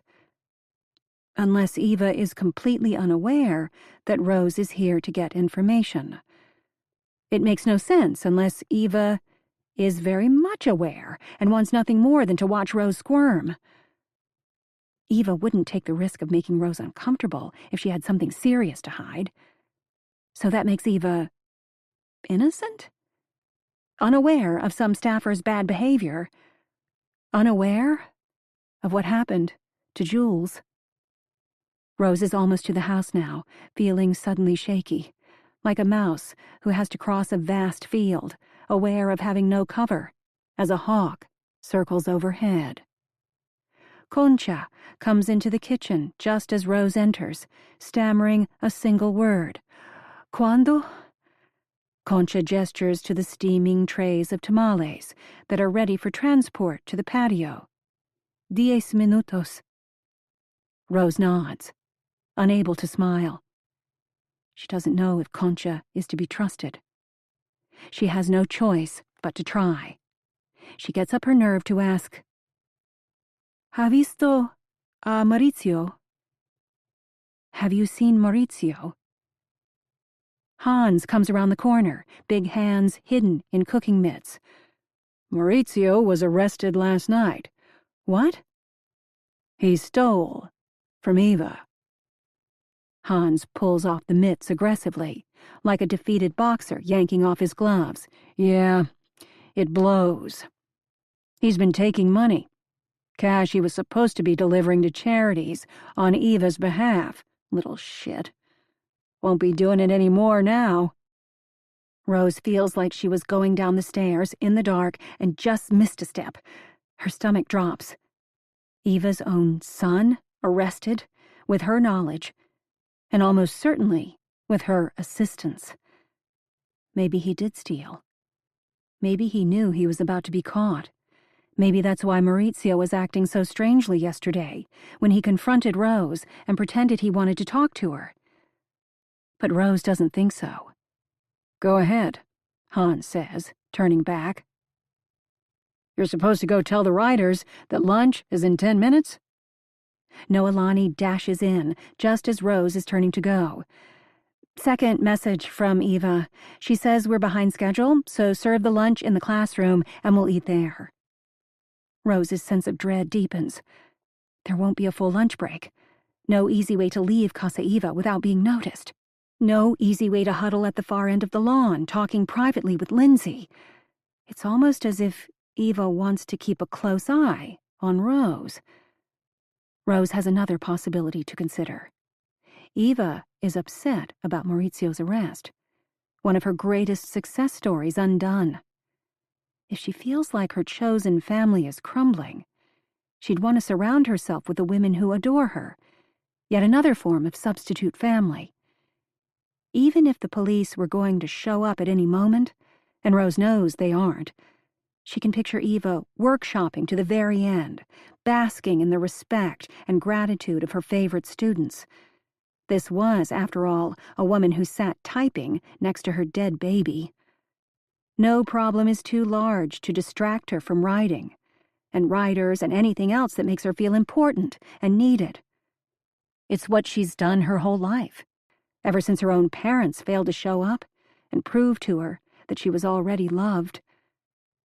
Rose remembers Lindsay's advice. When it's a short con, you follow the money. When it's a long con, you follow the story. Until just minutes ago, Rose would have said she didn't know what Eva's most important story is. But of course she does. Everyone does. Part 3. Chapter 26. She didn't mean to do it. She just gets that way sometimes. But I saw. I got there quickly. And you were a trooper. Sometimes we really do need to be thrown into the deep end to find out what we're made of. Take the straw. I know it hurts, but you have to drink. The jaw won't heal if you use it too much, too soon. Good girl. A little more. It's the perfect thing to flush out all the toxins. And then I'll get the bucket and I'll let you have more tea. It doesn't do any good to cry. You're safe now. It's all right. Chapter 27. Jules. 33 days after that night. You have to eat, comes the voice near my head. I roll away from it, burying my face in the mildewy travel pillow, just wanting to sleep again, for days, if I can. Something soft and salty is pushed into my mouth. Tamale dough.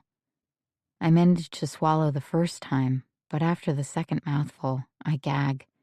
The choking splits my skull. Fine, that's enough. When I sleep, the pain ebbs. The hot ache of my broken jaw mellows into a dull throb. The fire in my shattered shin settles down into a warm pulse. But less physical pain means nightmares. They flow together, a parade of images and overheard conversations.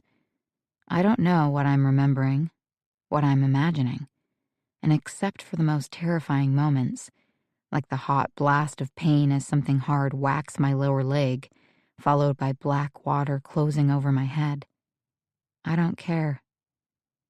I am a 6-year-old, playing with a red plastic Viewmaster my mother found at a garage sale. Press the plastic lever and the thin wheel advances to the next tiny slide. Woody Woodpecker. Popeye. The Flintstones. I push the viewer so hard against my face that I'm left with a line across my forehead. My parents find it hilarious that in the age of computers, 3D movies and widescreen television, their daughter is fascinated with a retro toy. But they don't understand. I don't need much to believe. Just a tiny celluloid image glimpsed through a tiny hole. Maybe the smaller view is better, actually. Easier to control. Click. Another picture. Click. Forward again.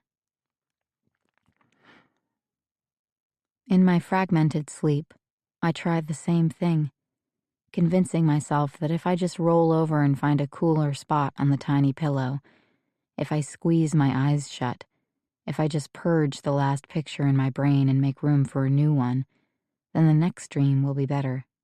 It has to be. A woman is cooing sympathetically as she dabs my forehead with a washcloth and smooths my tangled hair. Mom. But it isn't. Just put it there, Eduardo.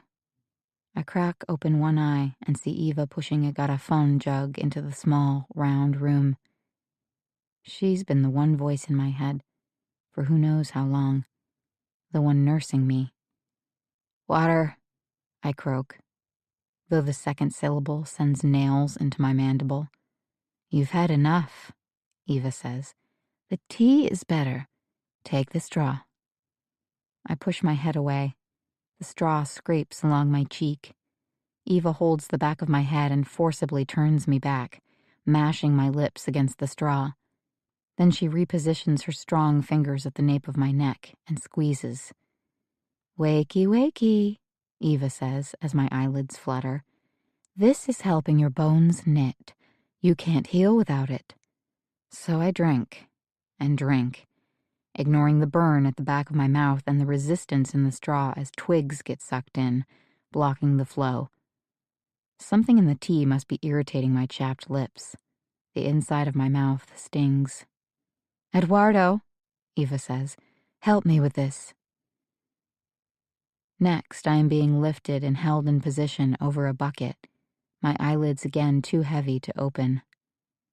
When I was a child, I sometimes dreamed I was going to the toilet only to wake up with the realization that I was still in my bed, about to wet myself. I have the same worry now. I don't want to make a mess if the bucket isn't real. I don't have all day, Eva says. Stop holding it. There we go. Even while I am trying to find the words, I hear the patter of urine into the bucket, like rain against a roof. Is that where I am? Camping in some rustic cabin? You're in a healing hut, Eva says, as if I've asked. Have I? I don't know. To Eduardo, she says, add the deadlock to the second door. I listen hard to what sounds like a broom whapping at a carpet outside the hut, faster and faster. I can't get the image of a carpet out of my mind until the noise reaches its peak, right over the hut. Then I realize I've been hearing the rotors of a helicopter, approaching, circling once, then fading away. I'm under again, the sound of the electric drill adding new colors to my next dream.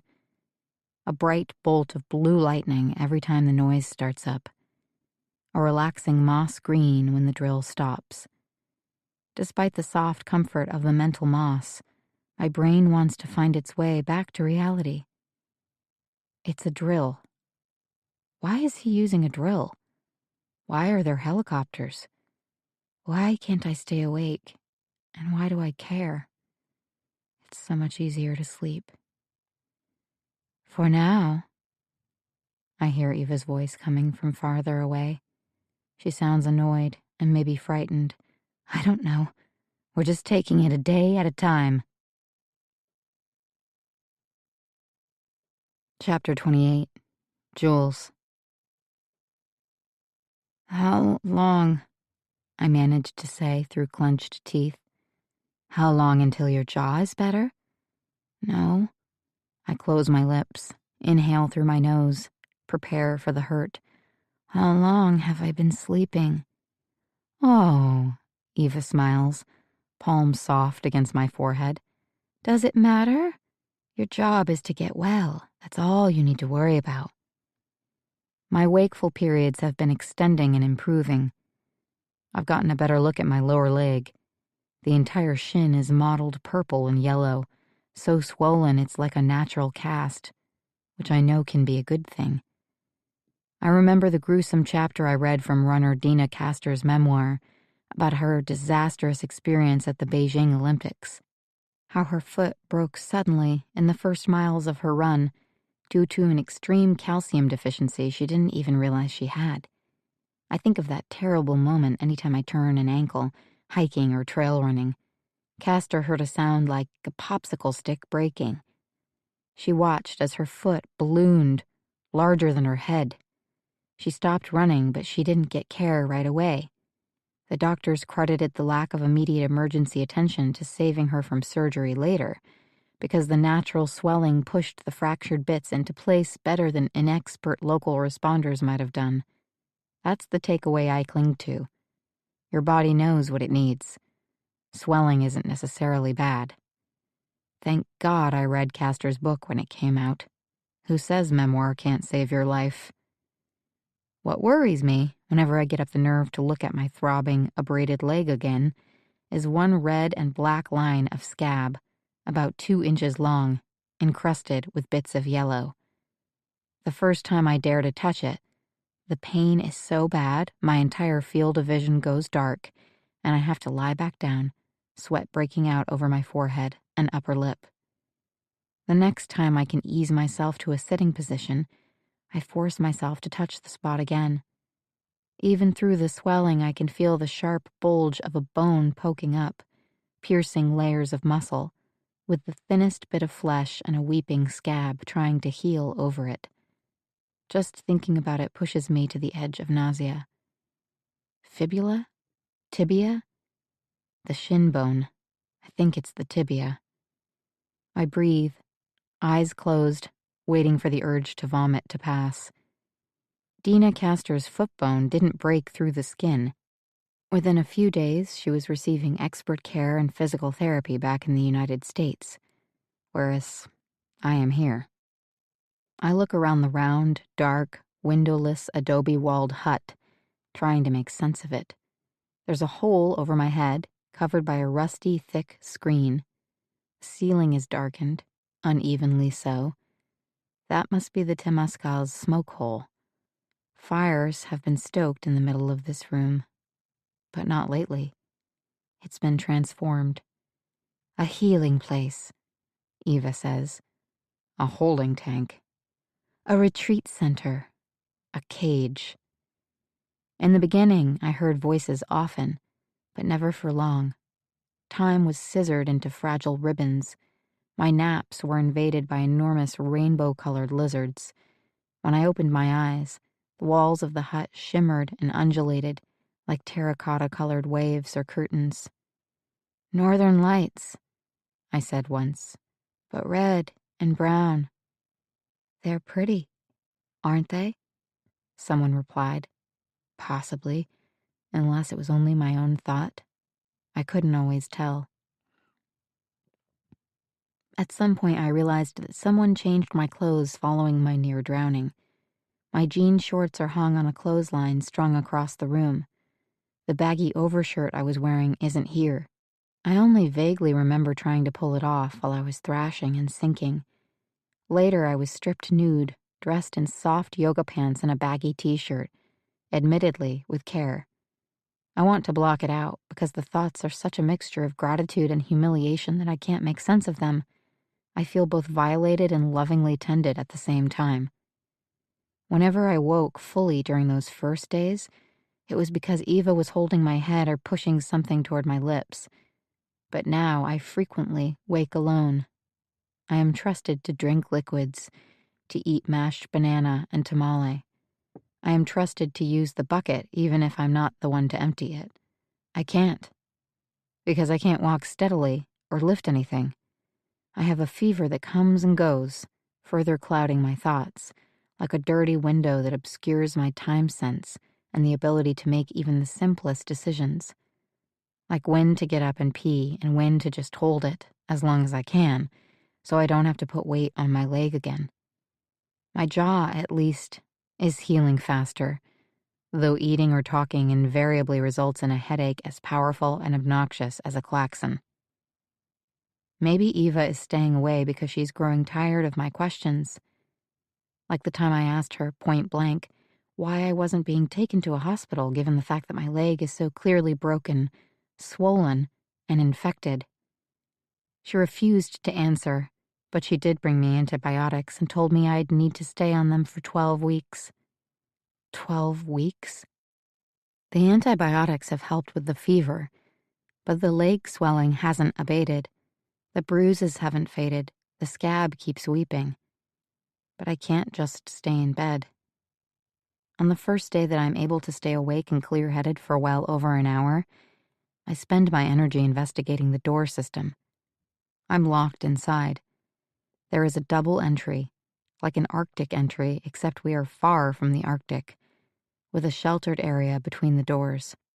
It's a small chamber with built-in wooden benches. In the Temascal's days as a space for steaming, that must have been the place where people who needed a break from the heat could sit, still protected from the sun or bugs outside. I've heard the outer lock turn and the outer door open, then boxes pushed or stacked outside the inner door, followed by a quick knock, followed by the rasp of another sliding mechanism.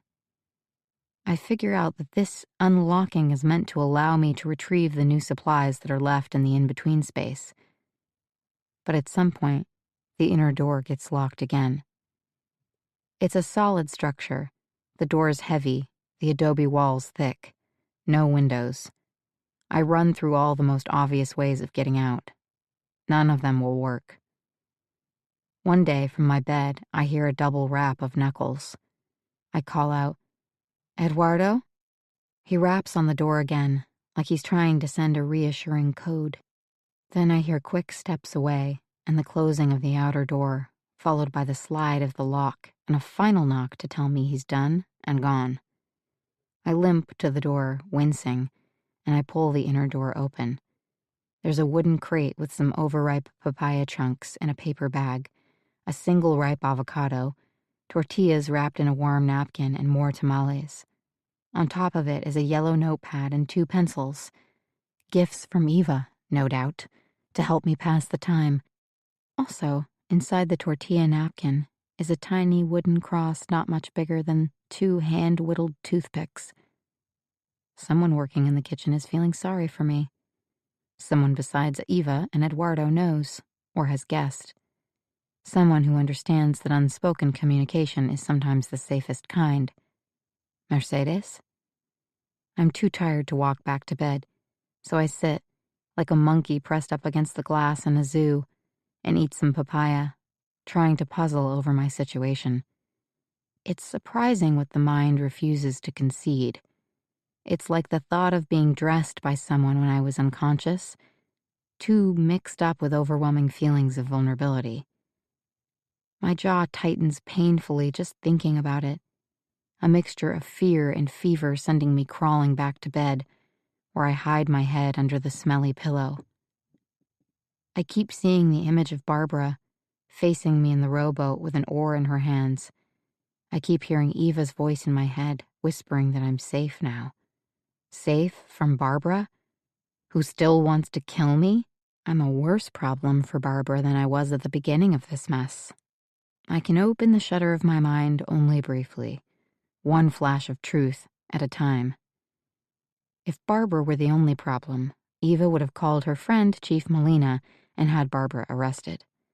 But maybe Eva doesn't want her to be arrested. Maybe Barbara would tell the world about Eva, her financial shenanigans, her literary duplicity, and Eva's dream life would collapse. I try to put myself in Eva's shoes, the same way I'd put myself into the mind of a fictional character. I think about how naughty problems are constructed. We want 2 things, and we can't have them both, and neither of them are so good anyway, so we get ourselves stuck on the horns of the dilemma, as Professor Wright used to say. I can't be dead. That would make Barbara a murderer. I can't be alive. A victim set free longs to speak. I think of Eva's lie about Adhika in her memoir, and how when Eva couldn't find a way out, she simply prolonged the fiction, hoping the problem would go away. And it did. Fans believed in Eva's story. When In a Delicate State was published, Eva didn't just become a best-selling memoirist again. She became an icon. Her refusal to come clean, her strategy of just waiting it out, worked to her advantage. She got everything. Money, fame, even better reviews. Not everything, I think. She didn't have a baby. She's waiting it out now, the way she did before. I can wait it out too. 12 weeks. Maybe if the antibiotics work and the leg heals and I no longer look like an attempted murder victim, Eva will be able to let me out. She'll need to be reassured that I won't press charges. I can do that.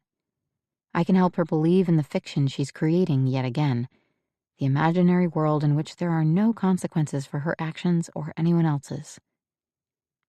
The next day when Eva visits, I have a monologue ready. I'm prepared to tell her that I don't blame Barbara. We both were responsible for our angry tussle. It was all just a big misunderstanding, and I'm grateful that Eva showed up in her kayak just when I was on the verge of drowning. And so I think we should agree that when I'm feeling stronger... Eva won't let me get the words out. She pushes the straw into my mouth. 3 more big sips, she says. No cheating. I choke and sputter, swallowing as much as I can. The lukewarm, acidic tea stings my throat. When I try to speak again, she gently sets the tips of her fingers against my chapped lips. Shh, she says. Your jaw, remember? Her eyes are wide, the eyeliner around them blurred, giving her a sleep-deprived, manic look. Eva, I try to say, but she presses harder. Shh. She claps her entire hand over my mouth, one finger pushed too close to my nostrils, so it's hard to breathe. I try to pull away, but it only makes her press harder. She sounds scared, and the fear is infectious. I struggle to inhale, breath hitching, the shallow, incomplete gasps making me lightheaded, the desperate hunger for air taking me back to those moments in the cold black water, twisting, lungs burning, panic rising. From behind her fingers, I mumble and beg, sputtering, but she doesn't give an inch. Stop, she says. No, I mean it. Stop now. So I do. I force myself to be still, to not pull away or shake my head. I need her to see I'm calm now. I won't speak. I won't do anything to set her off. She slowly lifts her hand away so that I can breathe more clearly. Her expression hasn't changed. Eyes still wide, eyebrows arched. She looks deranged. It's what I feared.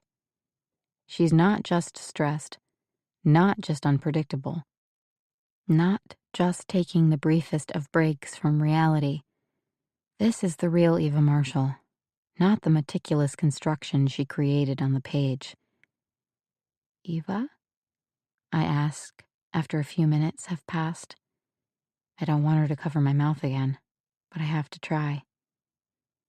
Using the whispery, about-to-cry voice she used the night she told me about her in a delicate state fiasco. Yes, we're friends, aren't we? She nods, slowly. More than friends. I know you care about me. She nods again, slowly. She smooths her hair back and looks to the door. Things are getting busy again. I won't be able to come here every day. She hasn't been visiting every day already. I understand. But you have things to occupy you, don't you? She looks around the nearly empty hut, reminding me of all the things I don't have. Books to pass the time, my antidepressants, medications beyond antibiotics and the medicinal tea, even the most basic toiletries like tampons, which I'll need soon. I can tell because my belly feels heavy and crampy. That tells me something about how long I've been in this hut. About a month. Maybe more, maybe less, because I've always been irregular under stress, never mind the fact that I suddenly and unintentionally went off birth control. I've been taking the antibiotics for about 2 weeks. A calendar is forming in my mind. How long I've been here. How long until my leg infection might be under control, if the antibiotics work. Eva seems to shake herself as if from a dream.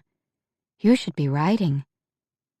I appreciate the blank notepad you gave me, I say quickly, ingratiatingly. Yes, and you should be writing. For the first time, she smiles, and her wide, anxious eyes return to almost normal.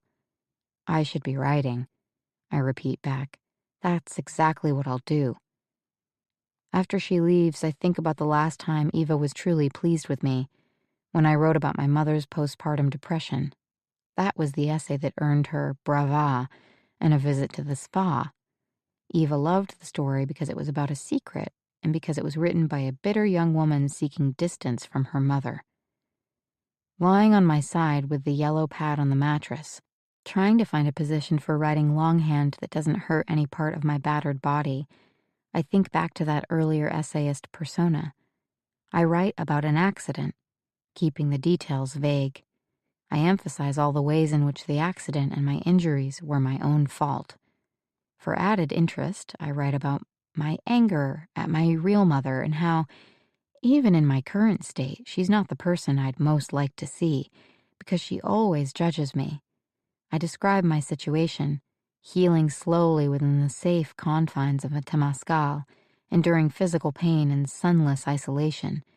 Eva won't believe this essay if everything sounds rosy, but I act as if it's normal, preferable to being out in the real world. An epiphany that could elevate this little think piece into something inspirational you'd forward to a friend. Everyone needs time alone to become grounded, to strip away the falsities, to embark on a new transformation. I wince as I use the metaphor of a chrysalis and the butterfly. The writing is so bad that I have to push away the notepad for a while, chuckling quietly, but only until my jaw throbs. Such dreck. And yet, how easily it flows out of me. 2 pages of fiction, all to try to win over a woman who has the power to decide how long I spend here. Healing. Chapter 29. Jules. One day runs into the next, my mind even more restless now that I've finished the dishonest essay. Eva visits only briefly, avoiding conversation, not bothering to answer when I tell her I'm growing stronger. I could use more solid food, more protein. I don't mention that the last drop-off of unwrapped tamales had been crawling with ants. I ate the tamales anyway. I don't tell her I spend entire nights awake, having napped too much in the daytime, replaying old conversations, old mistakes, crying quietly in the dark. A week has passed since Eva took my finished essay away, not commenting on it, when I'm wakened by a truck engine, followed by voices outside the hut. I don't know why, Eva says, her tone strident. I just did. Haven't I accepted your actions? You weren't exactly making good choices either. The second voice is muffled. Well, now we're stuck, Eva says. At least Eduardo can follow directions. A truck door slams, but the two are still talking. It isn't the easiest time to move a body in any condition, Eva says. Sometimes you just have to put things on hold. They won't look forever, and maybe when she's better, at least in terms of moving her. I hold my breath, trying to catch the ending of that sentence, but it slips away from me. The frustration brings tears to my eyes. So you made a mistake, and I made a mistake, and now we're even, but that doesn't mean I agree with you. But Eva didn't make a mistake, at least not at first. She saved me. I'll be better soon, with a healed leg as proof that it wasn't a big deal, if that's how she wants to play it, and as I myself have played it, in the pages I wrote specifically to reassure her. None of it matters, I realize now. Eva's indignation brings the volume up one last time. I'm telling you, I don't know. It'll be done soon, one way or another. And don't worry, there's no better time to dump a body than after everyone has decided there's no body to be found. I am already halfway back to the bed, hobbling.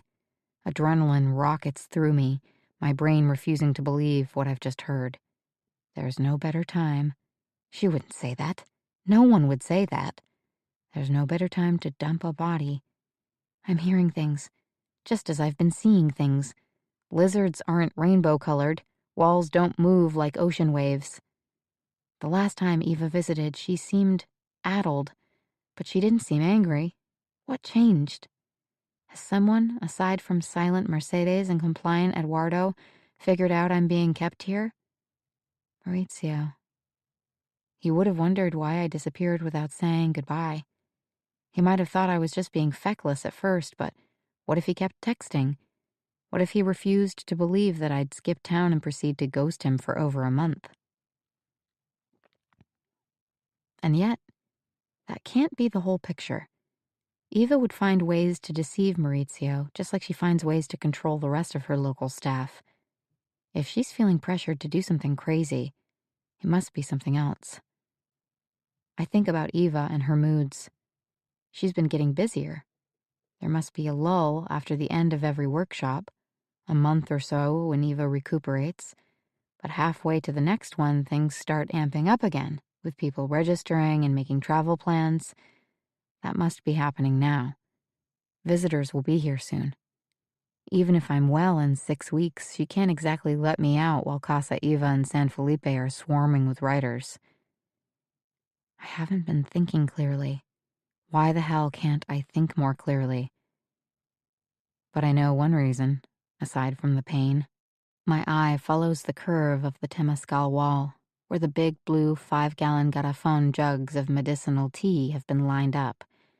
There is one full, 5 empties, with tiny twigs, leaves, and reddish-brown sediment still stuck in the bottoms. I figured out long ago that this is the tea made by Bea for Mercedes, the sedative tea that Eva wanted more of her anxious writers to try if she ever expanded into the healing workshop business. I believed Eva when she said it would help knit my bones. Maybe it did. I wasn't suspicious of its sedative qualities. I wanted to lose myself in the depths of a dreamless sleep whenever possible. But I need to be alert now. I need to think harder. She wants to get rid of me. When I hear the outer latch being drawn, I grab the smaller plastic bottle of tea on the floor next to my bed and guzzle. I can't risk appearing uncooperative. Think. I'm sitting up, tea on my lips and bottle almost empty, when the inner door opens. Eva startles at the sight of me, sitting upright. She covers up her surprise with a wide-eyed, manic grin. "Look at you! Someone's feeling better." Except, I start to say. Think. But it's hard to think with the burning in my mouth and the nausea building. I'm inches from needing to vomit. The solution comes to me. I throw myself onto my stomach, head aiming for the bucket, and I begin to purposefully retch. The first line from Eva's second memoir. There was one thing I wanted more than anything in the world, to hold a child again. I force myself to gag. There's no better time to dump a body than after everyone has decided there's no body to be found. The dry retch isn't convincing. I tense my stomach and open my mouth, arching my back. There was one thing I wanted more than anything. It's coming. There's no better time to dump a body. I managed to vomit up a thin stream of papaya bright liquid. The whole time, Eva has been watching with her hands on her hips, head cocked. "Poor sweetie," she says, her expression inscrutable. "Has this been happening for long?" "When was your last period?" Eva asks the next time she comes to the hut. A day after I convinced her I had morning sickness. "Gosh, I'm not sure. I've lost track." "Oh dear," Eva says, but she's smiling. "That's no good. It's been more than a month since your stay here began." My stay. As if I'd checked out on that last day, luggage packed, best wishes imparted, instead of stepping into a rowboat with a murderous woman. "Is that right?" I ask, shaking my head. Portrait of a confused and subservient girl, the one who showed up at Casa Eva only wanting a short-term job, desperate to please Eva and earn her favor, the one who does not see the gears turning in Eva's head. "I just think I'm late because I've lost weight. I can't be pregnant." "I mean, I can." "You can?" she asks, still smiling. It takes no effort at all to make my eyes water. All I need to do is close them and think of home, of my mother wondering where on earth I am. Oh, honey, it's all right. Mistakes happen, and sometimes they aren't even mistakes. Life is like that. Tears flowing down my cheeks, I nod again, trying to communicate gratitude for Eva's wisdom. The hard part is not saying too much, letting Eva steer the plot. After a sideways embrace, she pulls back and looks me squarely in the eye. Is it Maurizio's? I hold back from what I want to say. Does he know where I am? Has he come looking for me? Has anyone come? Yes, I finally say. Deep exhale. Maurizio of the broad shoulders, Maurizio of the lovely smile and resilient demeanor. Watching Eva, I feel like I can see into her widening pupils, imagining how adorable our baby would be, mine and his. Jules for the riding ability and fair hair, Maurizio for the gorgeous complexion and better temperament, and the dark eyelashes. Our baby should have his eyelashes. See how easy it is to play this game? The important thing is to eat and drink carefully now, Eva says, a deep furrow appearing between her eyes. I feel good, I say, almost too quickly, except for the morning sickness, I mean. It won't help if she thinks this fetus has some defects from the powerful herbs she's been forcing into my stomach day after day. That's good. Even the tea, it was natural, right? I'm sure it's fine, but I can't keep it down now, even if it is fine. This is more talking than I've done in weeks, and I already feel the throb coming on. The tea was strong, Eva concedes. We'd better not risk it. Right, I say, glancing at my poker hand, trying to decide how much to risk. I don't know what I'd do without you, Eva. Eva says nothing. I feel my heart pounding. Do I fold and wait for a better hand? Do I go all in? My mom, I say, knowing the word itself is dangerous because it reminds Eva. I am not alone in this world. Someone knows I'm missing. My mom would talk me into an abortion. No, Eva says, eyes flashing. Yes, she was the one who wanted me to do the internship at Planned Parenthood. Eva's lips thin. Her glance goes to the far edge of the room. She's further elaborating the story I've already given to her in pieces. I mean, I'm pro-choice. I know you are too, but a baby? When it's my own, I just couldn't. And yet you're too young to keep it, Eva says, her tone flat again, still testing. Oh God, yes, way too young. Eva stands up suddenly, light on her feet, a wide grin transforming her face. Now that I'm not drugged, I have time. Too much time. Little did I realize how being unconscious was saving me from the burrowing, itching anxiety of being in this tiny, dark, squalid hut that smells of tamales, bark, sweat, urine, and feces. I notice the cockroaches now, shuffling into the crate in the corner, disappearing under my bed. One afternoon, I wake from a nap with a big reddish-brown cockroach tangled in my hair, and I start screaming and flailing until I'm able to pluck it out and hurl it across the room. I sit in the bed, shivering, knowing that during those drugged weeks there were probably dozens of roaches crawling over me. At times, I smell smoke, and at first it alarms me.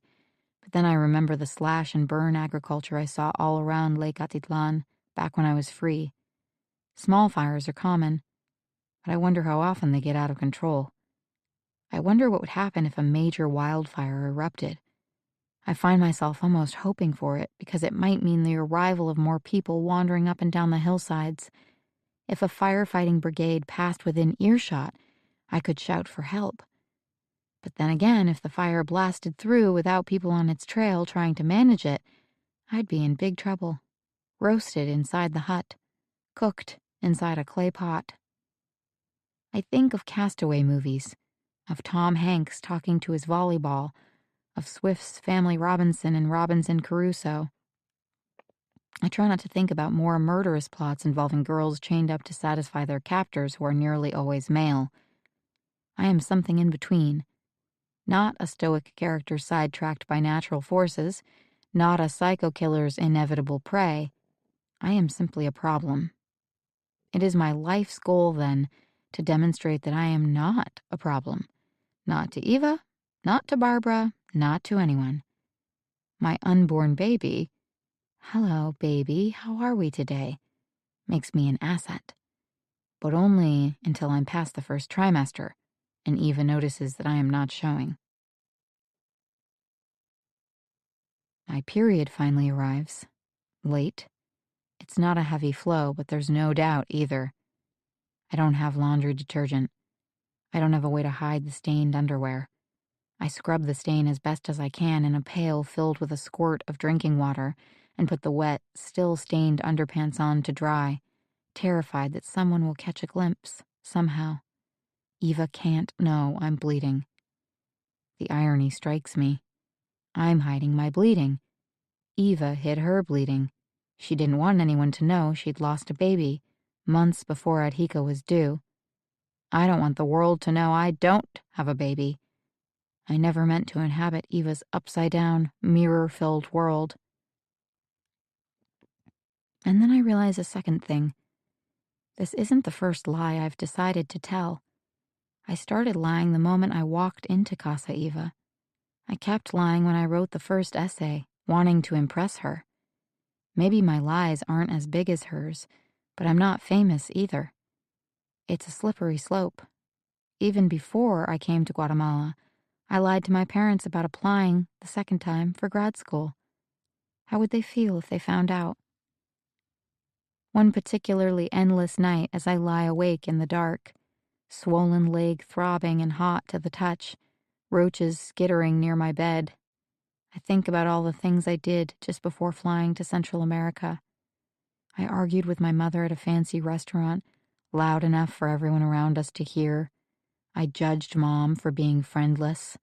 I made fun of her clothes. I made sure to let her know I thought she was brutally, unacceptably boring. I made sure both Mom and Dad knew I didn't want to live with them anymore. I whined about having no future. I wouldn't stop talking about travel as if it were the only thing in life that mattered. What could they have thought when I suddenly disappeared? Now it seems obvious. They didn't think I had an accident or was kidnapped. They thought I was somewhere even farther off the beaten trail, living the dream I'd had since I was a kid. The bohemian wanderer, old identity cast off like a worn shirt. George Orwell in Down and Out in Paris and London. Eva Marshall in Last Gasp. I can imagine Mom crying, blaming herself, because we're alike that way. We shouldn't have had so many arguments right before she flew out. I can imagine my dad's voice. She'll come back on her own time. Nothing we can do about it. No wonder no one has found me. With effort, I eat every bit of tamale that's provided to me, even down to the dry, salty, crumbling bits. I must fatten up. 1, to look at least a little pregnant. 2, to gain strength. Every day I test putting more weight on my left leg. Once, I get too ambitious and plant my left foot flat, then raise my right leg off the ground, but it's too much. I scream out in pain, feverish heat flashing through me. So, not full weight. But even with a palpable bump beneath the skin where the fractured bone is poking, the flesh around my shin is healing. If I'm careful, if I eat well, if I can just get through a few more weeks, and then, if I get the right opportunity, maybe I can hobble. Not far, but somewhere. Timing is everything. Get out too soon and I'll move too slowly and be caught immediately. Wait too long and my ploy will be revealed. One day Eva steps into the cabin, smiling, with a box in her hand. "Pregnancy test," she calls out cheerfully. My entire body erupts in hot panic. "Not really necessary." I try to laugh, hand on my belly. Eva isn't smiling this time. "It'll reassure us both." "Okay," I stammer. "Yeah." "Do it now," I only have a few minutes before I have to get back to the house. My mind races. Oh, I just peed. She looks flustered. This is a very busy week. I can't just be running out here all the time. The next few days are completely booked. I have things to do, you know. I'm sorry, I say, wishing her eyes didn't look so big and wild, but I don't really think we need a test at all. She purses her lips, studying me for a long, agonizing moment. Pee again.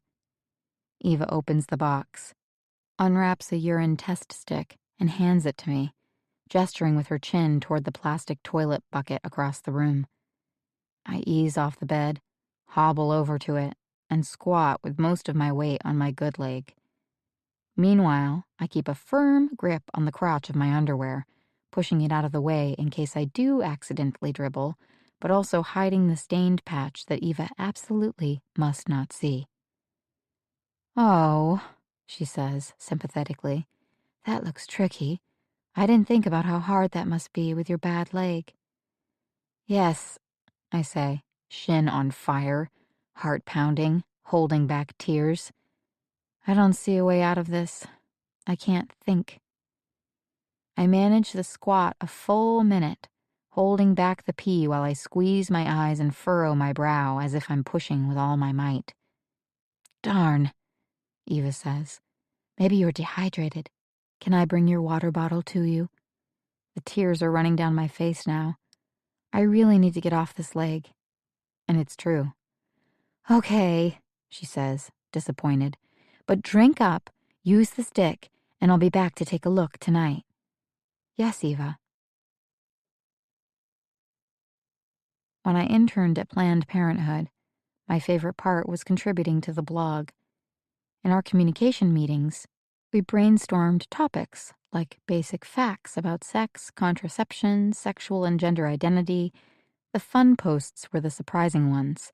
Can you get STDs from sharing razors? Yes, possibly. Equally fun. Dispelling myths. These, however, were tricky territory. Telling people about an urban myth didn't necessarily go the right way. Tell people that it's not a good idea to make home pregnancy tests using household ingredients, shampoo, vinegar, sugar, bleach, and they just might try. But I found those kinds of posts, popular all across the internet, fascinating. I never thought they'd save my life.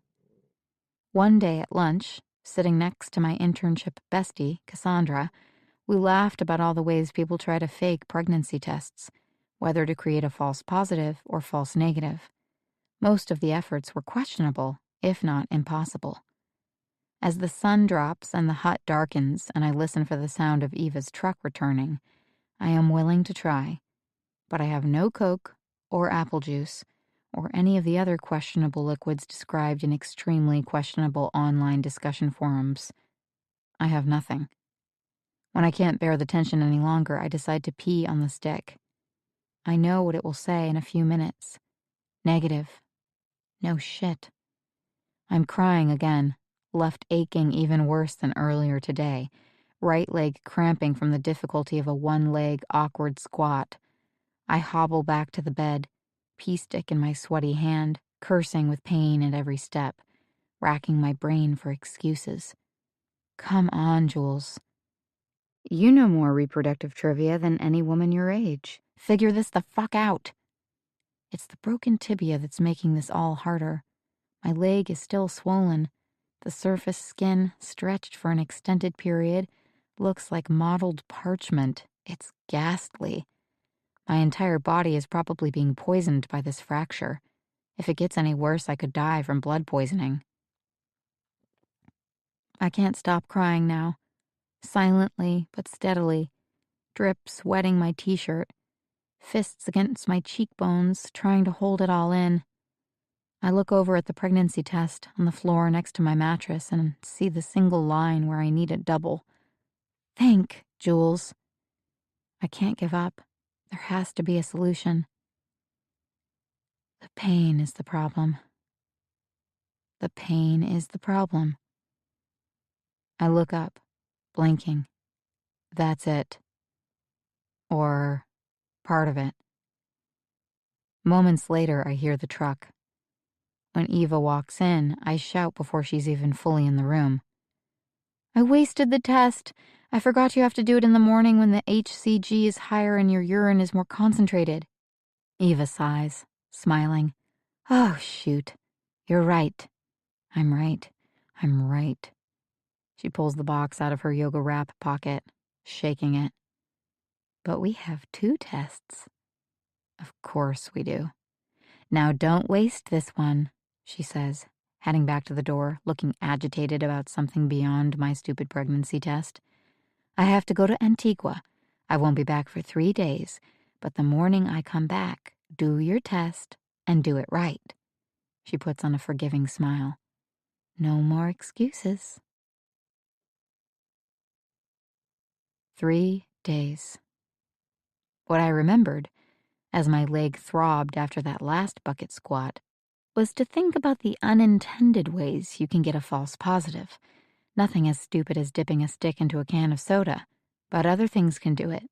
Medications, like certain anti-anxiety meds, and also raging infections, especially the chronic kind. I look at my leg. Sorry about this. I mash up a handful of antibiotic pills in case anyone thinks to count later this week and dispose of them in the pee bucket where they dissolve. There's no going back. It takes a day for the bump on my leg to turn purpley red again, and another day for the fever to come on. The fever and the nightmares it brings back. Barbara, black water, drowning, almost make me want to give in and take another pill, but I resist. The wound at the spot where the bone is almost poking through keeps changing shape.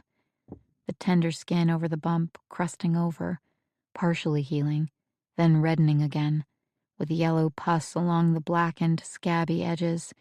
It looks very, very bad. I've succeeded in ramping up the infection. I just hope I don't regret it like I've regretted so many other things I've done. The morning that Eva is due back, I faint on the way to the pee bucket. When I come to, I reach a hand down to touch my leg and feel the damp spot where the sore has broken open again. Bile stings my throat. I swallow hard, crawl to the bucket, and manage to piss on the stick. I'm so exhausted when I get back to the bed with the stick clutched in my urine-splashed hand that I close my eyes and fall into a restless sleep. When I wake up, I remember to roll over and look. And there they are, 2 lines.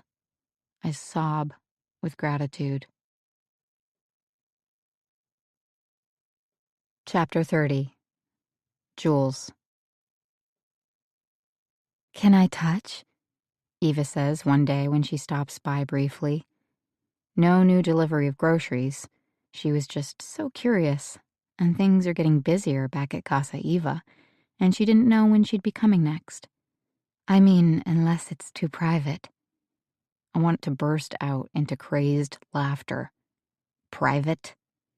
I force a shy smile onto my face, slide to the edge of the bed, and push my belly out. Eva lifts my shirt and places her palm just above my navel. I hold my breath and push a little harder, arching my back. She pulls her hand away as if shocked. I startle in response, watching her hands go to her mouth. I feel sick with terror. She noticed what I was doing. She knows I'm faking.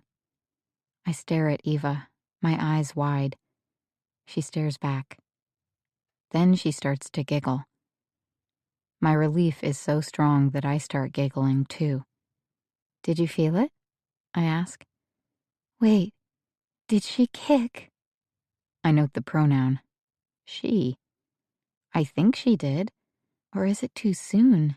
Maybe it was just a gas bubble. Eva giggles again, and then her eyes are overflowing. It usually happens at 20 weeks. I smile, eyes crinkling. And this is... Let's see, she counts on her fingers. Closer to 12. I stow the information for safekeeping. Maybe she's precocious. Eva's face lights up. Of course she is. Oh, Jules, this is beautiful. I throw my arms around her. She squeezes back. While I'm clasping with all my heart, my mind is racing. I can restart the antibiotics with only about 2 more weeks left in the prescription. My leg will heal. Maybe now that she believes me, I can get out of this hut. But if she lets me stay at Casa Eva, I can escape. Please, I say. I'm just so lonely. I mean, happy to have a baby, but it's so hard here, living by myself. She jerks back. A button pops loose from her flowy green blouse. She looks at me, then down, sighing. There goes. That was my shirt for the opening party. The opening party? For a new workshop session. Already? Part of me is excited. I've lost all sense of time.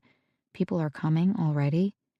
The more people visiting, the better chance someone will realize Eva is acting strangely, or Eva herself will slip up.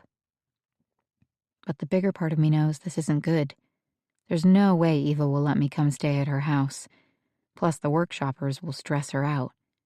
She may reverse course. She may decide a baby that isn't biologically hers isn't worth it, after all. Eva is still looking down, oblivious to my flustered expression. It's okay. I'll pick something else. No, that's your best shirt. I love that shirt. You look like a beautiful forest fairy in that color green. Eva tugs her shirt shut, but it won't stay that way. The top of her bra shows above the topmost remaining button.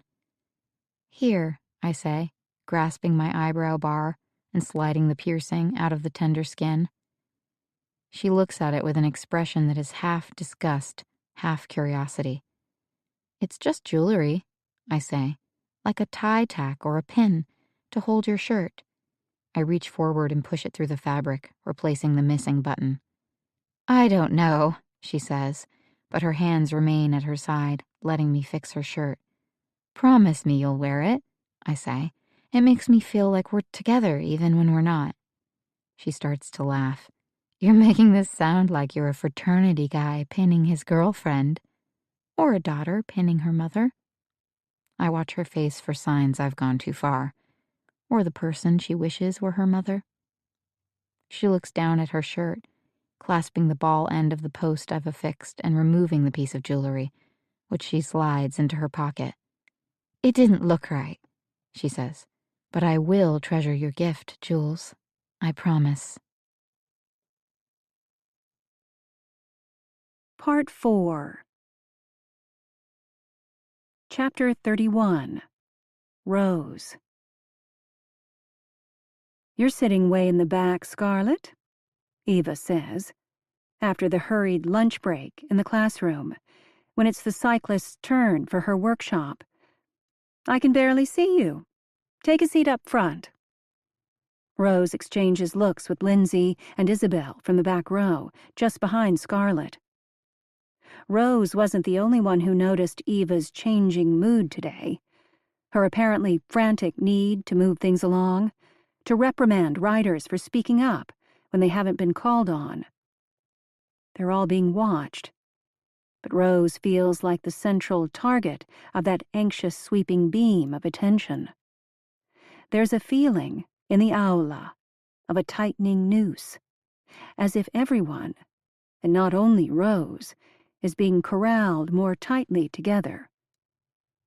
Rose wishes she weren't here. But since the incident in the plaza, seeing Hans and Chief Molina, nowhere feels entirely safe. Rose has redialed Maurizio's number covertly, hand manipulating the phone from within her bag.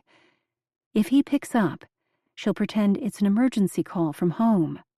She'll duck out and run to the edge of the bluff, where no one can hear. She has that right. Eva can tap her foot or stand with her hands on her hips the way she's standing now, still waiting for Scarlett to move to the front. So what?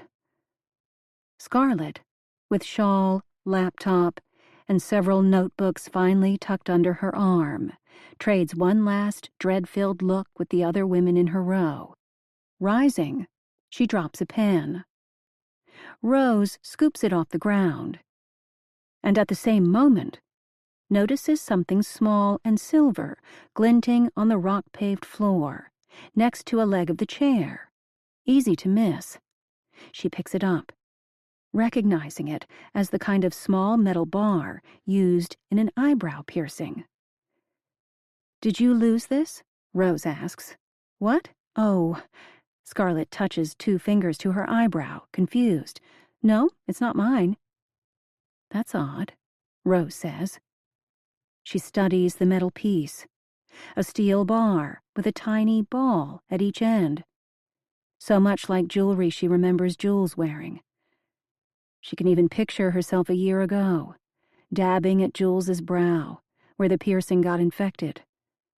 If Jules had pulled the jewelry out, perhaps because it got infected once again, and she decided to let the piercing close, she might have dropped the bar from a pocket or purse. But would no one have noticed it for 3 months? Now that Rose is staring, she sees all sorts of things trapped in the floor's cracks. Twigs and gravel and bits of grass, a paper clip, and across the room an elastic hair tie. She'd never looked down before. People rarely did. At the front of the room, Eva taps her foot. "I'm waiting." Scarlett hurries forward, dragging all of her belongings. When she's finally resituated, face flushed, Eva says, "You remind me of my daughter. The last time I saw her, I told her the same thing I'm going to tell you. You have a beautiful face. You have a beautiful body. You don't need to wear all that makeup. You certainly don't need to wear skin-tight clothing." Heads crane to check what Scarlett's wearing, to have merited this second lecture. She has big dark lashes, but she's not wearing more makeup than anyone else. Scarlett has a big chest, but she's wearing a loose sweatshirt. Eva's the only one with a bit of cleavage visible above the line of her white tank. "Has anyone ever told you that?" Eva asks. "Yes," Scarlett says, keeping her voice level. "Since the 7th grade. Not about the makeup, about my body." "Was it your mother?" "No, it was Mr. Hanshoe, my teacher." "And how did it make you feel?" "Like I'd done something wrong." "So what did you do?" "I ate more." "You didn't reconsider how you were dressing?" "I wasn't dressing any differently than the other girls," Scarlett says, her voice struggling to hold firm. "Just like I'm not dressing wrong today." Lindsay speaks up from the back. "Here, here. If Scarlett wore a garbage bag, she'd still look like Marilyn Monroe." Scarlett looks around. "It's okay, everyone. You don't have to defend me. We can talk about this. The fat part of my past. That matters. It's the me before of my bike trip. So I'm fine with it. But the rest, how I dress, whether I wear mascara, I don't think that's part of my story." "Interesting," Eva says. She paces a few times before settling back on her stool. "Actually, we're not going to talk about the bike trip today." Rose feels her brow furrowing. Not this again. Scarlett sold her bike in order to come to Lake Atitlan and learn how to write about her bike trip. How is it possible that Eva isn't going to talk about her bike trip? Across the room, Diane takes off her sunglasses, folds them, and closes her eyes, as if preparing for something stressful. A few women mimic her, eyes closing, breaths deepening, but not everyone. In the back, someone starts to make noise, packing her bag. "I didn't say we were finished," Eva says. The shuffling stops. "Scarlett needs some help finding her story." "I think we all know what that story is." Another minute. Rose reminds herself that breathing is healthy. She should do as the others are doing, breathe, meditate, learn to be comfortable with silence. And with this, whatever it is, just another version of what they've been through before, as long as Scarlett goes along. Eva says, "Mr. Hanshoot touched you." Rose expects another full minute of silence, is already beginning to count, when Scarlett speaks up. "Yes. That's why you felt wrong. Because he talked to you about your body. He made you aware that you were developing ahead of the others. That he saw you in a different way. And he touched your body. You blame yourself for that." Scarlett doesn't answer. Rose tries to open her mind to the possibility that Scarlett does want to talk about this. And maybe all kinds of therapy work this way: resistance, challenge, negotiation. Eva says, "A scene requires a place and a time." No answer. Eva asks, "You don't remember?" "Of course you do. Let me guess. A classroom." Silence. "Or a car?" Rose risks a peek over at Scarlett, who is staring at her knees. "No," Scarlett says finally. "His house." Eva's voice brightens. "Better, Scarlett. Now, tell me about the room." Scarlett has her hands on her thighs, palms up. Rose can feel her trying, feel her refusing to shut down, if this is what it takes. "Just a living room." "There is no just a living room. Describe, please. Concrete, specific." The air feels thick. Out on the lake, the standing fisherman is long gone. Time drags as Eva extracts the details from her. Love seat. Harvest gold corduroy cushions. The 19-inch television left on. The sound of the dog scrabbling behind the closed kitchen door. "Not habitual actions, Scarlett," Eva says. "One time. No montage, no fast-forwarding." They're supposed to know this already. They're supposed to follow the rules for good writing. "Are you seated now, in this moment?" "No." "Standing? Reclining?" Scarlett whispers something that Rose misses. Eva looks pleased. "If you're on your knees, that's important. There's a rug underneath you. Is it bothering the skin of your knees? You're wearing shorts? No, a skirt? Are you uncomfortable? We need to see it. We need to feel it." Rose recognizes the shift in Scarlett's resigned voice, the recognition that sometimes the only way out is through. But wasn't that also why she let Mr. Hanshoot do what he did? Because it was easier and quicker to give in than to resist? "Everything matters," Eva tells them, repeating the mantra until Scarlett supplies more satisfactory details. The hair on the back of his knuckles, the way his elbow, red and calloused and hard, dug into the top of Scarlett's shoulder, the tink, tink, tink of his belt buckle, still threaded through the pants down around his ankles. "Better, Scarlett," Eva says.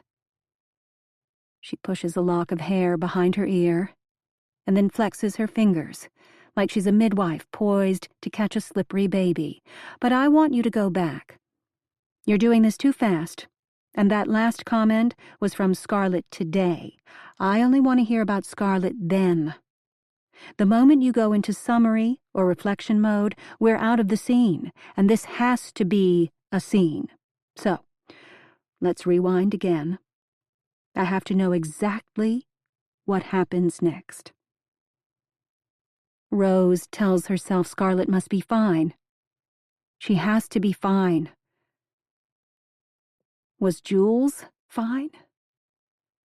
Are any of these young women, the fragile ones, the inexperienced ones, the ones with big hearts and big ambitions and desperate desires to please an authority figure like Eva, really going to be fine? Rose looks over to Lindsay, who is sitting with lips pressed tight, fingernails tapping out an annoyed rhythm on her desk. It's almost over. Later, they'll all try to pick Scarlet up and put her back together again. Please be fine, Scarlet. Because if she's not, isn't it their fault, too?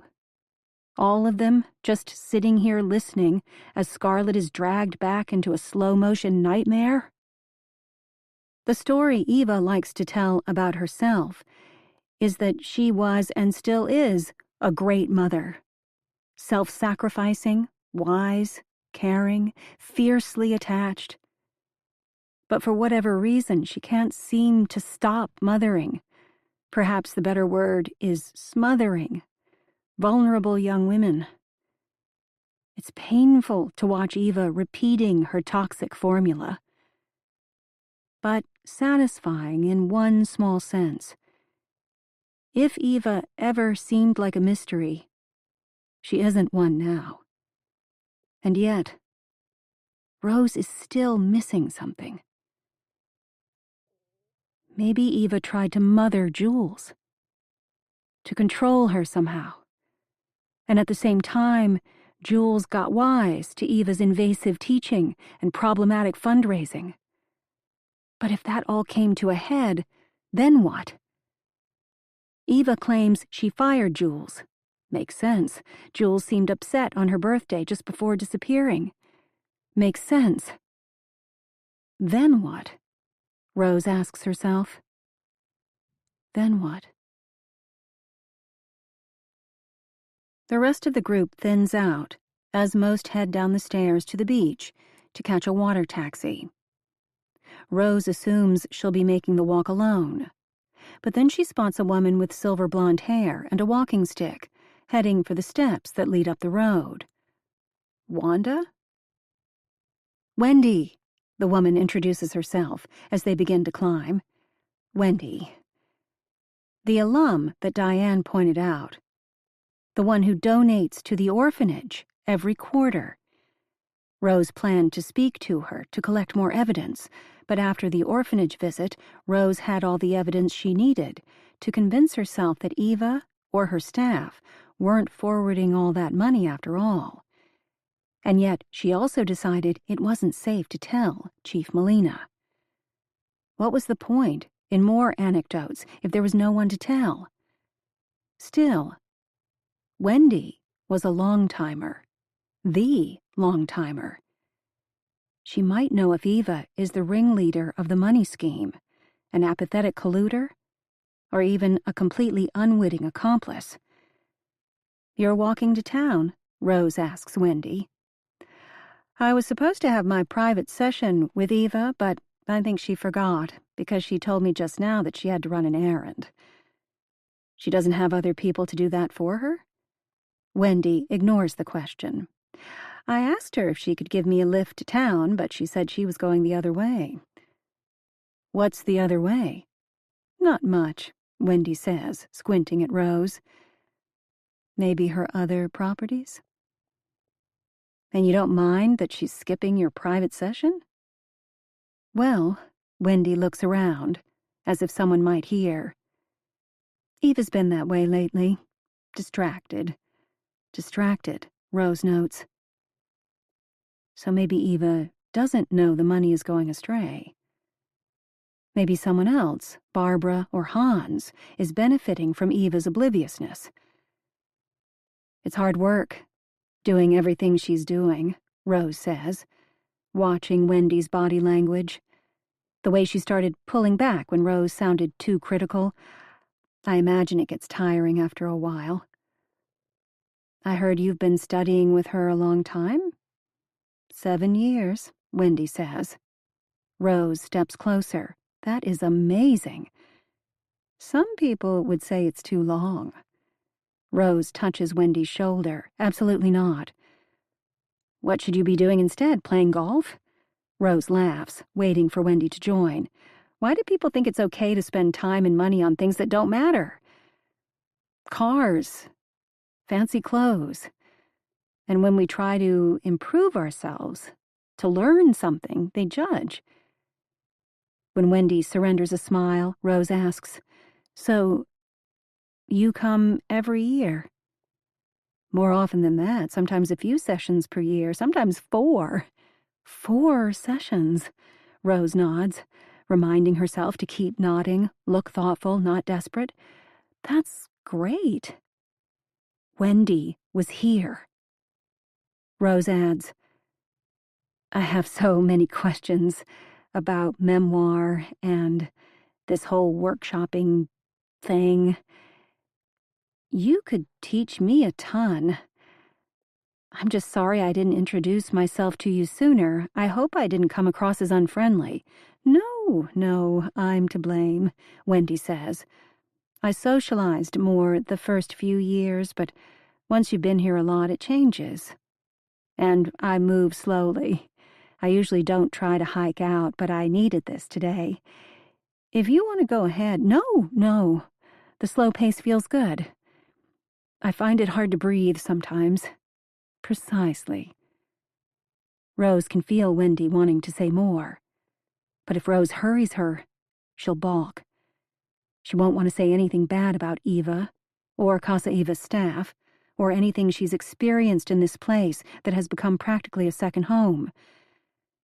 "This spring," Wendy says after a moment, "I really thought I was about done with my book. Even my critique group back home loved it. But Eva said I should come back. She tells me don't rush it. I remind her, rush it any less, and I'll be dead before this damn book is finished." "Eva is so patient. I love that about her," Rose says. "But this may be my last time." "Oh?" Wendy lifts her walking stick to point at a small pink flower, growing in a crack between 2 flat stone steps. "Pretty," Rose says, waiting for Wendy to continue.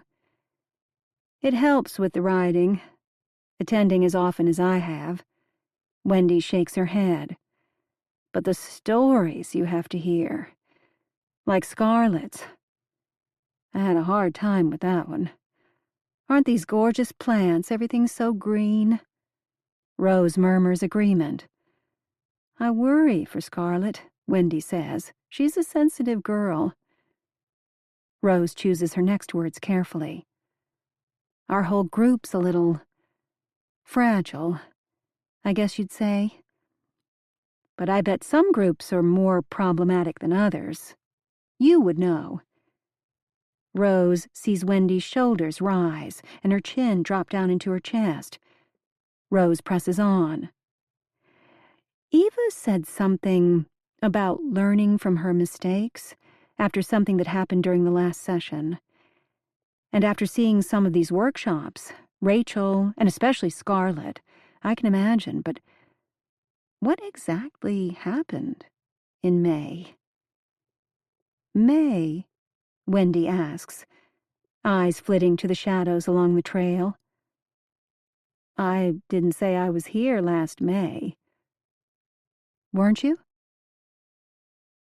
Wendy grunts as she ascends the next stone step. Rose puts a hand on Wendy's elbow, like she's just trying to help her with the climb. But the touch isn't casual. This is one woman talking to another woman, where no one else can hear. Rose tries again. "You were here in May. I know you were." Wendy allows herself to be helped up the next step. "Eva asked alums not to mention it to new folks. We're sort of her cheering squad, you know? But Eva admitted it herself, that something went wrong. So it's not a secret, right?" They both know it is. Rose looks directly at Wendy's face, but the elderly woman is looking up the remaining stretch of trail, avoiding Rose's gaze. "Every time you get at least one unhappy person," Wendy says, "it's challenging." "And how did you know this person was unhappy?" "Well, she was looking bad. The morning of her workshop. 1,000-yard stare, and then she did a vanishing act. Vanishing act. Now Rose really is finding it harder to breathe. Jules would have wanted to audit the workshops. It would have been the only thing that kept her here, even as she started to see past Eva's facade. Not in the morning, when she was workshopped, Wendy explains, but that night, I guess. She went missing a little while, and then they found her passed out on the beach. I heard she'd been swimming. That spooked Eva a bit, realizing the girl could have drowned. That was the scuttlebutt.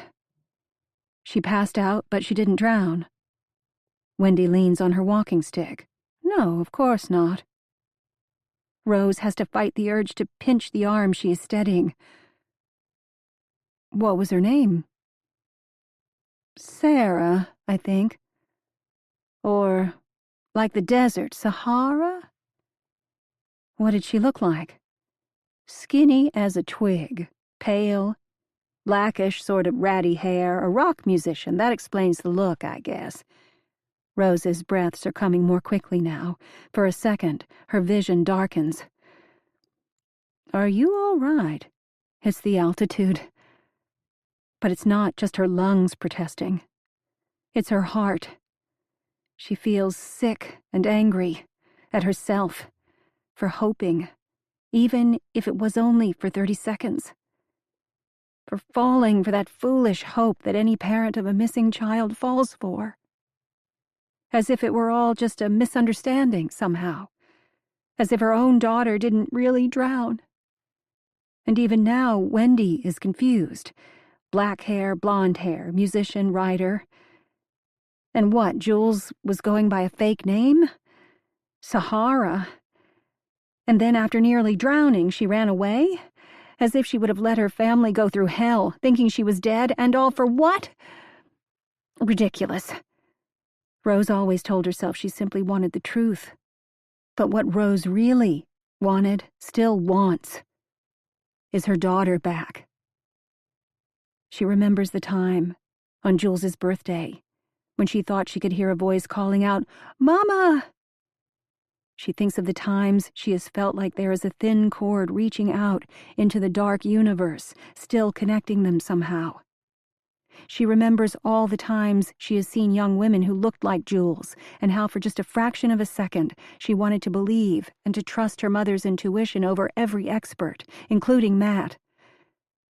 "Halfway there," Wendy says, pulling away from Rose's grip on her elbow. "At the top, maybe we can flag a tuk-tuk down. Please, tell me about this Sahara girl." "She had a bad workshop, like what we saw with Scarlett. And then the girl fell apart. But she was a basket case to begin with, of course. Did I mention her ratty hair?" "You did. She had another friend helping her at least. We never saw what happened because we left on the textiles field trip, but the assistant girl..." "Which assistant?" "I couldn't possibly..." "American, blonde hair, Jules?" For the first time, Wendy looks directly at Rose. Her wrinkled mouth loosens its troubled pucker, making way for a pensive smile. "Yes. Julie May, I think." Rose says gently as she can manage, "Her name was Jules. Anyway, they were together. But when you came back from the field trip, what happened exactly?" "We didn't come back to Casa Eva until the next day. Sahara had already left by then. It was only gossip at that point. That she'd spent the day drinking, on drugs, whatever. That she'd nearly drowned. But she didn't." Rose lets it all flood her with a strange mix of horror and calm. "I understand that Sahara didn't drown," Rose repeats. "But what happened to Jules?" "She left. I don't know if it was that night or later. Did you see her the next day? Or ever again? At the workshops?" They've arrived at the gate. "Let's see," Wendy says, stepping through it, holding it for Rose, then latching it behind them both with agonizing slowness, her arthritic fingers fumbling. "I guess I didn't." "But surely you heard about Jules having gone missing? The search?" "Oh, that was days later, after we'd all left workshop, after we'd flown home." "It was days later that the search started," Rose says sharply. "Not days later that she went missing." A cloud of dust rises from the road. "We're in luck," Wendy says, squinting toward an approaching tuk-tuk. Rose grabs her hand. "The point is, a second young woman went missing." "What did you think?" Wendy looks stunned. "That the assistant had been fired. I don't recall the reason, and I don't really care. Then she went into town, and a few days later she drowned. Casualty of some beach party, most likely." "You didn't think that was strange?" "Not at all. You didn't consider that maybe both girls went swimming together at the same time, or that Jules swam after the first girl because she was drunk and high, like you said, and a basket case, like you said, to try to help her? And that's when Jules possibly drowned?" "No." "But why not?" "I told you, because that's not what Eva said when she told us about Sahara before we went home. No one said anything like that. No one." Wendy pulls her hand from Rose's grasp. The tuk-tuk brakes in front of them. Wendy hobbles toward it, waving her walking stick. Rose remembers the Instagram photo of two girls, slim knees and hands, side by side on a dock. She always knew the scabby knees belonged to Jules. The unblemished knees and perfect hands with perfect nails belonged to this other girl, Sahara. Check. This is the first clean-fitting puzzle piece in a dilapidated set of torn and bent pieces. It's the first one that makes sense, rather than upending everything she thought she knew about her daughter. Now Rose can imagine the last hours, the moments she'd never understood from Jules's birthday texts. Can't complain, mimosas with a view. Jules had befriended this girl. Jules was sitting with her, consoling her and protecting her from further harm. It's what her daughter would have done. That sorry at the very end of the last texts Jules ever sent wasn't a suicidal sorry. "I'm sorry I've been so out of touch. I love you, Mom. I'm sorry." It was just a sorry that they weren't together. A sorry that there were moments when things between a mother and daughter weren't easy, but they didn't have to be easy. Love doesn't always have to be easy. The word closure doesn't capture this feeling. As Rose reimagines those final moments, it's not closing anything. It's getting back a piece of her daughter Rose had lost. And it explains why Eva was elusive.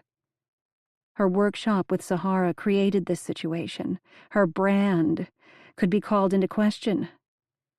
She wasn't willing to face it, not willing to accept even the smallest bit of responsibility, not willing to change a single damn thing. "Wait," Rose calls out to Wendy. "No, thank you." Wendy starts to climb into the back of the tuk-tuk without inviting Rose to follow. "The bad workshop with the musician made Eva sad." I'm sure the accident with the assistant girl made Eva even more sad. But that all happened later. And none of it was her fault. Things just happen. And please," Wendy's voice is warbling with emotion now, "don't tell Eva I talked to you. I didn't spend 7 years cultivating her good graces for you to come along and make her think badly of me." "Why do you even care?" Rose calls back. She covers her mouth and nose with her hand, coughing on the dust cloud that Wendy and her tuk-tuk leave behind. Chapter 32. Jules. The new session is underway. I can tell from the changes in Eva's habits, the way she is always in a rush, more preoccupied than ever. The workshops have started. She can't manage that and this at the same time. Something has to give. I'm mentally prepared for yet longer stretches when no one comes to visit me at all. So when I hear footsteps outside the hut, I'm surprised. "Eduardo?" I call out as soon as I hear the first lock turning. Outer door open, the footsteps continue to the second door, but these steps are heavy, slow, and shuffling. "Barbara?" "Hello," I say, listening. I try to sound cheerful. "Everything's fine here. Thanks for coming." Only an idiot would believe I am okay with being held captive. Barbara is not an idiot.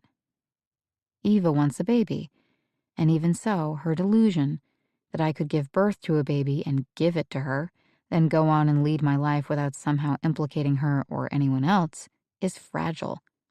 But Barbara? She has no reason to delude herself. As the deadbolt slides, I hold my breath. Barbara is about to step through that door and try to kill me. No, Barbara is about to step through that door and try to kill me again. At least I'm more prepared this time. I lean back, reaching for the clothesline I took down and stored under my pillow as an improvised garrote. The door opens. It's her, and it's not her. Barbara's hair has changed from fluffy pale brown to mostly white. Her clothes hang off her, like she's lost at least 30 pounds. Her jowls and eyelids droop. She looks terrible, sick, and weak. And even so, I'm afraid.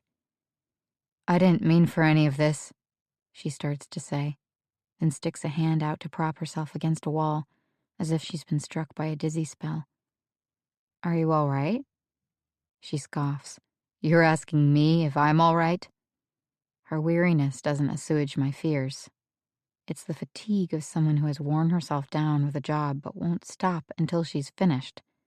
Until I'm finished. "Barbara," I say, "aren't you supposed to repeat people's names if you want to win them over? You don't look well." This whole thing has been killing me. It doesn't have to.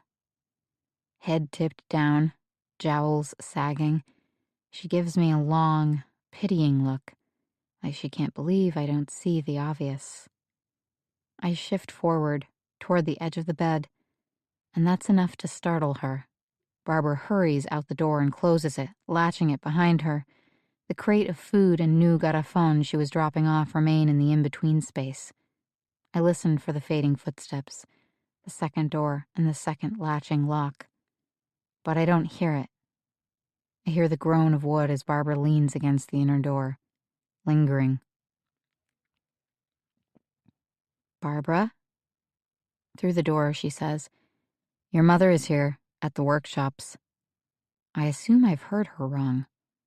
My mother. Here. I move so quickly, trying to get off the bed, that I fall to the floor and collapse on my weak leg, cradling my shin, seeing stars. I crawl the rest of the way, on my knees until I reach the closed door. "My mother?" She registered under a different last name. "She's looking for me?" "Not looking exactly.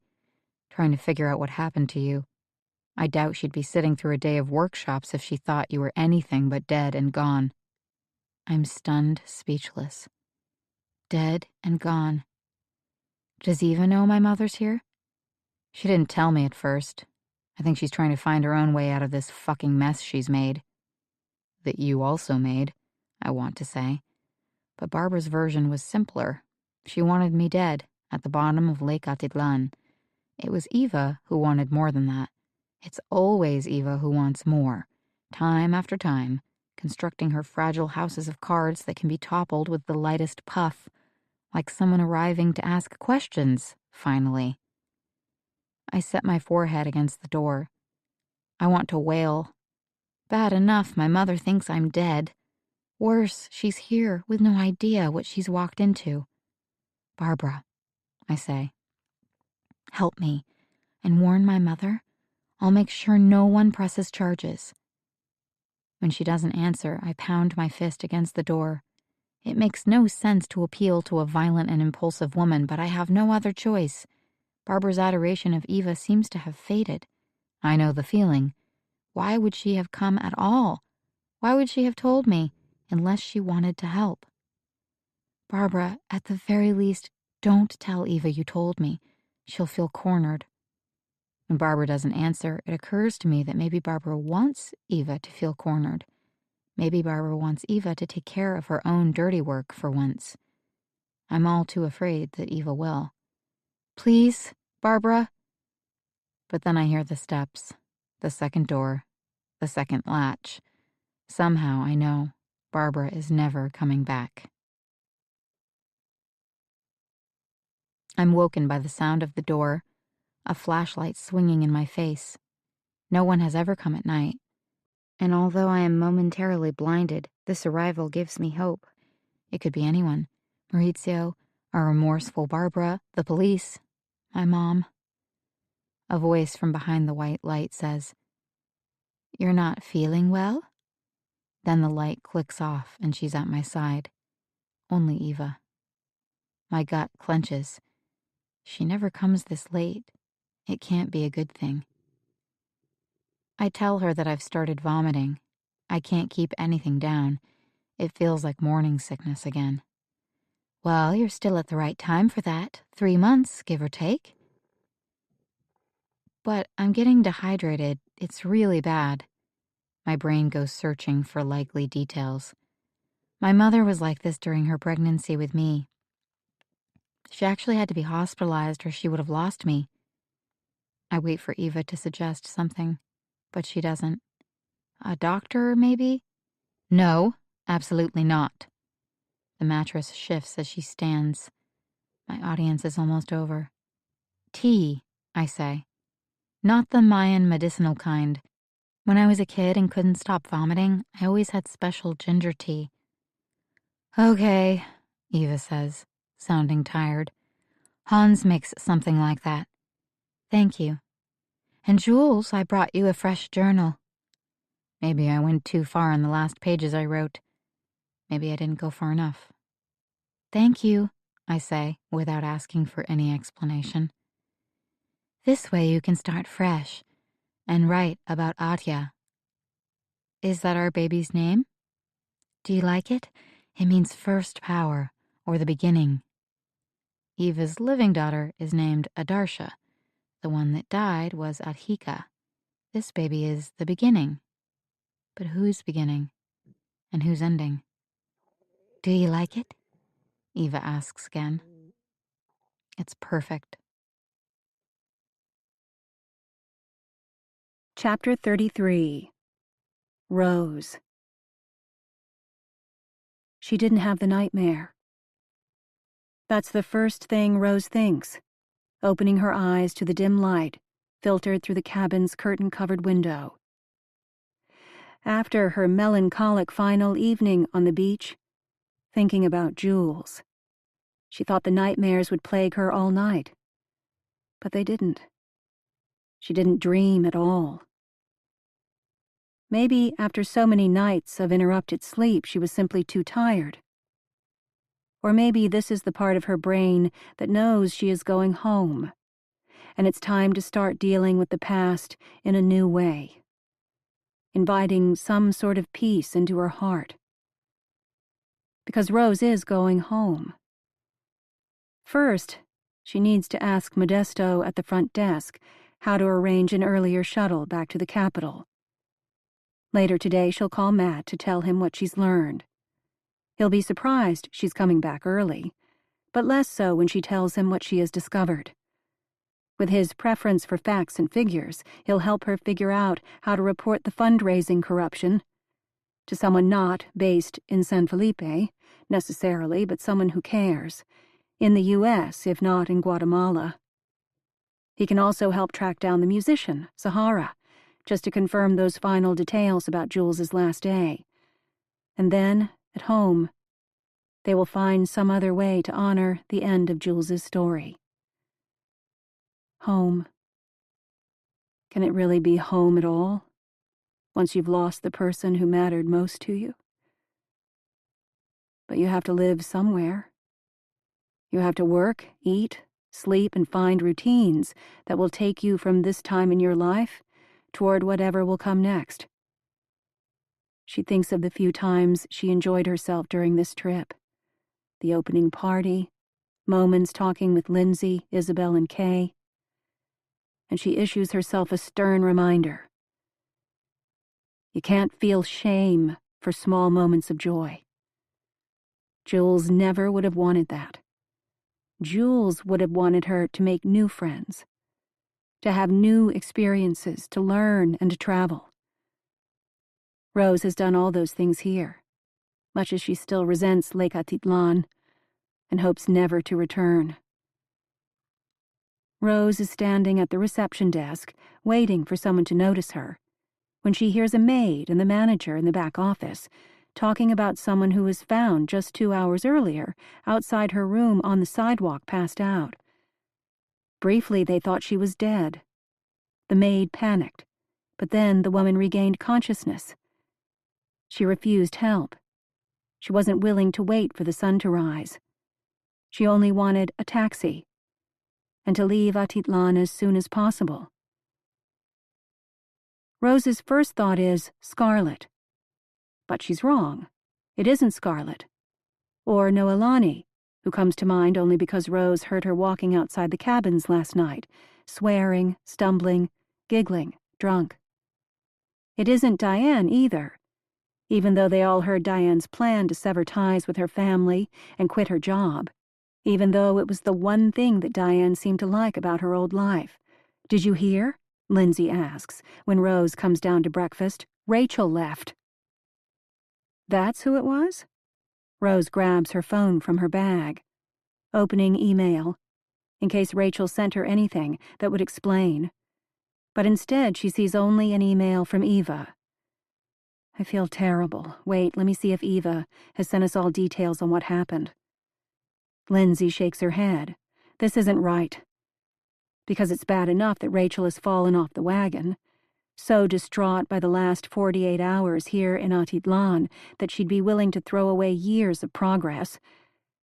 What's even more disturbing is the fact that they weren't sure it was Rachel. It could have been any of them, given how the last several days have gone.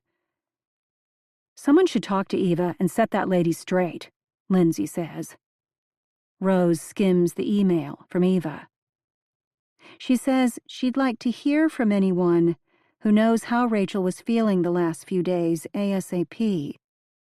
Maybe Eva feels the need to get some cover, in case people start talking.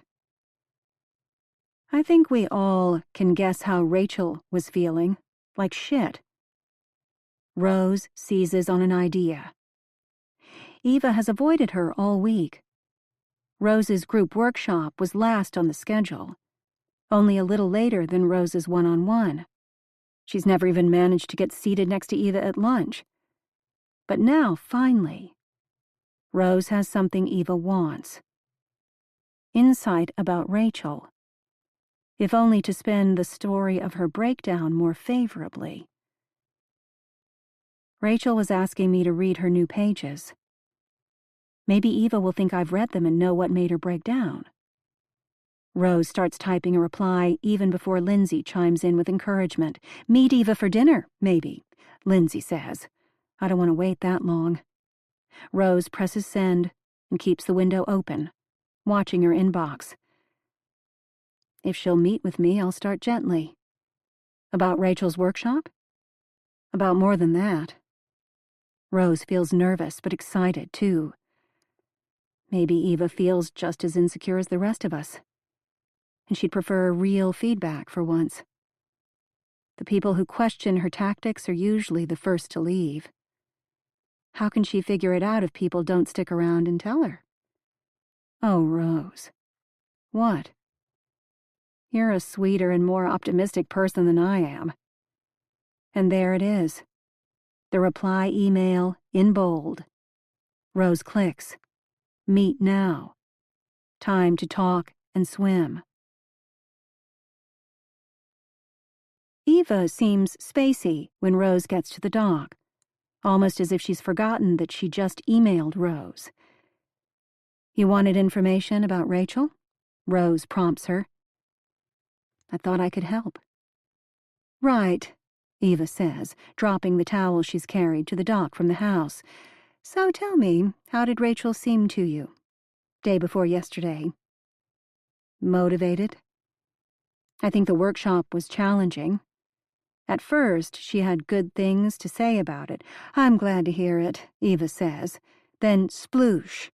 She's in the water, head first, swimming confidently away from shore. After a half-dozen strokes, she turns around. Water's fine. Couldn't we talk a little more up here, on the dock?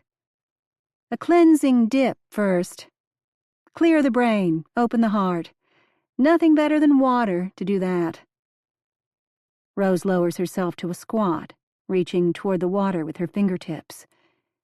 Eva blows a raspberry. Don't dither, just dive in. Growing up along the shore of Lake Michigan, Rose never liked swimming. Pools sometimes, but even then, she preferred to walk down the steps into the children's shallow end first. On vacation, she was happier with hot tubs. It was her fault Jules was equally timid around oceans and lakes. When Jules was 8 years old, they made her suffer through a month of Park District swimming lessons, but once Jules could doggy paddle for 2 solid pool lengths, Rose and Matt let her quit. Eva disappears and comes back up again, smoothing her hair back. Faster is better, always. Lake swimming and riding have a lot in common. Of course, Rose has a special hatred for this particular lake. But it's time to stop giving the lake, and Eva, so much power. The lake isn't dangerous, it's just deep. Eva doesn't mean to damage women, she's just misguided. Every session, another dozen women have witnessed her tactics. But how many have confronted Eva, letting her know that for every rider she's helping, another woman has been damaged? Rose jumps.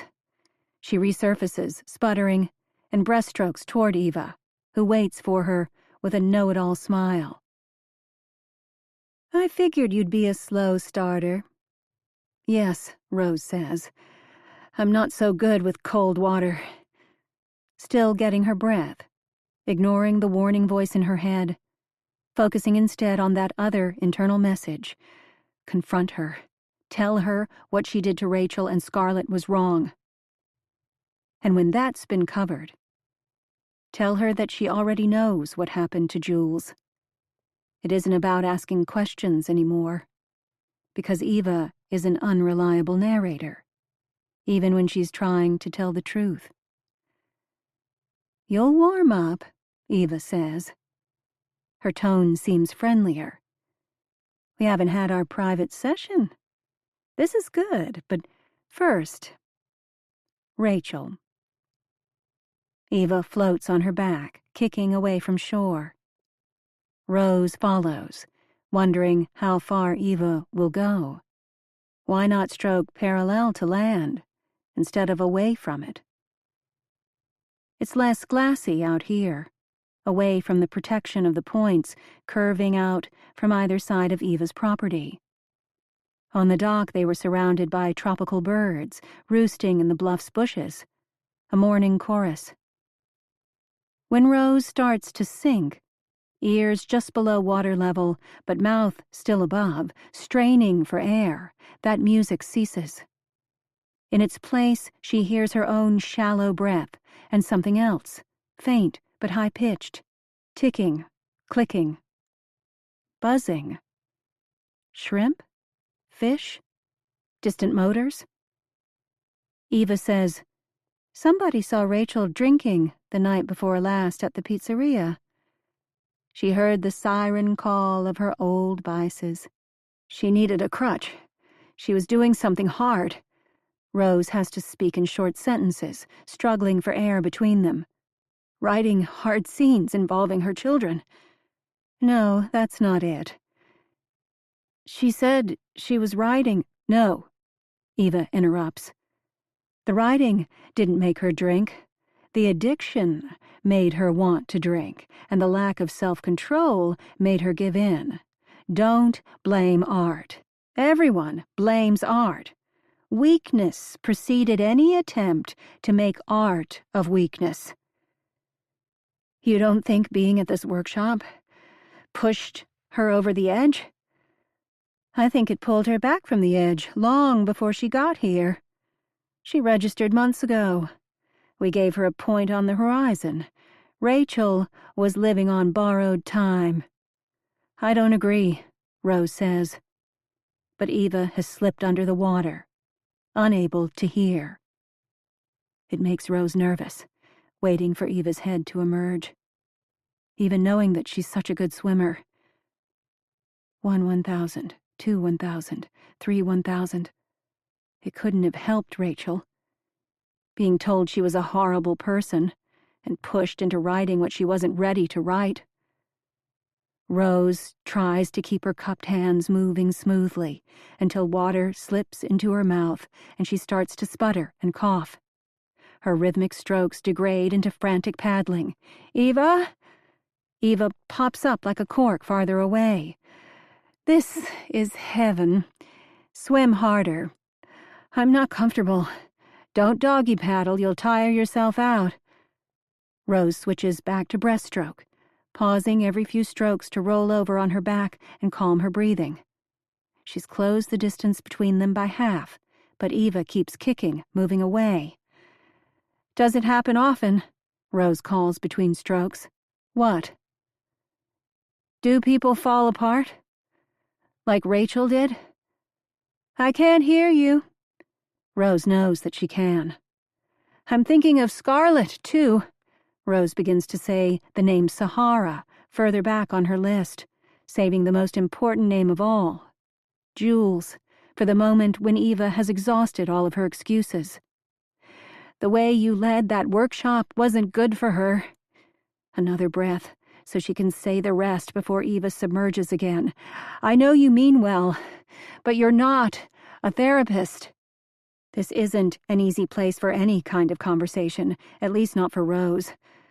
But it's worth letting Eva be in her element, if it will make her listen. She puts her head down in the water, trying to swim instead of thrash. Without intending to, she opens her eyes. She sees her white hands flashing beneath the green water. She sees the curtains of bubbles released by her flailing feet. It brings it right back, the old panic, the old nightmare. Rose manages to lift her head again in time to hear Eva shouting, "Still waiting!" When Rose finally catches up to her, she hears the smile in Eva's voice. You're not a very good swimmer. I told you that. You can tell a lot about a person when they're at the edge of their comfort zone. Or out of it. Rose opens her eyes to blue sky. When she tips her head back, she can make out the profile of the volcano. I don't coddle people, Eva says. No, you hurt people. She kicks and tries to lift her head higher, gathering her breath and her courage. And it's not only this session. It's a pattern. Don't you see it? If only Eva will take responsibility. The road to hell is paved with good intentions. Rose's late mother loved that proverb, but until now, Rose has never seen it lived out so clearly. Eva hasn't replied to Rose's direct question. Patience is called for. Another of Rose's mother's sayings, people don't change overnight.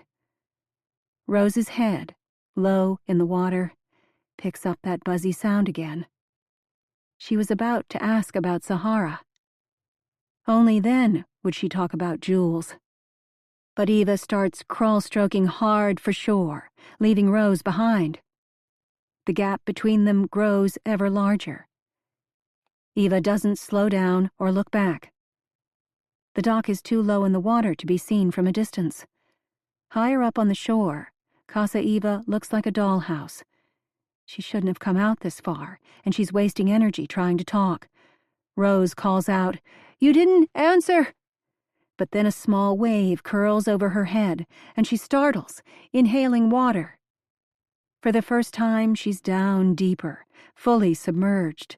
No blue sky, no volcano, no bird calls. She opens her eyes fully underwater and sees only dark green, her pale hands, bubbles. She's losing energy with every flailing attempt to stay afloat. She inhales water again, chest burning. She's panicking, as Jules surely panicked. For a moment, her head clears the surface, but she's swallowed too much. She can't stop coughing. When she sinks again, her mouth is still open. Eyes squeezed shut, hands grabbing at nothing. For one dark second, she can't tell which way is up. Then, a sudden pressure against her back, an arm reaching around her neck. Rose yanks her head around to see. Wet hair plastered against her own face, her vision obscured, the pressure at her throat too tight. She kicks back to defend herself, but her feet don't make contact. She fights with both hands, twisting away from the arm at her throat, captured again. They emerge into the air together, with Eva screaming at her, "Stop flailing! I'm trying to help you!" But she isn't. Deep green below, the water's surface over her head, silver dimples and streaks. A kick in the stomach makes Rose fold. She's clutching her knees to her chest, a heavy weight sinking. A foot tangled in her hair. If Eva is trying to help her, why is she pushing her down so hard? Eva is trying to drown her. The underwater sounds of ticking and clicking are overtaken by a louder, persistent whine. Mechanical. Rose feels a sharp pain at her scalp as she is yanked upwards, followed by the pressure of being choked again. But there is also light. She's on the surface, floating on her back as she is rhythmically yanked and lifted, yanked and lifted. Eva's toes, kicking hard, brush against her own. Opening one eye, she sees the water taxi 20 feet away, all the faces gathered along one edge of the boat, watching. Voices erupt. People clap. "Stop fighting!" Eva shouts again. A moment later, hands grab her by the arms while Eva jams her shoulder under Rose's thighs, pushing upward. Rose feels a sharp pain as the head of a screw on the rail of the boat slices into her leg. 4 people work together, trying to wrestle her over the side like some big dying fish. She is scratched and bruised, but she is alive. "Keep coughing," a new voice says. "Get the water out of your lungs." It's Pippa. Gentle Pippa. "She tried," Rose tries to say, but the coughing won't allow her to speak. "She saved your life," Pippa says. "We saw it all. It was bloody brilliant." Chapter 34. Jules. For an entire day, no one visits. I'm racked with anxiety about my mother, hardly able to sleep, wondering when Eva will return. When she comes the next morning, she brings the new kind of tea. I taste it. She's complied with my request, and I'm no closer to my goal. "It's not right," I say, because I can't let go of the only idea I have so far. that I need medical help, and maybe Eva will allow it if my supposed nausea doesn't abate. Something is missing. Oh, Lord. You've got to be kidding, because Hans went ahead and made gallons of the stuff. I'm sorry. Eva starts rambling about all the needy women and their stories. I can smell something familiar on her. Maybe it's just the smell of the lake, like she's just finished a swim. I try to picture everything she must be doing today. The workshops, the individual meetings, the bizarre writing prompts. But there are always a few good ones, I say, trying to sound chipper while really my mind is racing in search of solutions, a way to send a coded message. The eyebrow piercing didn't work, but now that I know who I'm trying to reach, I can figure out something better, something only Mom would understand. Yes, there are 2 girls with possibilities, Eva says, brow furrowing. I don't know. Sometimes I'm just tired of the whole 3-ring circus. I'm not only valued for my healthy uterus, I'm also a good listener, as I prove now, encouraging her with my silence so that she can pour out her complaints about the ungrateful participants and staff. And the grocery prices. Hans operates like he's running an Ibiza restaurant instead of a lunch for 10 riders. 12 at least, I think. We overbought avocados, more than anyone can possibly eat, so now we have buckets of black guacamole on our hands, and now we'll have gallons of your special tea, which you don't want to drink. The workshoppers can have it instead. Pepper, I say as a new hope dawns on me. Black pepper is the missing ingredient. And fennel. Do you have fennel? Eva sighs. I think we do. That's what settles the stomach. The ginger, the pepper, and the fennel. Sounds yummy, she says, standing to leave. It is. Good for fussy travel stomachs, too. Let everyone taste. Hans will thank me. I feel sick with anticipation, hoping that Eva won't forget, hoping that Mom will understand, hoping that my desperation hasn't landed us both in deeper water. It's mid-morning when she comes again, bringing the improved tea. I taste it with eyes closed, noticing the bite of the ginger and pepper and the faint licorice aroma of fennel.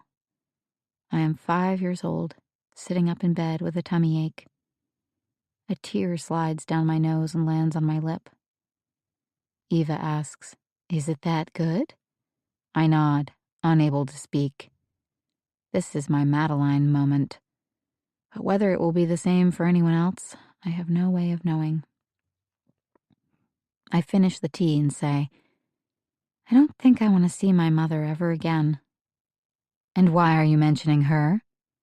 My throat tightens. Careful, Jules. Only the right words. No reason, except to say that I want to move on. I need to live my own life. Eva says nothing, though her hand goes to her cheek, rubbing a spot that looks raw and red. I didn't notice it when she first came in. I ask, "Did you get hurt?" "A little, just a swimming accident, but thank you for asking." "You don't have to thank me, Eva. I care about you, just like you care about me." I notice her eyes getting glassy.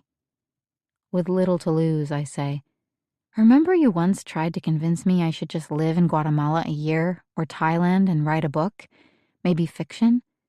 I've had so much time to think lately. Maybe it's being pregnant. I'm fertile with ideas." She tilts her head, wearing the expression of the writing teacher or the therapist, listening to her patient find her way through a maze of half-formed ideas toward some truth.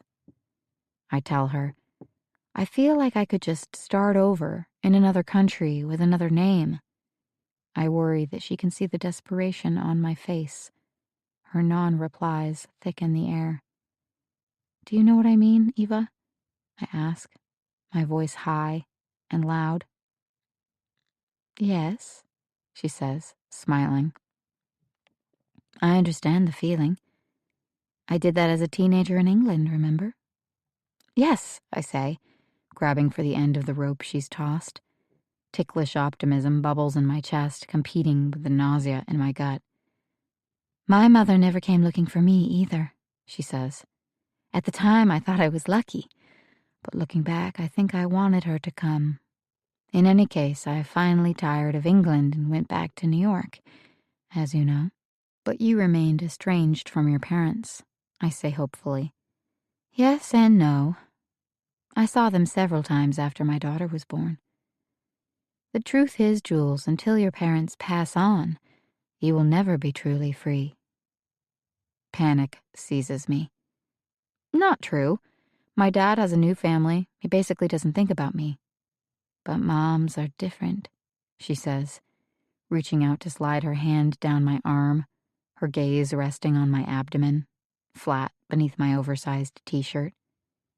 Even when there's conflict, moms can't ever fully let go.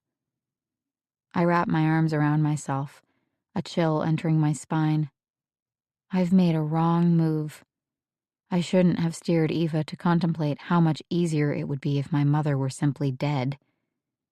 My mother could be in danger, and even if she stays safe and leaves Atitlan at the end of the workshop, in another few weeks it will become clear I'm not getting bigger.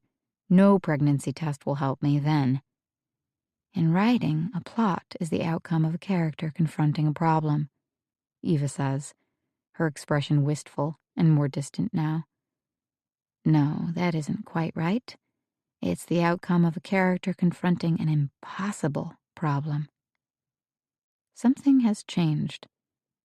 She brought me the tea, she believes I'm pregnant, she doesn't want me to lose our baby, but something has changed. I whisper, we don't have a problem. But you're wrong, Jules. I'm sorry, but you're wrong. Chapter 35. Rose. Lindsay bandages Rose's scrapes and makes her lie down in Eva's unmade bed, the last place she wants to be. She can smell the spicy scent of Eva's perfume. She can see the dents in the pillows where Eva's blonde head recently rested. She doesn't want to recuperate in the twisted sheets of the woman who just tried to kill her. No one believes Rose. Not even Lindsay, though she won't say it so plainly. I can't stay here in her room. Eva isn't even here, Lindsay says, trying to press a hot mug into Rose's hands. But Rose won't take it. Her throat feels too raw. She gagged up lots of lake water, but she still feels like she might retch again. Where is she? She left and said she'll be back in an hour. Canceled the rest of the morning workshops completely. Anna Sophia got everyone right back on the same water taxi they arrived on. They're on a field trip across the lake. The one that was scheduled for tomorrow. You don't think that's odd? Lindsay makes no effort to hide her eye roll. Eva has been blowing us off since the moment we all got here. It has nothing to do with what just happened to you. She made me swim out too far. Rose tries one more time. She knew I would end up in trouble. Rose, I know it was scary, and I know she does bad things, but I don't believe she would plan to drown you. I think she knows who I am. She figured it out the first time we did those journal exercises. Or maybe before then. But weren't you playing with her, too? Now Rose is the one scoffing. I couldn't just come out and say I was the mother of the personal assistant who drowned during the same week she was working for Eva, and that I've started to think Eva knew about it and possibly even covered it up. You couldn't? Not if I wanted a conversation that would last longer than 2 minutes. And how long did your swimming conversation last? Longer than that, Rose answers, sulkily. Lindsay laughs, but Rose doesn't think it's funny.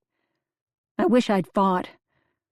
I managed to claw her face once, but that's it.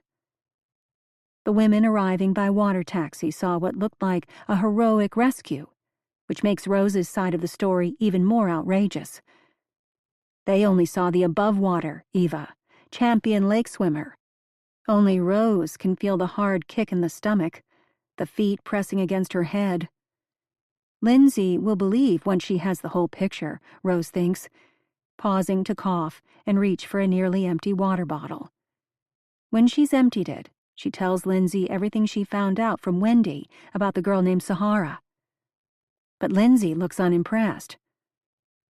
A rock star? Almost drowned here? And I think my daughter swam after her. You know the second part, how?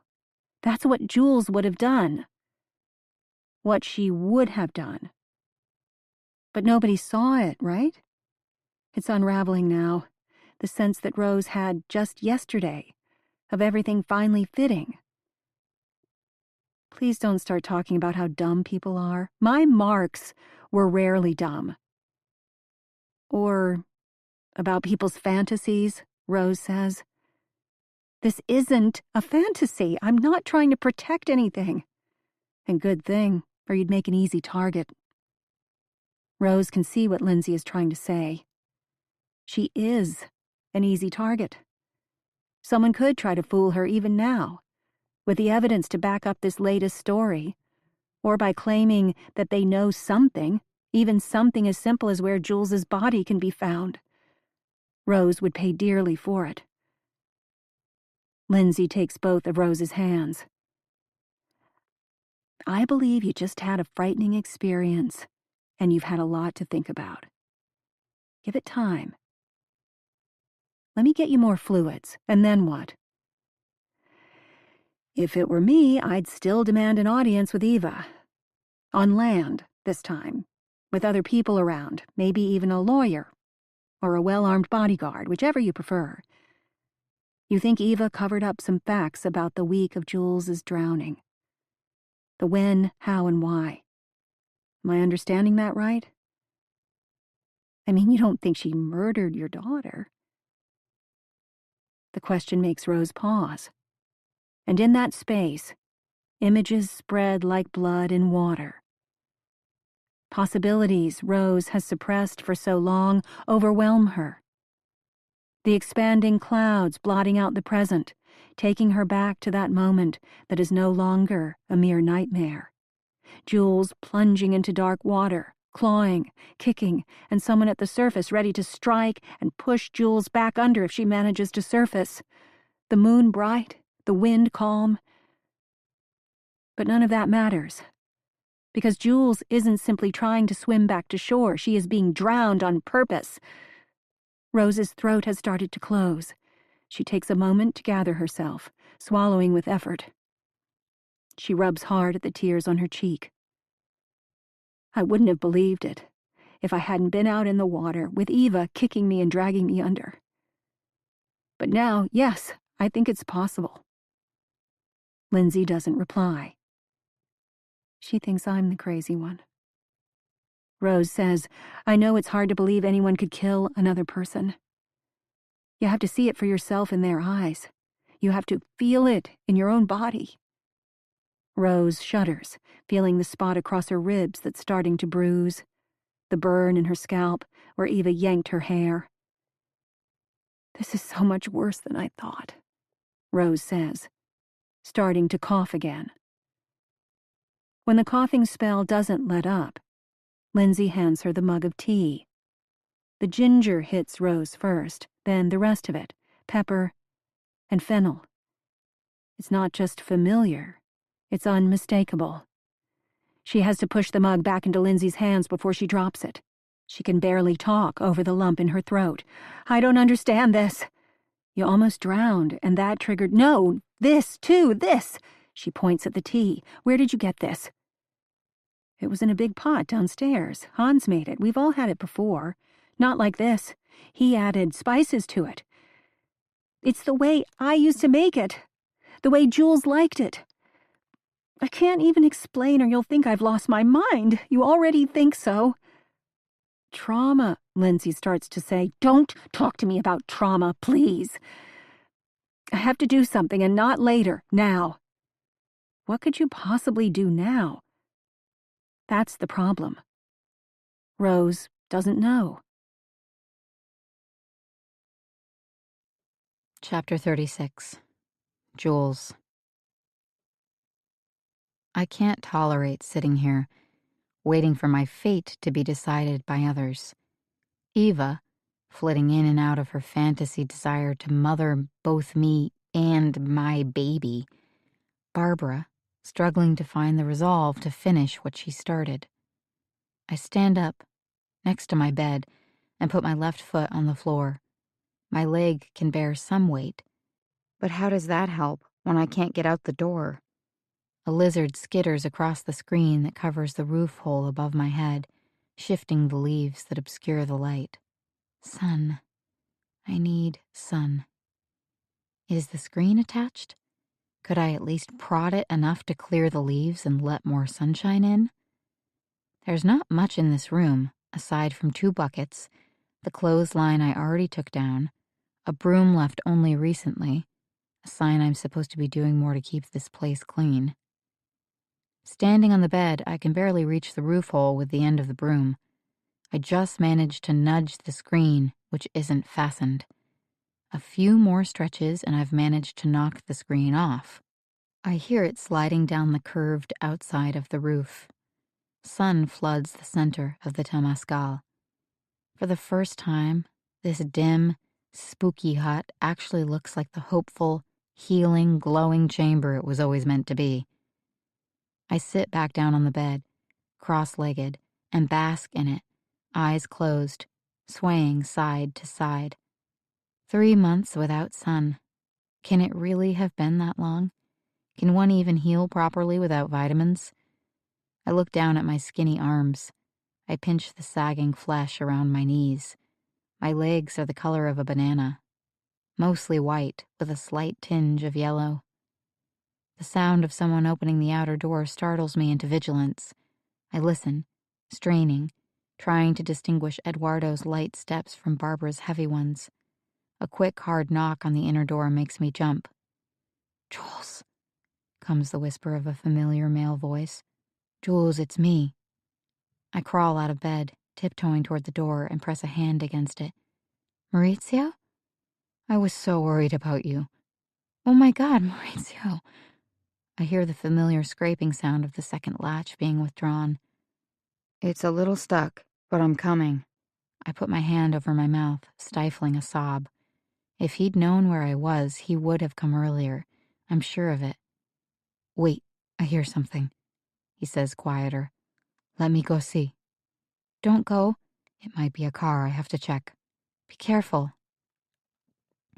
I look down at my bare, emaciated legs and suddenly feel self-conscious. Besides, I'll be outside in a minute.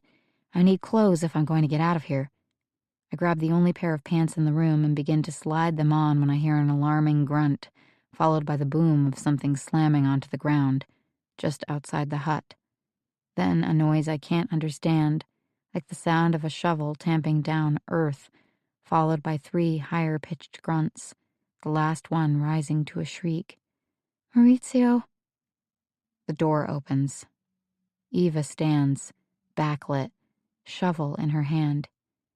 Seeing me, she seems to wake from a dream and pushes into the hut, shutting the inner door behind her. "Where is he?"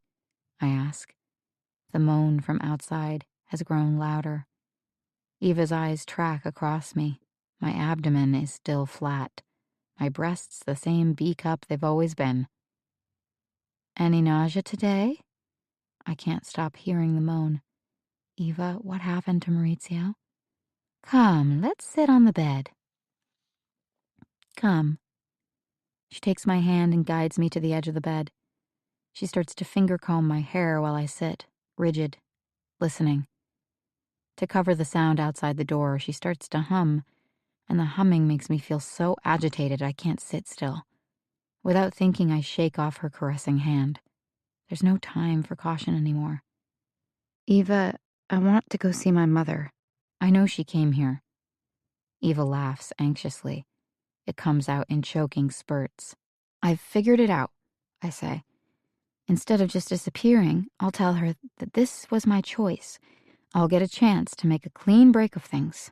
I can start my new life." I measure the distance to the door.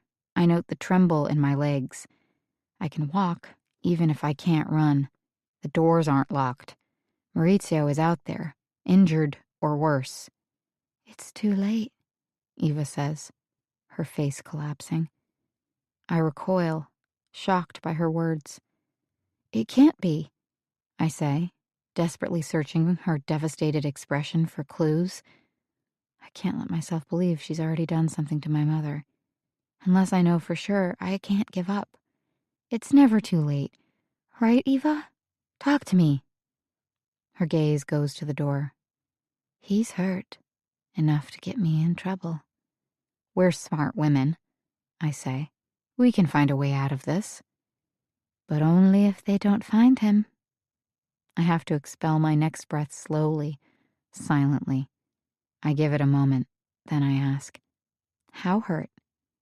Very hurt. She lowers her voice, nodding, like she's thinking it through. But if he doesn't show up anywhere, it might be okay. They hardly investigate disappearances in Guatemala. There are just too many. Yes, I say, grasping at anything. It will be okay, Eva. Definitely.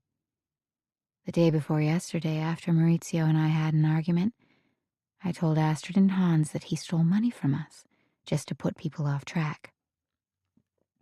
She corrects herself. And really, he did steal something from me. Just a few days ago, I had a son. Now that person is gone. He doesn't exist. I can feel her spiraling into self-pity. I don't care about her metaphorical take on things. I need facts. The police didn't come and arrest him. He took off before they could. Now they're looking for him.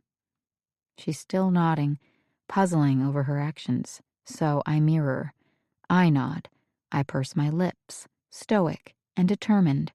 It's the most sensible thing in the world. Of course she would falsely accuse him, her own quasi-foster child. Given her relationship with Melina and the local police, Maurizio would have to run far, and he would have, except that he was looking for me. You've done the best you could, Eva. Maurizio was a problem. Before he left, he confronted me, Jules. He must have been watching Eduardo or me, wondering why we kept driving this way. He doesn't understand what we're trying to accomplish here. He just wanted to ruin everything. Eva stands up suddenly, like she just remembered something. I need to get back to the house. I have to meet someone. We'll go together. No. She jabs a hand against my chest, pushing me back on the bed. I'm surprised, as always, by her physical strength, and even more surprised at my weakness. Only when I'm sure she's gone do I empty the wash bucket onto the floor and turn it upside down on the bed, then clamber on top, favoring my strong leg as I reach for the roof hole. It's about as round as one of those manhole covers you see on a city street. The problem won't be squeezing through, only reaching it. But I'm barely on top of the bucket when it topples over, dented. I roll to one side, stifling a shriek. The pain in my shin so bad I nearly black out. I need to be more careful. I can't get so hurt in the process that I won't be able to manage the walk down the hillside and along the road to Casa Eva. The sounds of moaning coming from outside have stopped. The silence is even worse. I push the dent out of the bucket.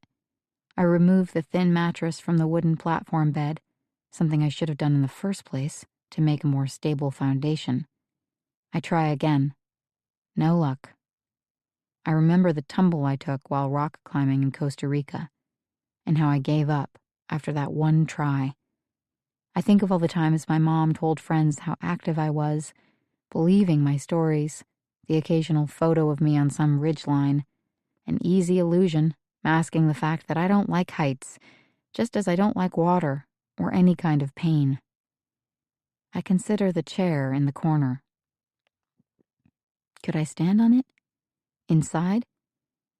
But the roof is too high up, at least 2 feet higher than my highest reach, even standing on the tippy chair. The whole time, the room grows warmer, and the smell of smoke wafts through the hole and fills my lungs, making them itch. The fires are closer than they've ever been. Even if that brings potential rescuers closer, it still can't be good. I study the roof hole again. There must be a trick to this. Brains, not brawn. I whack the broom against the back of the chair until it splinters. Now I have 2 pieces of stick, each jagged on one end. I retrieve the clothesline from where I've been keeping it under my pillow. I tie one end around the shorter broken stick, just a little longer than the length of my lower arm, from elbow to fingertips. I aim the short stick like a javelin through the roof hole. Over and over, I use the attached clothesline to pull it back. Over and over, the entire stick and line contraption comes clattering toward me. Once it even knocks me in the head. I try to pretend this is only a game. Or like fishing, a pastime I always hated. I think of my father taking me out once on Lake Michigan. I think of my mom the next weekend taking me for a bike ride along the lake. It's okay. Not all of us have to like boats. The water is pretty enough, at a distance. That's just how you and I are. We're not lake people. The lake. Barbara. The terrifying image of her coming at me makes me clutch the stick harder, ignoring the splinters that have become embedded in my hand. I channel my frustration and send the short javelin toward the open circle of sky again. Another javelin toss. Another chin-grazing clatter as the stick and line falls back in my face. Then, finally, on what must be the 20th try, the stick rotates just right and it catches, horizontally, on the outer edge of the roof hole. I hold my breath. I give the clothesline a light tug, then a harder one. The broomstick isn't budging. I look around the room one last time. It isn't easy to climb a slippery clothesline, but I only need to pull myself up a few more feet. I try and fail, my arms too weak, the clothesline too slippery. I make a final adjustment. I tie the bottom of the clothesline in a noose-like circle, even with my chest. I grab high, I kick, I place the foot of my good leg in that loop, I use it as a step. I push with all my might until I feel the breeze on my face. I'm through the hole. I'm on the roof and looking down. I slide down the side of the Temescal roof and make the final awkward leap to the ground, rolling onto my right side as I land, hip absorbing the impact. Wind knocked out of me. It takes a moment to orient myself and catch my breath. I'm not quite ready to try standing. Maurizio is seated, legs out and eyes closed, head lolled to one side, next to the closed door of an old hippie school bus, the visual centerpiece at the middle of a half-dozen abandoned Temescal huts and a few yurts. Maurizio! I crawl forward and press 2 fingers to his neck. He coughs and lifts his head before I can get a pulse. His hair is black, matted with blood. One eye remains closed even as he struggles to squint at me with the other. I'm afraid to touch him, to hurt him. I'll get help. I thought you were... But now I can see the track, from the front of the hut to the door of the school bus. The ground has been swept by his agonizing crawl. There are dark marks, too, left by his bloody handprints. I'm going to get help, I reassure him, looking around for a broken stick I can lean on. Because of the strong winds, there are many. We need to find you some shelter. He needs protection from dangerous people, from sun, from the fire if it advances. I can't see any flames, only thick brown smoke severing the nearby mountain tops. I can't tell if the wind is blowing the fire toward us or away, only that the hot, acrid gusts are growing stronger. I try to lift Maurizio, but I can't do it alone. Then he says something about my mother. At the house, he whispers. She isn't safe. But you, I'd feel better if I go. Okay, I say finally. I'll get help, I promise. Limping, I reach the rough road, which clings to the lake. I squint toward the dim outlines of the volcanoes, orienting myself. Eva's place is to the right. I hobble, dragging my left leg behind me, lungs full of smoky air, thinking, "You're not getting away with this." I think of my mother standing at the top of the bluff, walking down the dock, clambering into a boat. She doesn't know what Eva can do, what Barbara has already done. My mother has to get away from them. I just don't know how to help her in time. Then again, I've never walked far in this area without a truck pulling over to ask me if I need a ride. In these woods and down this road, there are people who can help. That thought, instead of reassuring me, makes my heart race, my anger and indignation replaced by pure animal fear. The paranoia cultivated for months almost convinces me to dash back over to the shoulder and hide in the brush, arms wrapped around myself, eyes closed. I have to fight it. Not every stranger is out to get me. I have to remember who I am, who I was, the person who traveled across Central America, who befriended locals, who was afraid of the occasional wave or tumble, perhaps, but never of people. I take another step toward the center of the road, ignoring the pain, and when I see the first glint of metal as a truck comes around the curve, I thrust up my hands, waving for them to stop.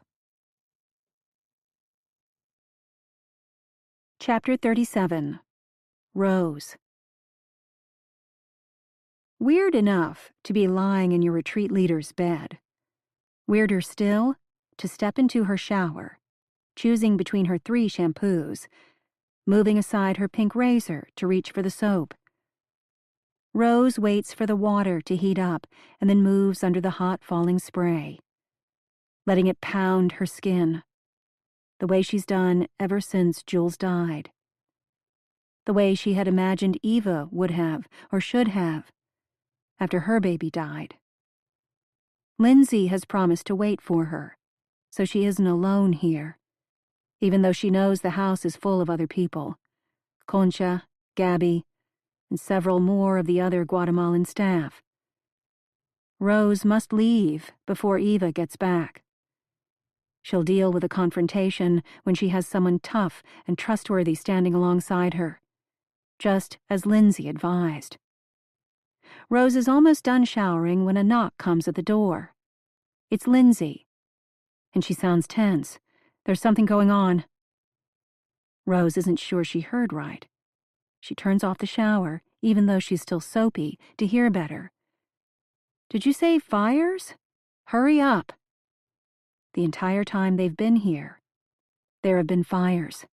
Smoke in the air, wisps and orange blazes on every hillside. Gorgeous bronze sunsets, and always, don't worry, slash and burn, they know what they're doing. But now Lindsay sounds concerned. They want us to leave, the fires are too close. Coming, Rose calls back, rinsing as fast as she can. A few minutes later, she runs out of the house and down to the dock, where Astrid and Lindsay are standing. The fire jumped the road. Astrid points to flickers of orange above the distant trees. What do we do? Stay near the water. Maybe get in the rowboats and row out, away from shore to be safe. Everyone's coming. They're grabbing essentials in case the whole house goes up in flames. The dock populates with the staff. Concha and her kitchen staffers first. Gabby is carrying a pile of Eva's first edition books. Mercedes is carrying the Bible. As they all wait at the end of the dock, Mercedes steps up to Rose and tries to hand her the Bible, as if she is foisting the very word of God upon her. When Rose refuses to take it, Mercedes looks around, then opens the big book, extracts a sheaf of loose pages, and presses them into Rose's hands instead. Rose looks at the topmost sheet, recognizes the handwriting in a flash. She sees words: Eva, confused, Mom, frustrated, help. Every word in that familiar handwriting is precious. And every word is galling. Her eyes skim. Here is the record of what Jules went through, what Rose couldn't save her daughter from going through. She knew there had to be more somewhere. Both her logic and intuition told her so. I didn't understand. Oh, Mercedes, thank you. Lo siento. She almost missed this. But she now has a piece of jewels that once seemed irretrievable. She takes the Bible. She closes the loose pages, about 30 in all, between the faux leather covers, and presses the big, heavy book to her chest. Mercedes sighs, relieved of this burden she's been carrying for so long. Rose feels the wood planks beneath her feet vibrate. It's Barbara, shuffling with heavy steps through the dim and smoky evening light to the end of the dock. We've got 2 boats. Let's get the first group out to safety, then we'll take care of everyone else. Barbara starts shouting, calling for staff to come forward. Rose sees Eduardo, Gabby, and another young girl, the daughter of Concha, the only one wearing a life preserver. The smoke has thickened. They're all coughing. Unreality has set in. They've been looking at distant flames all week, smelling smoke, but now it's close and real. One more, Barbara says. Concha's daughter steps forward. Lindsay, already in the boat, says, Rose, you need to come now. Concha's daughter steps back like she's been reprimanded. No, you go, Rose says, squatting down to look the girl in the eye. Sí, tú. Te toca a ti. Todo estará bien. Eduardo pushes off and begins rowing. Then he pauses only 100 feet from shore, watching. Barbara shouts, Don't wait, it's safer closer to San Felipe. After they've disappeared around the nearest point, Rose asks, Are there more staff in the house? No. Didn't you say we could fit everyone else into the second boat? The fire has advanced so close they can now see glimmers of flame at the back of the well-tended yard. They can hear cracking and popping. Rose's heart is beating fast, and her eyes are bleary from the smoke. Every part of her body is telling her to run, but where? Only the water is safe.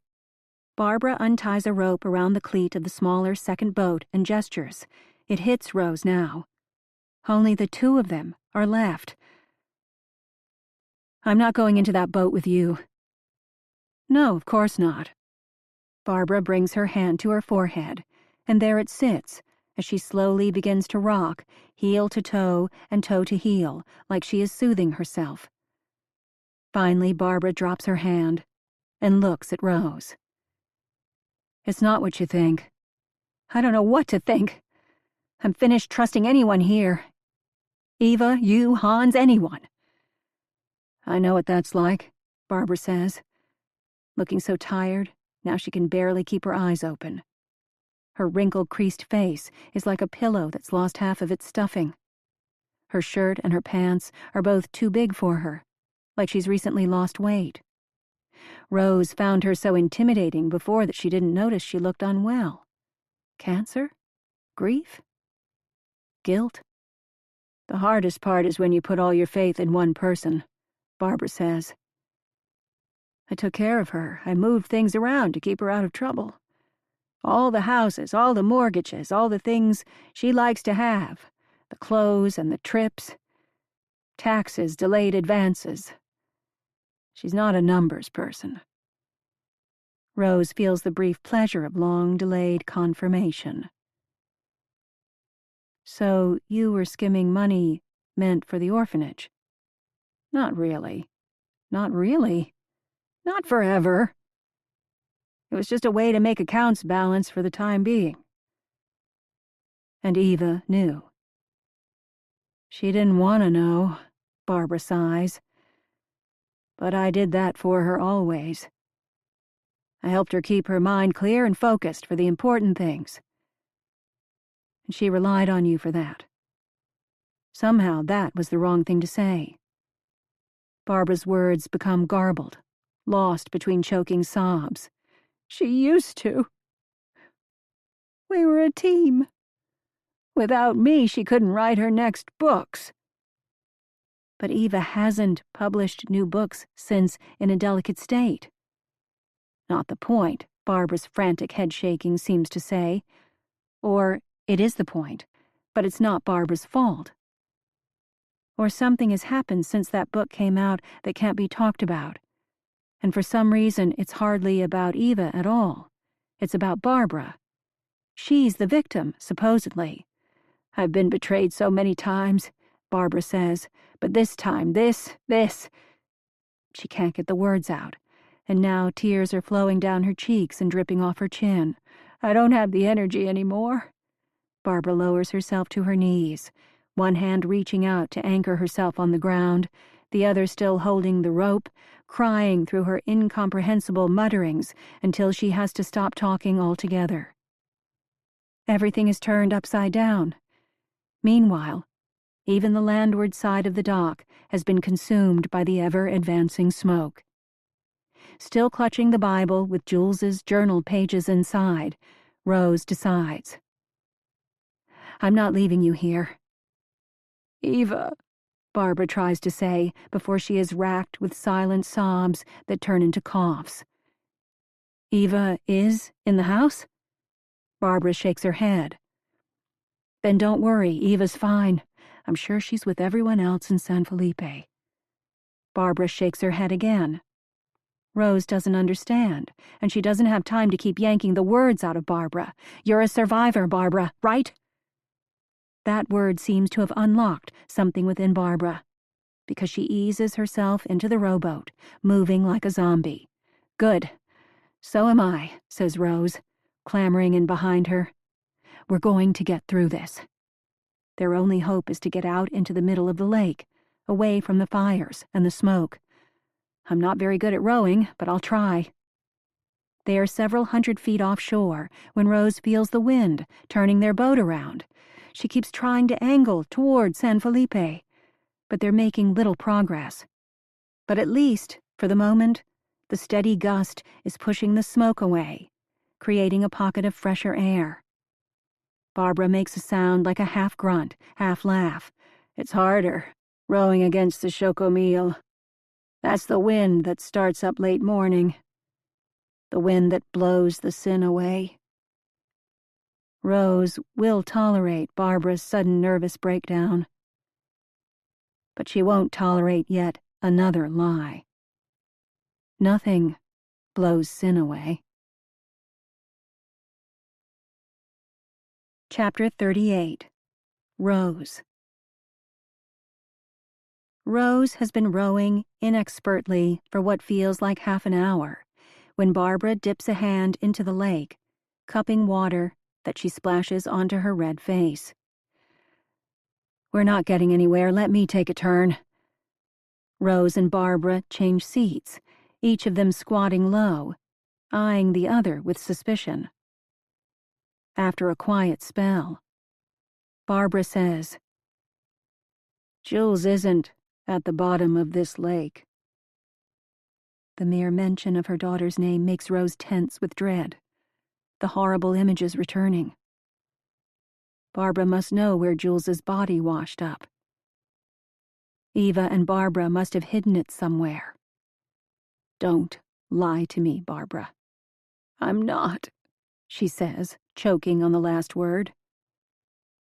There's a small wooden club, stained with what could be blood, near Rose's feet. She spent the last minute staring at it, hoping that the glittering scales stuck to its surface mean the club was used only to whack small fish. Rose grabs for it now, club raised, shoulder high. Then take me to her. When Rose feels Barbara turning the boat, angling toward the shore, she steels herself. The truth is coming, one way or another. They pull up to a rocky beach between two houses. They clamber silently up a trail to the road, and then up another trail. Higher yet, up the smoky hillside into a less developed area, a mix of forest and grassy cleared patches. When they arrive at the empty Temazcal hut, and Barbara unlocks both doors to get to the squalid interior, It feels like the meanest trick of all. Because there, strewn across the room, are a young woman's clothes. Underwear, a pair of jean shorts. As if Jules was recently here. Barbara's mouth opens and closes once before she finds her words. I saw her. I talked to her just yesterday. The assertion takes Rose's breath away. You're still lying to me. Why are you doing this? Lindsay had warned her that other people would take advantage. And maybe that's what Barbara is doing now. Feeding her some elaborate story that will conclude in an outrageous request. Barbara stammers. Eva went somewhere early this morning before she met with you. She kept running off, even more than usual. I knew she was planning to do something. Your daughter was just here. Barbara pushes her stubby fingers through her thinning hair, eyes searching the room as if Jules will jump out from the shadows. She says, When I heard that Jules was still alive, it seemed like the first time in my life I could undo something. I thought I could persuade Eva over time. But this morning she was acting differently. She had blood on her cheek. No, Rose thinks. There are too many details. These are the false elaborations of a practiced liar. Barbara is spinning a tale, trying to pull her into a spell of believing. Why? It wasn't from Jules, Barbara stammers. Eva told me she'd done something to Maurizio. She wanted me to be the one to do it. Again. She confessed to me that Maurizio was still alive. She expected me to do it all for her, finish off Maurizio, get rid of Jules, even though Jules had something Eva wanted. But Eva changed her mind. It wasn't worth the risk. Jules couldn't keep secrets. Eva wanted me to come here and clean up her messes. Rose can't make sense of Barbara's ramblings. It makes little difference. Rose doesn't believe her version of events anyway. They leave the Temescal hut just at the moment two local men come over the hill, dragging Eva behind them. Her face is smudged. She's trying to twist out of one man's grip. Barbara, Eva shouts, tell them to let me go. Tell them you'll go to the police. They can't treat me this way. In Spanish, one of the men shouts, this woman was trying to light more fires. Rose doubts her own comprehension. Why would anyone? But then she sees a third local man lumbering behind, supporting the weight of Maurizio, limping. His hair is matted. His face is stained. Rose hears one of the men say, she was trying to kill him. When we found her, she was trying to burn him alive. It's too horrible to imagine. Incredible. But not as incredible as what Rose sees next. The thin, frail figure shuffling behind all of them, hurrying to catch up, reaching for Maurizio's other arm as if she has any hope of supporting him when this waif of a girl looks just as broken. Rose's heart skips a beat. She's been wrong before. She lifts a hand to her mouth, trying to stop herself before she's wrong again. But she can't stop it. The name slips out, and not just the name, but the vain hope. Jules. Jules looks up. Her face crumples.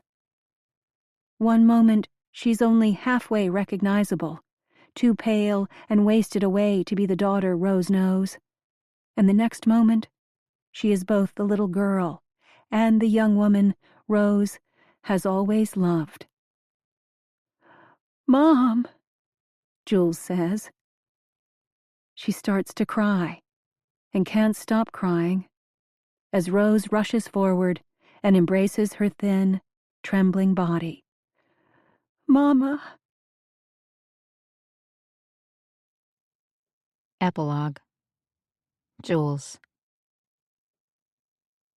18 months later, I'm standing outside a bookstore called Women and Children First in Chicago, too nervous to enter. I had dinner with Mom at one of our favorite restaurants on North Ashland, but when she offered to come to the reading with me, I said no. I needed to do this myself. You're sure? We can sit in the far back. She won't see you. I want her to see me, I said. That's the point. And you don't need your trekking poles? Mom, the doctor wants me to walk without them now. Right, she says with a strained smile. But I'll be parked nearby, reading in the car, just in case. I know Mom has her own need to deal with all we went through, even beyond the way she has opened up with Dad and Uliana, given interviews to newspapers, consulted with lawyers, and phoned her new friends from the Atitlan workshop, who now understand all that she was concealing. My list of needs is different, and tonight I decided I need to do this one thing alone. Now, as I stare at the chalkboard on the sidewalk, Eva Marshall reads from her new best-selling memoir, We. I am second-guessing my immature need for this trivial gesture of independence. But that's how the last year and a half have been. One small step and gesture at a time. First, 3 surgeries, which I was told weren't many, given what I experienced. It turns out the infection at the site of my broken tibia developed into osteomyelitis. Trapped for so long with a festering leg, I was lucky to have avoided either the chronic form of the disease or a much swifter and more fatal case of sepsis. Next, remembering that before I went to Lake Atitlan, I was preparing to move out and be on my own. And I will, soon. I didn't expect to be hobbling quite this long. Are you going in? A woman asks as I linger too close to the door. Yes, I say. Sorry. I take a seat in the back, just as Mom suggested, pulse thrumming in my throat as I listen to the moderator read through a bloated introduction of Eva and how she's become even more popular in the last year. When the news came out that I had been found, the media swarmed. A publisher even offered me the chance to tell my own story in a book.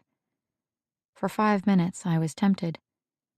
Then I realized that writing a memoir about Eva and me was not how I wanted to start my career as a published writer.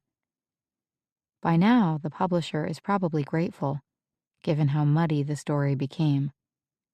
My parents and I consulted lawyers about pressing charges and finally decided it wasn't worth it. Barbara was in a foreign jail, and Guatemala showed no interest in extraditing her, even after an American journalist on Eva's trail started looking into Barbara's past and the suspicious nature of her husband's death. Whatever Barbara may have done to him, in addition to some shady financial actions on both sides of the border, eclipsed my brief role in her troubled life. If I'd had any idea, I wouldn't have been as sympathetic to her woe-filled memoir. She never admitted to hurting me in the rowboat, anyway, except to say it was a 2-person tussle, both of us acting out of petty rage. I had no witnesses to prove otherwise. I only had my story. In Eva's version of events, she was indeed helping me heal from the attack, and she had my own words on her side. After all, I'd written an essay expressing my gratitude for what she was doing, butterfly from the Temescal chrysalis, etc. Not many people seemed inclined to believe I wrote those pages as manipulative fiction. As for Maurizio, I knew he didn't have many legal options for getting back at Eva. He called on his scary uncle for help. The upshot is that Eva no longer felt safe in Guatemala. She moved her entire operation to Nicaragua, and now it's even more upscale. Guests fly in by helicopter. The cost of attendance has tripled. Meanwhile, Eva's confession that she did in fact invent parts of her last memoir, but only due to deep grief, have only revitalized interest in that book. A film project is finally in the works. An A-list actress signed on, eager to portray Eva and her deceptions in all their psychological complexity. I am wincing, thinking of what that movie will look like and whether I'll have the discipline not to see it when thundering applause in the bookstore forces me to focus. The moderator has stepped away from the podium. He's pointing to stage left, where I can just make out Eva's blonde hair, longer now, from behind a scrum of people. She's trying to hand over something to another woman who is facing away from me, blocking my view. Finally, I see what's holding things up. Eva's swaddled baby is fussing, even as the helper or nanny tries to grab hold of her. She has twins, a woman next to me whispers, the admiration in her voice plain.